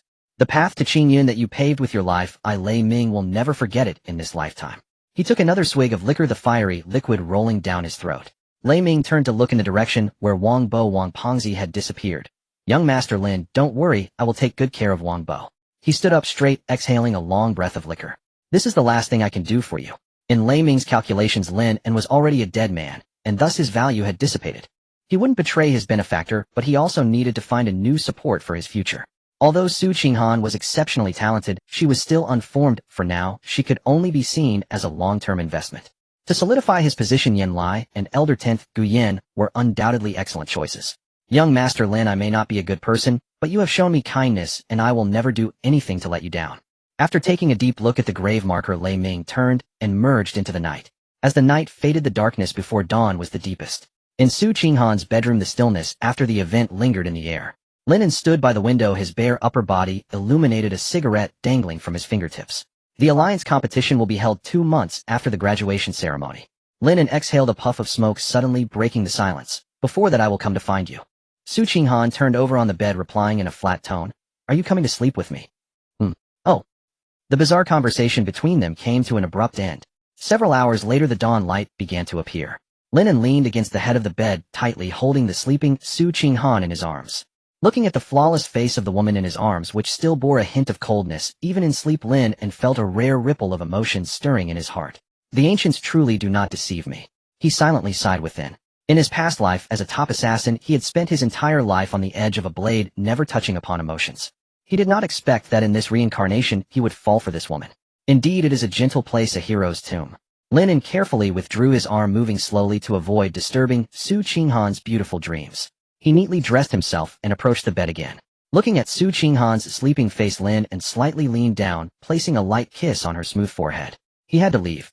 The brutality and magnificence of this high martial world made his blood boil with madness. He yearned to become stronger. More importantly, the combat strength he had previously exhibited was truly terrifying. In the short term, others might attribute it to a temporary surge brought on by sacrificial talent. However, over time, it would be hard to guarantee that no one would discover his secret of being undying. Although he had faked his death to escape the identity of Lin and must not be exposed to the public eye again. Once discovered, facing a powerhouse like Gu Yin would not be something that mere faking death could deceive. Goodbye. Lin An's voice was rarely gentle, brushing past Su Qinghan's ear. Then decisively he got up and quietly walked out. Click. The door closed very softly. Just as the door was about to close, the seemingly asleep Su Qinghan slowly opened her cold eyes. She stared silently at the closed door, her thin lips parted slightly, softly murmuring goodbye. She did not call out to keep him, for she understood Lin An's thoughts better than anyone. Not only Lin An, but she too could not easily reveal her true combat power until she had fully matured into a true powerhouse, otherwise she would face a deadlock similar to Lin An's. An undying body can only serve as a trump card for turning the tables, and must never be revealed to the public. Fortunately, the talent she displayed on the surface already belonged to a heaven-defying level. Compared to Lin An, it was much easier for her to hide her trump card. The cold morning wind blew over the outskirts of Qin City. Lin An walked alone in the desolate wilderness, heading towards the place where he had a fierce blood battle with Gu Yin yesterday. In the distance, his footsteps suddenly paused. In the clearing among the trees ahead stood a simple wooden grave marker on which were inscribed the crooked words, "Grave of Lin An." Damn, who set this up for me? So unlucky. Lin An's face darkened as he strode forward, kicking the wooden grave marker in half, and scattering the iron basin and ashes on the ground, thoroughly destroying the grave site. After finishing all this, Lin An dusted off his hands. He raised his head, his gaze sweeping over the ruins of Qin City, looking towards the vast and unknown forest in the distance. The soft light of dawn illuminated his handsome face, revealing the uncontrollable fervor in his eyes. The high martial world. Lin An's lips curled into a wild and unrestrained arc. I will give you a big surprise. In the blink of an eye, the Heavenly Ladder tournament came to a close.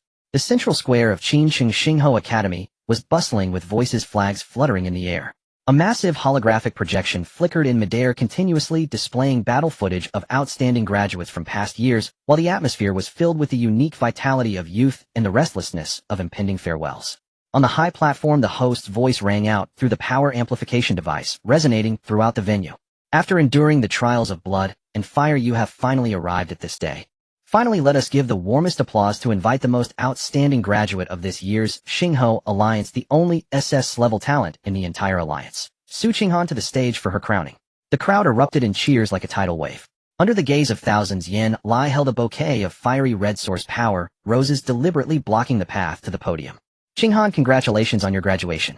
He presented the flowers to Su Qinghan, his voice soft, yet his eyes revealed a strong possessiveness. Su Qinghan slightly lifted her eyelids and cast a faint glance at him. Coldly, she accepted the bouquet without a word of courtesy and walked straight past him towards the stage. Ignored, Yen Lai stood in place, a cold smile slowly spreading across his lips as he thought, Su Qinghan, once we reach Xingho City, you will eventually be mine. In the past few days, he had turned over every place related to Lin and even the charred corners of the battlefield outside the city, yet he had still failed to find the 2 replica weapons he lost to Lin An. Now the only suspect left was Su Qinghan. However, to avoid hostility with her, he firmly buried this suspicion deep within his heart. Accompanied by the crisp sound of footsteps, Su Qinghan ascended the high platform. The venue fell eerily silent for a moment. Rarely she had shed her tight-fitting combat attire today, donning a well-tailored ice-blue floor-length gown. The hem of her dress swayed gently with each step. Her exceptionally cool and beautiful face bore no makeup, yet she was breathtakingly stunning, exuding an aura of unattainable purity, like a snow lotus from the heavens, cold and enchanting. On the main seat of the high platform, Elder Gu Yin had not yet left. Observing Su Qinghan approach, his fiery red wings suddenly spread wide, and his tall figure gracefully descended before her to personally officiate the crowning ceremony. Congratulations. Gu Yin smiled slightly, and with a flick of his hand a pair of crystal high heels appeared in his palm, surrounded by a faint azure aura. Here's a little gift for you as a graduation present. A second-tier replica weapon, the Wind Spirit crystal shoes capable of significantly enhancing movement speed and agility. Su Qinghan remained expressionless. Without declining, she accepted the equipment with both hands and slightly bowed in a gesture of respect. Gu Yin, unfazed by her cold reaction, continued on. While a second-tier replica weapon was certainly valuable, it was still manageable for him. An SS-level genius was absolutely worth this investment. As for her attitude, he did not care at all. After handing over the gift, Gu Yin turned to head back to his seat, his gaze briefly sweeping over Su Qinghan's calm face, revealing a hint of amusement in his eyes. Interesting. The process continued, and the host with a beaming smile approached. After 2 weeks of intense competition in the Heavenly Ladder Tournament, student Su Qinghan graduates with the impressive level of 16, ranking first in this year's Xingho Alliance. The host enthusiastically held the microphone to Su Qinghan's lips. Student Su Qinghan, would you like to say a few words to everyone at this exciting moment? The crowd held their breath, thousands of eyes eagerly fixed on her. Su Qinghan took the microphone, her cold voice resonating throughout the square. Thank you. Then she placed the microphone down. 1 second, 2 seconds, 5 seconds passed. The square fell silent with only the sound of the wind whistling through the holographic projection. The atmosphere visibly became awkward. The host's smile froze on his face, desperately signaling her with his eyes to say something more. Su Qinghan frowned slightly, seemingly feeling that just saying 2 words was a bit dismissive, so she raised the microphone again and expressionlessly added, "Thank you." After saying this, she slightly bowed and turned away from the high platform without any reluctance, leaving the host in disarray amidst the wind. Ahem. Ha ha ha, student Su really chooses her words wisely. The host chuckled awkwardly and quickly raised his voice to round off. So congratulations to all students on your successful graduation. May you all go your separate ways and achieve great success on the battlefield, contributing your strengths to the Xingho Alliance. The cheers once again engulfed the square. In a corner at the edge of the crowd, Fatty Wong stood quietly. His mental state had now fully recovered, shedding his previous slyness, and a touch of resilience appeared between his brows. After several days of intense competition in the Heavenly Ladder Tournament, he had pushed himself to the limit, and his level had barely climbed to 6, placing him close to the bottom. But Fatty Wong was not discouraged. He clenched his fists tightly, gritting his teeth, and silently vowed, "I, Fatty Wong, will definitely make something of myself." Boss, 1 bowl of pig's trotter rice. In the newly established temporary station, a person dressed somewhat neatly approached the wooden counter and tapped the surface. 1,000 gold coins. What a... The person suddenly raised his voice, his eyes widening. You want 1,000 gold coins for a bowl of pig's trotter rice? Why don't you go rob someone? If you can't afford it, then scram. Don't you see where this is? Poor loser. What a disgrace. Taking advantage of a national crisis. The person's face turned red, and though he was furious, he dared not make a move in the safe zone, so he turned away, cursing as he plunged into the crowd outside. The station was bustling with people, but in the face of such outrageous prices there were very few who actually sat down to eat inside. Most were dining outside. Lin An glanced at the person cursing and said nothing. He walked straight through the crowd to the counter, pulling out 1,000 gold coins without hesitation. 1 bowl, please. Holding this bowl of exorbitantly priced pig's trotter rice, Lin An turned and found a secluded corner to sit down. As soon as he settled, muffled complaints from the neighboring table reached his ears. What a bunch of swindlers, 1,000 gold coins, and there isn't even a decent piece of meat in it. Alright, keep. One companion sighed and urged in a low voice, in this desolate place without a village in sight, you should consider yourself fortunate if they don't charge you 10,000 gold coins. Sai, who let it be so unsafe outside right now? Lin An took a bite of rice, silently listening. The place he was in was a recently conquered 3rd-tier replica safe zone. It was not large, and this simple station was the only supply point selling hot meals consisting solely of pig's trotter rice. 1,000 gold coins. This was undoubtedly the most expensive bowl of pig's trotter rice Lin An had ever eaten in his life. However, as he felt the warm grains dissolve in his mouth, he let out a satisfied sigh. After all, it was a proper meal, and after days of roasting meat in the wild, he was on the verge of vomiting from the smell of raw meat and firewood. He scraped the bowl clean, wiped his mouth, and walked toward the edge of the station. There gathered a group of young people with youthful faces looking like newly awakened graduates. In front of them stood a rough wooden sign with a handwritten note, "Awaken one's recruitment, conquering first-tier replica." Lin An concealed his aura, putting on a gentle and submissive smile as he approached. "Hello, are you still recruiting for the team?" He smiled sincerely, stating, "I am Chung Shi. Chung from the city, Shi from Sincerity. Summit." Upon hearing Lin An's inquiry, the leader of the youths suddenly stood up, his eyes flashing with an unmistakable excitement. He was dressed in a faded coarse fabric battle uniform, appearing to be around 22 years old, yet there was a sense of composure and maturity in his brow that far exceeded his peers. "Hello, my name is Zhang Yan from Yin City. Level 22, Class Warrior Talent." Zhang Yan quickly introduced himself, his attitude very enthusiastic. "Brother Chung, may I ask about your talent and level?" It was no wonder he was so excited. They had been squatting in front of this broken sign for an entire day, almost without anyone showing interest. After all, venturing into dungeons in the wild was perilous, and teaming up with a bunch of strangers of unknown background. No one dared to gamble their life on human nature. "Chung Shi." Lin An's expression was calm, his tone gentle. Level 19, Class Ice Mage Talent. In 4 days, Lin An had soloed 3 first-tier dungeons and 2 second-tier dungeons. Compared to the dungeons in the latter competition, the experience from these unclaimed wild dungeons was substantial.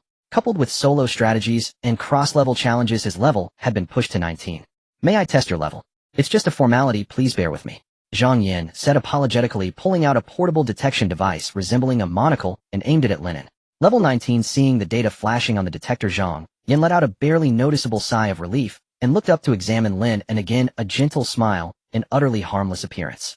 Level 19, Class Talent, still within a controllable range. As for the talent testing device, that thing was too expensive for their low-tier team to afford. However, Zhang Yan knew well that even if Chung Shi concealed his talent and was of class at his level below 20, he wouldn't pose much of a threat. There were 5 of them on this side, so they weren't afraid of him flipping on them midway. As for a class, or even class, such geniuses had long been nurtured like ancestors by major corporations and top guilds. How could they fall to the level of teaming up with a bunch of commoners on the roadside? "Welcome aboard, Brother Chung Shi." Zhang Yan's face broke into a sincere smile as he extended his right hand. Lin An's talent and level perfectly supplemented their current shortcomings, even surpassing the original magic output level significantly, making him their best choice. "Thank you." Lin An extended his hand, and the two shook hands. After all, he is still young.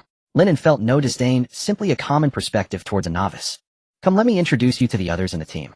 Zhang Yan pulled Lin An towards his teammates, first introducing a petite girl beside him with pride in his eyes. "This is my sister Zhanya. Her talent is far better than mine. Level 14, Class Healing Talent." "Hello, Brother Chung Shi." The girl with a ponytail spoke sweetly, her voice carrying a hint of shyness. "Then over there are Xiao Fei and Xiao Li, both level 15, with class talents."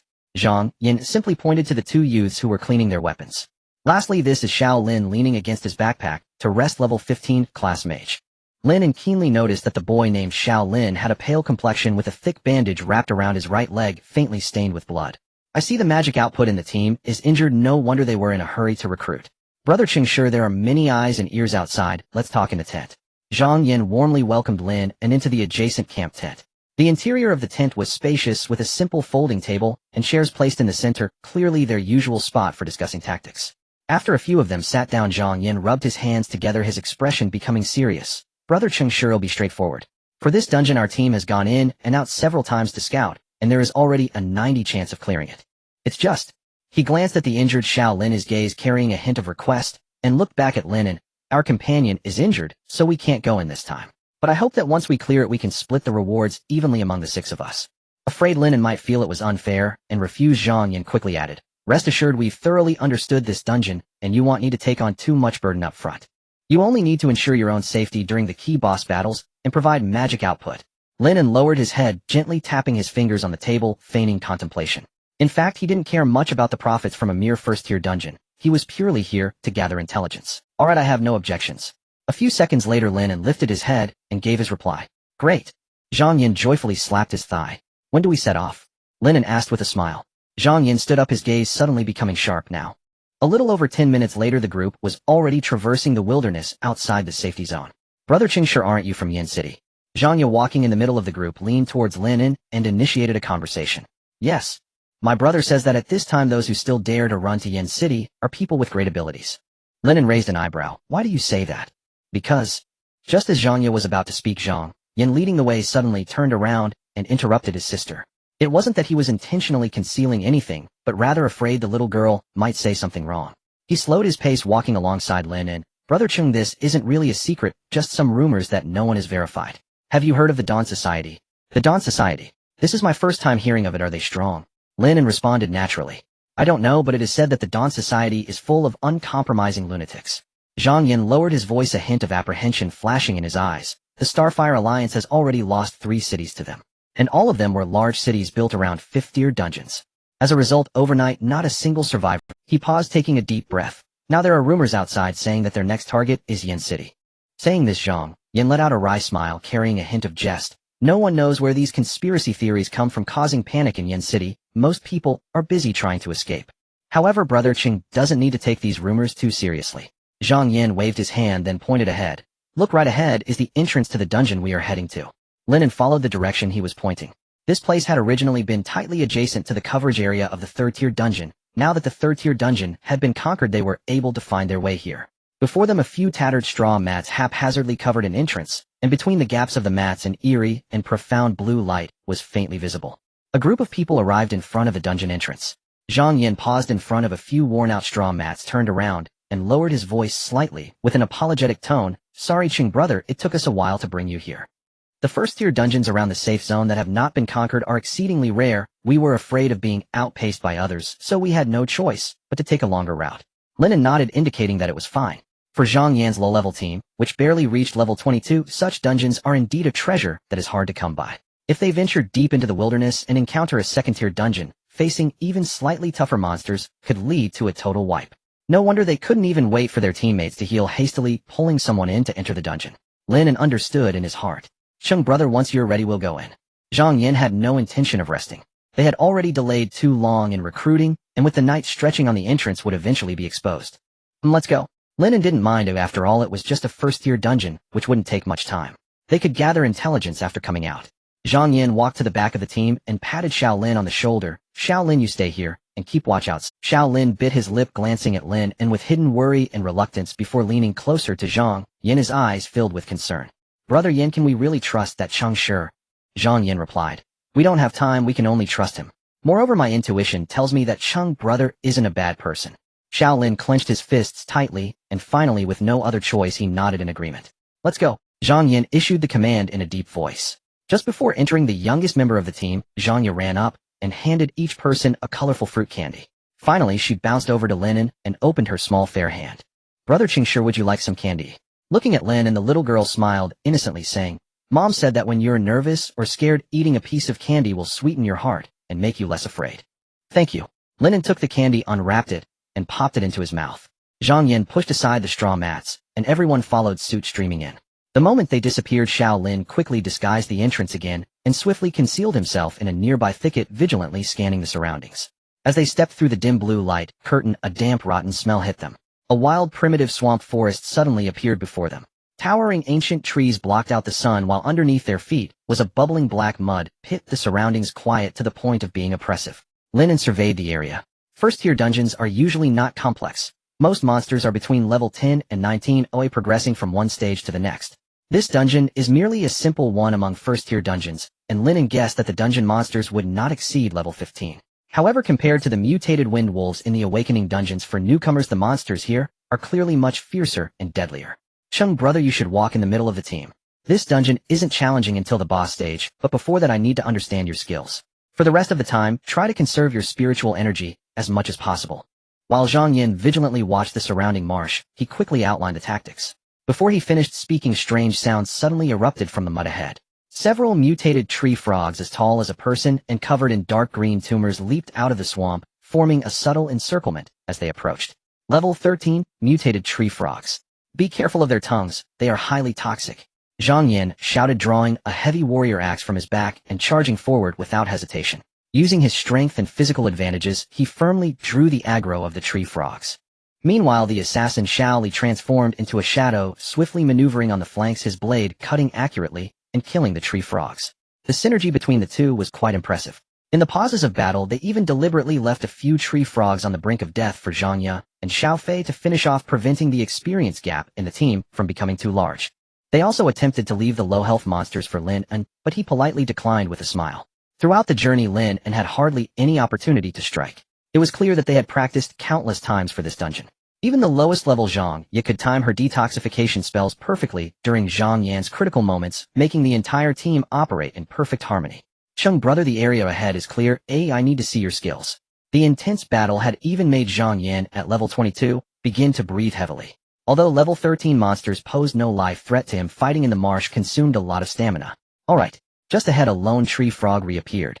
Lin An took a deep breath, straining to suppress the power of extreme cold winter's domain. The swamp terrain here is just suitable for my abilities. As Lin An spoke, he dramatically raised his right hand to point at the tree frog.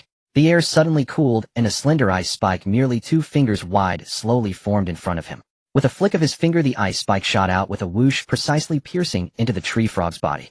In the next second, the biting cold erupted, and the half-person high tree frog instantly transformed into a lifelike ice sculpture frozen in place.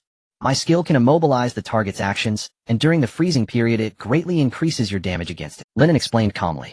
He thought pretending to be humble using this skill is truly difficult. For him, freezing a single tree frog, or even the entire swamp within a 50-meter radius, was merely a matter of a flick of his finger. What he displayed now was merely less than 5 of its power in an unamplified state. Nevertheless, even so, the instant control effect still made Zhang Yan gasp in shock. Chung brother, this control effect is comparable to a grade talent skill, right? Zhang Yan's eyes sparkled. It's not that exaggerated. This skill consumes a lot of spiritual energy and has a very narrow trajectory, making it hard to hit. Lin An quickly added a disclaimer to cover up. Of course, this was also a lie. He casually told this degree of consumption was almost negligible for him. Zhang Yan, however, was utterly convinced, patting his chest heavily. Don't worry, I will conserve my spiritual energy until the end. When the time comes, I will pin the boss down. With Lin An occasionally providing precise control, the pressure on the team to advance was significantly. Half an hour later, after pushing through a dense poisonous fog forest, the group finally reached the deepest part of the dungeon, the boss's lair. A giant tree frog towering 3 stories high and resembling a small mountain was sprawled in the open. Level 15 Tree Frog Lord. Compared to the previous small monsters, this boss was entirely on another level in terms of health, muscle strength, and what was even more troublesome was that several small tree frogs were continuously swimming around it. Zhang Yan had previously scouted and knew that once this boss was attacked, it would frantically summon small monsters at regular intervals. If they couldn't focus fire and take it down in a very short time, the entire team would be worn down. They had attempted multiple times before with plans that were foolproof, yet something unexpected happened. The team's main magic damage dealer Xiao Lin was injured, causing the entire strategy to stagnate. Xiao Fei, protect Xiao Ya and Chung brother. Xiao Li, follow me. Zhang Yan roared, his eyes turning red in an instant. Blood boil engine, activate. With a low growl, Zhang Yan's muscles inflated like they were being pumped, veins bulged, and his movement speed surged by 10, charging out like a humanoid tank. On the other side, Xiao Li also activated his skill simultaneously, Shadow Cat Steps. His figure instantly blurred, leaving behind multiple afterimages, moving faster than Zhang Yan and zipping toward the giant tree frog like a black lightning bolt. Xiao Li used his high mobility to maneuver wildly, instantly drawing the boss's attention. The giant frog roared and turned its massive body. At the moment it turned, Zhang Yan exerted force with his legs and leaped high. The heavy battle axe, accompanied by a sharp sound, came crashing down like Mount Tai. The two coordinated seamlessly, managing to create a slight stagger for the giant frog in just 5 seconds. Zhang Yan howled in midair. Lin An wasted no time pointing his finger. The ice spike shot straight out, precisely embedding itself in the giant frog's thick skin. In an instant, the extreme cold spread like a flood within the giant frog's body, rapidly freezing its entire form and immobilizing it. Well done. Zhang Yan and Xiao Li's eyes sparkled with joy. They understood how precious this moment. Without holding back, Zhang Yan, taking advantage of his falling momentum, swung his arms wide, pouring all his strength into the axe blade, smashing it down onto the giant frog's head, which had turned into an ice sculpture. Crack! An unexpected scene unfolded. The giant frog's skin, which was originally extremely resilient and hard to injure, fatally became as fragile as glass under the intense cold. With a single blow, a large portion of the ice layer combined with the giant frog's head exploded and splattered everywhere. One hit was effective. Xiao Li's figure flashed like a ghost, his weapon shimmering with lethal cold light, accurately following up on the wound Zhang Yan had torn open, cutting furiously at the same spot. The two alternately covered each other like tireless machines, systematically pounding away for 3 rounds. With a spine-chilling explosion, the giant frog's massive head along with the surrounding ice shattered under their combined assault, turning into a shower of ice crystals. The massive headless body crashed heavily into the mud pit, sending up a cloud of filth. In Zhang Yan's incredulous gaze, the core of the dungeon slowly reappeared, marking their clearance. They cleared it so effortlessly. Zhang Yan had even prepared for a desperate battle, having mentally rehearsed crisis management plans for the boss, summoning small monsters at least 3 times. Yet the result now was that in just the first wave of explosive attacks the boss had died in such a pitiful manner. Zhang Yan stiffly turned his head, dazedly looking at Lin, and who was gasping for breath in the back, his voice trembling. "Chung brother, your talent skill is truly monstrous." He was once again certain that this skill could not possibly belong to a Kraid talent. But being a clever man, he didn't ask. After carefully stowing away the dungeon core, Zhang Yan drew his battle axe and turned to the others, calling out, "Search around, see if anything dropped." Everyone immediately scattered. They searched through the mud for any potentially dropped materials and equipment. At that moment, Xiao Li stealthily approached Zhang Yan, his face flushed from extreme blood flow. His breath quivered, and in a voice that was barely suppressed, he revealed in uncontrollable joy, "Brother Yan, we struck it rich. This time we really struck it rich." Xiao Li crouched down, sneaking up to Zhang Yan like a thief. He clenched his hands tightly, cautiously opening a small gap, his face flushed and his voice trembling. "Brother Yan, this time we've really struck it rich." He lowered his voice as much as possible, his actions extremely subtle, fearing to draw the attention of Cheng Shi nearby. Zhang Yan lowered his head in confusion, looking through the gap in Xiao Li's hand. It was a short dagger radiating a ghostly purple light, an exclusive weapon for the first-level dungeon, the Tree Frog Dagger. Zhang Yan's pupils contracted sharply, his breath halting for a moment, and his heart raced wildly in his chest. You must know that the core dropped upon the first clearance of a first-level dungeon can be exchanged for at most 200,000 gold coins in the Starfire Alliance. But an exclusive weapon for the dungeon has a market price starting at 20 million. A full 20 million. For a team of awakened ones struggling to survive in the depths, it was undoubtedly a windfall that fell upon them. With their ordinary talents, even if they fought for 20 more years, they might not be able to save up such a fortune. Just a glance was enough. Xiao Li quickly tucked the dagger into his inner pocket, clutching it tightly. He glanced warily at Cheng Shi standing at a distance, his eyes revealing an intense sense of vigilance. The meaning was clear: this windfall absolutely cannot be shared with outsiders. Zhang Yan understood his brother's thoughts well. He lifted his head, gazing complexly at Cheng Shi, his inner turn. At this moment, his sister Zhang Yu was happily bouncing beside Lin and animatedly chatting, while Lin An responded with a smile, the atmosphere particularly harmonious. Looking at his sister's innocent smile, the struggle in Zhang Yan's eyes gradually calmed. He withdrew his gaze, focusing back on Xiao Li, slowly and firmly shaking his head. "Xiao Li, I understand what you mean, but we can't do this." Zhang Yan's voice was not loud, yet it carried an undeniable weight. "We may be poor, but every penny we earn must be guilt-free." "Brother Yan." Xiao Li grew anxious, his eyes wide in disbelief, urgently suppressing his voice as he said, "We risked our lives for this dungeon, and Xiao Lin is still severely injured. With this money we can leave here, buy a big house in Qin City, and live a stable life." He fixed his gaze on Zhang Yan. "At that time no one will come to disturb Xiaoya, and we won't have to risk our lives in the dungeon every day, living such an uncertain life. Brother Yan, didn't you always dream of giving Xiaoya a normal life?" Xiao Li couldn't help but steal a glance in Cheng Shi's direction, gritting his teeth and whispering, "He's just an outsider, why should?" "Xiao Li." Zhang Yan cut him off sharply with a fierce look, interrupting Xiao Li's words. "Listen to me." He reached out decisively, forcibly pulling Xiao Li's hand away from the pocket, retrieving the purple dagger. Holding the heavy dagger, Zhang Yan softened his tone. "This dagger is worth a lot, enough that even if we share it with one more person, what's left is still enough for us to start anew in Qin City." "Brother Yan." Xiao Li let his hands droop, weakly, his eyes reddening, slightly murmuring in grievance. But seeing Zhang Yan's determined gaze, he ultimately did not attempt to snatch it back. The habitat of the boss in this mire was not large. As soon Xiao Fei and Xiao Li returned after scavenging, the group had no other gains. The drop rate of the dungeon was already appallingly low, and to hope for materials while a dungeon weapon had dropped was clearly unrealistic. Zhang Yan took a deep breath, striding up to Lin and boldly opening his palm to reveal the dark dungeon core. "Brother Cheng, this core can probably be exchanged for 200,000 gold coins. Dividing it by the rules into 6 shares, you should get 35,000 gold coins." "Brother Yan." Xiao Li, already filled with pent-up anger, immediately jumped out when he saw that Zhang Yan was still giving Lin an extra money, but was pressed down by Zhang Yan. "Everyone stop arguing. If it weren't for Brother Cheng's help this time, we would have to fight the boss for at least 3 rounds, and when the minions come out after 3 rounds, we might not even survive to get out." Zhang Yan's attitude was extremely firm, leaving no room for negotiation. After a pause, he glanced around at everyone, suddenly breaking into a smile. "Additionally, there's some good news." He generously took out the Tree Frog Dagger, shining with purple light. "Wow, it's a dungeon weapon." As soon as Zhang Yan saw it, she excitedly covered her mouth, letting out a cute gasp. Besides Xiao Li, Xiao Fei's eyes also widened, their joy overflowing. Over the years they had crawled through the lower levels, clearing at least 21st level dungeons, but this legendary dungeon weapon was indeed the first time they had seen it. Lin An stood by watching all this with a calm demeanor. To think he just took it out like this. This space was so small, even though Lin An had been chatting with Zhang Ye, he had already sensed the tension between Zhang Yin and Xiao Li. He had thought Zhang Yin would choose to remain silent. Unexpectedly, he just took it out. After all, he is still young, not afraid of me coveting wealth and turning on him.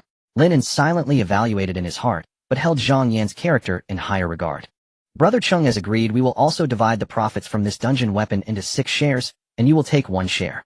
Zhang Yin continued, a rare awkwardness appearing on his rugged face as he scratched the back of his head. But I'm really sorry, Brother Chung, we don't have that much gold on us, so we can only give it to you after we exchange it. We need to trouble you to go with us to the trading post in Yin City. That's fine. Just getting this share from Brother Yin is already great. Lin An smiled, gently revealing a harmless grin.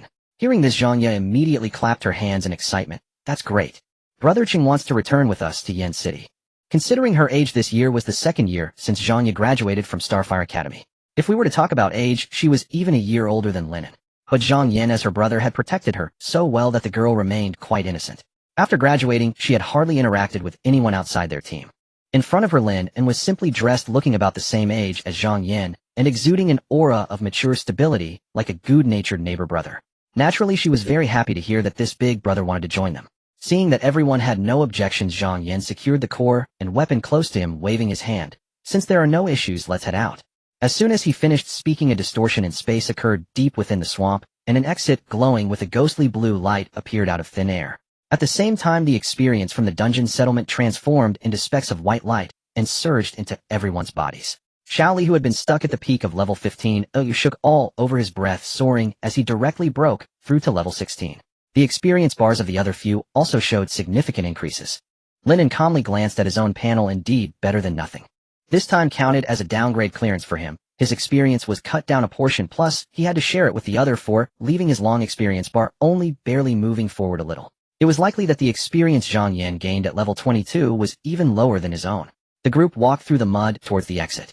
Due to the delightful drop of the dungeon weapon, except for Lin An, who remained unfazed, the eyes of the other few burned with fervent hope for the future. Even Xiao Li, who had originally been grumbling, now walked with lighter steps. With a flash of light, the group appeared neatly at the entrance of the dungeon. Passing through the light gate, the dazzling sunlight mixed with the fresh air of the wilderness rushed into their lungs instantly, dispelling the oppression of the swamp. Yay! We've come out safely again.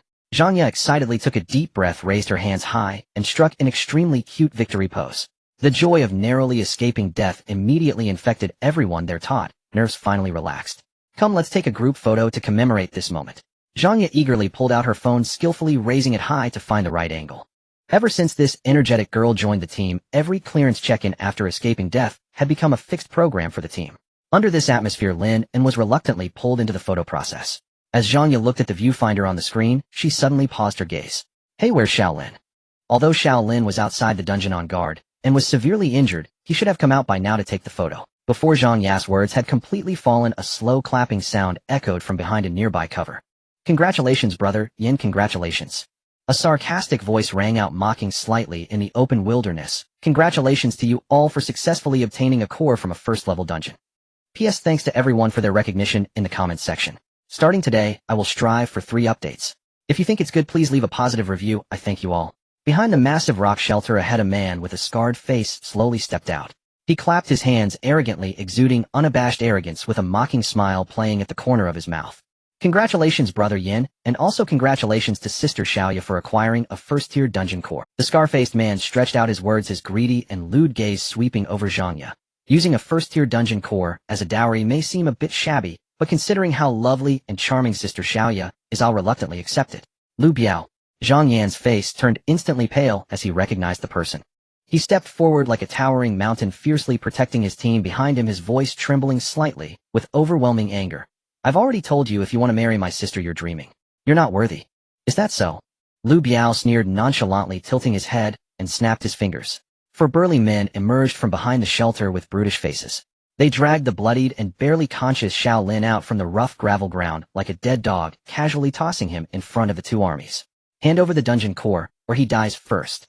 Xiao Lin. Zhang Yin, Xiao Fei, and Xiao Li exclaimed in unison, their eyes instantly reddening.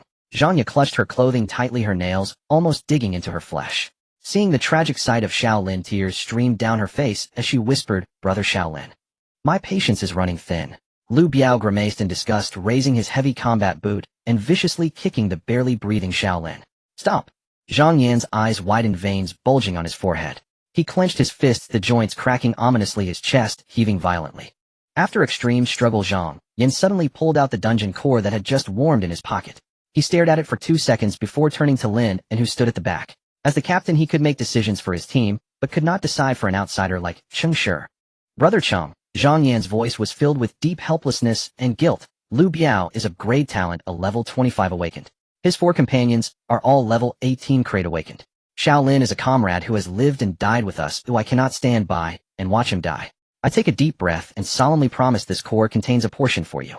Rest assured I will compensate you for your loss, even if it means selling my life to do so. Lin An replied flatly, his expression unchanged. A great favor requires no thanks. Zhang Yan nodded heavily and suddenly turned around, shouting at Lu Biao, Lu Biao, I can give you the dungeon core, but first let the man go. Lin An stood at the edge of the battlefield, his gaze indifferent as he observed everything. He had no intention of getting it. Although Zhang Yan's team had given him a good impression earlier, who could guarantee that this deeply moving scene wasn't a trap set up by them to deceive him? Do you think you have the qualifications to bargain with me, eh? In response to Zhang Yan's conditions, Lu Biao stepped on Shaolin's face, grinding it into the dirt, his tone filled with condescension. Zhang Yan's heart felt like it was being torn apart. Xiao Fei and Xiao Li beside him gritted their teeth, their faces filled with anguish. Zhang Yan took a deep breath and finally compromised. He stepped forward and through the softly glowing dungeon. Here's the dungeon core, now let him go. Lu Biao caught the core, steadily examining it in his palm with greedy eyes. This is truly a good item. Even I, after so long, have only obtained 3 first-tier cores in total. You poor fools are incredibly lucky to have found one. Let him go. Zhang Yan shouted again in anger. Lu Biao tucked the core into his pocket, suddenly displaying an extremely shameless sneer. Did I ever say I would let him go? He turned around, exaggeratedly sharing looks with his companions, mockingly asking, Hey, did I say so? Did anyone hear me say I would let him go? No, boss. Several subordinates burst into laughter. You are shameless. Xiao Fei and Xiao Li were furious, instantly drawing their weapons and preparing to charge forward, but were forcibly held back by Zhang Yan.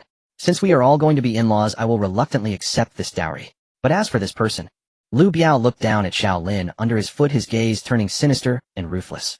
He suddenly raised his right hand, and an ancient sharp energy sword formed instantly in his palm, the tip hovering directly above Shaolin's heart.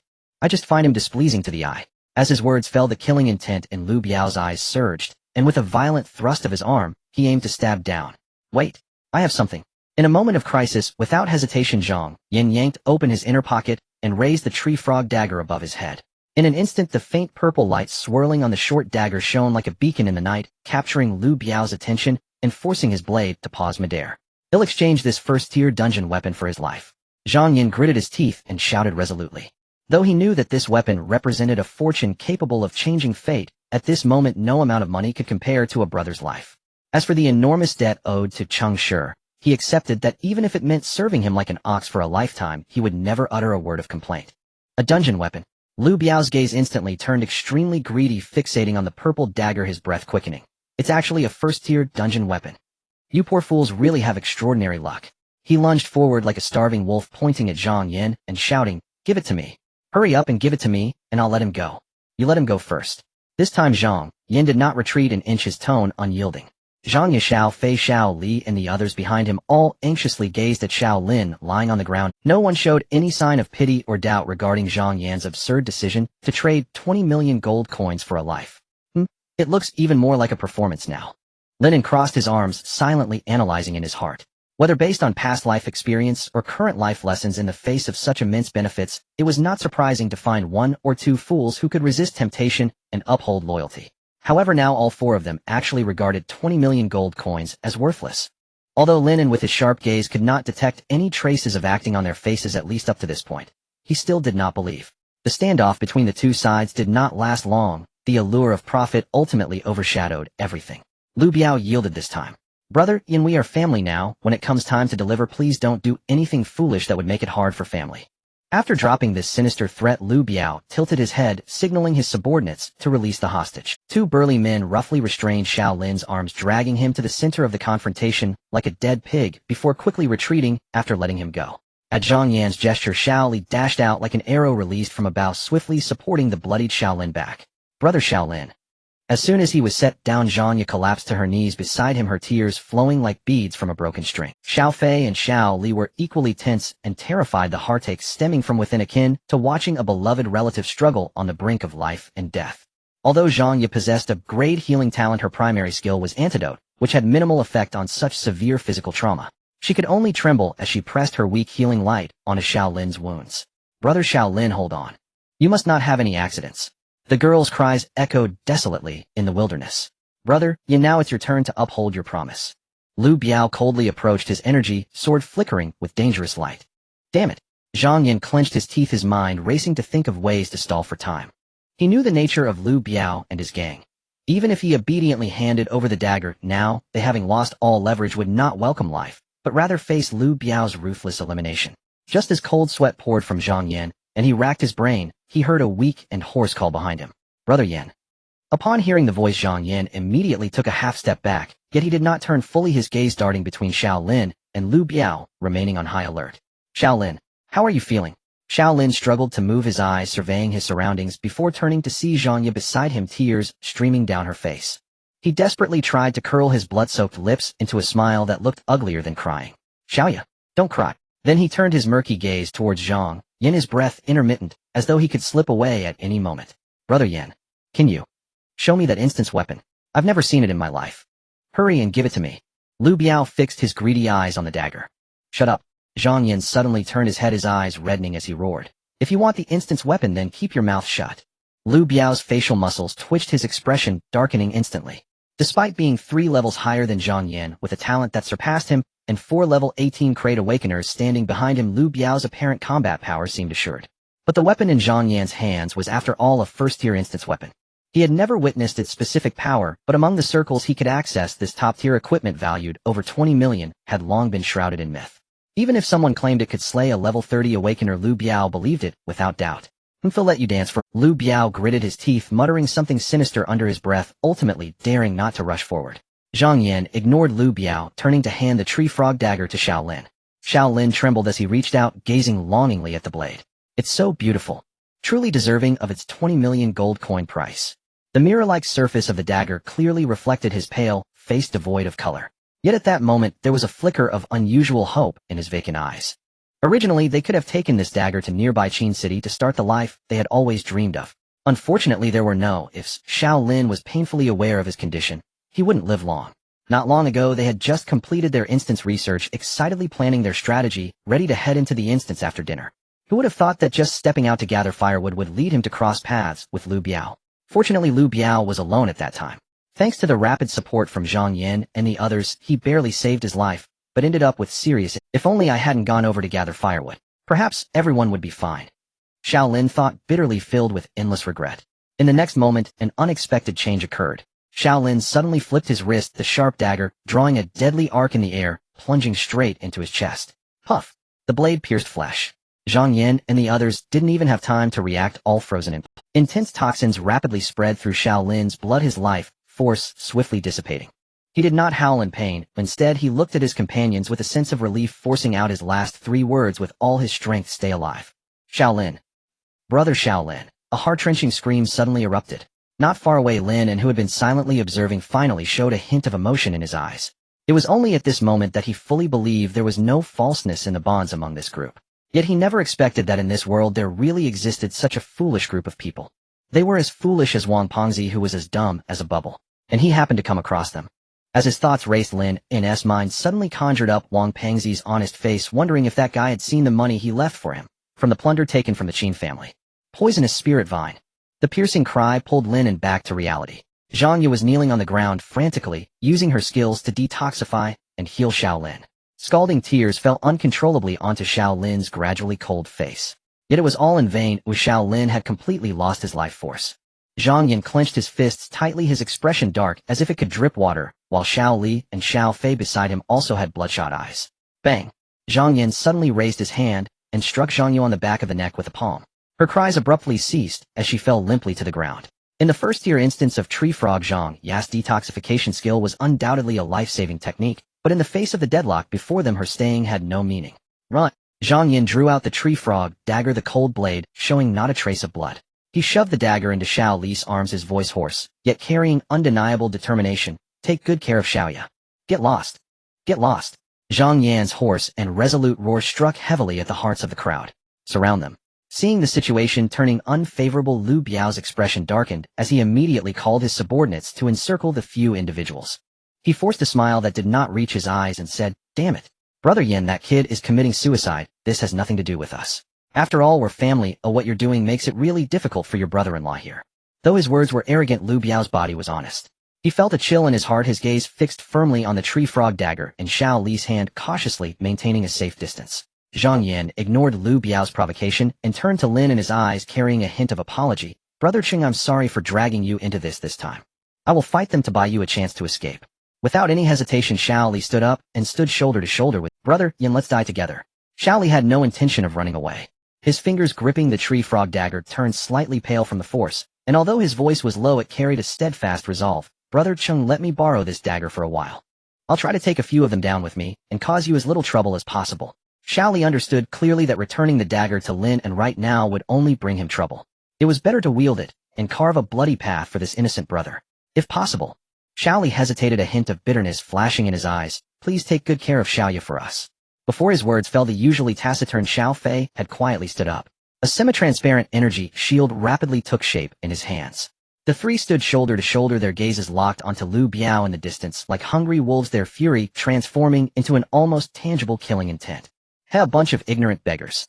Lu Biao felt uncomfortable under their gaze and forced himself to sneer. He quickly summoned two subordinates to shield him, his palms glowing brightly, as he instantly conjured two humming energy swords. Brother Yin, I didn't intend to use lethal force. You all forced me into this. In an instant, his two subordinates shot out like arrows. Although they were only level 18, their cooperation was seamless, and they managed to hold down the level 22 Zhang Yan. Meanwhile, Lu Biao lurked like a viper at the edges, always avoiding Xiao Li, who wielded a first-tier dungeon weapon. You come at me too. Lu Biao kicked another subordinate nearby. That person showed reluctance and hesitation, but under Lu Biao's intimidation, he could only grit his teeth and rush toward Xiao Li.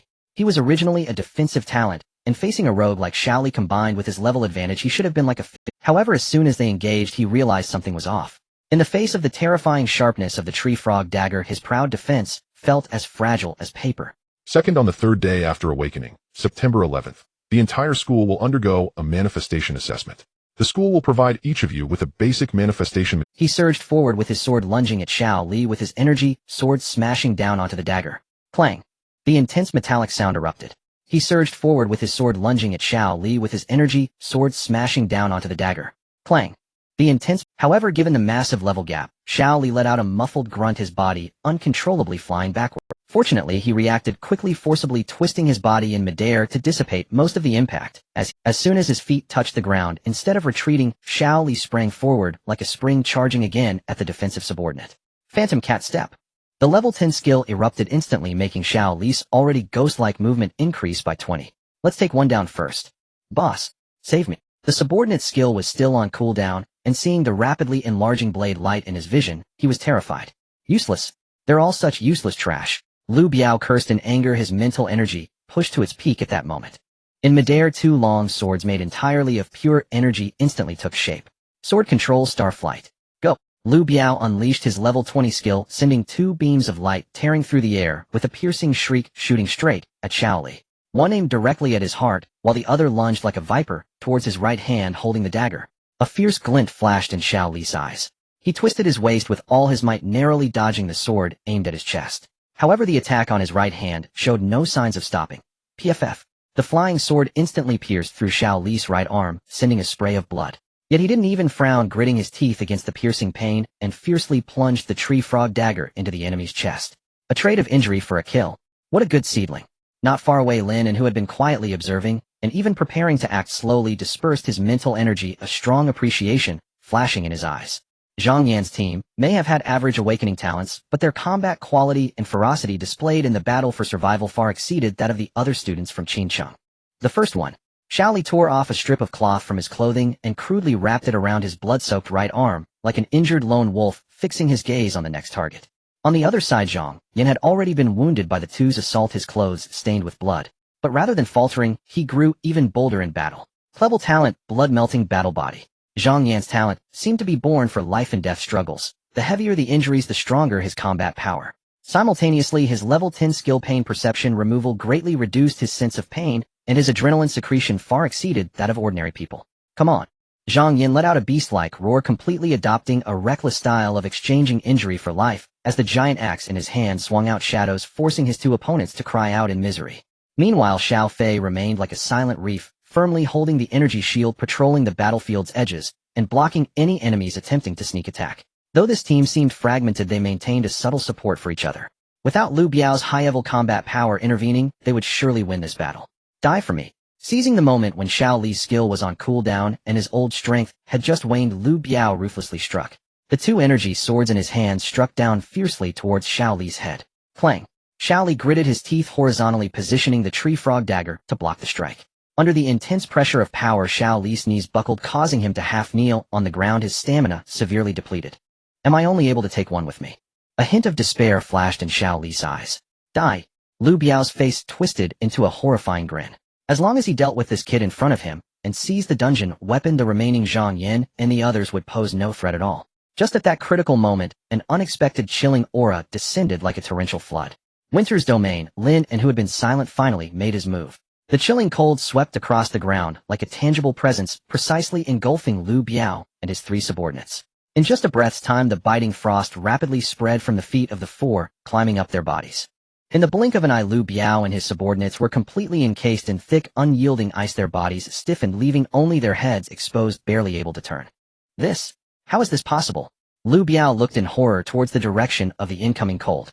Their Chengshi still stood straight, calm, as if the one who had just unleashed that terrifying skill was not him. Lin An glanced at them lightly, his tone devoid of any ripples. Both the dungeon core and the dungeon weapon belong. Did you ask me before stealing my things? Who are you? Lu Biao's eyes widened in terror, his once arrogant features now completely twisted by extreme. Impossible. How could a group of paupers like you have a master of this caliber by your side? He shrieked, nearly hysterical, his voice cracking from sheer despair. Zhang Yin and the others didn't make a move immediately. They stood dumbfounded, staring at the lifelike ice sculptures around them, then stiffly turned their heads to look at the tall, straight back of Chengshi, waiting for his next move. Inside the dungeon, Zhang Yin had already guessed this Cheng brother was hiding his strength, but was this really something a brank talent could accomplish? This suffocating pressure that froze the entire field with a mere gesture, quelling any thought of resistance, was simply breathtaking. Thud, thud, thud. Ignoring the shock of the others, Lin An strode forward step by step towards Lu Biao. The hem of his black trench coat rippled slightly in the chilling air, calm and ruthless. With each approaching footstep, Lu Biao felt as if an invisible mountain were pressing down on his chest. With every step closer, the shadow of death grew heavier. Don't come any closer. Do you know who my father is? He's a high-tier awakened at level 32. If you dare kill me, he will never let you go. But he noticed Lin An's steps didn't falter, and his cold eyes held not a single ripple of emotion.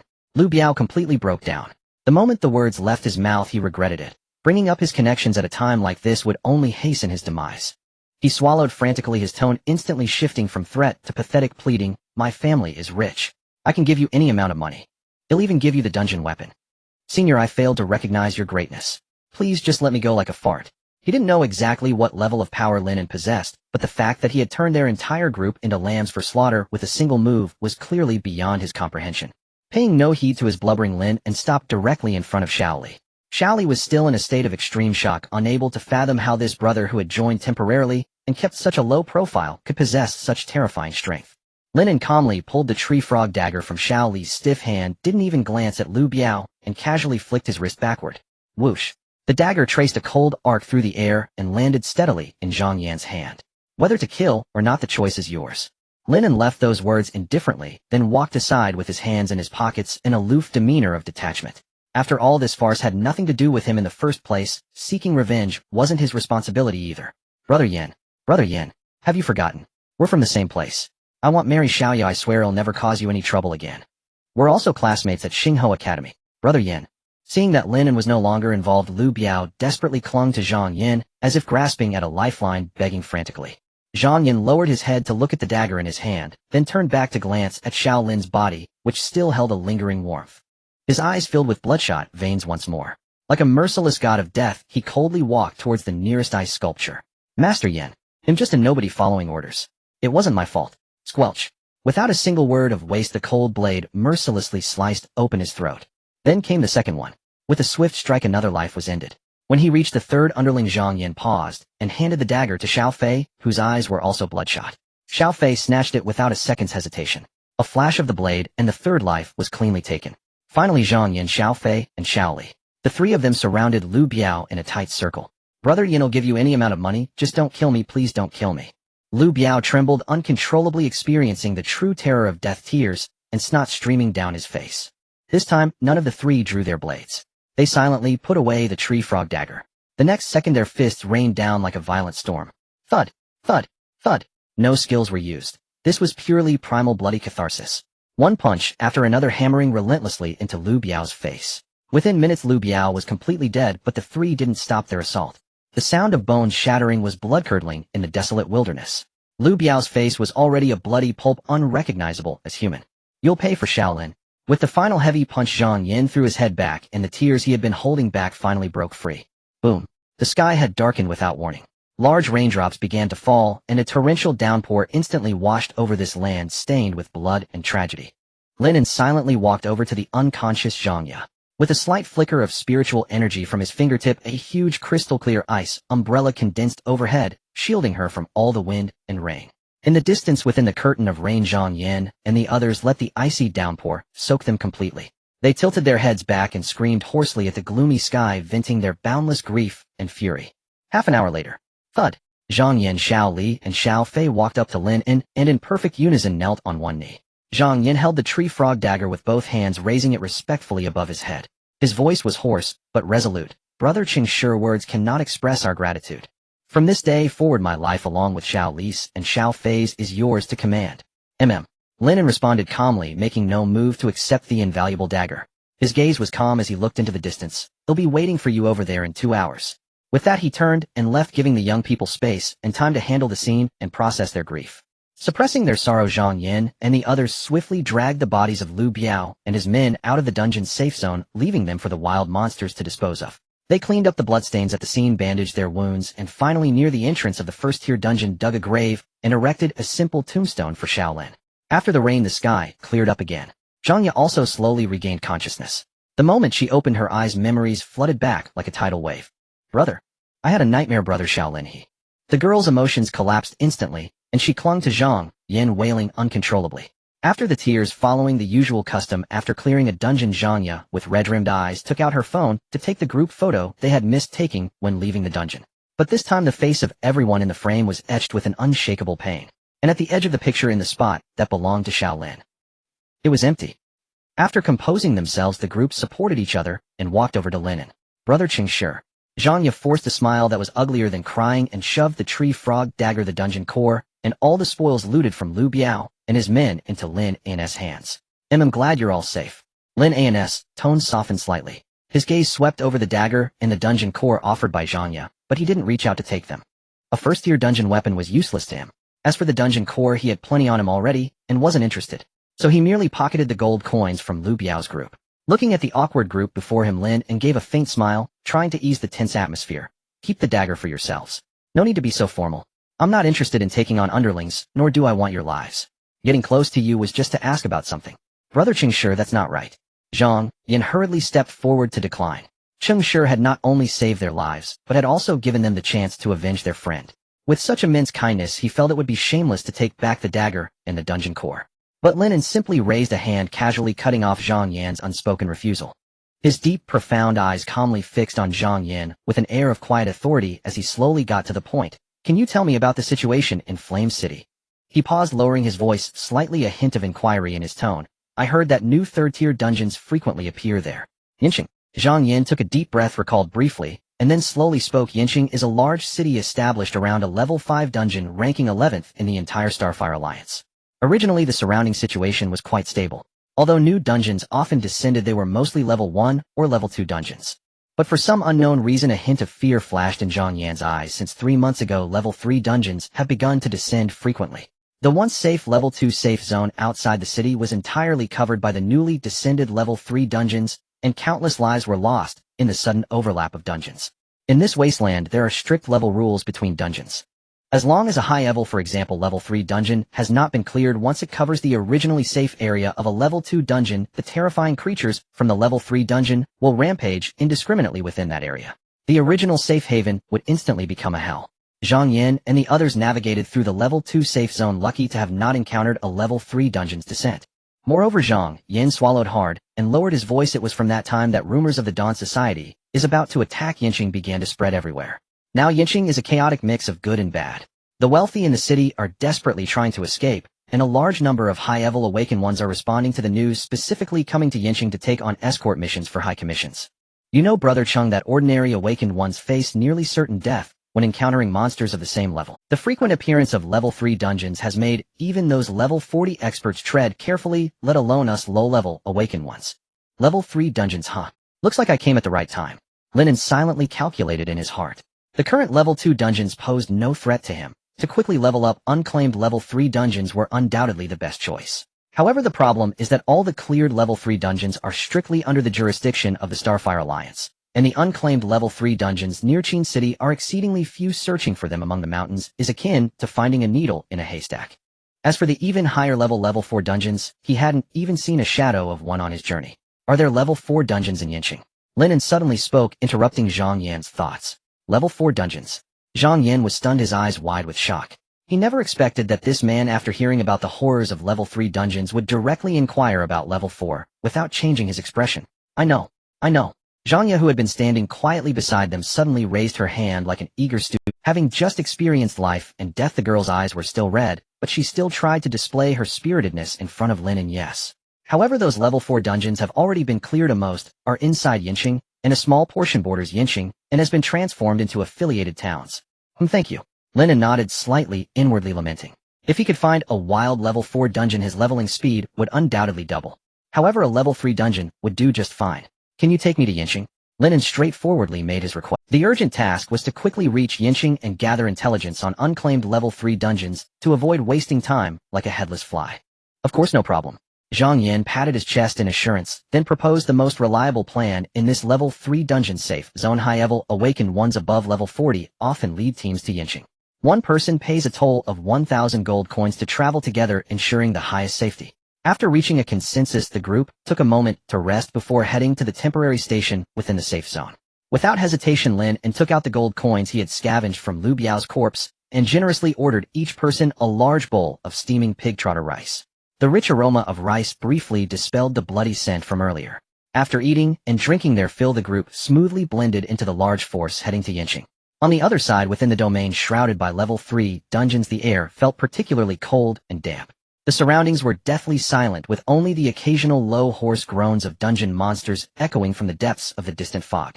However, despite being in the heart of the level 3 dungeon, no foolish monsters dared to approach this path. In the midst, a group of over 10 individuals was moving steadily forward. Gu Yan walked at the forefront. Behind him, besides Yan Lai and Su Qinghan, there were 10 level 40 or higher awakened ones, all brought in from the Starfire Alliance. Qinghan, after such a long journey, you must be thirsty, right? Yan Lai quickly approached Su Qinghan, a smile full of flattery on his face, casually handing her a bottle of pure water. Su Qinghan's icy expression remained unchanged, not even sparing him a glance as she continued to stride forward. Yan Lai, feeling rebuffed, did not find it awkward. He put away the water bottle, took a sip himself, and quickly continued. Qinghan, just a little further ahead is Yinqing. That's a city under my teacher's jurisdiction. Recently, dungeons have been frequently descending there. Let's go there to rest. Rest assured, with me, a level 32 genius leading you through dungeons, it won't be long before you can safely level up to level 20. To demonstrate my strength, I'll casually lift my wrist to reveal a bracelet radiating with a bluish glow. This is my new weapon, the top-tier accessory Ghost Waterbone Ring produced by a level 3 dungeon. Not only does it directly boost my spiritual energy by 40, but it also passively releases a high-intensity energy shield when attacked. It's a pity that Lin and that little brat died a bit too soon. Yan Lai rubbed the ring, a hint of malice flashing in his eyes. Otherwise, if it fell into my hands, I'd make him understand what true suffering is. At this moment, he had long forgotten the time he was completely crushed by Lin An. Seeing Su Qinghan still silent, her pace quickening, Yan Lai quickly suppressed his expression and caught up. Hey Qinghan, wait for me. The team continued to advance. With Gu Yin and 10 level 40 experts leading the way, this treacherous wilderness area felt like a backyard. As they passed 2 level 2 dungeons, the team casually cleared them out. Under the deliberate control of several level 40 experts, the high-level monsters were all reduced to critical health, presented to Su Qinghan like fish on a chopping board. She hardly needed to exert herself, just a swift motion with her weapon to finish them off, and she easily absorbed a massive amount of experience. At this moment her level had already reached 17. Stop. Gu Yin, who had been walking at the forefront, halted. He did not turn around. His gaze fell on a faint distortion in space, not far ahead. Slowly speaking, there's a level 1 dungeon ahead. Yin Lai, Qinghan, you two go handle it. Sure. Yin Lai's eyes lit up. He had been worried about not having a chance to showcase himself in front of the beauty, and this was a perfect opportunity for the two to be alone. He immediately moved closer to Gu Yin, patting his chest and loudly assuring, "Thank you, teacher. You can rest assured I guarantee it'll bring Qinghan back safe and sound." However, before his triumphant smile could fully blossom, a voice as cold as shattered ice drifted over from "No need, I can handle it alone." Su Qinghan didn't even look at Yin Lai, coldly tossing out this sentence before walking straight toward the dungeon entrance with her Qing Shuang sword. As she reached the entrance, Su Qinghan coldly added one last remark. "Don't come and take my experience. Teacher Shi." Yin Lai and the several dozen level awakened behind him moved to follow, but Gu Yin raised a hand to stop them. "No need. She can handle it alone." Gu Yan's tone was calm as he unhurriedly unfolded the Fire Phoenix folding fan in his hand. His deep gaze pierced through the mist, carrying undisguised admiration as he quietly watched Su Qinghan's cold and aloof figure. He also wished to use this opportunity to test the true strength of an SS Rank talent. Up ahead, Su Qinghan walked straight into the dim dungeon entrance, her steps resolute, without a single glance back. The moment she stepped into the vortex, a faint glimmer flashed deep within her icy eyes. Finally, I can go all out without any reservations. Only after Su Qinghan's figure was completely swallowed by the dungeon's warped space did the gentleness on Gu Yan's face gradually recede. He turned around leisurely, facing the 10 high-level awakened of level 40 behind him, his tone carrying an undeniable authority. "Go. Clear out and investigate the monsters on the periphery of the third-rank dungeon." With a crisp snap as the fan closed, Gu Yan's voice turned cold. "The duty the Alliance leader assigned you, I trust one don't need to repeat. Qinghan is about to enter the third-rank dungeon. If any mistake happens, you answer with your heads." A chill ran through the several experts. Daring not to delay, they immediately scattered into the damp mist, heading towards the third-rank dungeon to investigate. The pressure of guiding a newcomer was immense. The third-rank dungeon was fraught with danger, and the entry limit was only 5 people at a time. This meant that their 4 main members not only had to handle high-intensity monsters, but also had to divide their attention to look after a low-level rookie who could barely provide combat support. One slip-up could lead to a total party wipe. Watching them leave, Yin Lai frowned slightly, unable to hold back as he stepped forward. "Teacher, is Qinghan really?" His eyes were full of worry. After all, even he, a so-called genius, had never dared to set foot in a first-rank dungeon alone before reaching level 30. And Su Qinghan now at most was only level 17. What if she encountered some unexpected situation? Instead of worrying about someone who could walk out alive from a Genesis rank awakening dungeon, Gu Yin glanced at him sideways. "You'd better worry about yourself and how to reach level 35 within these 2 months. "Yes." Yin Lai's face flushed red. He muttered a reply, turned around obediently, and went to guard the entrance of the first-rank dungeon. Gu Yin paid him no more attention, instead casting his gaze towards the distant direction of Flame City. The cold wind rustled his robes as he murmured softly, a fanatical gleam shining in his eyes. "Soon, very soon. How I anticipated. My level 60 skill." Lin An and his group followed the main force and finally entered the safe zone of Flame City. Completely different from the towering skyscrapers of Qin City, the outskirts of Flame City's safe zone were almost devoid of any modern concrete structures, replaced instead by endless stretches of yellow earth mud houses. The buildings here were sparse, with large tracts of wasteland between villages exuding a primitive and desolate. The group boarded a shabby simple bus. Amidst the dull rumble of the engine, Lin and looked out the dust-covered window. Everything they passed was nothing but low earthen houses. "Brother Qingshi, where we are now is only the outer city area of Flame City." Zhang Yan stretched out his hand, pointing towards the distant core area of Flame City, an uncontrollable look of deep longing flashing in his eyes. "That's the main city over there. Only awakened with a rank talents or above are qualified to enter. I heard people living there don't even need to clear dungeons to live a life of comfort and plenty." The bus bounced along the bumpy dirt road for a long time. "Brother Qingshi, look. Our home is just ahead." Zhang Yan excitedly pressed against the window, pointing forward. Approaching their long-missed home, a palpable excitement tinged with nervousness surfaced on the faces of Zhang Yan and the others. The bus stopped at an intersection some distance from the village, and everyone got off carrying their simple luggage. Lin An looked around, raising an eyebrow slightly. "Don't you people sell things around here?" Throughout the journey, not to mention a large supermarket, he hadn't even seen a shabby convenience store selling water. Private trade is strictly prohibited in the outer city of Flame City. Zhang Yan's expression turned serious as he lowered his voice to explain, "This is an iron decree personally issued by the city lord. Everyone has to go to the official trading post to exchange for necessary supplies. Of course, the materials, equipment, and dungeon cores we get from dungeons can only be exchanged for gold coins there." As they were talking, they arrived at the village gate. Among the cluster of low shabby earthen houses, a relatively imposing two-story concrete flat stood out conspicuously like a crane among chickens. The moment Zhang Yin saw that building, his expression changed drastically. He quickly walked to Lin An's side, his voice filled with obvious wariness. "Brother Qingshi, that's Lu Biao's house. His father Lu Fugui is a level 32 rank awakened and is considered a local tyrant around these parts. If he ever finds out we killed Lu Biao, it'll be a huge problem." He stared fixedly at the door, silently praying, "Please let that old lecher not be home today." Lin An merely responded calmly, his expression utterly unreadable. But as the saying goes, speak of the devil, and he shall appear. Just as they were passing by the concrete flat, a middle-aged man with a beer belly and a greasy face stood at the end. His attire exuded the oily vibe of a nouveau riche small landlord. The moment he saw Zhang Yan's group, Lu Fugui's small bean-like eyes lit up sharply, his gaze sticking directly onto Zhang Yan, lingering for a long while. "Oh, isn't this Zhang Yan? Finally decided to bring my future daughter-in-law back." Lu Fugui grinned, letting out a sarcastic laugh. It had only been a day since Lu Biao was killed, and judging by his arrogant demeanor, Lu Fugui clearly had no idea his son was already lying dead in the wilderness. Zhang Yan and the others stiffened, not daring to meet his eyes. They could only lower their heads and quicken their pace into the village, terrified of revealing any sign of guilt. Zhang Yan in particular turned pale with fright. Like a startled rabbit, she hid tightly behind Zhang Yan's broad back, using her brother's body to silently block that revolting gaze. Seeing Zhang Yan ignore him, Lu Fugui wasn't annoyed. His gaze shifted to Lin An among the group. "Oh ho, brought a newbie back. Not bad looking, quite handsome indeed." Hearing the father of his murdered enemy compliment him, Lin An stopped and he turned around, naturally waving at Lu Fugui, a bright warm smile blooming on his face, like sunshine. "Hello there, uncle." His demeanor was so familiar, as if they were old neighbors who hadn't seen each other for years.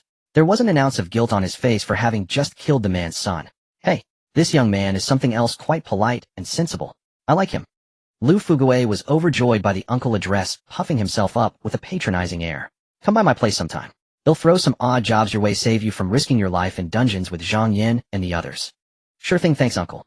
Lin An responded enthusiastically. Listening to this exchange from the front, cold sweat nearly broke out on Zhang Yan's forehead.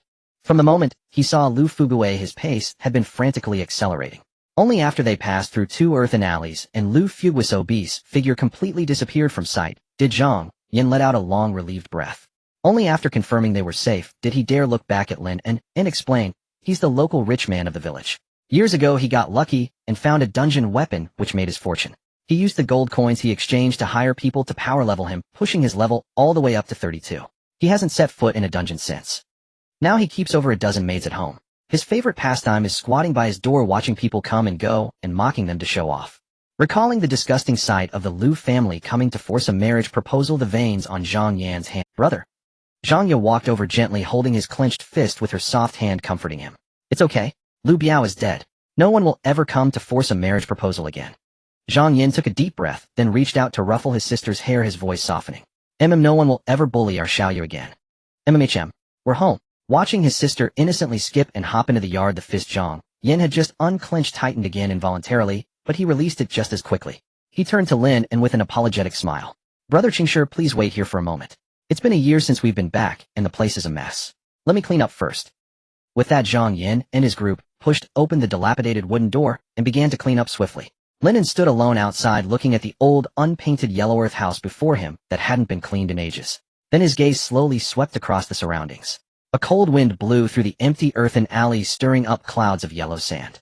He keenly noticed that throughout their walk here in this vast village, besides Lu Fugui at the entrance, the dense clusters of small earthen houses around them were lifeless, almost devoid of any living person. Empty and deserted.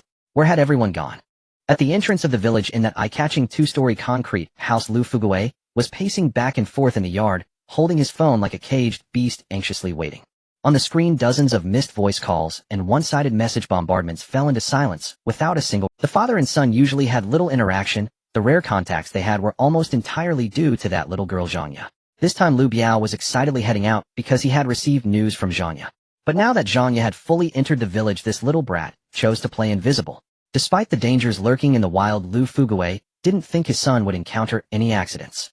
Lu Biao himself was a level 25 grade awakened one, carrying a large amount of gold coins, and had even spent a fortune hiring for level 18 awakened ones as bodyguards. With such a setup, even facing second-tier elite monsters would be manageable. How could he possibly be unfortunate enough to lose his life? Where the hell has that scoundrel gone? Lu Fugui gritted his teeth and cursed under his breath. Zhang Ye has finally come back with great difficulty. If you this useless brat let her slip away, I will definitely skin you alive. Hey uncle, are you here doing exercises? A light-hearted teasing voice suddenly came from the outside of the yard. Lu Fugui turned around violently ready to curse, but upon seeing Zhang Ye tightly hiding behind Zhang Yan in the crowd, his face, which was covered in flab, instantly transformed into a greasy smile. A little brother, why are you heading out again as soon as you return to the village? He leaned against the yard wall smiling. I'm going to the trading post to exchange for some items, Lin An casually replied, not stopping his steps, directly following Zhang Yan and waving his hand without looking back. See you later. Of course, Lin An didn't have any special inclination to chat with the old man. He simply found it amusing. After these two encounters, and observing Zhang Yan's tense expression, Lin An had already guessed Lu Fugui's true nature quite accurately. Daughter-in-law. How could it be an excuse to marry a little wife for himself? Watching Lin An and the others gradually depart, Lu Fugui's facade of kindness vanished without a trace. With a sullen face, he stared fixedly at the still unreachable Lu Biao on his phone as a ferocious beast-like greed erupted from his murky eyes. This pair of siblings has been hiding outside for a whole year and finally returned. Lu Fugui gasped, his entire body trembling with fat. No way. It absolutely cannot be delayed any longer. They could leave at any moment. He looked up at the desolate, dilapidated village. The people in this outer city village were either dead or fled, leaving only a few who were still alive. Even if he forced his way in tonight, no one would dare to stand up and gossip about Lu Fugui. Zhang Ye, oh Zhang Ye. Lu Fugui swallowed hard, a nauseating grin spreading across his face. Tonight, I will completely possess you. Lin An and the others had an exceptionally smooth journey afterward. Zhang Yan laid out the first-tier dungeon core, first-tier dungeon weapons, and various scattered materials obtained from the dungeon on the counter, successfully exchanging for a large sum of money. With the money, the group immediately made a bulk purchase at the official shop, buying a large quantity of exquisite food and clean water they couldn't even dare to look at before. Lin An also took the opportunity to stroll around the information area of the trading post and successfully learned the exact locations of two newly arrived third-tier dungeons nearby. As for the fourth-tier dungeon, there was still no clue. Night soon enveloped the desolate land. On a slightly elevated hill at the edge of the village, Zhang Yan, Xiao Fei, Xiao Li, and Zhang Ye sat quietly. With the absence of modern civilization's obstructions, the brilliant starry river above the outer city appeared particularly clear and bright, deep enough to enchant anyone. The surroundings were so quiet that one could only hear the gentle rustle of the evening breeze brushing through the wild grass. Sizzle. A match struck, and in a worn-out cast-iron bowl, a dim yellow flame gradually ignited, consuming pieces of yellow paper money. Beside the iron bowl, 2 bottles of fine liquor were neatly arranged along with roast chicken, steamed buns, and a large pile of sumptuous offerings that they usually couldn't even dream of. After distributing the gold coins obtained from the exchanges to Cheng Shi, the remaining sum was still enough for them to hire several high-level awakened ones to escort them to their long-desired Qin city. In that city, this money would be sufficient for them to live the rest of their lives away from the razor's edge, enjoying a life free from worries. Qin city, that was the holy land in their hearts. From childhood to adulthood, they had heard countless legends about Qin city. There were no harsh class divisions between the inner and outer cities. Even without awakened talents, one could find a decent job steadily. There's no need for extremely high talent levels, and one wouldn't have to risk their life in dungeons every day to make money to enjoy the most complete facilities. To them, it was like a dreamy paradise. Little Lin, brother. Zhang Ye squatted in front of the fire pit, her eyes red. She gently stirred the ashes in the bowl with a stick, her tone filled with innocence and reluctance. We are leaving. Next time you receive the paper money, we burn the shipping address. We'll change to Qin city. Once we reach Qin city, my brothers won't have to keep going into dungeons every day. Little Lin, brother, you have to take care over there. When we have time, we will buy more delicious food to come chat with you. Although people die in the dungeons every day in the village, and they had become accustomed to the parting of life and death, the departure of little Lin still left deep sadness on their faces. In this atmosphere of sorrow and tranquility, no one noticed the lurking figure in the shadows of the nearby wood. A pair of bloodshot, lecherous green eyes were hiding behind a tree trunk, staring hungrily at Zhang Ye's delicate and beautiful profile, illuminated by the firelight. Zhang Ye, tonight you will be entirely mine. Lu Fugui, hiding in the shadows, rubbed his rough fingers restlessly, whispering in a slimy voice, once I have you thoroughly, perhaps I might even give our Lu family a big fat boy with a great talent. Then our whole family can enjoy the blessings of the inner city together, and you, this little vixen, better thank me well. Lost in his fantasies, Lu Fugui could no longer suppress the wicked fire in his heart. He pushed aside the obstructing dry branches, proudly waddling out from the shadows of the woods with a disgusting, drooling smile on his face. Oh, my dear daughter-in-law, what are you doing out here in the wilderness at this late hour? What if you catch a cold? Your father would be heartbroken. Lu Fugui. Zhang Yan's pupils contracted sharply the moment he recognized that greasy face. Without a moment's hesitation, Xiao Fei and Xiao Li moved forward in unison, forming a human wall with their bodies to shield Zhang Ye behind them. What do you want at this hour? Zhang Yin demanded, every muscle in his body taut. Oh my dear nephew, no need to be so worked up. Lu Fuguei rubbed his pudgy hands together, his shifty eyes darting around before he conjured a clumsy excuse with a dry laugh. What a coincidence, my son just happened to return to the village today. We're practically family now, so I figured I'd come pick up my precious daughter-in-law. Let the young couple start building their bond early, don't you think? Impossible. Lu Biao couldn't possibly be back. Zhang Yin cut him off with an icy tone. He always knew that old dog Lu Fuguei couldn't hatch a single decent scheme, but he never imagined the bastard could sink to such levels of shamelessness. Knowing full well that Lu Biao wasn't around, he still had the nerve to spin such a blatant lie right to their faces.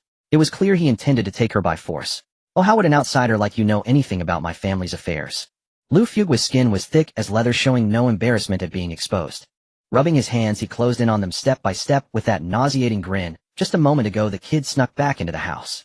Maybe those two lovebirds have a special connection. He must have sensed that Xiaoya was back. He even let out a fake sigh and pressed a hand to his forehead, putting on a show of earnest concern. But that rascal, he says he's too shy.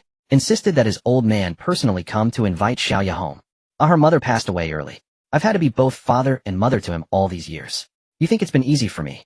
Zhang Yan's face darkened to an extreme degree at Lu Fugui's menacing advance. He knew this wouldn't end peacefully. With the other man's level 32 standing right there, a direct fight was suicide. He turned his head slightly and hissed urgently to Xiao Li behind him, get Xiaoya out of here now. Go. Xiao Li, an assassin-class awakener, was the fastest. Without a second thought, he grabbed Zhang Ya's arm, his spiritual energy surging ready to use his extreme speed to carry her away. Leaving. The fake kindness on Lu Fugui's face tore away, instantly replaced by a condescending chuckle. Since you've come right to my doorstep, I can't just let you walk away. The moment his words landed, a low hum resonated through the air. A layer of rough gray-brown rock armor instantly covered Lu Fugui's body. His obese frame erupted with terrifying speed that defied his bulk, charging straight at Zhang Yin like a heavy war chariot. The absolute level suppression created a hopeless chasm in combat power. Even though Zhang Yin and Xiao Fei unleashed all their skills without reservation, the instant the fight began, it lasted less than 20 seconds. Bang! A heavy punch slammed into Xiao Fei's chest, sending him flying backwards like a stringless kite, crashing heavily onto the desolate ground in the distance. Ugh! Zhang Yan's feet dangled in the air, his face turning a sickly purple. Lu Fuguei, with just one thick right hand, gripped his neck like a chicken and hoisted him high into the air. Shall you be a good girl and come here on your own? Lu Fuguei turned his head, his bloodshot, beady eyes glued to Zhang Ye, his voice dripping with undisguised lechery and malice. Otherwise I'll crush your brother's neck right now. Don't go. From a short distance away, Xiao Li desperately held onto Zhang Ye, whose eyes were already red, preventing her from rushing to her death. Brother Xiao Li, let me go. Tears streamed down Zhang Ye's pale face. She looked in despair at her brother, who was on the verge of death, in the air, her voice carrying a tone of resolute pleading. Brother Xiao Lin is already gone. I can't just stand by and watch something happen to you guys too. Seizing the brief moment Xiao Li was distracted, she wrenched her hand free and stepped forward with unwavering determination. Her eyes filled with tears, yet burning with resolve, locked onto Lu Fuguei. She gritted her teeth and said word by word, let my brother go. He'll go with you. Now that's a good girl. Truly a sensible daughter-in-law for the Lu family. Lu Fugui's Adam's apple bobbed violently as his lecherous gaze roamed over Zhang Ye, as if he wanted to devour her whole. Xiaoya. No. Don't come over.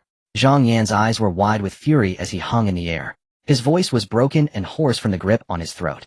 His hands clawed desperately at Lu Fugui's iron-like arm, trying with all his might to pry it open, but against the immense difference in strength, his struggle was pitifully futile. Don't listen to him. Lu Fuguei laughed triumphantly, arrogantly, spreading his left arm wide. Come on over, my good daughter-in-law. Come into your daddy's arms. But then, at this most desperate of moments, from the deep, silent darkness of the woods nearby, a whisper colder than ice, devoid of any warmth, drifted into the wind. Sacrifice. The very core. Sacrifice successful. 100x all aspect amplification, duration 1 minute. As the invisible amplification settled over him, Zhang Yin, suspended in midair, suddenly felt his heart clench violently. In the next instant, a savage, suffocating power erupted from every limb and bone in his body, surging forth like a volcanic explosion. His hands, which had been weakly clawing at Lu Fugui's arm, were suddenly imbued with the strength of a god. Zhang Yin grabbed hold of Lu Fugui's right index finger, the one choking him, and yanked it back with brutal force. Crack! The crisp sound of bone breaking was piercingly loud in the silent night. This can't be. The lecherous grin on Lu Fugui's face instantly twisted into an expression of extreme agony, and he instinctively tried to pour all his power into tightening his chokehold to counter, but was horrified to discover that the sheer force exploding from Zhang Yan's arms was several times more terrifying than his own, even as a level 32 awakener. Crack! Crack! 2 more sickening snaps echoed. Zhang Yan had brutally snapped 3 of Lu Fugui's. The excruciating pain as if his heart was connected to his fingers made it impossible for Lu Fugue to maintain. In desperation to save his hand, he gritted his teeth and released his iron grip. With a furious roar he hurled Zhang Yan with all his might towards the open ground in the distance. Bang! Zhang Yan landed steadily, kicking up a cloud of dust. This is absolutely impossible. Lu Fugue clutched his 3 unnaturally bent broken fingers, his eyes bulging, as if they would pop out of his head, staring at Zhang Yan like he was a monster. How could a level 22 trash like you possibly have this kind of terrifying power? How do I possess such immense power? In the distance Zhang Yan slowly straightened his body, staring blankly at his own trembling hands. This power was overwhelming, so vast it felt alien, yet it ignited his blood and intoxicated him deeply. He didn't care where it came from. Zhang Yan jerked his head up, looking at his sister, who was weeping tears of joy in the distance. A fierce, unprecedented light blazed in his eyes. As long as I can protect Xiaoyu with my own hands right now, that's all that matters. Zhang Yan's legs tensed, lowering his body into an explosive sprinter's stance. Boiling blood engine. Boom. In the next instant the ground beneath his feet fractured. He transformed into an afterimage, unleashing a terrifying speed that even Li the assassin couldn't comprehend. In the blink of an eye he was right in front of Lu Fugue. Harnessing the immense momentum, Zhang Yan aligned his waist and horse stance, pouring all his strength into his right fist. It tore through the air with a piercing shriek, slamming viciously toward Lu Fugue's face. Rockskin layer. Under the life-or-death crisis, Lu Fugue roared frantically, squeezing out his spiritual energy. He crossed his arms in front of his face, and the gray rock armor on his body instantly solidified to its maximum density. Bang boom. It was like being hit head-on by a speeding heavy armored vehicle. Faced with such unreasonable monstrous strength, the thick rock armor shattered with a resounding crack. Lu Fugue's massive body flew backward like a cannonball, spewing a large mouthful of blood midair. He crashed down heavily on his knees, leaving 2 deep trenches in the ground. Impossible. This is impossible. Lu Fugue trembled, lifting his head with blood all over his mouth, his eyes filled with incomprehensible terror. You're only level 22. How can you have this kind of goddamn strength and speed? Zhang Yan gave him no chance to catch his breath. He didn't know when this divine bestowed power might suddenly vanish. Refusing to give Lu Fugue even a fraction of a second to react, Zhang Yan's feet pushed off again, his body exploding forward like a shell from a cannon. Passing over the wasteland, he flicked his toes, scooping up the 2-handed battle axe that had been knocked away earlier. Zhang Yan leaped high, his body arching like a drawn bow, gripping the axe handle tightly. With the force to split mountains and crack stones, he brought it down in a devastating overhead chop aimed at Lu Fugue below. Don't get too cocky. Lu Fugue was after all a genuine level 32 awakened. Seeing Zhang Yan charging with a blade, he endured the searing pain and burst up, a glint of desperate cornered beast madness flashing in his eyes. Rock-solid heavy fist. Lu Fugue rapidly channeled all his mental energy into his uninjured left fist.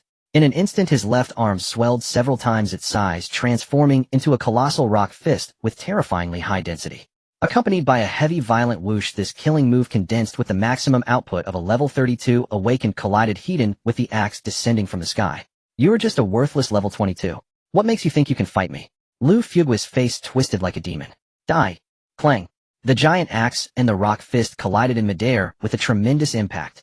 In the brief struggle of strength, Zhang Yan, with his 100-fold amplified monstrous power, brutally suppressed the rising momentum of the rock fist. However, although he held the strength advantage, the low-grade axe in his hand couldn't withstand such a level of energy impact. Crack. Crackle. The piercing sound of metal fracturing suddenly echoed through the night. Watch out. Xiao Fei and Li shouted in unison. Brother, watch out. Zhang Yan screamed, trying to lunge forward. It all happened too fast. Spiderweb-like cracks frantically spread across the thick axe blade. Within a single breath, a loud bang erupted as the axe shattered into countless pieces of flying scrap metal.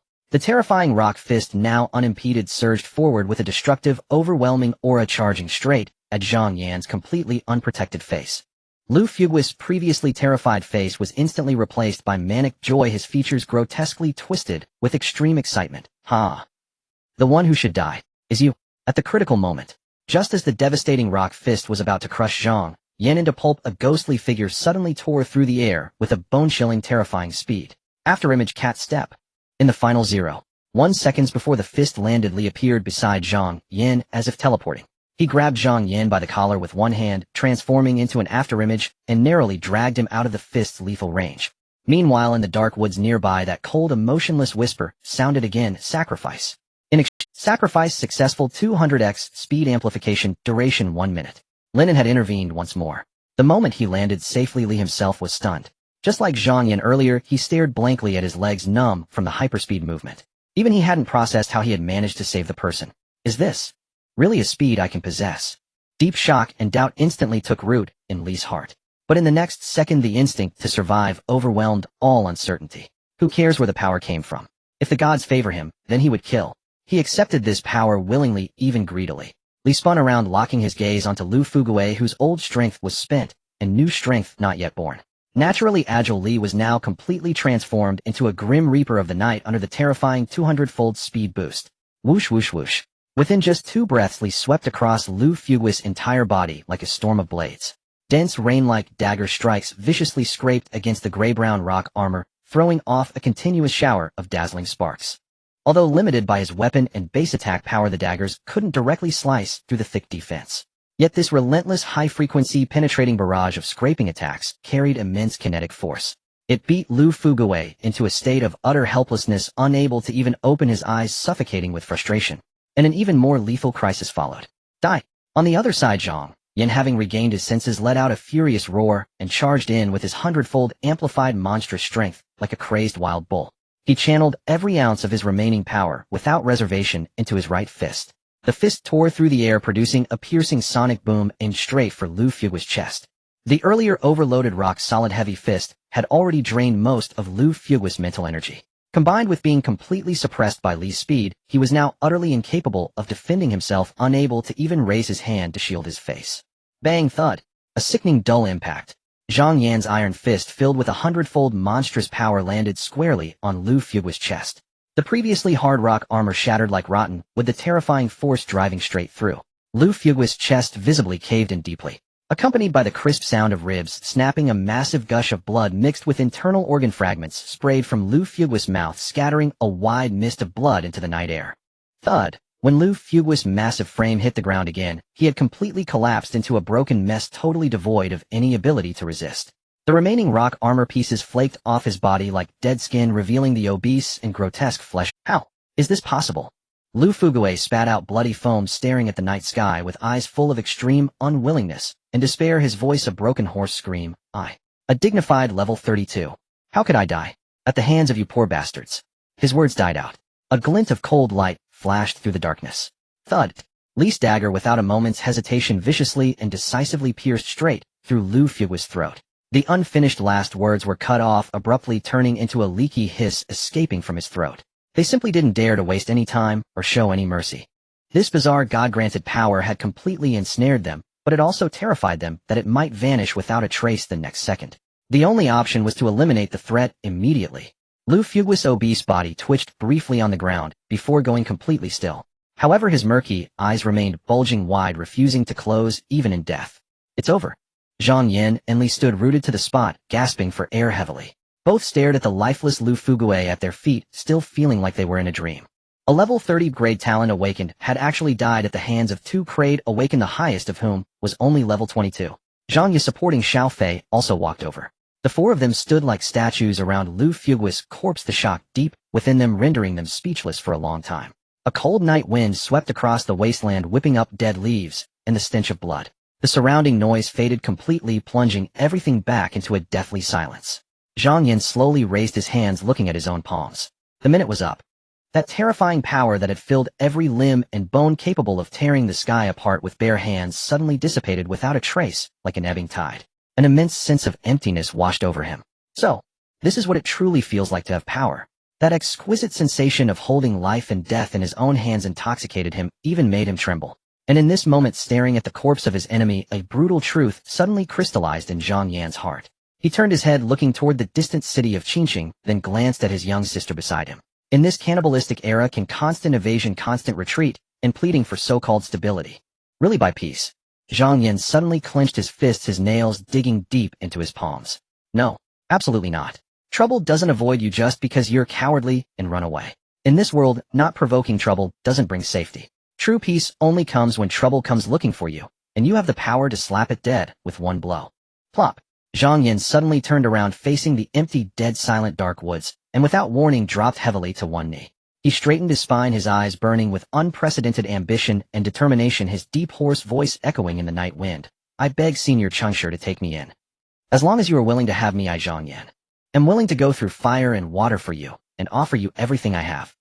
Zhang Yin thought briefly and boldly guessed the identity of the person who acted in the shadows, Chengshi. After all, they were all orphans without support, and in this nearly abandoned village no one would show kindness to help them.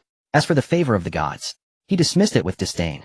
The only explanation was that Chengshi, who showed a mere level 19 on the detection panel, could effortlessly subdue Liu Biao and the others in an instant, his power unfathomable. Brother Chengshi. Zhang Yi had not fully reacted, her eyes staring blankly into the dark surroundings, saw. Before anyone could regain their senses, a dull thud sounded. Shaoli suddenly sank down, kneeling heavily on one knee, raising his head, and calling out, I Shaoli beseech Elder Chengshi to take me in. I am willing to brave fire and water for you, offering up everything I have. Zhang Yin and Shaoli did not warn in advance, but Zhang Yi and Xiao Fei, seeing their actions, were only momentarily stunned before reacting. Without hesitation, the two knelt down on one knee. The four of them faced the empty, silent, dark woods, their voices overlapping, echoing in the night. We beseech Elder Chengshi to take us in. I am willing to brave fire and water for you, offering up everything I have. Zhang Yi and Xiao Fei actually had no clear understanding of the situation, but out of absolute trust in their teammates, they resolutely pledged their loyalty to the elder hidden in the shadows. The dark woods were silent. 10 breaths passed without a single response. It seems Elder Chengshi does not think highly of us. A hint of dejection flashed in Zhang Yan's eyes. However, he quickly adjusted his emotions, took a deep breath, and spoke with utmost seriousness. The two life-saving graces from Elder Chengshi I Zhang Yin will never forget in this life. Farewell, Elder Chengshi. Beside him, Shaoli, Xiao Fei, and Zhang Yi also shouted in unison, Farewell, Elder Chengshi. There was no clinging desperation, only gratitude for knowing when to advance and retreat. The four of them neatly brought their legs together and knelt respectfully, bowing 3 times toward the dark woods before rising leisurely. Brother, what just happened? Did Brother Chengshi, the elder, take action? Zhang Yi walked over to Zhang Yin, blinking her lovely big eyes full of curiosity. Zhang Yin and Shaoli then recounted what had just happened, including how Liu Biao and the others were instantly subdued, while Zhang Yi was unconscious. So Brother Chengshi is that powerful? Zhang Yi listened, her face filled with amazement, unable to help but whisper. However, seeing her brother seemed a bit down, she lifted her smile and comforted him understandingly. Brother, don't be sad. Someone as powerful as Brother Chengshi must have his own big matters to attend to. We shouldn't hold him back. Xiaoyu is right. Zhang Yin lowered his head and gently ruffled his sister's fluffy hair. He knew very well that having power could indeed solve everything. But without the terrifying strength from earlier, with his current level talent, he couldn't reach a level where he could squash all troubles with a single slap. All he could do was temporarily evade. Fortunately, they now had money. Being able to go to Qin City was already far better than most people outside Yin City. Let's go, we set off for Qin City. Meanwhile, hundreds of meters in the air, the night wind howled, and Lin An had already spread his wide dragon wings. Taking advantage of the dense night, he resembled a black meteor speeding toward the nearest Tier 3 dungeon. Zhang Yin and his companions were indeed good seeds with decent temperament. However, he was used to being solitary and did not need to recruit any underlings. Under full enhancement, the speed of his dragon wings cutting through the night sky was extremely fast. In just a few hours, Lin An crossed a long distance and officially entered the coverage area of the Tier 3 dungeon. Finally here, Tier 3 dungeon. Lin An slightly folded his dragon wings and lowered his altitude to look down.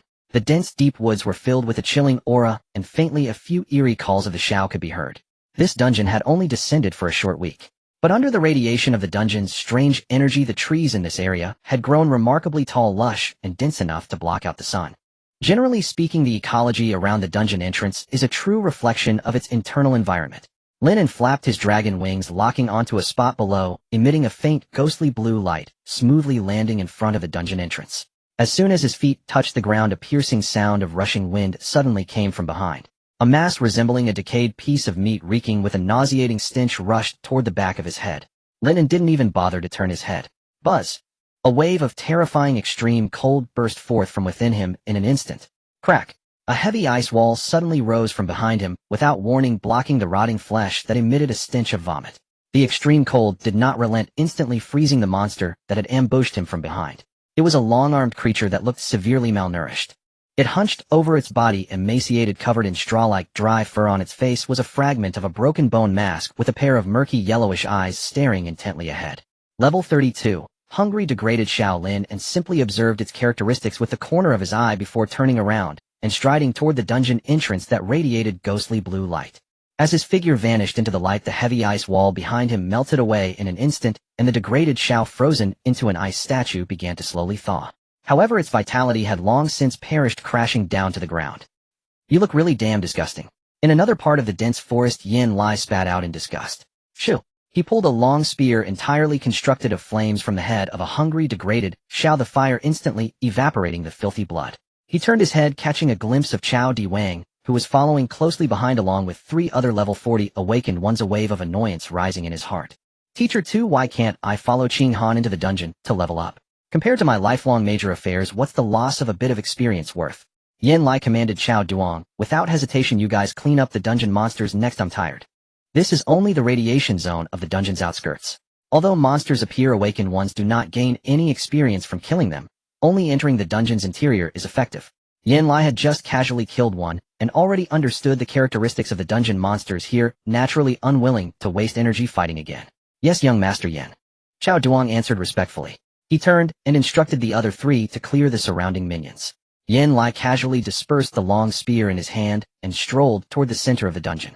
Before long, the group arrived in front of the ghostly blue entrance of the Tier 3 dungeon. However, Yin Lai's footsteps suddenly halted. He noticed a recently deceased degraded Shao lying on the ground not far from the entrance. Yin Lai looked down in disgust at the corpse on the ground, then raised his head to survey the dead, empty surroundings. A wicked smile slowly curled at the corner of his mouth. It seems some reckless ones have gone in first.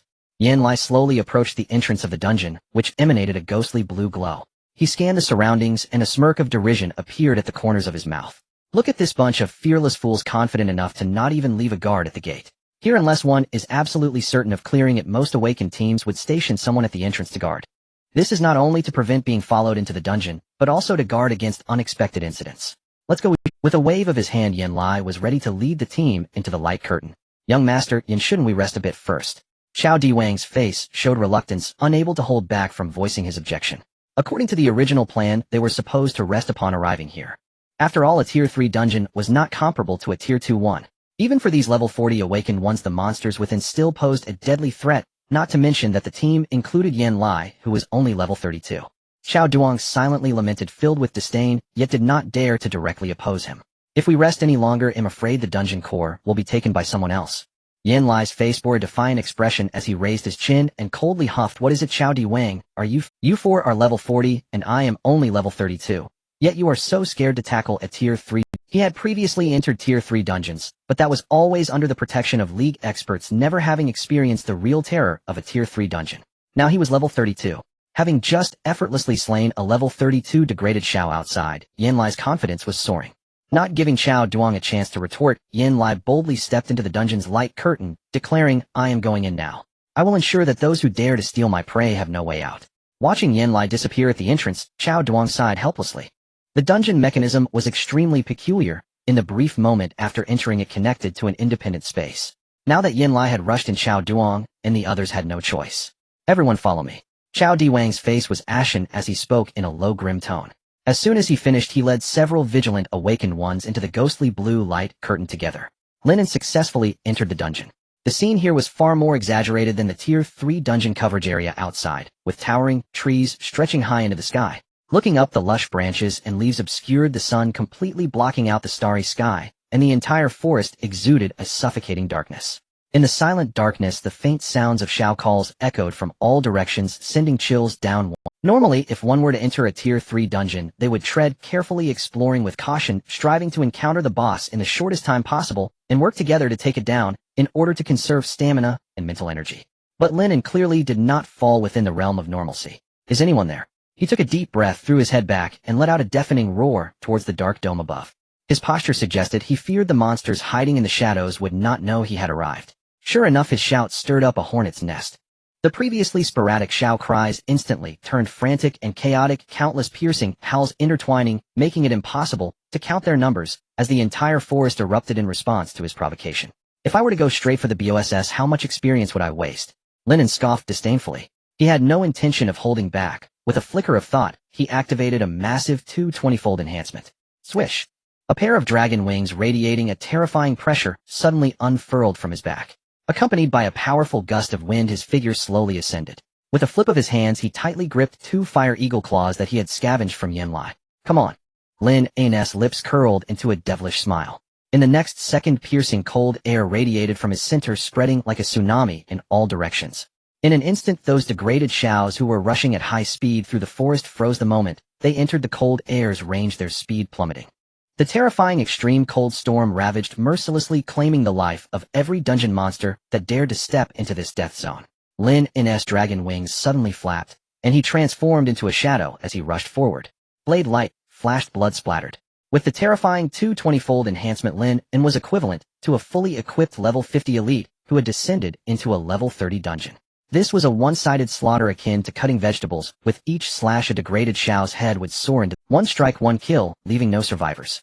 Unlike a true level 50 awaken entering a tier 3 dungeon, Lin An's actual panel level was only a meager 19. He was not in the least hindered by the experience acquisition limitations that came with level disparity. Instead, due to his exceedingly low level, the significant experience from killing monsters of higher levels was rapidly feeding back to him. Lin An's experience progress bar was skyrocketing at a visibly terrifying speed. After Lin An had ruthlessly slaughtered several rounds, those originally mindless degraded Shaos finally felt fear and began to retreat, trembling in instinctive response. But at the same time, Lin An encountered his first elite monster since entering the dungeon. Level 35, Ironback Giant Arm Shao. Like human awaken one's dungeon monsters awaken a special skill for every 10 levels they cross. This level 35 Ironback Giant Arm Shao was massive, its broad back and sturdy arms covered with a layer of heavy and sharp mutated bone armor. Roar! The Ironback Giant Arm Shao let out a thunderous roar. It suddenly lunged forward, grabbing a fleeing degraded Shao beside it, and hurled it towards Lin An. Then it used its powerful legs to push off the ground, leaping onto a giant tree, gripping a thick branch, and swing. Harnessing this terrifying momentum, the Ironback Giant Arm Shao soared high into the air, raising its heavily armored arms along with the degraded Shao it had just thrown crashing down towards Lin An like a mountain. This world-destroying might, if it were Chao Duong standing in Lin An's place, his shell would likely be cracked. However, it was facing Lin An. Before the Ironback Giant Arm Shao could even land, a crimson fire line flashed like lightning through the air. Swish! The terrifying sharpness of the Fire Eagle Claw combined with Lin An's extreme speed instantly sliced through the air, accurately severing its neck. The massive head soared into the air, instantly decapitated. The degraded Shao that had been thrown as a projectile also could not escape the fate of being cleaved in two. However, just as Lin An's blade made contact with the degraded Shao, boom! The shattered degraded Shao suddenly exploded, transforming into a terrifying high-explosive fireball. The violent explosion shockwave severed one of Lin An's arms, and his handsome face was left bloodied. Ironback Giant Arm Shao's Tier 3 exclusive skill, War Throw, can convert any thrown object into a bomb, triggering a violent explosion upon contact. As expected of a level 35 elite monster, quite cunning. Lin An stood still, casually shaking his head. Aside from his destroyed clothing being irreparable, his severed arm and damaged face astonishingly healed back to normal in the blink of an eye, leaving not a single scar. This unexpected explosion would have likely added a new crack to Chao Diwang's shell if he had been the one taking the hit. Having learned from this experience, Lin An was now more cautious. Subsequently, several Ironback Giant Arm Shaos that charged out from the dense forest no longer had any chance. Their proud heavy armor and cunning tricks were rendered useless before Lin An all transformed into terrifying experience points that he devoured. In the 12th minute of entering the dungeon, a beam of upgrade light quietly flowed around Lin An. His level finally broke through from level 19 to level 20. From level 19 to level 20. It may seem like just a single step, but for Lin An it is an undeniable transformation. From level 19 to level 20. It may seem like just a single step, but for Lin An it is an undeniable. The sacrifice conversion rate of the level Sacrifice Support has been sharply increased by another 20. The SS level Winter Sovereign has successfully unlocked a new skill. Extreme Cold Winter Divine Spear. By compressing absolute zero and mental power to an extreme degree, it conjures a destructive ice spear capable of freezing space. With the characteristic of elemental suppression, all regular elemental energies, such as water, fire, wind, and lightning, cannot coalesce on the surface of the dragon scales, providing complete immunity to elemental damage unless the level difference is like a chasm. With the black dragon armor, all laws are forbidden to burn. In midair, the wide dragon wings behind Lin An slowly waved, supporting him as he floated in the void. He slightly closed his eyes, quietly feeling the surging new power within him. A flicker of thought moved. Buzz, a ghostly blue ice crystal spear emanating endless chill materialized before him. Within the already expanded domain of Extreme Cold Winter Divine Realm, this new skill received an extremely terrifying enhancement, a 200 increase in skill power, plus a 60 reduction in skill cooldown. It is important to note that this domain enhancement is fundamentally different from the full body enhancement from Sacrifice. It is calculated independently as multiplication. This means that Lin An, who already possesses a 220-fold abnormal enhancement, will double that again the moment he uses the extreme cold winter divine spear. A staggering 440-fold ultimate destructive power. Lin An himself could hardly imagine what kind of world-destroying might would erupt if this ice crystal spear were thrown with full force. At the same time, with a crisp sound of scales rubbing together, a layer of dense dark golden-hued black dragon scales spread along Lin An's neck, resembling a perfectly fitted streamlined battle armor that completely covered his body. This layer of black dragon armor not only did not distort his form, but rather accentuated his already cold and handsome features, making him appear even more demonic and tyrannical, like a peerless demon god stepping out from the abyss. With a massive boost in physical defense combined with absolute suppression against elemental magic, his current defensive power is simply unbreakable. It is no exaggeration to say that if Gu Yin were to pull the Phoenix Descent bow to the max and shoot at him again, the damage caused by the powerful fire arrows would be less effective than simply running up and punching him. With such an abnormal skill combination, Lin An could only describe it in 2 words: terrifying. Roar. At that moment, Lin An's previous reckless large-scale slaughter finally awakened the third-tier lord sleeping in the core area of the dungeon. The 35-level trick face, Bladebone Shao. Accompanied by a deafening, terrifying roar, the entire forest seemed to tremble. The lord's first skill, Trick Face Command. Visible crimson sound waves rippled through the woods. All surrounding Ironback, Great Arm, Apes, and degraded Shao, stimulated by this frenzied sound wave, instantly turned reedied, and their speeds surged by 50. Not only that, but those degraded Shao who had previously been scared out of their wits and were fleeing in all directions now turned around, charging towards Lin An in midair like a fearless zombie tide, screaming as they came. However, all struggles are in vain. Under the absolute suppression of extreme cold winter divine realm, the area within a 50-meter radius centered on Lin An is a zone of death. Those degraded Shao, as soon as they dared to step a foot into this death line, would instantly turn into lifelike ice sculptures. Only the thick-skinned Ironback Great Arm Apes could barely hold on a little longer in the extreme cold. Of course, there were a few slightly smarter ones who learned to stop in the safe zone 50 meters away, frantically grabbing degraded Shao from the ground and throwing them like bombs at Lin An. Having learned from past mistakes, Lin An naturally would not foolishly remain a live target. He curled his lips into a bloodthirsty cold smile, gripping the floating Winter Divine spear tightly in his right hand. Let's see what power my new skill possesses. His deep gaze instantly locked onto the massive lord figure deep in the forest.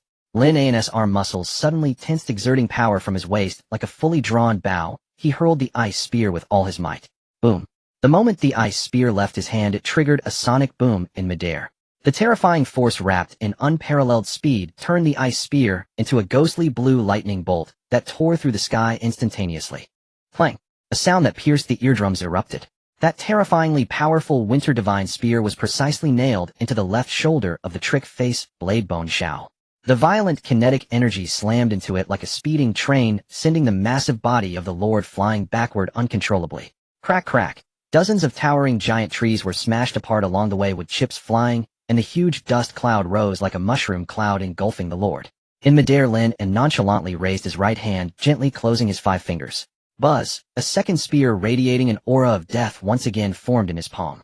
Roar! Oh, oh, oh! From the distant ruins and dust, an even more mournful and furious roar suddenly erupted. The passive skill exclusive to third-tier lords, Lord Transformation. The lord's health dropped below 30 for the first time, or it triggers when all small monsters on the field are defeated.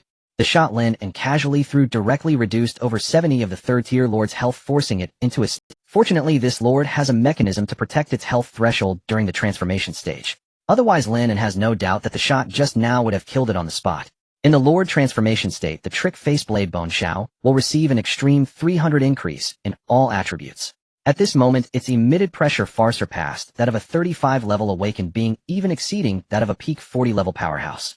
Its originally light blue eyes have completely transformed into a brutal crimson, locking onto Lin An. Simultaneously, all surviving small monsters in the area also receive this massive rage boost, charging towards Lin An with a frenzied determination. Clang! Clang! 2 long and sharp pale bone blades suddenly shot out from the joints of the lord's arms. It pushed off the ground with its powerful legs, leaving 2 deep craters, and its massive body transformed into a crimson shadow, attacking Lin An with a terrifying speed that took one's breath away. The crazy charge of the small monsters couldn't even graze the hem of Lin An's clothes. And this seemingly invincible third-tier lord. In midair, what awaited it was a cold glow that was continuously enlarging. It didn't even manage to enter the 50-meter range of Lin An's extreme, cold winter divine realm. The second winter divine spear arriving after the first effortlessly pierced through its tough forehead. The massive body suddenly froze midair, then plummeted to the ground like a kite with a severed string.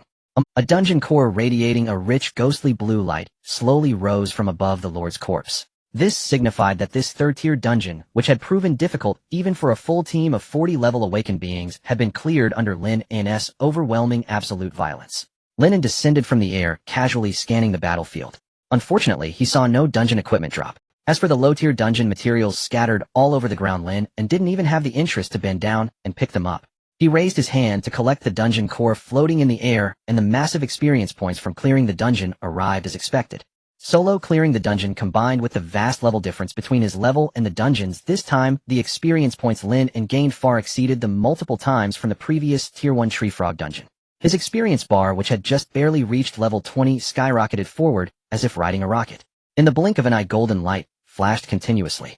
Lin An's level surged like a tidal wave, instantly crossing 3 levels, and settling at level 20, feeling the increasingly overwhelming power within him and now possessing a robust body capable of enduring up to 250 times full-scale enhancements. Lin An couldn't help but exclaim with delight, as expected of a third-tier dungeon, the leveling speed is just fast. I wonder what kind of scene it would be if I entered a fourth-tier dungeon. As his thoughts turned, a light door marking the exit from the dungeon slowly took shape ahead. Lin An stepped forward without a trace of longing, returning to the entrance of the third-tier dungeon that radiated a ghostly blue light. In less than 20 minutes, Lin An solo charged through the third-tier dungeon. Above the night sky, a cold moon still hung high. There is still plenty of time until dawn. Just as he stepped out of the dungeon, the previously oppressive and chilling atmosphere of the area dissipated like melting ice and snow. The shrill cries of the Shao from the depths of darkness also came to a complete halt. After the dungeon core was taken, this vast third-tier dungeon area has completely transformed into an absolute safe zone, where not a single dungeon monster could be found. Lin An lazily twisted his neck and stretched symbolically. He took out a map from his pocket, carefully studying it. For the next third-tier dungeon, I hope it can give me some intensity. The dragon wings behind Lin An suddenly unfurled, producing a deep rumble as they cut through the wind. Under the terrifying amplification of 250 times at level 23, the size of these wings underwent a qualitative change. The pure black wings spread wide, thrice the size of an ordinary person, resembling the wings of a demon that obscured the sky, with each dragon scale shimmering with a chilling light. The fierce wind surged as the dragon wings took flight. Lin An's figure instantly soared into the sky, shooting straight up into the clouds. He hovered at an altitude of over 100 meters above the ground, his eyes calm as a deep well, looking down at the dungeon projection below that appeared as insignificant as ants, a hint of battle intent playing at the corners of his mouth. In the next Tier 3 dungeon, I hope it presents me with some challenge. As he murmured softly, he left a trail of afterimages in the air, racing straight towards the next Tier 3. Below him at the entrance of the Tier 3 dungeon, mysterious-faced bone demon, the spatial light screen rippled with murky waves. It had been a full 2 hours since Lin An departed from here. The light screen twisted violently, and a figure extremely disheveled finally stumbled out. This was Yin Lai, who had reached level 33. At this moment, there was no trace of the grandeur of a young master left in him. His once flamboyant fiery red hair had been mostly corroded by filth thrown by the inferior demons, resembling a bundle of dry straw. His outfit was riddled with holes, a mix of charred patches and bloodstains, a pitiful sight. Damn it! Someone has— Yin Lai kicked a nearby stone in frustration, roaring in anger, his eyes filled with unwillingness and fury. Following closely, Chao Duong staggered out from the entrance. He was 10 times more miserable than Yin Lai. His body was covered in deep, ghastly knife wounds, with his skin marred by black scorch marks left by explosive impacts.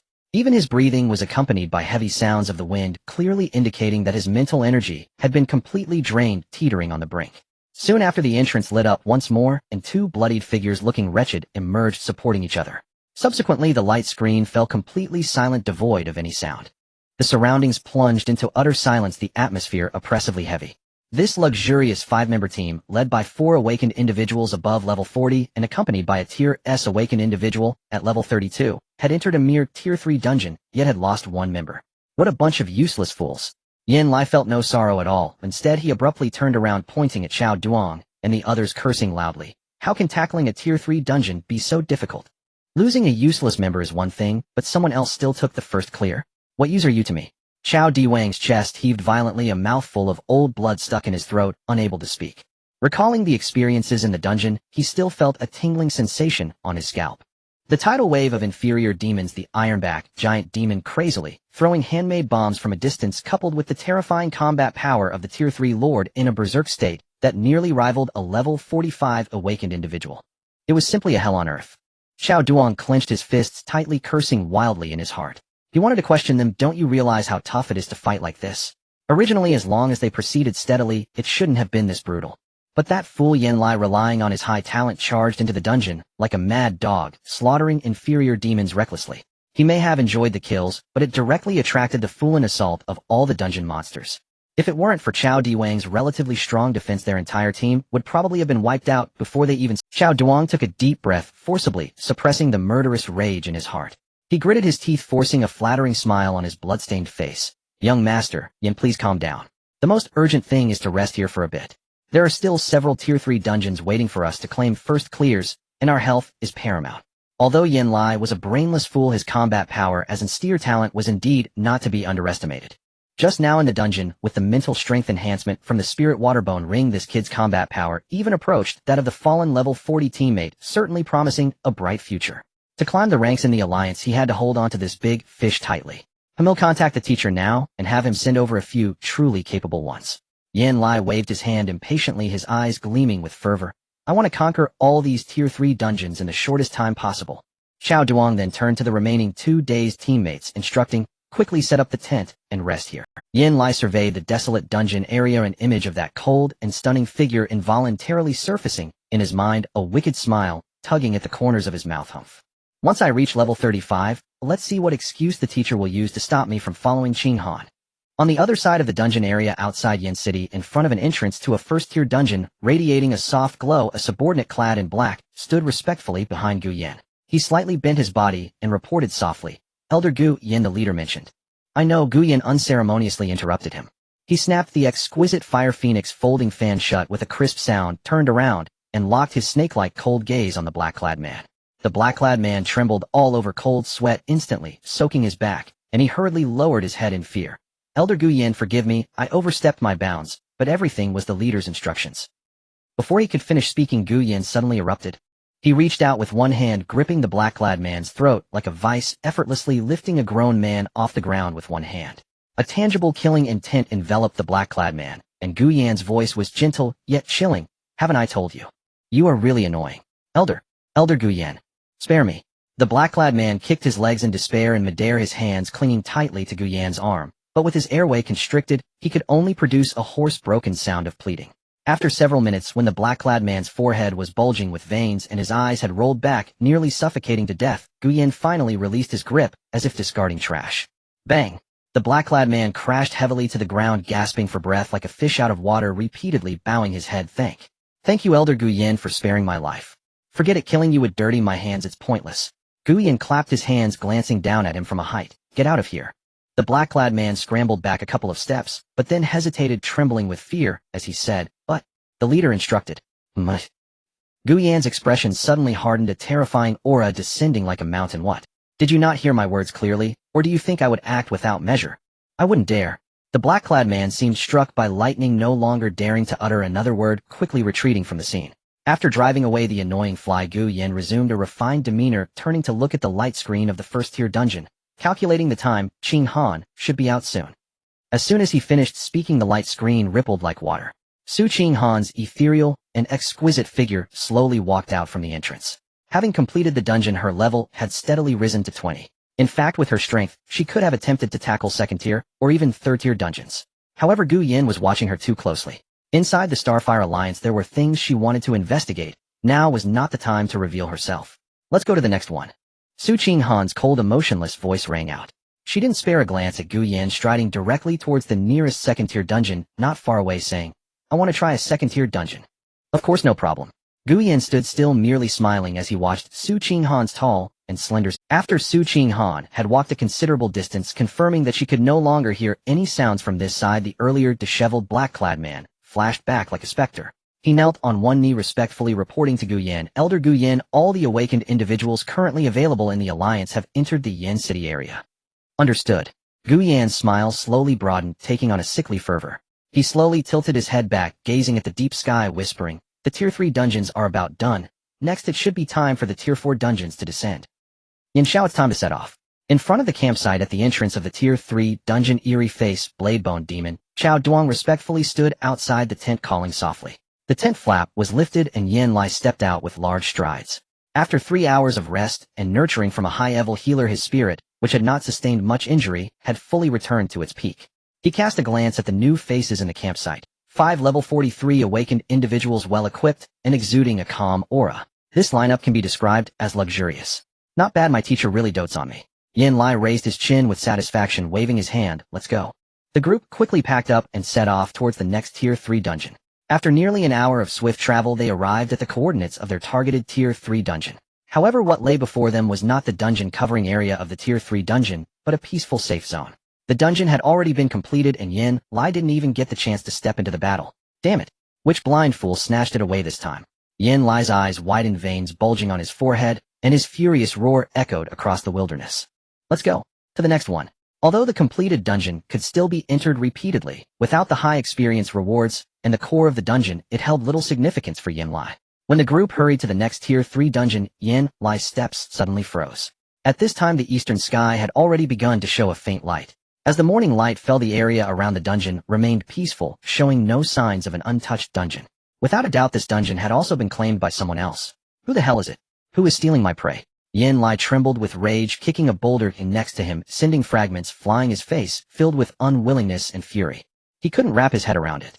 This was a Tier 3 dungeon that had only just appeared 2 days ago. An ordinary level 40 awakened team wouldn't dare venture in easily. Moreover, level 40 high-level awakened individuals had regular tasks assigned by the Alliance, and if they cleared a Tier 3 dungeon without authorization, it meant their chances of encountering a Tier 4 dungeon in their regular tasks would skyrocket.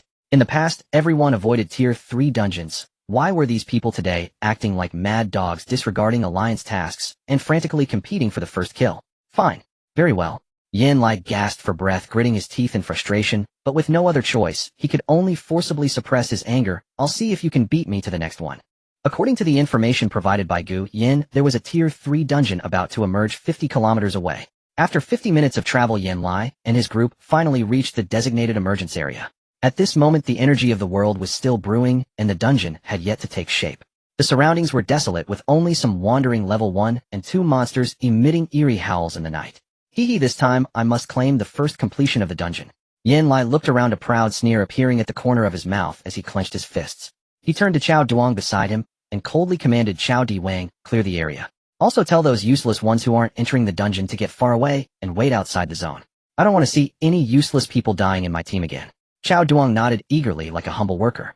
He quickly sent the others outside the safety line, forming a team of 5 consisting of himself, Yin Lai, and 3 elite level 43 awakened individuals. The moment the dungeon emerged, all awakened individuals within the covering area would be forcibly drawn in and automatically grouped according to their positions. To avoid being dispersed, the 5 of them tightly clustered at the estimated center of the dungeon entrance. Yin Lai raised his wrist to check the time, a wicked smile forming on his face. Countdown to emergence last minute. I'll see who can grab the first completion before me this time. Countdown to dungeon emergence 10 seconds. Not far from Yin Lai and the others, Lin An had just stepped out of the entrance of a Tier 2 dungeon. Moreover, he was positioned right at the edge of the covering area of the upcoming Tier 3 dungeon. Looking at the brightening sky, Lin An exhaled a breath of turbid air. That night, Lin An went on a killing spree. Ever since leaving the Eerie Face Bladebone Demon dungeon, he had been non-stop clearing the remaining 2 Tier 3 dungeons. With no news of the Tier 3 dungeons, Lin An simply farmed 2 Tier 2 dungeons nearby. Through the high experience rewards from the first completions of the 2 Tier 3 dungeons, plus the accumulation from the 2 Tier 2 dungeons. At this point, Lin An's level had shot up to a terrifying 27, as if propelled by a rocket.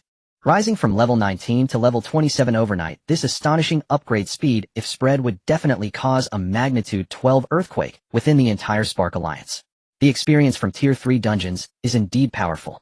Lin An stretched and murmured softly, his tone revealing a hint of lingering desire. If only there was a Tier 4 dungeon to jump into next, that would be perfect. Countdown to dungeon emergence, 1 second. Just as Lin An prepared to set off in search of his next target, the next moment the world changed color. A strange and violent spatial energy swept in like a tsunami from afar, instantly engulfing Lin An. Following that, a dark red spatial gate appeared out of nowhere right before his eyes. It was almost pressed against his face. The gate unleashed a terrifying pulling force, and Lin An didn't even have time to take a step before he was abruptly sucked into the gate. Blinding white light flashed before him, and that familiar feeling of dizziness quickly dissipated. When Lin An opened his eyes again, the scene before him had undergone a tremendous change. A suffocating wave of heat hit him, with the perceived temperature soaring to nearly 50 degrees. Looking far ahead, a massive volcano rose straight into the clouds with dark red flowing lava winding down its slopes, emitting a pungent smell of sulfur. Even more bizarrely, amidst this terrifying heat, vast expanses of dark red giant trees grew around their branches and leaves, lush and exuding an unnatural aura. Roar! A series of low and violent lion roars echoed from the depths of the dense forest, sending chills down one's spine. Just as Lin An was carefully observing the surrounding environment, a sudden coarse and frantic curse came from not far behind a giant tree. What a damn bad luck. To run into a Tier 3 dungeon emergence while walking at night. What a damn misfortune. A rough and furious curse shattered the eerie silence in the stifling giant forest. Walking on a night road and suddenly encountering a level 3 dungeon forcefully descending. Immediately after, another voice, sharp and eerie like nails scraping glass, rang out. Stop the nonsense and quickly look for an exit. Perhaps we can still escape. Lin An gazed in the direction of the voice. Beneath the trees, a nauseating scene was unfolding. A small, sinister-looking old man was anxiously fumbling around for an exit. Not far away, a gigantic man as bulky as a grizzly bear had just pulled up his pants, clutching a heavy alloy shield in his hand. Beneath him lay a ragged woman slumped in the dirt. She was covered in wounds, softly sobbing in despair, clearly having just suffered inhumane humiliation. Next to the giant tree leaned a man in a sharp suit. In this dim and stifling dungeon, he wore sunglasses and casually toyed with a katana, exhaling wisps of smoke leisurely. Butcher, hurry up and put your pants on once you're done. The suited man blew a smoke ring, his tone dripping with a pretentious, gentlemanly flair. Don't let the dungeon monsters outside see us and think we've disgraced ourselves. Yes, boss. Please just let me go. The woman on the ground trembled as she issued a desperate plea. Smack! The butcher retaliated with a harsh slap, causing blood to spill from the woman's mouth as he gruffly shouted, stop the nonsense. He then impatiently turned to the small, old man, yelling, Poison Rat, have you found the exit? Stop rushing me, I'm looking. Poison Rat retorted without turning his head. At that moment, the suited man leaned against the tree, brushed off the ash from his cigarette, and spoke in a feigned, profound tone. Stop looking. We're probably not the last group to enter, we can't go back. As he spoke, he cast a gaze towards Lin An's direction, a mocking cold smile curling at the corners of his mouth. Hey little brat over there, since you've been watching for a while, why don't you come out? Lin An was not surprised at being discovered, as he had not made any effort to hide his presence from the start. Calmly stepping out of the shadows, Lin An's gaze briefly flicked over the pitiful woman on the ground, causing his brow to slightly furrow. What a damn misfortune. Poison Rat complained with an unsatisfied expression upon seeing Lin An's youthful face. The scholar and the rose didn't get sucked in yet. We've got a little brat who hasn't even grown hair. He spat a mouthful of thick phlegm onto the woman's face. If there's no exit, so be it. Now we have to bring a woman and a little greenhorn with us. How are we supposed to tackle this dungeon? Roar!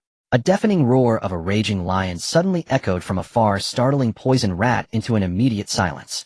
Save me! The woman on the ground seemed to have grasped a lifeline, issuing a faint cry for help towards Lin. The suited man suddenly stomped his shoe down on the woman's back, pinning her firmly, and raised a finger to his lips, gesturing, hush, shouting, in a place like this isn't a pleasant behavior. He turned his head, casually looking at Lin An with a hint of disdain. Little brat. Before he could finish speaking, a flicker of extreme coldness flashed in Lin An's eyes. Without any unnecessary words, he struck directly. Boom. An extremely frigid aura erupted, instantly tearing apart the 50-degree heat surrounding them. A crystal-clear ice spear materialized in Lin An's hand, transforming into a streak of light aimed straight at the suited man's face. Watch out, boss. The butcher shouted loudly, raising the heavy alloy shield to block in front of him. Lin An's strike was merely a probing blow, not using his full strength. However, when the alloy shield made contact with the ice spear, the terrifying chill instantly shattered the metal's physical defense. With a crack, the rigid spear penetrated through the alloy shield with unstoppable force. The butcher's face changed drastically as he decisively discarded the shield and retreated, but the spear's tip still grazed his left shoulder. The extreme cold immediately invaded, freezing his wound solid. Damn it! This little brat is not simple. The butcher covered his numb shoulder, shouting harshly. Taking advantage of the half-second that the butcher had blocked, the suited man had already leapt onto a thick branch. He slowly drew out his katana, the blade scraping against the sheath, producing a crisp sound. Even at this moment, he still maintained his high and mighty demeanor. Little brat, you have quite a temper. But fighting among ourselves in a level 3 dungeon isn't a good habit. Although the suited man's tone remained pretentious, a deep sense of wariness flickered in his eyes. Your strength is impressive. We can cooperate and conquer this dungeon together. Sure. Lin An's expression was cold as he lightly interrupted him with 2 words. The suited man's face relaxed momentarily, but Lin An's next sentence dropped the surrounding temperature to absolute 0. But there's no need. Lin An had initially felt displeased at the thought of sharing the experience pool with others, but after witnessing these people's beastly actions they had already marked their path to death in Lin An's mind. From the brief exchange Lin An had roughly grasped their capabilities. All were above level 45, roughly equivalent to 1.5 change in Xiao. Buzz. A 200 times comprehensive enhancement was abruptly activated. The domain of Winter's wrath expanded instantly, unleashing an endless wave of chilling air that surged wildly in all directions. At that moment Poison Rat, who had stealthily approached Lin An from behind, was about to spring into action. However, when that world-destroying chill descended, his pupils constricted as he realized something was wrong, turning to activate his proud speed skill to escape. But to his horror he found that in this terrifying domain his speed was brutally cut down by 70. His legs felt as heavy as if they were filled with lead. Boss, save me. It was too close, even a god could not save him. The second ice spear in Lin An's hand was already thrown, transforming into a bolt of ice blue lightning. In a single encounter the spear ruthlessly pierced through Poison Rat's back heart, pinning him firmly. He even maintained the posture of terrified flight as the terrifying chill erupted instantly, turning him into a lifelike ice sculpture. Poison Rat's shrill scream before death completely alerted the surrounding monsters. Accompanied by a roar, a giant lion comparable in size to an adult, its body engulfed in blazing red flames, and a black crystal embedded in its forehead leapt out from not far away. Level 37. Inferno Young Lion, damn it. The butcher's eyes turned crimson as he raised his weapon to charge for revenge for his brother, only to be harshly stopped by the suited man in the tree. At this moment the suited man was drenched in cold sweat, all gentlemanly demeanor and pretentiousness erased in the face of the absolute gap in strength. He finally realized that this time he had kicked a real iron plate. Senior, let's talk it over. The suited man hurriedly retracted his weapon, his tone completely softening. This is a superior dungeon within a level 3 dungeon. The boss monster is probably a level 39 pinnacle existence. We are both elite at level 47, if you spare us we can cooperate. Before he could finish his sentence, boom. A spear surrounded by a terrifying storm of ice had already shattered space, sweeping towards him. Under the nearly 70 speed suppression of the Winter's domain the suited man didn't even have the privilege to run away. In the next instant the spear accurately pierced through the mouth of the suited man who was begging for mercy. The spear's force remained undiminished, shooting straight towards the Inferno Young Lion that had just poked its head out behind him, piercing it as well. Crack crack. In the blink of an eye 2 more gruesomely frozen sculptures appeared on the branches and ground. The butcher standing below didn't even have time to react to what had just happened. The boss who had been begging for mercy a moment ago had turned into an exquisite ice sculpture in the next. Extreme fear instantly shattered the butcher's psychological defenses. This burly man actually went weak in the knees and soiled himself from fright. He fell to his knees with a thud, turning around in terror. Senior. The first word barely escaped his throat when the third ice spear came crashing down from above, piercing through his skull, nailing him permanently to the ground. The cold wind howled. Lin An's indifferent gaze swept over the corpses on the ground. From the moment he made his second move until the battle was completely over, the entire process took less than 5 breaths of time. 3 level 47 Grey Talon Awakeners were instantly killed, without even leaving time for a complete Lin An withdrew his gaze and turned to look at the woman on the ground. At this moment, she had completely forgotten her. She stared blankly at the demons who had just brutally violated her, now turned into several cold sculptures, the fear in her eyes replaced by utter shock and disbelief. Lin An did not make a move, nor did he approach to help. He simply turned around decisively and stepped towards the volcano deep within the dungeon. The suffering soul, whether alive or dead, depends on her own fate. The sun had risen, and the scorching rays pierced through the thin mist of the wilderness. Although it was still morning, the air in this area felt distorted and oppressive due to the newly arrived Tier 3 instance, with the temperature nearing 50 degrees. In a temporary tent not far from the instant's entrance, a member of the suit-clad team, known as Scholar, quietly gazed at the dark red light curtain. He possessed a refined appearance with gold-rimmed glasses perched on his nose, and a hint of timidity typical of a scholar was evident on his brow. I wonder if the boss and the others will be able to return unscathed. It would be better if they can't come out. A charming giggle came from beside him. A tall woman in revealing attire leaned close. Her tight leather outfit accentuated her exaggerated curves, exposing large areas of her fair skin to the humid air, exuding a wild and unruly aura with every gesture. She was a member of the suit-clad team, Rose. She practically pressed her body against Scholar's back, her fingertips ambiguously sliding down his spine, as she breathed softly. If they all die in there, we could simply elope and become a pair of carefree wild lovebirds. Scholar's ears turned slightly red as he pushed up his glasses, choosing not to respond. Such a shy virgin is quite amusing. Just a few teasing words can make him blush like this. Rose stood up straight, giggling. The boss is comfortable. Oh, before entering the instance, he even casually tied up a fresh little girl to relieve himself, leaving me with a greasy old man. Rose exaggeratedly pretended to gag. It's truly unappetizing to look. Scholar, how about? Today sister does you a favor and breaks your virginity. Scholar took a step aside, his tone calm. No need, I have always believed in pure love. Oh. A hint of mockery flashed in Rose's eyes as her red lips curled. Is it that kind of pure love, where you personally slaughter your first love girlfriend? The moment her words fell, Scholar's originally timid and bashful face instantly froze. A chilling intent to kill erupted from within him, without warning, and his eyes behind the gold-rimmed glasses fixed intently on Rose. Alright, I won't tease you anymore. How boring, just a few words, and you've turned murderous.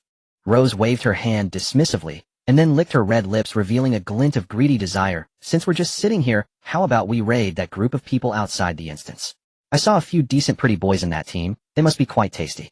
Scholar repressed his killing intent, took out an old yellowed book from his pocket, and began to read it leisurely, his voice returning to its gentle tone. It's acceptable to rob ordinary escapees, but that group is the regular army of the Starfire Alliance. Given their posture, there must be big shots from the Alliance station nearby. After completing this heist, we will have enough resources to squander for a long time. I don't want to be put on the wanted list by the Starfire Alliance so soon. A coward. Rose snorted lightly, losing all interest. She turned to look at the silent instance entrance, sighing in boredom. I wonder which unfortunate soul got sucked in to keep the boss company. If it's a clean and handsome young man, that would truly be a pity. That butcher and his rough bunch wouldn't know how to cherish a man. The forced inhalation when the Tier 3 instance descended was determined by proximity to the entrance. When the instance descended, Rose and Scholar made a little private space for the suit-clad men.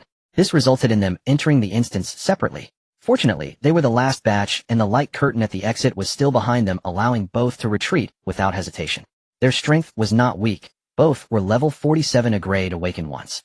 However, facing a superior Tier 3 instance, they did not feel they could escape unscathed with just the two of them. A level 39 Tier 3 lord in a berserk state could easily reach combat power, exceeding level 45, not to mention the multitude of instance monsters, recklessly delving in would be courting death. However, they did not leave immediately.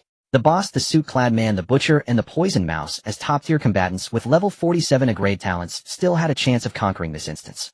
Thus the two chose to camp outside and wait. This wait is truly boring. Rose yawned and boldly laid down on the moisture-proof mat. She was already scantily clad, and with this languid stretch from Scholar's perspective, the glimpses of her curves between her chest and waist were even more tantalizing. At that moment, a strange wave suddenly emanated from ahead. Buzz. Immediately afterward, the stifling heat enveloping this area receded like a tide. On the cracked ground, a touch of new green even sprang up out of nowhere, and the oppressive environment instantly transformed into tranquility and harmony. This was a sign that the Tier 3 instance had been successfully conquered, and this place had been transformed into a safe zone. Rose and Scholar instantly sprang up, putting away all their nonchalance, and staring warily at the entrance. If it was the boss and the others coming out, everything would be fine. If it was not them, both were prepared to either strike or flee at any moment. A faint light flickered and a slender figure slowly stepped out of the light curtain. It was Lin An, who had undergone a simple disguise. At this moment, he still maintained the appearance he had when negotiating with Zhang Yin and the others. He looked to be around 24 years old. Although this attire slightly concealed his originally extraordinary looks, the sharp and profound handsomeness still drew attention. Oh, turns out to be a top-notch pretty boy. Upon seeing the newcomer's appearance, Rose's eyes suddenly lit up, and she instinctively licked her lips. However, she did not immediately pounce. To clear a Tier 3 instance this quickly, one either had great strength or had someone backing them. Lin An merely cast a casual glance at the two in the distance before retracting his gaze, completely disregarding them. The woman did look good and was dressed rather scantily. But that was merely enough to catch his eye. Compared to Su Qinghan, she fell short in looks, temperament, and figure. With the successful conquest of this Tier 3 instance, Lin An's experience bar surged again, stabilizing his level at 29.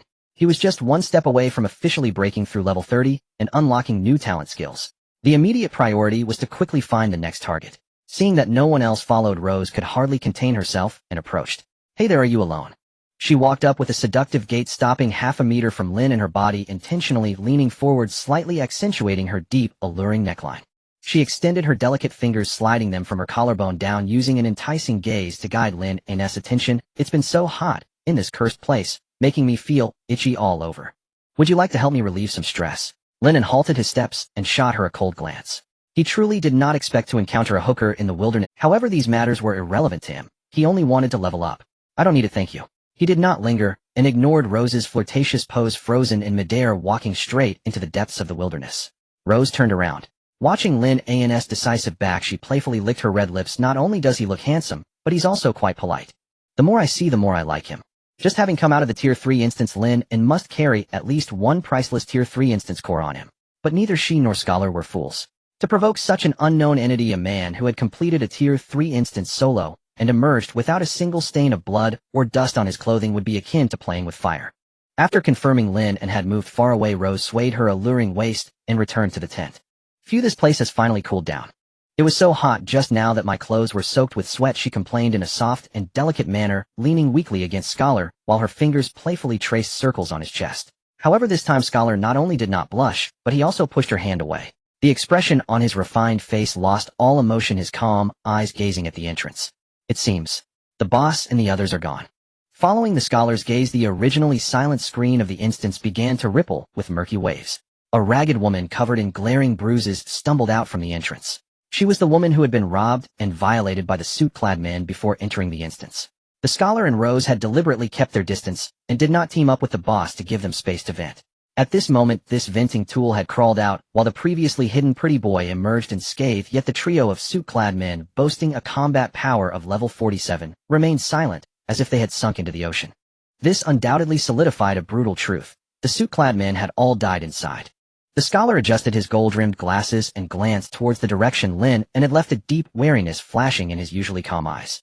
He swallowed hard and said in a low voice filled with lingering fear, "It's a good thing you only talked back earlier and didn't force yourself on him. Otherwise, next year on this day would be our death anniversary." Rose extended her crimson tongue and lightly licked her dry lips. Although she felt a wave of fear, as well her eyes ignited with a stronger curiosity. With a flick of her fingers, a vibrant rose petal materialized out of thin air. With a snap, the petal transformed into a sharp red flash, slicing precisely through the throat of the lucky woman who had just crawled out of the instance. A thin line of blood appeared on the woman's neck. Before the despair in her eyes faded, she collapsed straight to the ground, completely lifeless. "What an interesting man." Rose giggled. "Let's go, Scholar. Now that the boss is dead, we really have to elope." Before she finished speaking, the instant screen behind them flickered violently again. A figure with fiery red hair was the first to charge out, his once handsome face now twisted with rage. Damn it. Damn it. Yen Lai's eyes were bloodshot as he stomped on the ground, venting his fury. Why were they still ahead of me? He simply couldn't understand. Clearly at the moment the instance had arrived, he had rushed in with the most elite team. In that hellish magma-like environment, his fire affinity talent not only wasn't suppressed, but rather displayed extraordinarily, making his combat power no less than that of a level 40, a grade talent awakener. They cautiously avoided the troublesome instance monsters and quickly made their way to the final boss, exerting all their effort to slay it. But what was the result? Just as he was filled with joy, ready to claim the core of the instance representing supreme glory, he found the area behind the boss completely empty, not even a scrap left. First kill once again snatched from right under his nose. A bunch of useless trash. As soon as Chao Duong and the others peeked out, Yen Lai turned around and scolded them without mercy. After cursing, he irritably turned his head, his gaze landing squarely on the Scholar and Rose not far away. Upon seeing Rose's tall and alluring figure clad in revealing attire, a flicker of lust ignited in Yen Lai's eyes, and his previously pent-up rage found an outlet. Accustomed to being proud and domineering, he raised his chin and commanded Rose imperiously, "Hey, that woman." In the face of such arrogant scolding, Rose not only didn't get angry, but instead giggled and threw him a flirtatious glance. "Oh, little boy, you have quite the temper. If you want me to serve you, just so you know, my fee is quite high." Just as she said this, the screen behind Yen Lai stabilized, and Chao Duong and the others poured out. Due to their strategy of a swift and decisive attack, they had not engaged in a grueling battle with the massive horde. At this moment, aside from slightly drained mental energy and a few inconsequential scratches, their combat power was largely intact. But what truly alerted Rose and the Scholar was not their condition, but the conspicuous official uniforms of the Starfire Alliance worn by this group. "Let's go." The Scholar's expression darkened slightly as he coldly reminded, turning around without any hesitation. Rose threw Yen Lai a flirtatious parting kiss, her waist twisting as she quickly caught up with the Scholar. Their escape route, quite coincidentally, was precisely the direction Lin An had taken earlier. In fact, with their strength as level 47 high-tier awakeners facing this team that had just emerged from a tier 3 instance, and whose mental strength was not yet depleted, they could actually hold their own in a fight. But since they were indeed wanted fugitives on the Starfire Alliance's list, it was best to avoid the authorities. Choosing the direction Lin An had left was a tacit calculation between the Scholar and Rose. It allowed them to quickly create distance, while also utilizing the residual aura and traces left by that pretty boy to confuse the pursuing group. "Wanna run? Chase them. They must be the ones who snatched my first kill. We must capture them alive." Yen Lai, already filled with pent-up rage with nowhere to vent, saw these two strangers not only ignoring his commands, but daring to tease him as they turned to flee, and his reason was completely consumed by fury. Regardless of whether they were the thieves who snatched the first kill, he was determined to capture these two prey. Seeing the two getting further away, Yen Lai roared, "You dare mock me as you leave. Bitch, once I catch you, you'll see what true power is beneath me." Xiao Duong beside him wailed in despair, but could only grit his teeth and urge the remaining team members to chase after them, simultaneously activating the communicator to call for other personnel on standby outside to assist in the pursuit. Under the full-speed eruption of a level 47 height-tier awakener, their speed was ghostly. In addition, Lin An ahead was merely strolling leisurely while searching the instance and not exerting full speed. Soon after crossing over a barren forest at the edge of the Tier 3 instance, Rose and the scholar locked onto the slender figure in the distance. The scholar knew well that the young man was not to be provoked, and after a distant glance, he decisively suppressed his aura and turned to stealthily enter the dense forest on the other side. A perfect escape. But Rose, relying on the speed granted by her grade talent, felt a surge of reckless curiosity. She flitted like a blood-colored butterfly and at a distance of several dozen meters from Lin and turned back to throw him a captivating glance, calling out, "Sweetly little brother, what a fateful encounter, we meet again." As soon as she finished speaking, she lightly tapped the tree trunk with her toes, preparing to lead him on while swiftly escaping. However, just as she leapt out less than 10 meters, a chilling wave that seemed capable of freezing souls surged upon her like a tsunami. In an instant, the speed she took pride in as an assassin was directly cut down by a full 70. Her legs felt as though they were filled with 10,000 tons of ice, so heavy that even stepping forward became a luxury. Rose's complexion changed. Damn it. This time, truly a man's beauty leads to ruin. Only at this moment did she deeply realize how foolish her attempt to provoke Lin An had been. Far away in the treetops, the scholar coldly glanced at Rose, who was enveloped in frost, adjusted his glasses, and without a hint of hesitation vanished into the shadows, having no intention of turning back to rescue her. He watched as Lin An approached, leisurely stepping on the frost. Rose slightly twisted her frosted body, pouting, "Brother, this cold air is making me so chilly, come hug me," trying to charm Lin An once more. Lin An stopped and frowned slightly. This woman, had she taken medication before leaving? Rose and the scholar were incredibly fast, having already shaken off Yen Lai and his group by several mountain ranges. At this moment, within Lin An's powerful perception network, there were no other auras nearby apart from crack. The cold surged rapidly, completely freezing Rose's legs to the ground, and the frost began to creep toward her alluring waist. Lin An walked slowly to her side, looking down at her from above, his tone flat, but the murderous intent in his eyes was unmistakable. "What do you want?" Lin An was a professional killer, but did not kill indiscriminately. Upon first contact, he did not sense any substantial killing intent from Rose, only a lowly and alluring vibe, which was why he had spared her, not directly shooting through her head like he did with the suit-clad men. Rose struggled hard for a couple of times, realizing that the frost was as solid as a rock, and she couldn't move even. Seeing that she couldn't withstand it, she looked at Lin An with her watery fox eyes, twisting her waist in a way that was meant to be endearing, her voice soft as silk. "Oh dear, you're hurting me. Who told you, little brother, to be so handsome? I just made the mistake all women in the world make, wanting to be closer to you. Please have mercy and let me go, want you." Rose blinked her sparkling watery eyes, looking at Lin An with a pitiful, helpless expression. Her alluring tall figure, clad in a skin-tight leather outfit that barely covered anything, combined with the seductive pose she deliberately struck, was indeed more captivating than any so-called top-tier online streamer. Before Lin An could speak, a flurry of hurried, chaotic footsteps echoed from the dense forest behind him. Damn it! How did those two people ahead run so fast? Yen Lai gasped out curses between ragged breaths. At merely level 33, he was undoubtedly the biggest dead weight in a team of high-tier awakened ones, all uniformly above level 40. Everyone had to deliberately slow their overall pace to ensure his safety. Yet he, utterly lacking self-awareness, scowled and roared at those behind him. "You bunch of trash, run faster. A proper level 40 awakened one can't even run as fast as I can. What are you good for, just eating?" Chao Di Wang, running on the flank, could only sigh helplessly in his heart upon hearing this. He had essentially enshrined a living ancestor. But for the sake of future glory and advancement within the alliance, he had no choice but to swallow his pride and continue to coddle him like a precious relic. "Young Master Yin is absolutely right." Chao Duong chimed in with a fawning smile, then immediately turned and put on a fierce expression, harshly urging the other members. "Didn't you all hear young Master Yin? Speed up and keep up." Hearing the arrogant and familiar commotion, Lin An slowly turned around, a playful smirk involuntarily curling at the corner of his mouth.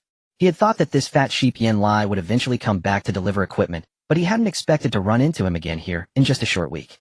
"I hope this time you'll drop something decent." Lin An chuckled inwardly. Soon Yen Lai and his group's figures broke through the dense foliage, stumbling into Lin An's sight. "What's going on? Why has this damn place suddenly become so cold?" The moment he stepped into the area, Yen Lai shivered from the chill. Lin An hadn't fully unleashed the winter domain at this moment. He had merely compressed the extreme cold precisely onto Rose alone, holding her firmly in place. Therefore when Yin Lai and the others barged in, they only felt an unusual bone-piercing chill. Tracing the source of the cold, the sight ahead made Yin Lai stop dead in his tracks. There stood the eye-catching woman in red, frozen in place in a strange posture, as if caught mid-sprint. Beside her stood a handsome young man with a calm and different expression. Seeing this scene, Yin Lai was overjoyed and laughed arrogantly. "Ha! Kid, well done. Hand that woman over to me obediently, and I'll reward you handsomely." However, his only response was Lin An's teasing amused gaze. Stared down by those deep, cold eyes, Yin Lai felt an inexplicable sense of dread creep up his spine. He felt the gaze was strangely familiar, as if he'd seen it somewhere before, but his mind, clouded by rage and arrogance, couldn't seem to recall where. He suppressed the flicker of unease and waved his hand dismissively. "Xiao Diwang, go bring that woman to me." Xiao Duang responded out of habit. But when he actually focused his gaze ahead, his already limited confidence deflated like a punctured balloon. It wasn't that he recognized Lin An through his disguise, but rather with his seasoned experience, he clearly saw the situation for what it was.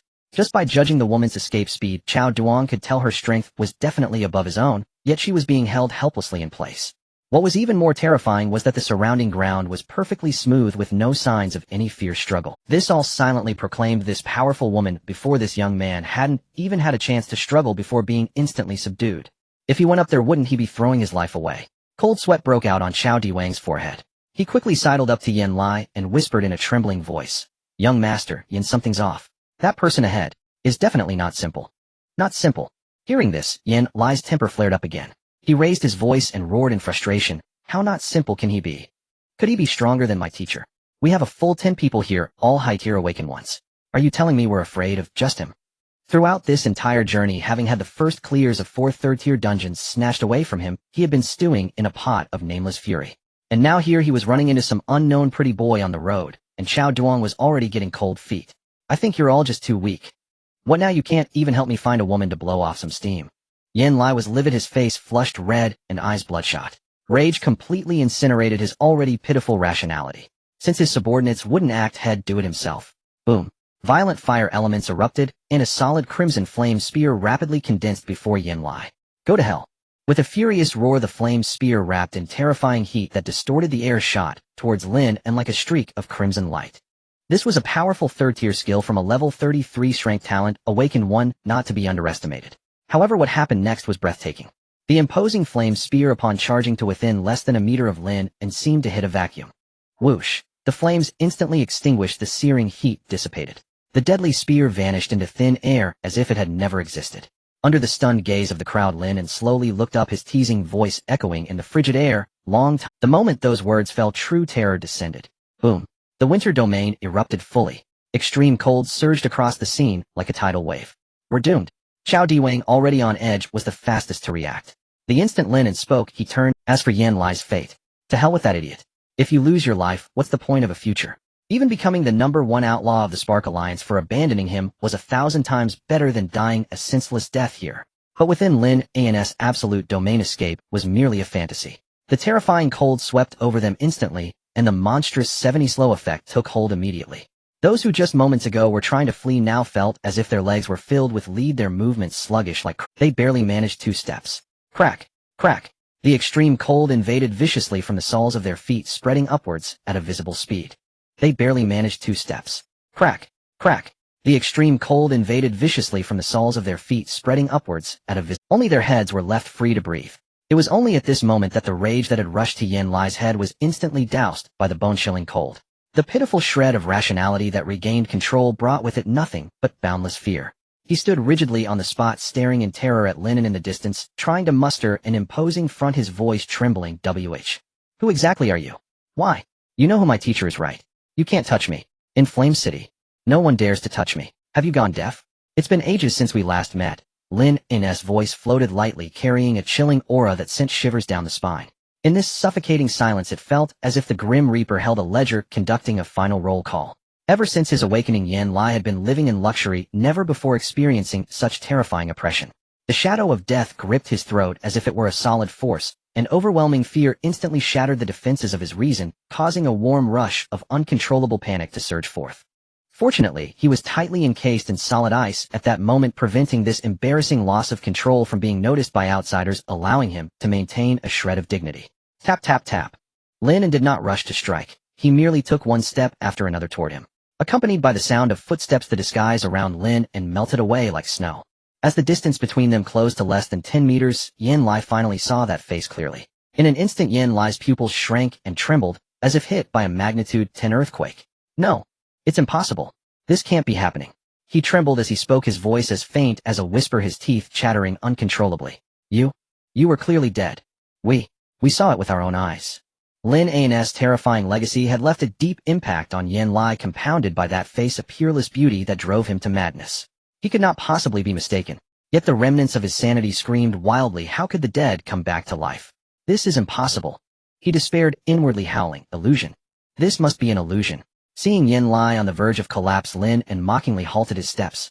He tilted his head slightly, a sickly pleasure swirling in his deep-set eyes, like a seasoned hunter relishing the desperate and absurd struggles of his prey in its final moments. It seems not only are your ears deaf, but your eyes are failing as well. Lin An shook his head with a hint of regret. He had enjoyed the grotesque spectacle of the prey's demise sufficiently. It was time to send them on their way. The Winter Divine Spear instantly coalescing. The ice-blue spear tip glinted with lethal cold light, locking onto Yin Lai's head, the only part exposed above the ice. Without a moment's hesitation, it was fired. The Winter Divine Spear tore through the air with unstoppable force. Just as the spear tip was about to pierce Yin Lai's brow, a brilliant blue energy shield suddenly flared to life, blocking the attack. However, it only managed to hold for an instant. Crack! The blue shield shattered with a deafening sound, disintegrating into countless glowing fragments. The divine spear faced no further obstacles, effortlessly penetrating Yin Lai's head. Bang! There was no gory explosion of flesh, only an extreme chill. The terrifying low temperature instantly froze everything. That once proud head shattered like a fragile ice sculpture. Not a single drop of blood spilled, only pieces of pale frozen fragments scattered crisply across the ground. Thud! A crystal-clear eyeball, frozen solid, rolled to Chao Diwang's feet. The terror within that I had yet to dissipate fixated on him. Chao Diwang's hair stood on end. Among all present, he was the only one with his back to Lin, and having missed that horrifying scene entirely. Yet at this moment, staring at the eyeball on the ground, the gruesome imagery his mind conjured was far more gut-wrenching than the real scene. Spare me, Senior. Please spare me. Chao Diwang's knees buckled as he pleaded with a piercing cry. I am merely a dog following orders. I had no intention of offending you, Senior. Bang! Bang!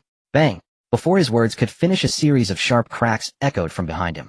Following that, several similarly frozen heads rolled to the ground, stopping right in front of him one after another. Senior, please, spare me.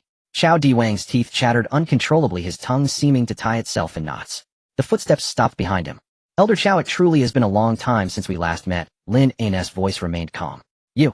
How can it be you? Just as Chao Diwang stuttered while turning around, recognizing the newcomer in an instant. A faint red line appeared at his neck. The next moment, another proud head rolled to the ground. In his final moments of life, Chao Diwang finally saw Lin An's face. The fallen head had its eyes wide open, forever frozen in a state of utter terror. Now only Rose remained in the venue. Hey, handsome. Tu was just passing by. Do you believe me? Witnessing the butchery before her, even Rose, with her strong mental fortitude, couldn't help but swallow hard, her voice trembling. Even though the decisively ruthless man before her made her heart race, her strong desire to survive caused her to instinctively plead for mercy. Do you take me for a fool? Lin An coldly retorted without even lifting his head as he methodically scavenged the spoils on the ground. Such a powerful young man, how could I dare? Rose, a seasoned veteran of the dangerous zones, quickly suppressed her fear and steadied her mindset. Having witnessed life and death, her mental resilience was not something the sheltered Chao Diwang's group could compare to. Handsome, could you please let me go first? I promise I won't run away. Rose softened her voice, adding a touch of pitiful charm. Lin An ignored her. His gaze fell upon the 3-star dungeon weapon, the ghostly waterbone ring, that he had unearthed from the shattered ice around Yin Lai. Was this the thing that blocked my attack earlier? Lin An's heart stirred. Although it had only withstood a moment before being shattered, his previous strike matched the full force attack of a level 60 awaken one. An equipment piece from a 3-star dungeon that could protect its master for even a moment under such a powerful attack was already considered a top-tier item. Moreover, this item could enhance mental strength by 40. Lin An stored the bone ring away and glanced down from his height at Yin Lai's decapitated body, a satisfied smile curling at the corners of his mouth. As expected of a wealth-bringing child, there are indeed many good things here. Unfortunately, the level is a bit low. I wonder what good treasures can be extracted from that old man Gu Yan. After a swift scavenging, Lin An's pouch was now bulging. Now he truly lacked nothing. He didn't even have thoughts of selling the stolen goods at the official trading post. Once he was finished packing, Lin An walked directly to Rose, his gaze as cold as ice. 2 positions in 3-star dungeons for your life. Or 1 position in a 4-star dungeon. Just to be clear, they must be dungeons that haven't been cleared yet. The safe zones in the wild are already scarce. Those 3- and 4-star dungeons that have been cleared will soon be taken over and developed by official forces. Such places not only yield scan experience, but are also overcrowded. Rose and her group, having long been in the wild, naturally had a few dungeon locations. As for 4-star dungeons, only high-ranking officials know about them.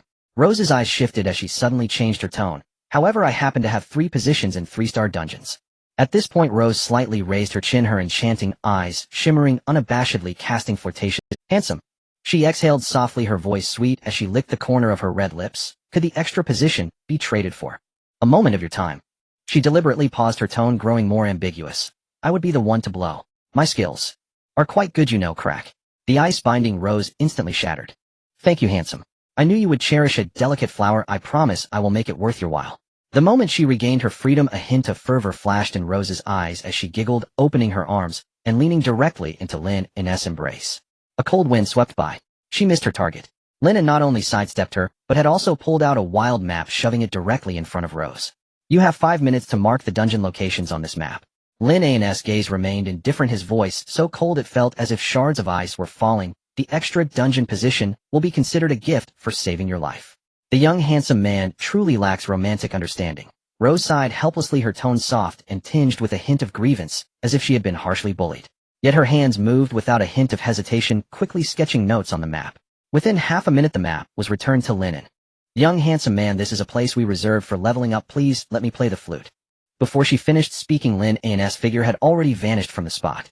There was no hovering flight. He merely darted across the ground at a breakneck speed, a ghostly swiftness that was beyond the reach of someone like Rose. In the span of a single breath, Lin An's figure had completely disappeared.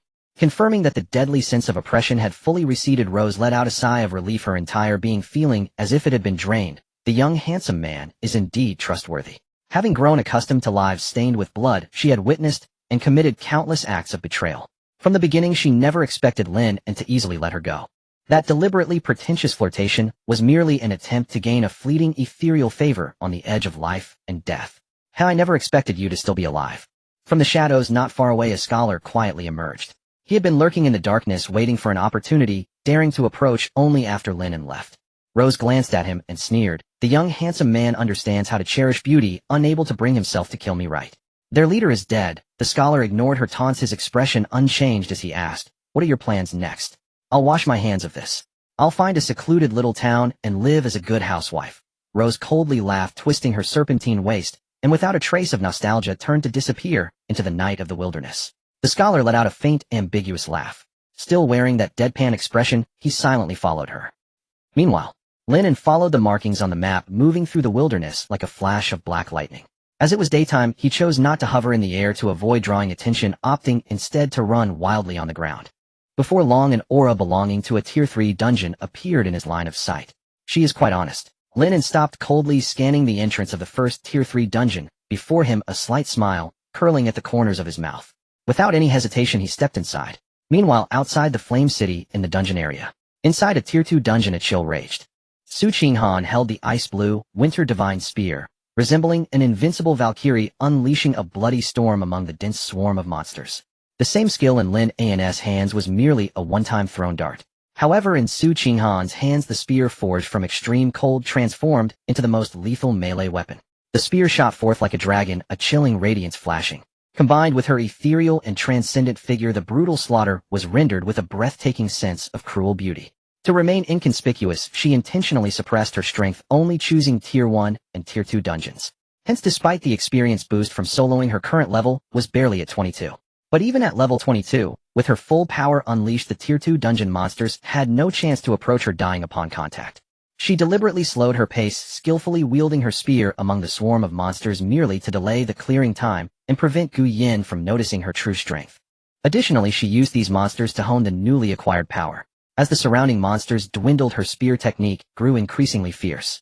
Puff! A stunning cold light flashed, and the dungeon boss didn't even have time to scream before being pierced through the chest by the divine spear, crashing to the ground. When Su Qinghan stepped out of the dungeon entrance with a cold expression of violent heat, waves suddenly surged in the air. Guyan had been waiting for a long time. He bore a pair of crimson fiery wings floating in midair, the rolling flames distorting the surrounding air. Let's go, Qinghan, we should return to Flame City. The outskirts are quite unsafe now. Gu Yan's face, which usually wore a gentle smile, was now dark and brooding, a shadow of unshakable sorrow lingering between his brows. Yanlai is dead. He had placed a mental restriction on Yanlai, and just recently that life force had completely. At this critical juncture, losing such a key piece left Gu Yan in a terrible mood. Throughout the entire alliance, rank awakened individuals were rare as phoenix feathers. Yanlai was the only strength talent newcomer by his side, and now that card was useless. All he had left was Su Qinghan, the SS rank prodigy. However, an SS rank talent. The high-ups of the alliance would never be so generous as to hand over such strategic resources for him to squander. Gu Yan clenched his fists tightly, his knuckles turning white. He descended in altitude, speeding toward Flame City with Su Qinghan. Lin An, you've ruined my plans. Gu Yan internally gritted his teeth in rage. Originally in Qin City, there was in strength talent Qin Xiaoyu. But that waste as the young city lord had been brutally slaughtered by Lin and under the protection of the city's high-level awakened. Otherwise Gu Yan would at least have a backup plan now. He cast a cold glance at Su Qinghan beside him. Upon sensing Yanlai's death, he had already submitted an emergency request to the Alliance headquarters. A new strength talent newcomer would take at least a few days to arrive. But he no longer had much time to wait. If it truly comes down to it. A hint of extremely subtle cruelty flashed in Gu Yan's eyes. Then I can only sacrifice an SS rank. If it truly comes down to it. A hint of extremely subtle cruelty flashed in Gu Yan's eyes. Then I can only sacrifice it. Having been so close to level 30, Lin An finally broke through after experiencing a grand slaughter. A dazzling upgrade glow lit up, and his strength underwent another transformative leap. The conversion ratio of the talent Frank's sacrificial assistance increased by another 40, directly breaking through the overall amplification cap to a terrifying 400 times. Immediately afterward, a tremor resonated deep within his soul.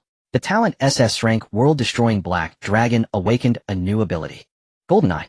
Trait ignores any level of invisibility, illusions, clones, and disguises. Additionally, it carries the mental intimidation of the Black Dragon pedigree.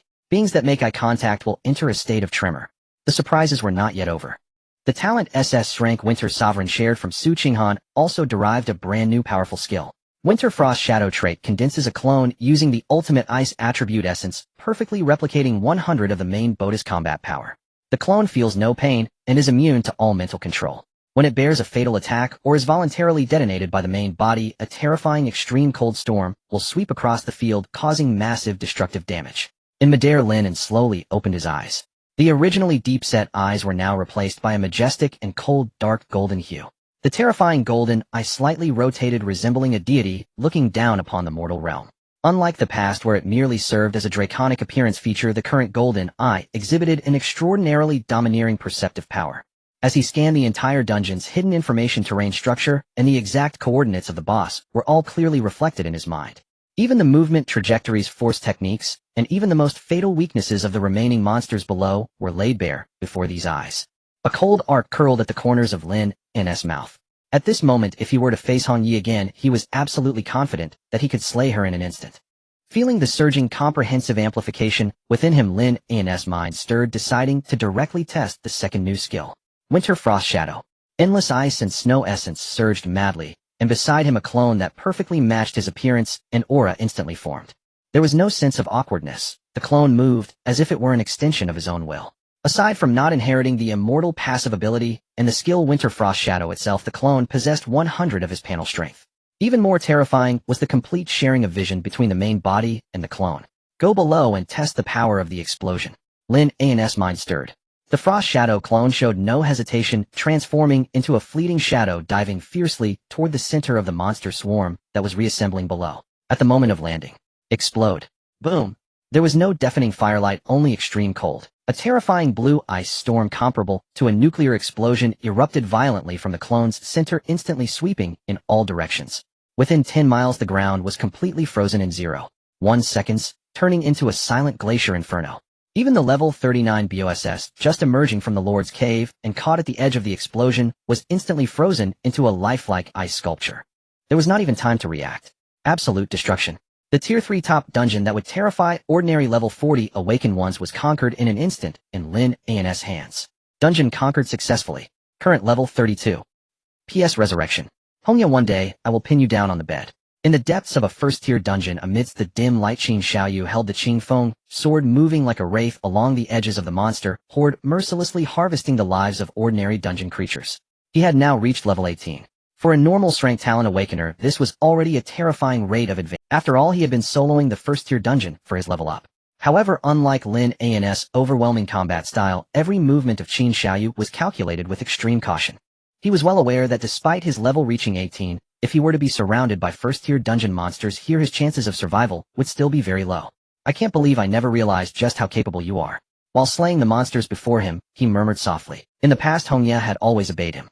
Her feigned strength of level 37 was not weak, so despite her tall and outstanding figure, Qin Xiaoyu had always granted her the dignity of a strong person and never forced her to do anything. But now he felt both a sense of relief and a hint of regret. With that unwilling sense of luck, he couldn't help but think if only he had been a bit more forceful back, then would she have yielded. A level 50 powerhouse beneath him. That feeling alone made Qin Xiaoyu's mind swell with excitement. Putting aside distracting thoughts, he lowered his posture and cautiously advanced. With his exceptional stealth skills, he finally reached the territory of the final boss of the dungeon, sacrificing the minimum number of monsters disturbed. Ahead lay a level 17 dungeon boss, the rock giant bear. This enormous beast stood 2 meters tall, resembling a small mountain of flesh. Its massive head and broad chest were covered in a layer of extremely thick and hard gray-white stone armor. This stone armor granted it high defense and terrifying destructive power. Although its movements were slightly sluggish and agility was extremely low within a first-tier dungeon, it was undoubtedly the most troublesome nightmare-level existence. However, this seemingly hopeless high defense was like nothing before Qin Xiaoyu. Buzz! The Qin Feng sword emitted a crisp ringing. His Shrank talent cracking sky sword heart suddenly activated perfectly, merging the lightness of the wind with the sharpness of the sword at this moment. There were no hesitant probes, only sheer speed. The speed of his strike was so fast that it left only an afterimage in the air accompanied by absolute penetration that disregarded high defense, maximizing single target damage in an instant. Puff! In less than 30 seconds, blood splattered. Accompanied by a dull thud, the massive rock giant bear crashed heavily to the ground, completely severed from life by the Qin Feng sword. Dungeon strategy successful. Current level 19. Level up again. Qin Xiaoyu flicked the blood from the blade, his lips curling into a smile that conveyed cold ruthlessness and extreme confidence. He narrowed his eyes, a beast-like possessiveness flickering in his gaze. Su Qinghan, you are mine, you absolutely cannot escape. Although Hongya's strength was unfathomable, as long as he continuously leveled up in the dungeon like this, he was absolutely confident he could surpass her. After quickly scavenging the spoils, Qin Xiaoyu stepped out of the dungeon's light curtain. The moment his feet touched the ground, Hongya's figure appeared behind him like a ghost without a physical form, silently materializing. Rest for a moment, then continue. Her voice was devoid of any fluctuation, cold, like an emotionless AI. Yes, master. Qin Xiaoyu seemed to have grown accustomed to this, bowing slightly. As soon as he finished speaking, Hongya vanished again from behind him. In the next moment, she had appeared atop the highest tree in the entire forest. The night was deep and the surrounding silence was somewhat eerie. Her slender figure stood straight at the very edge of the treetop, her feet resting on a thin leaf. However, that leaf showed no signs of bending, even the slightest, as if she bore no weight at all. This was the territory of Yin City. From her elevated position, Hongya gazed at the distant lights of Yin City, then slightly tilted her head and softly spoke into the empty void. Are you confident? In the deathly silence of the night, a ripple suddenly spread through the void and a deep, hoarse voice emerged. The originally designated seed Yin Lai is dead, but it wasn't me who did it. Hongya's gaze showed no ripples. I will send Qin Xiaoyu over. The voice in the void paused, its tone becoming extremely serious. Su Qinghan is an SS Rank talent, and nothing must happen to him. Understood. Meanwhile, in Yin City, at the entrance of the inner city, a crowded throng had formed a line so long it was impossible to see the end. Brother, can we really enter the inner city? In the middle of the line, Zhang Yi tightly clutched Zhang Yan's collar, lifting her small face, her big watery eyes filled with unease and apprehension like a startled little deer, as she asked timidly. We definitely can. Zhang Yan held his sister's hand, firmly smiling as he patted her head, his tone conveying a reassuring confidence. At this moment, Zhang Yan's group had long since changed into a complete new attire. The originally cheap and coarse clothes had disappeared without a trace, replaced by high-quality garments made from expensive materials, evidently to make a good impression for entering the city. Their original plan was to spend a fortune hiring reliable high-level awakeners to escort them all the way to Qin City. But no one expected that the plan would change. A fourth-tier dungeon had unexpectedly descended. This sudden turn of events caused no reliable mercenaries in the market to dare take their order. As for those who dared to accept, they were all desperate individuals with blood on their hands, having committed numerous dark. Brother Yin. Nearby, Shaoli leaned in, lowering his voice nervously as he asked, do you think the news of the fourth-tier dungeon's descent is true? It has been many years since anything like that has happened in our area. Whether it's true or not, we can't get out now. Zhang Yin glanced at the endless line behind him, frowning slightly. Just a rumor that the official hadn't even confirmed, yet had put this city dependent on a 5th-tier dungeon for survival into complete lockdown. A large number of people struggling to survive in the wild rushed into the outer city, causing prices there to skyrocket several times in a short period. Now anyone with a bit of ability and wealth was desperately trying to get into the inner city. Their group had already been in line here for a full day and night, and they could finally see it was almost their turn. Do you have an inner city pass? Show it. They finally reached the checkpoint, and a few city guards started their routine inspection with stern faces. In front of Zhang Yan stood a man who looked like a businessman. With a fawning smile plastered on his face, he stepped forward to offer a cigarette, saying, "Oh, big brother, you've worked hard. You see, I often deliver supplies to the inner city, so we're familiar with each other, right? Not long ago, you must know Wang from the inner city. He even had a meal with me at the Ingchun building. Could you make an exception for me? Enough of your nonsense." The city guard violently pushed away the cigarette offered by the man, coldly rapping the table full of gold coins for a pass, not a single coin less. The smile on the man's face instantly froze, his voice trembling. This. Didn't it used to only cost 500? Why has it risen so much? If you don't have it, get lost. Don't block the people behind you. The guard was too lazy to listen to his explanation, using great force to unceremoniously throw the man to the ground, waving his hand as if to chase away a dog. Seeing this brutal scene, Zhang Yan shivered in fear, instinctively shrinking back behind Zhang Yan, her small hands tightly gripping his palm. Brother. Feeling the cold sweat seeping from his sister's palm, Zhang Yan's expression darkened slightly as he wrapped her somewhat chilly hand in his own, his voice low, yet steady. "It's okay, I'm here." The line resembled a dragon, and soon it was Zhang Yan and his group's turn. The guard cast a sidelong glance, chin held high, his face filled with disdain. "Do you have a pass?" "No, we want to buy one on the spot." The guard snorted, coldly exhaling through his nostrils. "Sure, you know the price, right? For 1,000,000 gold coins each." Zhang Yan's smile on his face stiffened slightly. There were 4 of them, and at this price they would need a total of 16 million gold coins. This was nearly all the money they had. However, he quickly adjusted his expression, leaned closer to the guard, and smiled politely. "Brother, if we buy together 350,000 for each pass, what do you think?" As he spoke, he lowered his voice again. "Additionally, I will give you a red envelope with 1,000,000 gold coins separately." The guard, who was initially somewhat impatient, suddenly brightened at the last sentence. He sized up Zhang Yan a few times, a smirk slowly appearing on his lips. "I didn't expect you to understand the rules so well." Zhang Yan smiled along, but did not respond. The guard reached out to take the storage bag filled with gold coins, weighed it casually, and nodded in satisfaction. "All right, you may pass." There was no identity check, nor any inquiry about their origins. A few inner-city passes were quickly stuffed into Zhang Yan's hands. The ease of it all was somewhat unexpected. Only after passing through the heavy inner-city gate did Zhang Yan's tense body finally relax. The surplus money they had was almost entirely spent. Yet looking at the inner-city passes in his hand, the faces of the group still revealed smiles. At least from now on, they were no longer outsiders who could be driven out at any moment. They finally had the identity of inner-city residents. "Brother, look quickly. It's the Ferris wheel." Zhang Yan suddenly excitedly grabbed Zhang Yan's arm, standing on tiptoe to look into the distance.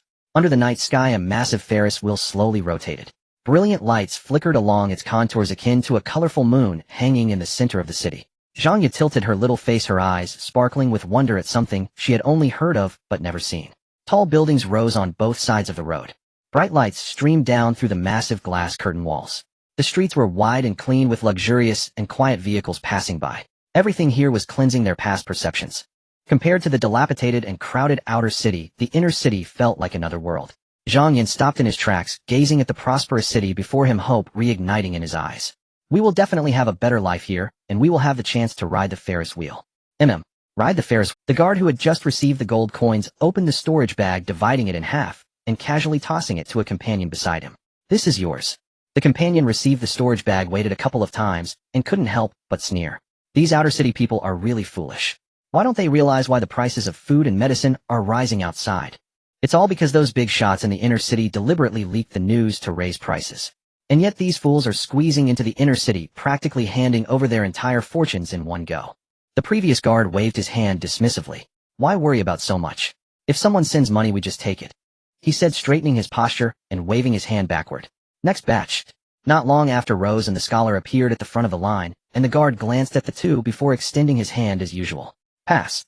Rose did not answer immediately. She walked forward in her high heels, her slender waist swaying gently, until she was almost right next to the guard. "Brother, I seem to have dropped my pass." She leaned slightly, her voice soft enough to almost drip water. "After a whole day of travel, I really didn't bring that much gold with me." As she leaned forward, a glimpse of snow-white skin became visible. The guard's gaze instantly glued onto her. Rose extended a finger, lightly tracing over his chest, her long thigh brushing past his knee. Could you do me a favor and let me in? She leaned close to the guard's ear, her breath fragrant. Come to my house tonight. I'll leave the door open for you. The guard's Adam's apple bobbed. This? His gaze wandered over Rose's body, and the arrogance on his face quickly morphed into lust. Moments later he pretended to cough lightly. All right. I see you have it hard to hurry in. Thank you, brother. Rose smiled, even more seductively. Before leaving she turned back and blew a kiss to the guard. They'll be waiting for you. The guard was left itching with desire, unable to tear his eyes away. The scholar followed behind with a blank expression. Just as he was about to pass through the gate, the guard suddenly snapped back to reality. Stop! Where are your 4 million gold coins? The scholar paused. We are together. The guard sneered. Together. Perfect, that makes 8 million gold coin. Rose stood in front, arms crossed, wearing an expression of watching a show. The scholar remained silent for a moment, took out 1 million gold coins from his storage gear, and tossed it casually in front of the guard. I don't know her. The guard caught the storage bag, and after counting the gold coins inside, his expression only 1 million you. Before he could finish, an imperceptible pressure suddenly radiated from the scholar. The guard's voice abruptly stopped. He was merely a level 20 low-tier awakened. Yet the scholar before him was an advanced awakened of over level 40. Even the unintentional aura he exuded made it hard for him to breathe. The guard's face changed multiple times. In the end, he chose not to make a scene, silently stepping aside. 1 million was still money. It was clearly not worth risking his life over a mere 3 million. After all, he received plenty of money every day, and this was just a little less profit. Go in. The scholar did not look at him and walked straight through the gate. Rose followed beside him, a teasing smile tugging at her lips. Someone really bled a lot this time. The scholar kept his gaze forward. Rose clearly had no intention of letting him off. You clearly had a pass, but insisted on hiding it. Who knows what some people are thinking? The scholar still ignored her, quickening his pace instead. Rose snorted lightly and leisurely followed behind. They originally planned to leave Yin City directly, but before they could exit its boundaries, a Tier 4 dungeon suddenly descended. Luckily, their positions were on the edge of the coverage area. They were among the last batch pulled into the dungeon. With both of them having strength above level 40, they had emerged from the dungeon, but they lacked the confidence to traverse a Tier 4 dungeon area, even though it had just descended. Should they go around? Who could guarantee that the next Tier 4 dungeon wouldn't drop right on their heads? For now, they could only enter the inner city and look for other methods. At the very least, the inner city had a safety zone for Tier 5 dungeons, and Tier 4 dungeons could not descend in the air. Outside the Flame City, dense fog rolled like waves. The 4th level dungeon had a coverage area several times that of a 3rd level dungeon, its expanse akin to that of a city. Fortunately, Lin An was also swept into it. A 4th level dungeon. The timing couldn't be better. In the mist, Lin An slowly raised his head. Before being drawn here, he had just completed the second 3rd level dungeon, marked by the rose. Even though he cleared it solo, he only managed to level up twice. Current level 34. Such a slow leveling speed left him quite dissatisfied. He was pondering where to find a higher level dungeon when the 4th level dungeon appeared before him. It seemed to have been delivered right to his doorstep. However, there was indeed a qualitative difference between the 4th level dungeon and the 3rd level dungeon. Even Lin An felt a sense of long-lost pressure upon entering. The surrounding fog was heavy. One could only see a few meters ahead with the naked eye, and even spiritual perception was severely suppressed. According to the information Lin An had, 4th level dungeons typically had special rule restrictions. Awakeners entering the dungeon would be subjected to rule suppression, reducing their overall combat power by about 40%. This meant that a level 49 awakener entering here could only exhibit strength equivalent to that of a level 41 in normal conditions. Curiously, within the same level, the body's strength and defenses of dungeon monsters often far surpassed those of human awakeners. This led to all awakeners above level 40 and below level 50 to fear the 4th level dungeon. Consequently, they often chose to tackle 3rd level dungeons to break through level 50, but the experience gained from 3rd level dungeons was pitifully small for them. Under normal circumstances, it typically took over a decade of accumulation to have a chance to cross that threshold. Once they reached level 50, they would then use 4th level dungeons for leveling, entering into another lengthy cycle. However, that was the case for normal people. Lin An was clearly not a normal person. Buzz. The golden eye activated. His eyes slowly transformed into a brilliant golden hue, and the thick fog quickly dissipated before them. Rocks, trees, hidden dungeon monsters, and even the slowly flowing energy in the air were all captured in Lin An's sight. Immediately, a pair of massive dragon wings erupted from his back. Whoosh! A fierce wind arose. The mist was violently torn apart, creating a gap. Now the dragon wings, when spread, were 4 times the size of Lin An's body. The dark wings blotted out the sky, with edges shimmering with a dark golden sheen, exuding an oppressive aura that left one breathless. With a flap of his wings, Lin An soared into the air. The rules of the 4th level dungeon transformed into an invisible weight, attempting to drag him back to the ground, but the resistance he encountered was nearly negligible. In an instant, Lin An had burst through the mist and soared into the sky. The night was silent with a waning moon hanging in the distance. Yet Lin An's brilliant golden eyes shone even brighter than the moonlight, resembling two golden suns suspended in the vast night sky. Wherever his gaze fell, the entire dungeon was laid bare. Just then a piercing phoenix cry suddenly echoed from deep within the dungeon. Call! The sound pierced through the clouds, resonating across the night sky. However, within that cry there was little provocation or anger, but rather a hint of instinctual trepidation. Even submission. Inside the inner city of Flame City, at the highest building, the Lord's Mansion, a massive crimson magic array had just ceased its operation. The intricate patterns gradually dimmed, leaving behind a chilling aura of flames in the air. Guyan stood at the center of the array, slowly opening his eyes. A man dressed in the Starfire Alliance uniform hurriedly approached, bowing to report, Elder Guyan. A new rank awakener has been detected in the newly opened 4th level dungeon. Hearing this, Gu Yan was momentarily taken aback, then he chuckled softly. It seems even the heavens are helping me, Gu Yan. His exquisitely handsome features were now partially covered by fiery red patterns. Scorching energy surged wildly within him. The surrounding space warped as if it would be burned through at any moment by the high temperature. Gu Yan raised his hand, watching the flickering flames under his skin, and his smile gradually faded. I don't have much time left. Boom. A pair of wings ablaze with crimson flames suddenly unfurled from his back. The scorching gust swept across the hall. The Alliance member reporting behind him turned pale and quickly retreated a few steps. Gu Yan looked up, his gaze seeming to pierce through the Lord's Mansion, landing on the 4th level dungeon outside Flame City. Chihuang Ridge. I will go personally. Under normal circumstances, the 4th level dungeon, Chihuang Ridge, could accommodate a maximum of 5 individuals per dungeon space. If the previous batch exceeded a specific time, later arrivals would no longer be able to enter the same area. But these rules meant nothing to Gu Yan, because Chihuang Ridge was created by his own hand. He could not only ignore entry restrictions, but he could also precisely lock onto any dungeon space within, including the space with the Rank Awakener. Gu Yan stepped into the magic array that had not yet completely extinguished, and blazing flames soared once more. Half a second later, Gu Yan's figure completely vanished, as if he had never existed. From the highest building of the Lord's Mansion, the entire city was laid out beneath him. Upon closer inspection, one would find that the streets, buildings, and area divisions of Flame City oddly matched the patterns of the crimson magic array on the ground. It was as if this city had been built according to the magic array from the very beginning. Hongyi.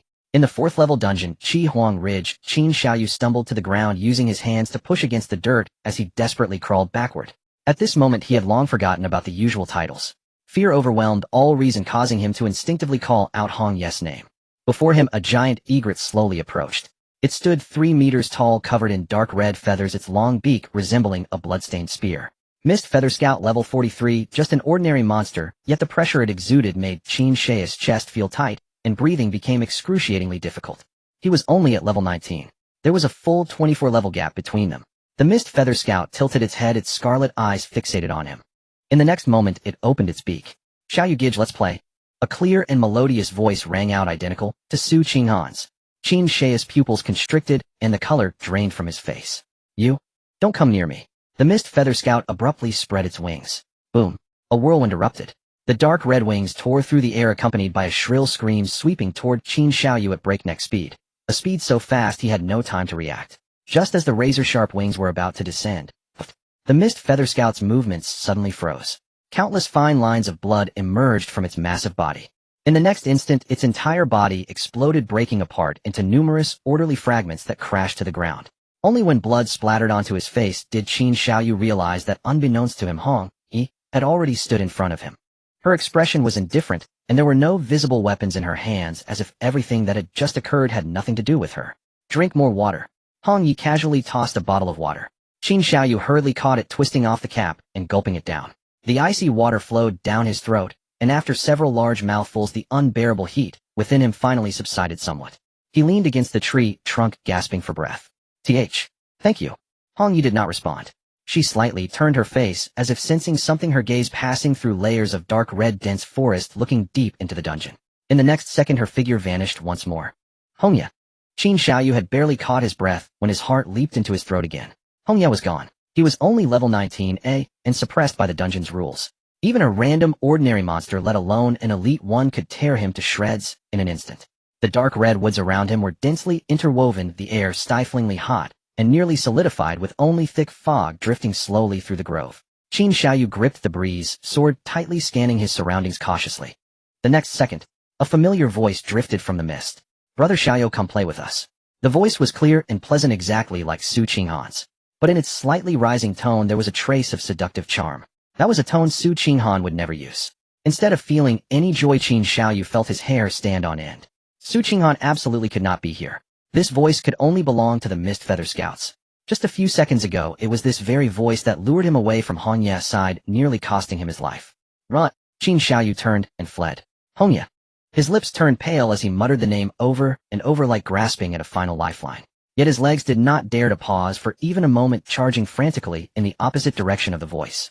He had tried his best to keep his movements quiet, but as the breeze sword brushed against the undergrowth it still let out a soft rustle. Rustle. Within the dense fog, dark red wings unfurled one after another. Brother Xiaoyu. Found you. Come play with us. One after another voices like Su Qinghan sounded from every direction. Some were cold, some were charming, some were right by his ear. Qin Xiaoyu abruptly stopped. He was surrounded. The thick fog surged around him, and pairs of crimson eyes lit up in the woods locking onto him. Damn it. How can I die here? Qin Xiaoyu forced himself to stand straight, holding the breeze sword horizontally in front of him. The hilt creaked under his grip, but his legs still trembled uncontrollably. Hongya. Save me, I know you're nearby. Sweat droplets the size of beans kept rolling down his forehead. In mere moments his clothes were completely soaked, as if he had just been pulled out of water. Yet even so the internal heat within him showed no sign of easing. Instead it grew stronger. It felt like a fire was burning his organs, flowing through his blood. Dungeon rule of Chiefing Ridge, sweltering heat, eroding the body. All awakened within the dungeon continuously accumulate a heat value. The longer one stays, the stronger the heat. Fire-type damage taken is increased by an additional 20%. Moreover, once the heat value exceeds its limit, death is immediate. Only drinking water can temporarily alleviate it. Water. Qin Xiaoyu licked his cracked lips. He had already drunk all his water. Now he was surrounded by several Mist Feather Scouts, all over level 40. Death was the only way out, whether forward or backward. Meanwhile, at the center of the Chiefing Ridge dungeon, a pillar of flame descended from the sky. Guyan slowly opened his eyes, magma seeming to flow within his crimson pupils. His gaze pierced through layers of forest and fog spanning several miles, and landed precisely on Qin Xiaoyu. Found you. Guyan still wore a gentle smile. But beneath the firelight that smile carried an inexplicable hint of sinister strangeness. Only level 19. Too weak. He slowly raised his right hand, and gently clenched it towards the void. Then let me give you a hand. Boom. Several miles away the ground beneath Qin Xiaoyu's feet violently trembled. Before he could react, a terrifying pressure descended with a crash. Thud. Thud. Thud. The surrounding Mist Feather Scouts couldn't even let out a cry of anguish before their massive bodies were slammed heavily to the ground. Bones cracked one after another. Dark red feathers scattered through the air. The voices that sounded like Su Qinghan also ceased abruptly. Qin Xiaoyu stood frozen. It took a long while before he mustered the courage to step forward. He saw 6 Mist Feather Scouts lying on the ground, their bodies twisted and deformed as if pressed into the dirt by an invisible giant hand. They were severely injured, but they all still had their last breath. This is... Qin Xiaoyu was stunned for a moment, then a fierce will to survive blazed in his eyes. I can't die. I must not die yet. He raised the breeze sword, rushed to the nearest Mist Feather Scout, gripped the sword with both hands, and viciously stabbed it into its throat. Squelch. Blood gushed out. 1, 2, 3. In their severely wounded state, the 6 Mist Feather Scouts had no chance to resist, and soon all fell silent. Killed level 43 Mist Feather Scout, gained massive experience. Killed level 43 Mist Feather Scout, gained massive experience. Killed. Vast amounts of experience surged into his body. Qin Xiaoyu had just reached level 19 not long ago. His previously empty experience bar was now rising at a terrifying, nearly monstrous speed. 20%, 50%, 90%. A beam of level-up light radiated from his body. Level up 20. Powerful energy flooded his limbs and bones instantly. The heat and exhaustion faded considerably, and his once heavy body felt light again. From level 19 to level 20, seemingly just a single level difference, it was a qualitative transformation in the early stages of an awakened. Not only would he gain a new skill, but all his attributes would also see a massive boost. Feeling the surging power within him, the fear in Qin Xiaoyu's eyes quickly receded. In its place was the excitement and arrogance of having survived against the odds. I knew it. I can't die. He gripped the breeze sword, his back straightening once more. I'm a genius with an S-rank talent. How could Hongya just watch me die? I, Qin Xiaoyu, am not destined to die here. Staring at the monster corpses strewn across the ground, his smile grew wider and wider. A mere tier 4 dungeon, thinking it can trap me. This place is destined to be nothing but a stepping stone for my leveling. The moment he finished speaking, boom, high above, a ball of crimson flame plummeted down. The terrifying heat instantly swept across the forest, and the surrounding trees withered and curled at a visible rate. Qin Xiaoyu instinctively looked up. he saw a figure suspended in midair. Behind Gu Yin, a pair of enormous phoenix fire wings unfurled, their crimson feathers blotting out the sky. With each flap, waves of scorching heat erupted. He looked down at Qin Xiaoyu from above. Qin Xiaoyu. A look of perfectly measured surprise appeared on Gu Yan's face. You're still alive. Qin Xiaoyu was taken aback. His earlier mutterings had clearly all been heard by the other man. But at this moment he couldn't care less about that. To be able to fly within a Tier 4 dungeon and condense such terrifying phoenix fire wings, the person before him must have strength far beyond his imagination. Senior, do you know me? Gu Yan landed slowly and said calmly, come with me. He'll get you out of. Qin Xiaoyu was stunned for a moment, then an uncontrollable excitement surged onto his face. Did the Alliance send you to save me? I knew it. I have S-rank talent, how could the Alliance abandon me? Without even asking who Gu Yan was, he eagerly followed him. The ambition that had been suppressed in his heart for so long also swelled completely at this moment. As long as I get out of here, I'll stand at the pinnacle of this world sooner or later. Then Su Qinghan Hongya. You will all be mine. Qin Shi's face was full of excitement, his steps even lighter. Gu Yan turned his head, glanced at him indifferently, and then looked away. Just a seed. No need to bother with him. Soon the two arrived at the central area of the dungeon. Gu Yan raised his hand and waved. The void rippled. A fiery red portal materialized out of thin air, scorching flames flowing slowly along its frame. The scene beyond the portal was not the Chiefing Ridge. Gu Yan didn't pause and walked straight through. Qin Xiaoyu quickly followed. The next instant, the scene before him changed drastically. The dark and oppressive forest vanished, replaced by a spacious and luxurious room. Through the huge floor-to-ceiling window, one could overlook most of Flame City. This? Qin Xiaoyu stood there. Senior, how is this possible? Once a dungeon is opened, until it is cleared, there is almost no way out. He had never heard of anyone being able to defy dungeon rules and create a portal to the real world out of thin air. Gu Yan, however, didn't even look at him. Keep an eye on him. The two awakened guarding the room immediately bowed their heads. Yes. After giving the order, Gu Yan turned and left. Qin Xiaoyu still had a belly full of questions, but he didn't dare to follow and could only stay obediently in the room. Top floor of Flame City's Lord's Mansion. Gu Yan walked onto the rooftop platform. How many dungeons have been opened so far? A trusted subordinate immediately stepped forward, bowing respectfully. Reporting to Elder Gu, 4 Tier 4 dungeons have been opened so far. The process of opening the Tier 5 dungeon is also in its final stages. The energy harvesting progress from the Awakened has also reached 90%. At the current pace, within at most 10 minutes, we can activate the Tier 5 dungeon, the Refining City. At that time, the entire Tier 5 dungeon will complete its transformation and ascend to a Tier 6 dungeon. Gu Yan nodded with satisfaction. He walked to the floor-to-ceiling window, overlooking the crowds below that were still pouring into the inner city. Countless Awakened stepped into the formation completely unaware. Prepared for decades. Finally, today has come. Gu Yan clenched his fists, the crimson flames in his eyes dancing violently, and the smile on his face gradually turning ferocious. Over a decade of preparation. Finally, I too shall ascend to level 60. The trusted subordinate stepped forward and bowed slightly. Congratulations, Elder Gu. Within the Chihuang Ridge, Lin An stood suspended in midair. His dazzling golden eyes surveyed the land below, resembling a dragon king perched upon the heavens. A terrifying mental pressure cascaded downwards. In that moment, the entire Chihuang Ridge seemed to fall into a deathly silence. Who is he? Why can he ignore the no-flee rule? Could he be the Instance Lord? No, wait. He doesn't have a health bar above his head. In the forest, several awakened individuals looked up at that figure, their eyes filled with shock. They were all elite members temporarily dispatched by the Alliance, none below level 45. Yet at this moment their situation was desperate. Their clothes were tattered, bodies smeared with blood, and deep wounds visible to the bone covered them. Surrounding them lay the bodies of a dozen Fogwing scouts, while more monsters encircled them. Not long ago they had prepared to die here. But with Lin An's arrival, those once ferocious Fogwing scouts suddenly ceased their attacks. One by one the monsters crouched on the ground, wings tightly folded, their bodies shaking uncontrollably, as if encountering a nemesis originating from their very bloodline. Don't worry about the person in the sky. The middle-aged man leading the group reacted first, gripping his battle knife tightly, and shouted sternly, "Now's the time, let's break out." The others immediately snapped back to reality. No matter who the person in the sky was, at least these monsters had lost their ability to resist. This was their only chance for survival. Kill. Everyone forced themselves through their injuries and charged out. The glimmer of blades and flashes of swords flickered in succession. The Fogwing scouts, devoid of fighting spirit, could not mount an effective resistance, and were quickly slain by the group. Meanwhile, high above, Lin An remained oblivious to the commotion below. His golden eyes slowly scanned the entire Chihuang Ridge, locking onto every monster hidden within the forest caves and rock faces. Not a single one was missed. After confirming, Lin An retracted his golden eyes.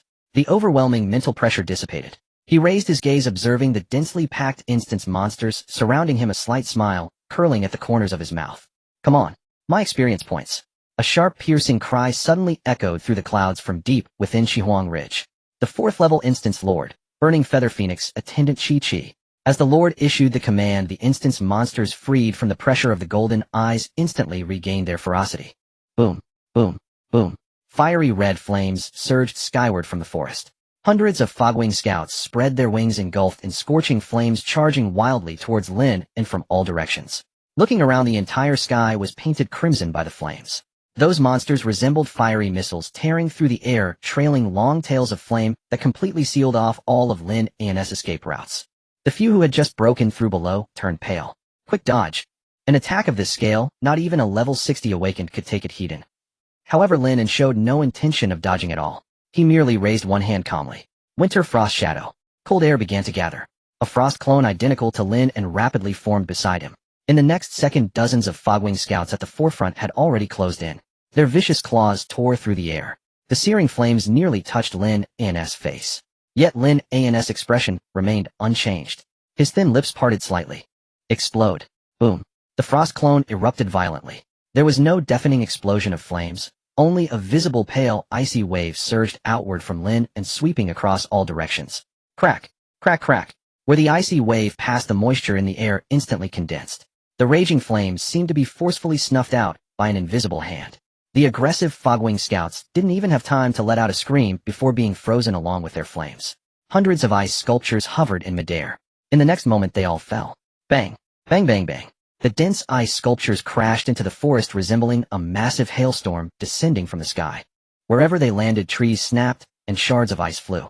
The crowd below stood frozen in place, momentarily forgetting to breathe. Is this really an awakened one? Someone swallowed hard, their voice trembling. To kill so many 4th level monsters in one strike, what level is he? 60. Or 70. At this, several of them fell silent. 70. Only the Grand Elder of the Alliance had reached such a level. As for 80, only that elusive leader was known. Yet this young man before them looked so young. Whoever he is. The middle-aged man leading the group stared intently at the sky, hope reigniting in his eyes. We are saved. A few ordinary monsters had already pushed them to the brink. They had long given up hope of leaving the instance alive. But now everything was different. The slaughter in the sky continued.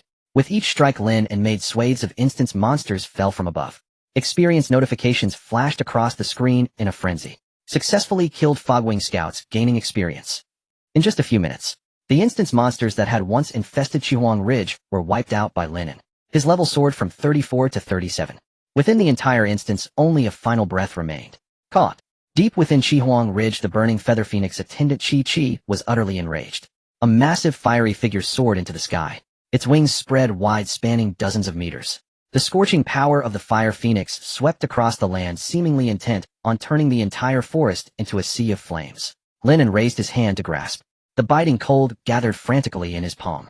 In the blink of an eye, a long spear entirely ice blue and enveloped in winter's cold mist appeared in his hand. Winter Divine Spear. Facing the incoming instance, Lord Lin An's arm surged with power. Whoosh. The first Winter Divine Spear shot through the air. PFF. The ice spear pierced through Chi-Chi's left arm, pinning it firmly against the mountain wall. Before it could break free, the second spear arrived. The right wing pierced. The third spear. The left leg was pinned. The fourth spear. The right leg was frozen solid. For Winter Divine Spears firmly secured Chi-Chi's limbs against the mountain wall. No matter how it screamed and struggled, it could not move an inch. Lin An hovered in the air, looking down at it. The fifth Winter Divine Spear slowly formed in his hand. The spear tip aimed directly at its brow. It's over. His arm fell. The icy blue light streaked across the sky. Boom. Chi-Chi's head exploded violently. The raging flames instantly extinguished. Successfully killed the 4th level instance, Lord Burning Feather Phoenix, Attendant Chi-Chi. Instance cleared successfully. Calculating instance rewards. Current level 39. As the notifications fell, a crimson instance core slowly rose from the corpse. Lin An reached out to collect it. Feeling the surge of power within him once again, he felt thoroughly refreshed. Delight. It was truly delightful. It had been nearly a day since he broke through level 30. Now he stood at the threshold of level 40. Rising 9 levels in a single day? Such a speed of leveling up, even if he told others, no one would believe it. Lin An nodded in satisfaction. Indeed, I am remarkable. Truly terrifying indeed. In Yin City, deep within the Lord's mansion, in a hidden chamber enveloped by a fiery array, Gu Yin sat cross-legged at the center of the formation. Surrounding him were numerous low-tier dungeon cores, and the blazing power of the Fire Phoenix continuously flowed along the patterns of the array, faintly coalescing into a massive shadow of a Fire Phoenix. The opening of the 5th-tier dungeon had reached its final stage. Just then the heavy door of the chamber was suddenly pushed open. Elder Guyen, a trusted aide, hurriedly entered, collapsing to the ground. His forehead was drenched in cold sweat, and his voice trembled. Guyen slowly opened his eyes. "What is it?" The aide swallowed hard, keeping his head down, not daring to make eye contact. "I just received news. The 4th-tier dungeon at Chihuang Ridge has been successfully cleared by someone." The flames in the chamber suddenly stilled. Guyen's expression remained unchanged. "Continue." The aide trembled slightly. Originally, the harvesting progress of the Awakener's energy had reached 100%. But after Chihuang Ridge was cleared, the energy gap has expanded back to 9%. Moreover, the dungeon core of Chihuang Ridge has also been taken by that person. Boom. The surrounding flames suddenly surged. A terrifying heat instantly engulfed the entire chamber. The aide's face turned pale as he pressed his body against the ground, not daring to lift his head. Guyen's expression grew darker. At this moment, very few patches of intact skin remained on his body. Crimson cracks spread all over him. Beneath the cracks, it was as though boiling magma flowed. The intense power of the Fire Phoenix continuously surged from his wounds, only to be forcibly suppressed back within. With each breath, sparks erupted from his mouth and nose. "It is already hungry." Guyen spoke slowly, but his voice was no longer as deep as before. It was sharp, hoarse, and subtly carried a strange feminine tone, as if the one speaking was not entirely him. "The energy has been in turmoil. I don't have much time left." Guyen lifted his face covered in lava light, cracks, his eyes flickering with flames. "Go. Gather all the Awakeners in the city that can be mobilized and send them to the nearest 4th-tier dungeon." As for the dungeon core, Guyen closed his eyes, suppressing the nearly uncontrollable power of the Fire Phoenix within. There isn't time to snatch it back. To clear Chihuang Ridge in such a short time, the opponent must be at least a level 50 or above, even higher. Although retrieving the 4th-tier dungeon core could replenish the needed energy gap, right now the refining of the city had reached the most critical moment. All the power within him must be used to suppress the Fire Phoenix's might. He simply couldn't leave Yin City. Yes. The aide felt as if a great mercy had fallen upon him, and hurriedly stood up. But just as he reached the door, Guyen's sharp voice echoed from behind. "Wait." The aide's footsteps froze. "Bring Qin Xiaoyu and Su Qinghan here." Immediately, the aide's pupils constricted, but he dared not ask further. "Yes." The chamber door closed once more. Guyen sat alone amidst the swirling flames. Sending someone to other 4th-tier dungeons to fill the energy gap would ultimately take time. What he needed most right now was precisely time. If that is the case, rather than waiting for those Awakeners to slowly fill the remaining energy, it would be better to directly sacrifice 2 seeds and forcibly open the 5th-tier dungeon. Outside Yin City, high in the sky, the clouds were torn apart by a black shadow. Lin An, with dragon wings spread behind him, sped towards the next 3rd-tier dungeon. He had now reached level 39, only one step away from breaking through level 40. Once he completed the promotion and gained new skills, coupled with the comprehensive enhancement brought by the sacrifice, his strength would certainly undergo a qualitative change. By then, Guyen would have completely become a mere passerby. Even if a level 60 Awakener stood before him, he would have confidence in overpowering them. Whoosh! With a flap of his dragon wings, a violent gale exploded behind him, causing Lin An's speed to surge once more. However, just as he was about to sweep past the boundary of Yin City, he suddenly furrowed his brow. Someone. No, to be precise, an extremely subtle, yet undeniable force. It emitted no killing intent, yet it seemed to have already enveloped the entire sky. No matter which direction Lin An moved, he could not evade the lock of that aura. He suddenly halted. In the next second, a low and authoritative voice resonated from the void. "Your perception is quite keen. Your strength is impressive." The voice was cold and calm, devoid of any emotion, resembling that of a high and mighty judge, declaring an already determined fact. Lin An's gaze sharpened. Golden eyes activate. Brilliant golden light erupted from the depths of his pupils, and amidst the previously empty void, a blurred figure suddenly materialized. The figure stood quietly above the clouds, shrouded in a layer of grayish-white light, obscuring its features, even lacking any extraneous movements. It resembled an ancient statue suspended in the sky. Yet within the vision of the golden eyes, the energy contained within the figure was so vast it bordered on terrifying. "Who are you?" Lin An slowly turned, locking his gaze on the figure. The grayish-white silhouette did not conceal itself. The Dawn Society. Codename Judgment. A level 73 Awakener. His voice remained devoid of any fluctuation. "Please leave behind the 4th-tier dungeon core of Chihuang Ridge." He used the word please, yet there was not a hint of negotiation in his tone. It was as if the moment he spoke, the dungeon core already belonged to him. Level 73. Lin An paused slightly. Above level 71 was already standing at the pinnacle of this era. Within the entire alliance, those who reached this level were few and far between. But soon Lin An's surprise faded.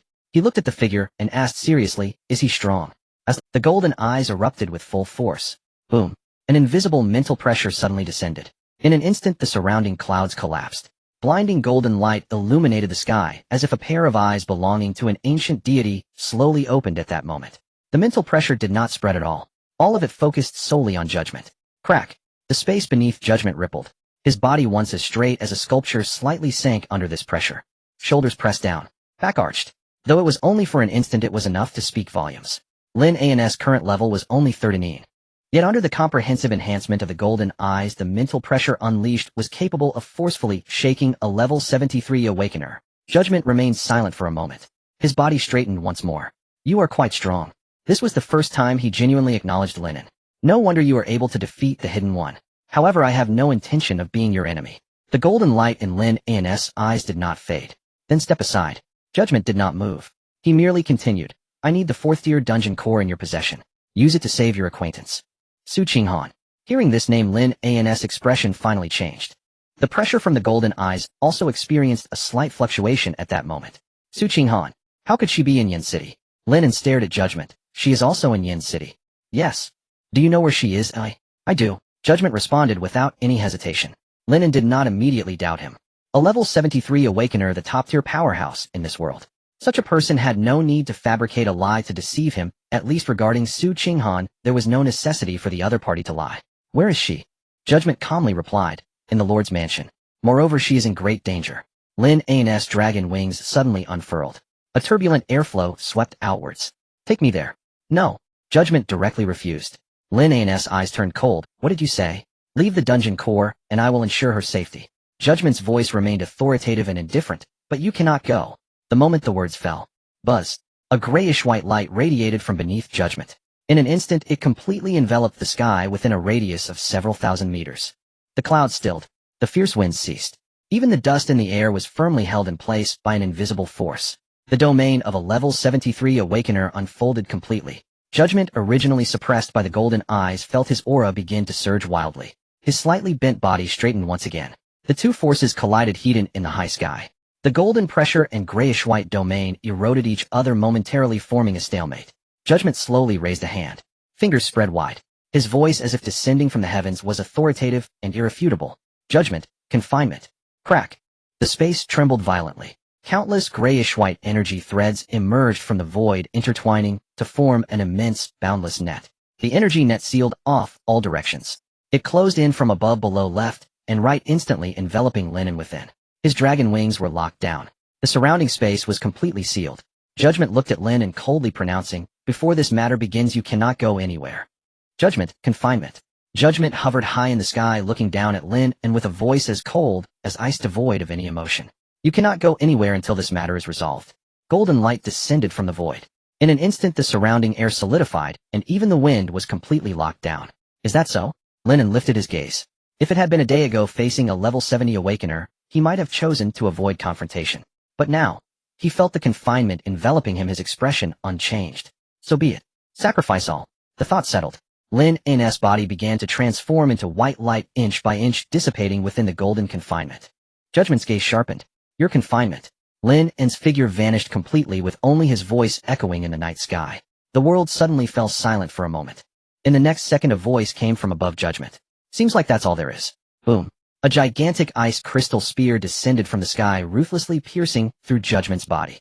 However, there was no blood. The moment the spear penetrated Judgment's body, twisted like smoke, golden energy scattering in all directions before quickly gathering again. Lin An raised an eyebrow. No physical form. In his golden eyes, Judgment was not a flesh and blood being, but a humanoid projection composed of massive energy. Though the Winter Divine spear scattered much of its form, it could not harm its essence. Impudence. Judgment. A terrifying pressure erupted the golden domain, expanding outward like a tide, violently colliding with Lin An's frost-white domain. Rumble. The night sky trembled. Golden and white light eroded each other, tearing the entire cloud layer in half. Judgment raised a hand, golden energy wildly gathering. "Lin An, by the name of Judgment, I sentence you to death." Judgment. Verdict. Buzz. Above the clouds, a nearly 100-meter-long golden giant sword slowly coalesced. The sword's edge descended, pointing directly at Lin An. A terrifying sense of oppression poured down from the sky, causing the entire perimeter of Flame City to fall silent at that moment. Countless people looked up staring blankly at the sky. What is that? A sword? How can there be such a large sword in the sky? The golden clouds, and that white light. It's a divine miracle. Definitely a divine miracle. Someone fell to their knees directly collapsing onto the ground. More people raised their phones terrified yet excited, aiming them at the sky. Just as the golden giant sword was about to strike, a clear, emotionless voice suddenly rang out. Judgment, cease your attack. Hong Ye's figure silently appeared beside Judgment. She gazed quietly at Lin, and her tone stiff as if synthesized by machinery. Lin An, you are strong. But we are not enemies. The core of the level 4 dungeon can exchange for Su Qinghan's life. Time is running short. Judgment's raised hand halted midair. The golden giant's sword hung, suspended, not falling. Lin An looked at Hong Ye and softly spoke, Hong Ye, you truly are not dead. Hong Ye simply responded lightly. Lin An did not answer immediately. The level 4 dungeon core held little significance for him beyond the exchange for gold. Moreover, Hong Ye had no need to deceive him. After a moment, he spoke, the core can be given to you. But I want to know, what exactly do you intend to do? Su Qinghan possesses the undying body and will not truly die. This is also why Lin An remained unperturbed. That's acceptable. Judgment lowered his hand. The golden giant sword in the sky gradually dissipated, and the surrounding domain began to retract. He did not beat around the bush, stating directly, the level 5 dungeon in Flame City is about to advance to level 6. Lin An frowned. Wasn't the level 5 dungeon in Flame City already cleared? Cleared. Judgment's tone carried unabashed mockery. That was merely a lie crafted by the ignorant. The level 5 dungeon has never been cleared. It was only temporarily closed by the guide. Lin An's expression darkened slightly. Is the guide Gu Yan? Exactly. Judgment looked up toward Flame City. From the moment the dungeon was closed, the entire Flame City became part of it. For over a decade, the Awakener who died within the dungeons surrounding Flame City have been providing energy to the closed dungeon. Now the energy is about to reach its limit. The level 5 dungeon will also officially advance to level 6. Lin An instantly understood the crux of the matter. Reopening the dungeon requires energy. Indeed. Judgment continued, if the energy is insufficient, Gu Yan as the guide will go out of control. The lives of the Awakeners, the core of the level 4 dungeon, and the powers within those with S and SSS level talents can all fill this gap. The sudden arrival of the level 4 dungeon was a trap set by Gu Yan to harvest Awakeners. Originally, thousands of Awakeners were to be sacrificed, and the energy would have been sufficient. But you cleared one of the dungeons and took away the core. Thus a gap in energy appeared. Lin An's eyes turned cold. Gu Yan intends to use Su Qinghan to fill this gap. Correct. Judgment said flatly, you are very clever. Using a level 4 dungeon core to exchange, this deal is not a loss for you. Lin An fell silent for a moment before asking again, what will happen to the people in Flame City once the level 6 dungeon arrives? Judgment did not hesitate. They will die? Just 2 words, yet they made the night wind grow colder. Lin An stared at him. So the purpose of the Dawn Society is to slaughter the city. The existence of the Dawn Society is the last glimmer of hope for humanity. Slaughtering the city is not the goal. Judgment's voice remained calm. The arrival of the dungeon is also not the goal. What we seek is only the core of the level 6 dungeon after it descends. What is the core of the dungeon used for? To enhance power. At this point, a hint of almost fanatical light finally emerged in Judgment's perpetually indifferent eyes. The Dawn Society possesses ancient refining methods. As long as we obtain the core of the level 6 dungeon, we can turn its power to our advantage. It is enough to create a level 60 Awakener, even above level 70. Judgment spread his arms as if welcoming the impending miracle. Humanity needs top-tier powerhouses, sacrificing a city in exchange for a true powerhouse. This is a necessary cost. Lin An looked at him for a few seconds before suddenly laughing. Sorry, you. The fervor in Judgment's eyes abruptly froze. Lin An's dragon wings suddenly unfolded behind him, and a wild wind swept through the area. As for my woman, she is strong and does not need me to save her. Boom. With a flap of the dragon wings, Lin An instantly tore through the night sky, rushing toward Flame City. He never considered himself a selfless do-gooder. To use the lives of a city's people to exchange for so-called power. He could not do such a thing. Nor would he hand over the core to a bunch of lunatics. Lin An. Just as Hong Ye was about to chase after him, Judgment suddenly spoke. Hong Ye. Her movements halted. Judgment looked in the direction Lin An had disappeared, the fervor in his eyes replaced once more by indifference. There's no need to pursue him. You won't be able to stop him. He slowly turned to face the brightly lit Flame City in the distance. Similarly, he cannot stop the arrival of the dungeon. Qinghan, I didn't expect to meet you here. Inside the Yin City Lord's residence, 2 trusted aides walked ahead, leading Qin Xiaoyu and Su Qinghan deeper inside. Qin Xiaoyu spoke warmly, but Su Qinghan merely cast him a faint glance, offering no reply. She followed behind the 2, her eyes subtly scanning the surroundings. As they ventured deeper, the temperature of the air rose.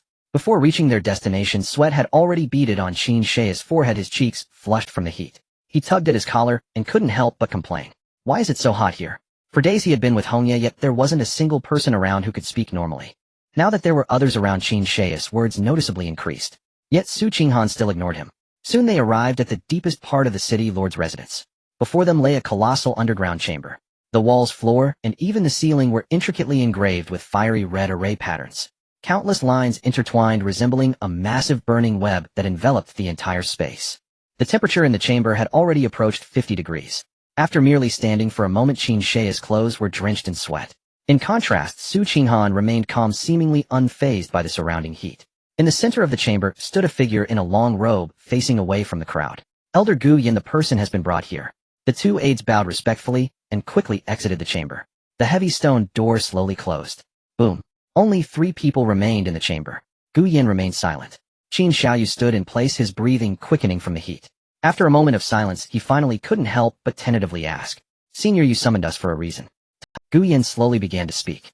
This time the voice was no longer the gentle male tone from before, but a sharp and eerie female voice. Qin Shi's smile instantly froze. Gu Yin stood up from the center of the array. Buzz.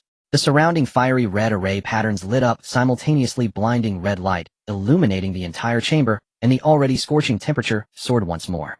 Gu Yin slowly turned around. The moment Su Qinghan caught sight of her face, her pupils constricted slightly. That face was unrecognizable from its original form. Crimson patterns like boiling lava crawled across her entire face, the skin cracked and charred with blinding flames seeping through the crevices. Not just her face. Her exposed arms were similarly covered in dense lava-like patterns. Su Qinghan instinctively took half a step back, her expression turning icy. Senior. Qin Xiaoyu sensed something was wrong, his voice trembling. Gu Yin did not respond. She merely... Boom. A terrifying pressure descended. Qin Xiaoyu didn't even have a chance to react, being forcefully pinned to the ground, his knees shattering the floor as he coughed up a mouthful of blood. In the next moment, Gu Yan's fingers closed together. Qin Shi's body instantly soared into the air, uncontrollably flying towards the center of the array. First seed. Gu Yan looked up at him, a slow smile creeping onto her lips. It's your turn. Clang. A sharp cry of the phoenix echoed through the chamber. A pair of gigantic fiery red phoenix wings erupted behind Gu Yan, lifting her body into the air. Blazing flames shot into the sky, instantly engulfing Qin Xiaoyu. Ah! Qin Xiaoyu let out a piercing scream, his body firmly pinned in midair within the chamber. Countless fiery red chains extended from the array, piercing into his limbs and chest. His overwhelming innate talent was forcibly extracted, flowing along the chains into the array below. Qin Shi's breath began to visibly weaken. 18 levels. 17 levels. 16 levels.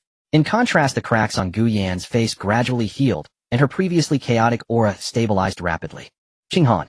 When Gu Yan spoke again, her voice had returned to its usual elegance. Come here. Su Qinghan stood still, unmoving. Gu Yan seemed unfazed, smiling as she said, rest assured.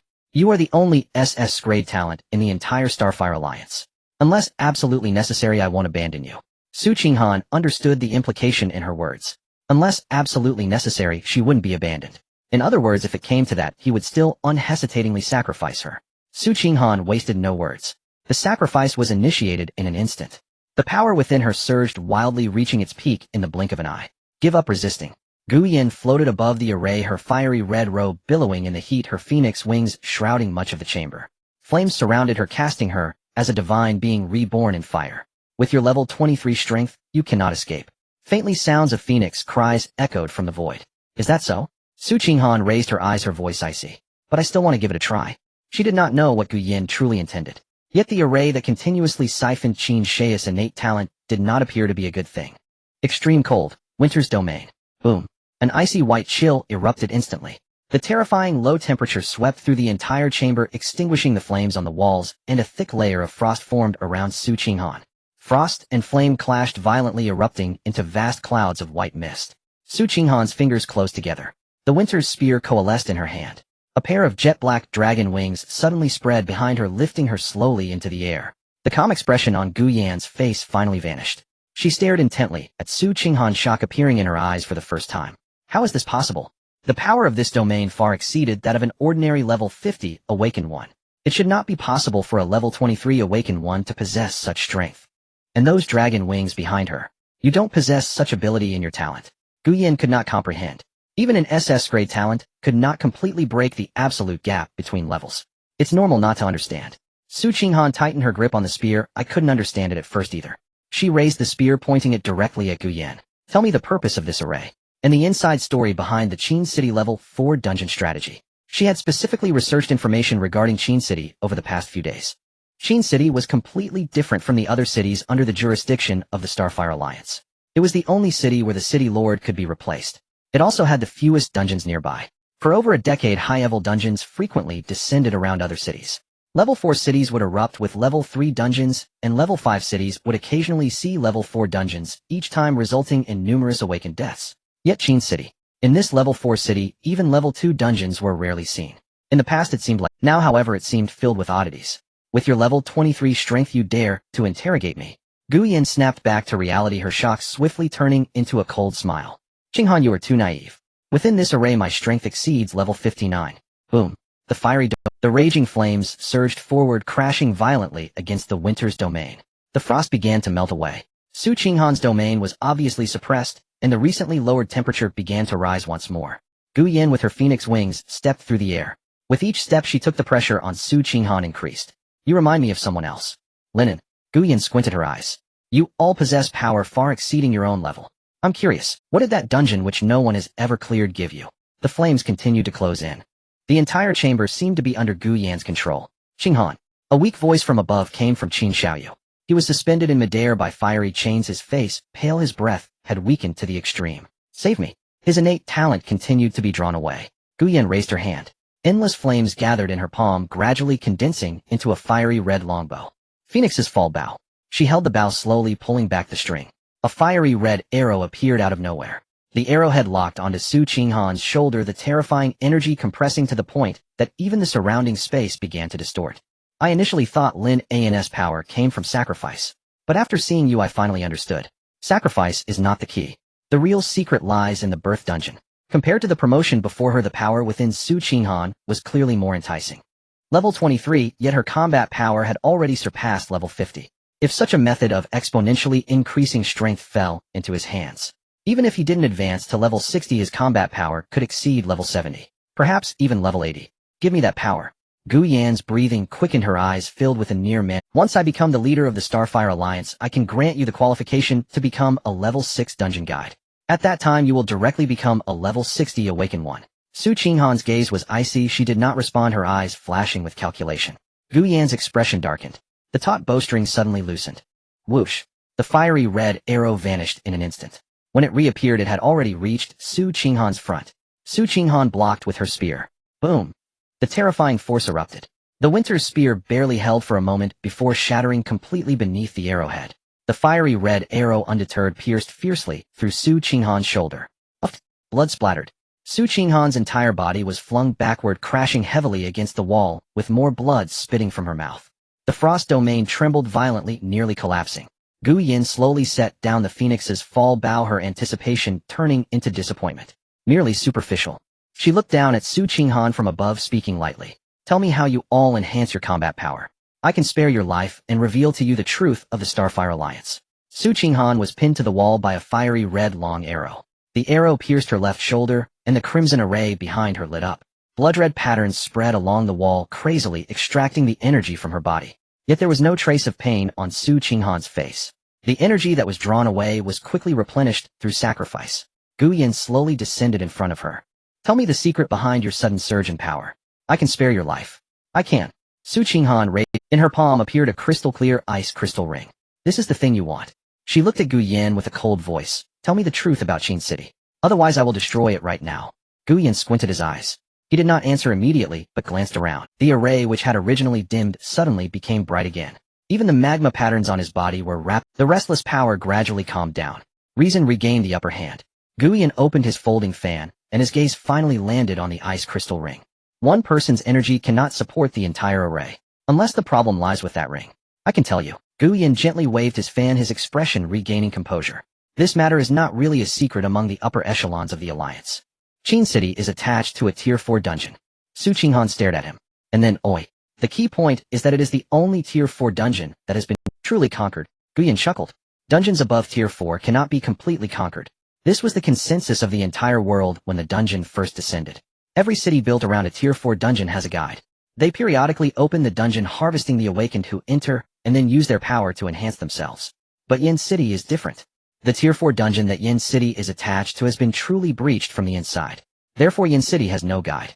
At this point Gu Yan's smile faded slightly.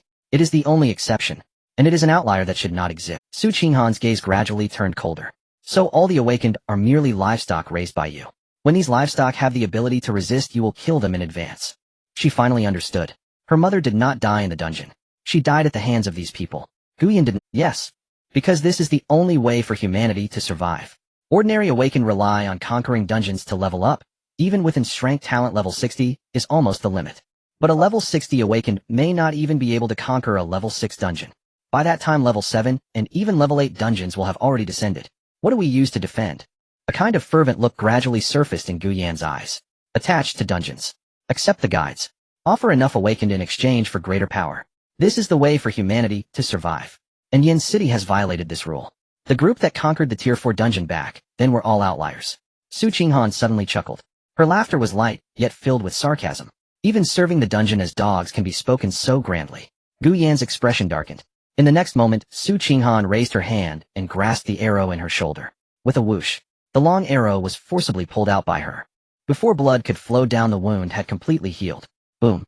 A more powerful aura erupted explosively from within her. Frost spread rapidly along the wall. Gu Yan's pupils constricted. He suddenly looked around. The energy missing from the array had been fully replenished. But Su Qinghan's aura showed no signs of weakening. Instead, it had become even stronger. Did you trick me? Su Qinghan raised her eyes. Is this your dying words? As her voice fell, the ice crystal ring in her hand vanished, and her figure instantly disappeared. The frost god's spear condensed in her palm. She thrust it out. Boom. Gu Yan's fiery wings suddenly folded and shielded in front of him. The moment the spear tip struck the wings, terrifying cold air erupted. A large area of flames was extinguished by the frost. The chill spread up along the wings. Gu Yan's expression changed slightly, and the power within him exploded. Roll. Boom. Flames surged out. Su Qinghan was pushed back several dozen meters, the ice beneath her feet crumbling inch by inch. Gu Yan did not pursue. He raised his hand and pressed down heavily. The entire array instantly lit up. Countless crimson patterns penetrated Yin City. The ground began to shake. The sky was stained red by the flames. Gu Yan stood at the center of the array, coldly staring at Su Qinghan. I must thank you. Without you replenishing the energy, this dungeon could not have advanced so quickly. In the distance, a massive flaming portal slowly opened. Behind the portal, endless volcanoes and crimson phoenix trees could be vaguely seen. A Tier 5 dungeon, Phoenix Nest Fire Domain. At this moment, it was advancing to Tier 6. Gu Yan's fiery wings completely spread open, and the raging flames obscured the sky. Refining City began. He looked at Su Qinghan, his voice cold. Qinghan, you are indeed strong. But not enough. Now in this dungeon, I am the king. Brother, so this is how the Ferris wheel works. Night fell over Yin City. The huge Ferris wheel slowly rose into the sky, carrying Zhang Ya and the others gradually distancing from the ground. Through the transparent glass, the lights of the entire city appeared in view. The streets crisscrossed and the lights formed a sea. It was as if countless stars had fallen to the human world. Zhang Ya leaned against the window, her eyes sparkling with excitement, her face filled with novelty. In the few days since entering the city, they had not had a very smooth experience. The gold coins on the few of them were not enough to rent even the cheapest room, so they could only work odd jobs during the day and find a bridge or sheltered corner to sleep at night. Everything in Yin City was expensive. Fortunately, many people had recently entered the city, and there was a shortage of manpower everywhere. Although they did not earn much, it was enough for them to eat their fill every day. For them, that was already very good. Today was their first time walking into the amusement park. Zhang Yin looked at his sister's happy appearance, and a smile appeared on his face. He raised his hand and gently ruffled Zhang Ya's hair. On the other side, Xiao Li and Xiao Fei were practically glued to the glass, eager to see everything outside clearly. When we buy a house in Yin City in the future, I will take you all to the amusement park every day. Xiao Li said confidently. Zhang Ya nodded vigorously. Great. I want to play everything. The few of them laughed. Zhang Ya turned her gaze back to the window, and suddenly, in the distance, a tall building stood in the center of Yin City. Even from a distance, it was still more eye-catching than all the surrounding buildings. But at this moment, streams of crimson lava were flowing slowly along the surface of that building, particularly striking. Brother, what is that? Above the night sky, Lin An's dragon wings flapped continuously behind him, transforming him into a fleeting shadow as he sped towards Yin City. Before even entering the city's perimeter, a wave of familiar scorching energy surged into his perception. Fiery and violent. It felt as if some colossal being was tearing apart the boundaries between reality and the instance. Lin An suddenly halted in midair. In the distance, Yin City remained brightly lit. The streets were bustling with traffic and countless people continued to enjoy this peaceful night. But he knew all too well. There was no time left. Even if he rushed there now, he could not prevent the instance from descending. The complete arrival of a 6th-tier instance would cause devastation comparable to that of an atomic bomb exploding in the heart of the city. The entire Yin City would be swallowed whole. With a population of millions, almost no one would survive. Lin An quietly gazed at the distant lights, his eyes taking on a complex expression for the first time. In his past life, he was an assassin. Many had died at his hands. He had long grown accustomed to bloodshed and never considered himself a good person. Yet to witness an entire city and thousands of lives walk toward death right before him, that feeling still made his chest feel tight. It was hard to tell if it was anger or powerlessness. Lin An paused for just a moment. In the next instant, his dragon wings suddenly spread wide. Boom. The air cracked. His speed surged again as he shot towards Yin City. It seems we are all going to die, he thought. At the center of Yin City, on the top floor of a tall building, Rose wore a Weinert spaghetti-strapped nightgown, lazily sitting at the edge of the balcony, her long legs gently swaying. In the distance, the Lord's manor was already covered in crimson lava patterns. Scorching heat waves enveloped the entire city. The temperature continued to rise. Rose could clearly sense that the surrounding space was becoming distorted. This was a precursor to the instance's arrival. The higher the tier of the instance, the greater the commotion before it descended. But no matter how early one sensed it, it was meaningless. From the moment the signs appeared to the complete arrival of the instance, there would be at most 5 minutes. In 5 minutes, even escaping the coverage of a 4th-tier instance was unlikely. Moreover, what was coming down this time was far beyond a 4th tier. In the distance, awakened individuals above level 40 were shooting into the sky, desperately fleeing towards the city's outskirts. Yet Rose did not move. She rested her chin on her hand, calmly admiring it all. Why is there an instance descending on Yin City? A scholar walked out of the room. His face was somewhat pale, and the fear in his eyes was unmistakable. But when he saw the crimson light spreading to the horizon, the fear in his gaze slowly faded away. There was no escape. Since there was no escape, there was no need to be afraid anymore. Who knows? Rose turned around and beckoned him with her finger. Scholar, since we are all going to die, would you like to have some fun with your sister? The scholar retreated a couple of steps, expressionless. Not interested. After saying this, he turned and walked back into the room. Rose was taken aback, her face full of regret. Do you know that rejecting a woman like this will make her very sad? Truly lacking in romance. She turned her gaze back to the distance. Just then the crimson magic circle above the Lord's manor fully illuminated. Buzz. A fiery red halo rapidly expanded from the Lord's manor, spreading outwards in all directions. The halo swept across the streets. Someone was slurping noodles with a bowl in hand, chopsticks still in midair, when suddenly they vanished without a trace. Someone was telling their daughter a bedtime story. The father and daughter cuddled together, and in the next second they disappeared along with the entire bed. There was also someone squatting in the bathroom, having just taken out their phone to pass the time, when all they saw was a sea of crimson. What is this? Is there a power outage? Why am I flying? Ordinary people had not even reacted to what had happened before their bodies were swallowed by the halo. In mere breaths, the crimson halo had swept across half of Yin City. Wherever it passed, everyone vanished without a trace. The forging of the city has begun. In the high sky, Judgment and Hongye stood side by side, looking down at Yin City below. Both of their expressions were eerily calm. A rare flicker of emotion passed through the otherwise expressionless eyes of Hongye. Very faint. It quickly returned to silence. Where is Su Qinghan?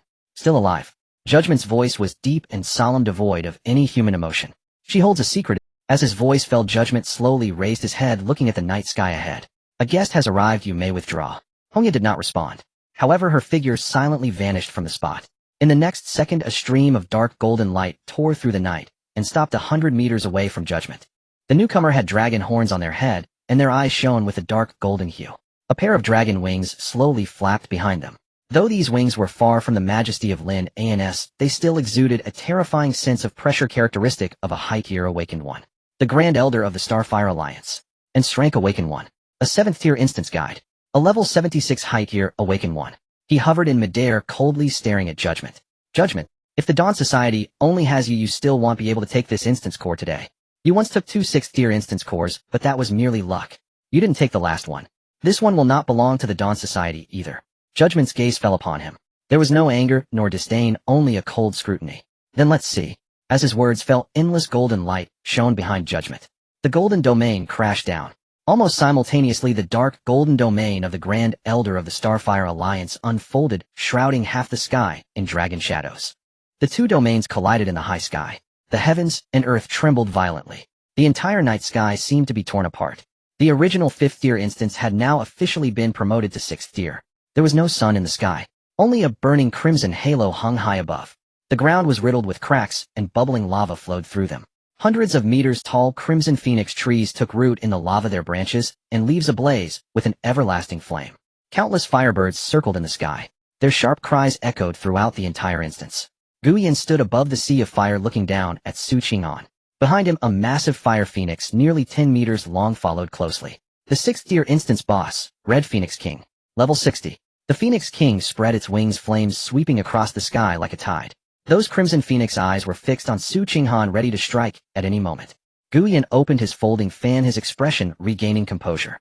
Qinghan, your talent and beauty are rare in this world. Be my wife. Follow me, and I can lead you to the pinnacle of this world. The smile on his face gradually faded. Otherwise, Su Qinghan stood alone amidst the blazing inferno, holding the Frostwinter Divine Spear. She was still under level 30. Her golden eyes lacked the terrifying pressure of Lin An. Yet in this crimson realm, she was still dazzling enough to be unignorable. There was no fear on her face, only calmness. Su Qinghan's gaze turned cold. I have no habit of being someone's dog. Stubborn. This is clearly humanity's only chance at survival. Why won't you accept it? As her words fell, both figures disappeared simultaneously. Boom. The white ice spear collided with the crimson folding fan. Frost and flames erupted in midair. The two figures continuously interwove. With every clash, an ice firestorm would surge forth. The Red Phoenix King circled behind Gu Yan, its massive wings overshadowing the sky, looking for a moment when Su Qinghan showed a weakness. After entering the instance, Gu Yan's strength had risen by more than 1 tier. In contrast, Su Qinghan was being ruthlessly suppressed by the rules of the 6th-tier instance. Her power was forcibly reduced to only 60%. Boom. Gu Yan struck down. Flames transformed into a massive phoenix claw, heavily slamming down onto the Frostwinter Divine Spear.